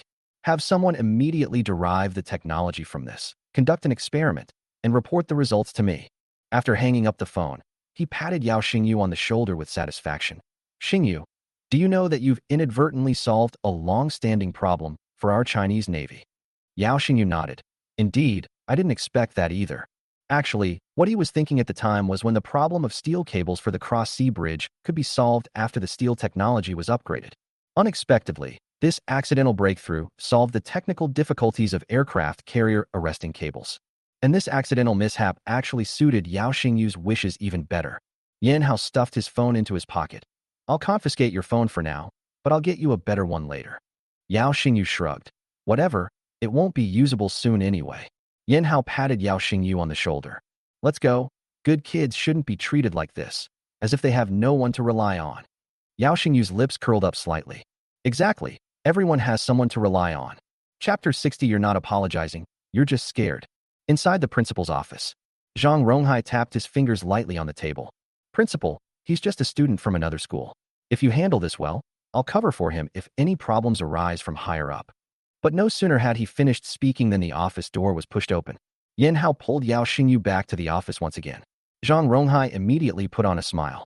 Team leader Yan, I just made a reservation at a restaurant. How about we have lunch together? I'll also have someone pick up the company's technical documents while I'm at it. What do you think? Yan Hao waved his hand and directly refused the other party. No need. My colleague will come to your company in person later and have you prepare all the necessary documents. By the way, the investigation into the previous mining accident is not yet over, so we can spare some manpower to investigate it. Upon hearing this, Zhang Ronghai was stunned. His right eyelid twitched violently, and he quickly stepped forward and grabbed Yan Hao's arm. Team leader Yan, did we do something wrong? Yan Hao shook off the other person's hand and sneered. Where did you go wrong? If I remember correctly, you just coerced and bribed the principal to try to expel a student, abusing your power for personal gain. I don't need to explain that, do I? What? No way, Captain Yan. All right, these are just some personal matters. We will investigate the mine accident thoroughly. This is official business, and we hope for your cooperation. After Yan Hao finished speaking, he looked at the principal, his tone carrying a hint of warning. Although I am not in charge of education, I still have the right to report to higher authorities. I hope you will not let me down, and more importantly, you will not let the school and all the students down. After saying that, he patted Yao Xingyu on the shoulder. Then I'll go first. Study hard, and I'll come find you again later. Okay, Uncle Yin. Goodbye, Uncle Yin. Yao Xingyu waved and looked at the principal with a slight smile. Principal, shall I go back to my class now? The principal then came to his senses, realizing he had almost made a mistake. He was sweating profusely from Yan Hao's words and immediately nodded to Yao Xingyu. Okay, Xingyu, you can go back to your class now. Then, the principal looked coldly at Zhang Ronghai. This is a school. You can leave now. Also, we will thoroughly investigate the matter of your son bullying other students at school. Zhang Ronghai stood to the side, as if he had been slapped several times. He originally intended to flatter someone, but ended up making a fool of himself. If his own dirty secret is discovered, he'll be in big trouble. In an instant, he no longer wanted to ask about the child's affairs and immediately walked outside, only to run into his wife and children waiting in the hallway. The heavily made-up woman saw Zhang Ronghai approaching and quickly led Zhang Zihao over. When will that little brat be expelled? Fire my ass. I'd rather save my own life first. Dad, aren't you going to avenge me? Zhang Zihao came up crying, only to be slapped across the face by Zhang Ronghai. I'll settle the score with you later for bullying students at school because you have a bit of money. As a result, Zhang Zihao cried even more miserably, and when the woman saw her son being beaten, she immediately went over and grabbed Zhang Ronghai. What are you doing? Did the child offend you? Huh, if it weren't for this little beast, would so many things have happened? Seeing Zhang Ronghai's furious expression, the woman took a half step back in fright. What's wrong? You keep spoiling him, and sooner or later he'll drag our whole family down with him.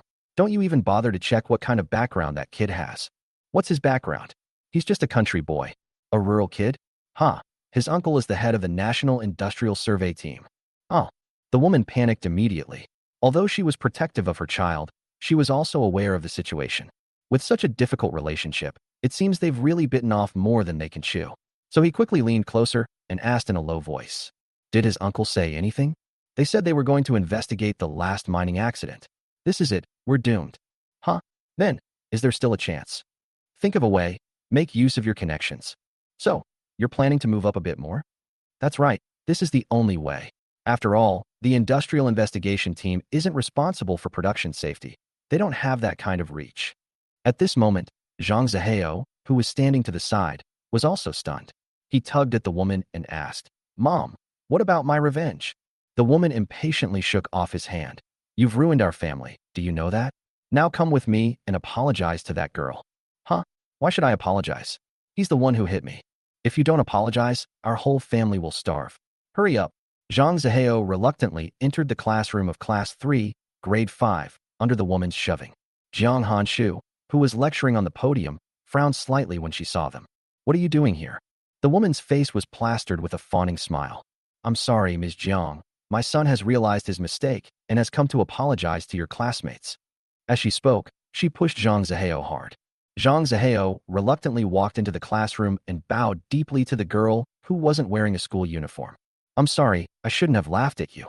The girl raised her head, pursed her lips, and didn't say anything, while Yao Xingyu, sitting behind her, calmly hummed. Sorry, we do not accept apologies. Zhang Zihao was already quite angry. I've already apologized. Why won't you let us go? The woman quickly added, Yes, young man, we can cover the medical and nutritional expenses.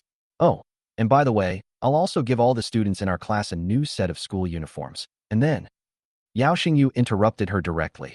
Excuse me, ma'am, we are in class right now. Please don't disturb us. The woman became agitated. We've already apologized and admitted our mistake. What more do you want? Is this an apology? Is this admitting your mistake? You're just afraid of losing your family's wealth. At that moment, Yao Xingyu's image instantly became much more imposing. Jiang Hanshu also highly approved, glancing at him before turning her gaze to the mother and son at the door. Zhang Zihao's mother, we are in class. Please take your child and leave, okay? The woman gritted her teeth and dragged Zhang Zihao away from the classroom. Inside the Yenjing Materials Laboratory, after receiving the technical data from Yen Hao, the Research Institute began manufacturing the new type of steel cable in accordance with the technical quality requirements. The entire laboratory was bustling with activity, and everyone's eyes were filled with anticipation. For them, if the data is successful, then the arresting cables of China's aircraft carriers will no longer be subject to the constraints of the United States. As for the sanctions they imposed, those were insignificant. Although there may still be obstacles in some industries, as long as China's aircraft carrier-based aircraft take off, the country's national security will be guaranteed. However, they did not immediately report this to the military because they were still waiting for testing. If a test failure is reported to the military, the impact would be enormous. Time passed second by second. The temperature in the entire laboratory had reached over 50 degrees Celsius, but no one was willing to leave. Bite. As the machine emitted a crisp sound, everyone became incredibly excited. Quickly, pull out the steel billet, draw it into wire, and then twist it. The lab became busy again. A few hours later, a steel cable more than 50 meters long, shimmering with dragon scale-like patterns, appeared before their eyes. On machine testing. Chapter 61. Technical standards met, mass production possible. Inside building number 3 of the Yenjing Materials Research Institute, Li Mu dragged his tired body back to his office and casually tossed his briefcase onto the sofa. He had just returned from the Yenjing Joint Research Institute for Unmanned Aerial Vehicles, where he had spent 72 consecutive hours participating in the mass production project of unmanned aerial vehicle materials. His eyes were so sore that he could barely keep them open.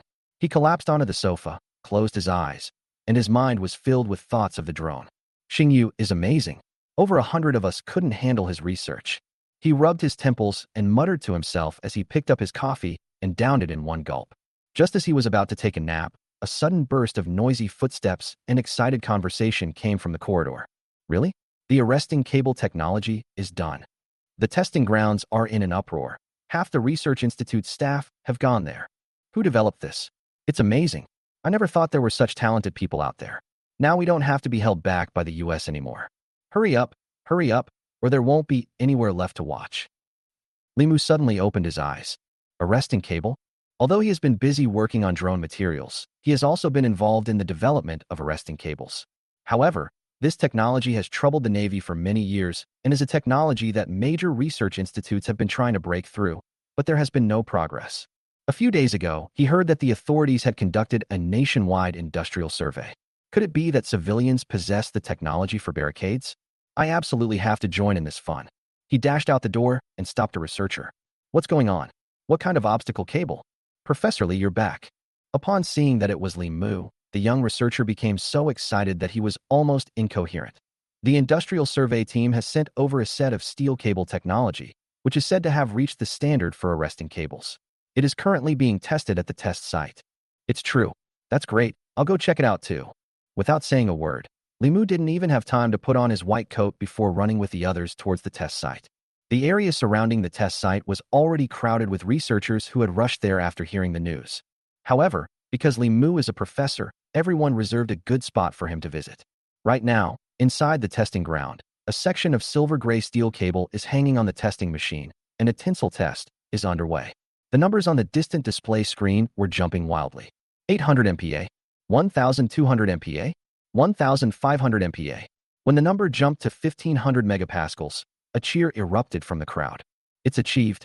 The tension in the steel cable has reached the minimum requirement for the arresting cable. Li Mu's eyes widened when he saw this scene. It actually happened. The test was not over yet, and the numbers on the big screen were still climbing. 1,800, 1,900, 2,000 MPa. The moment that number appeared, the entire test site erupted in cheers and applause that nearly lifted the roof off. Li Mu's eyes almost popped out of their sockets. What kind of material is this? You should know that the highest level of arresting cables used by the United States is only about 1,600 MPa, while the test cable on the testing machine has reached 2,000 MPa. He clenched his fist excitedly, his eyes filled with a smile. The US still wants to cripple China's air defense technology. It seems they are delusional.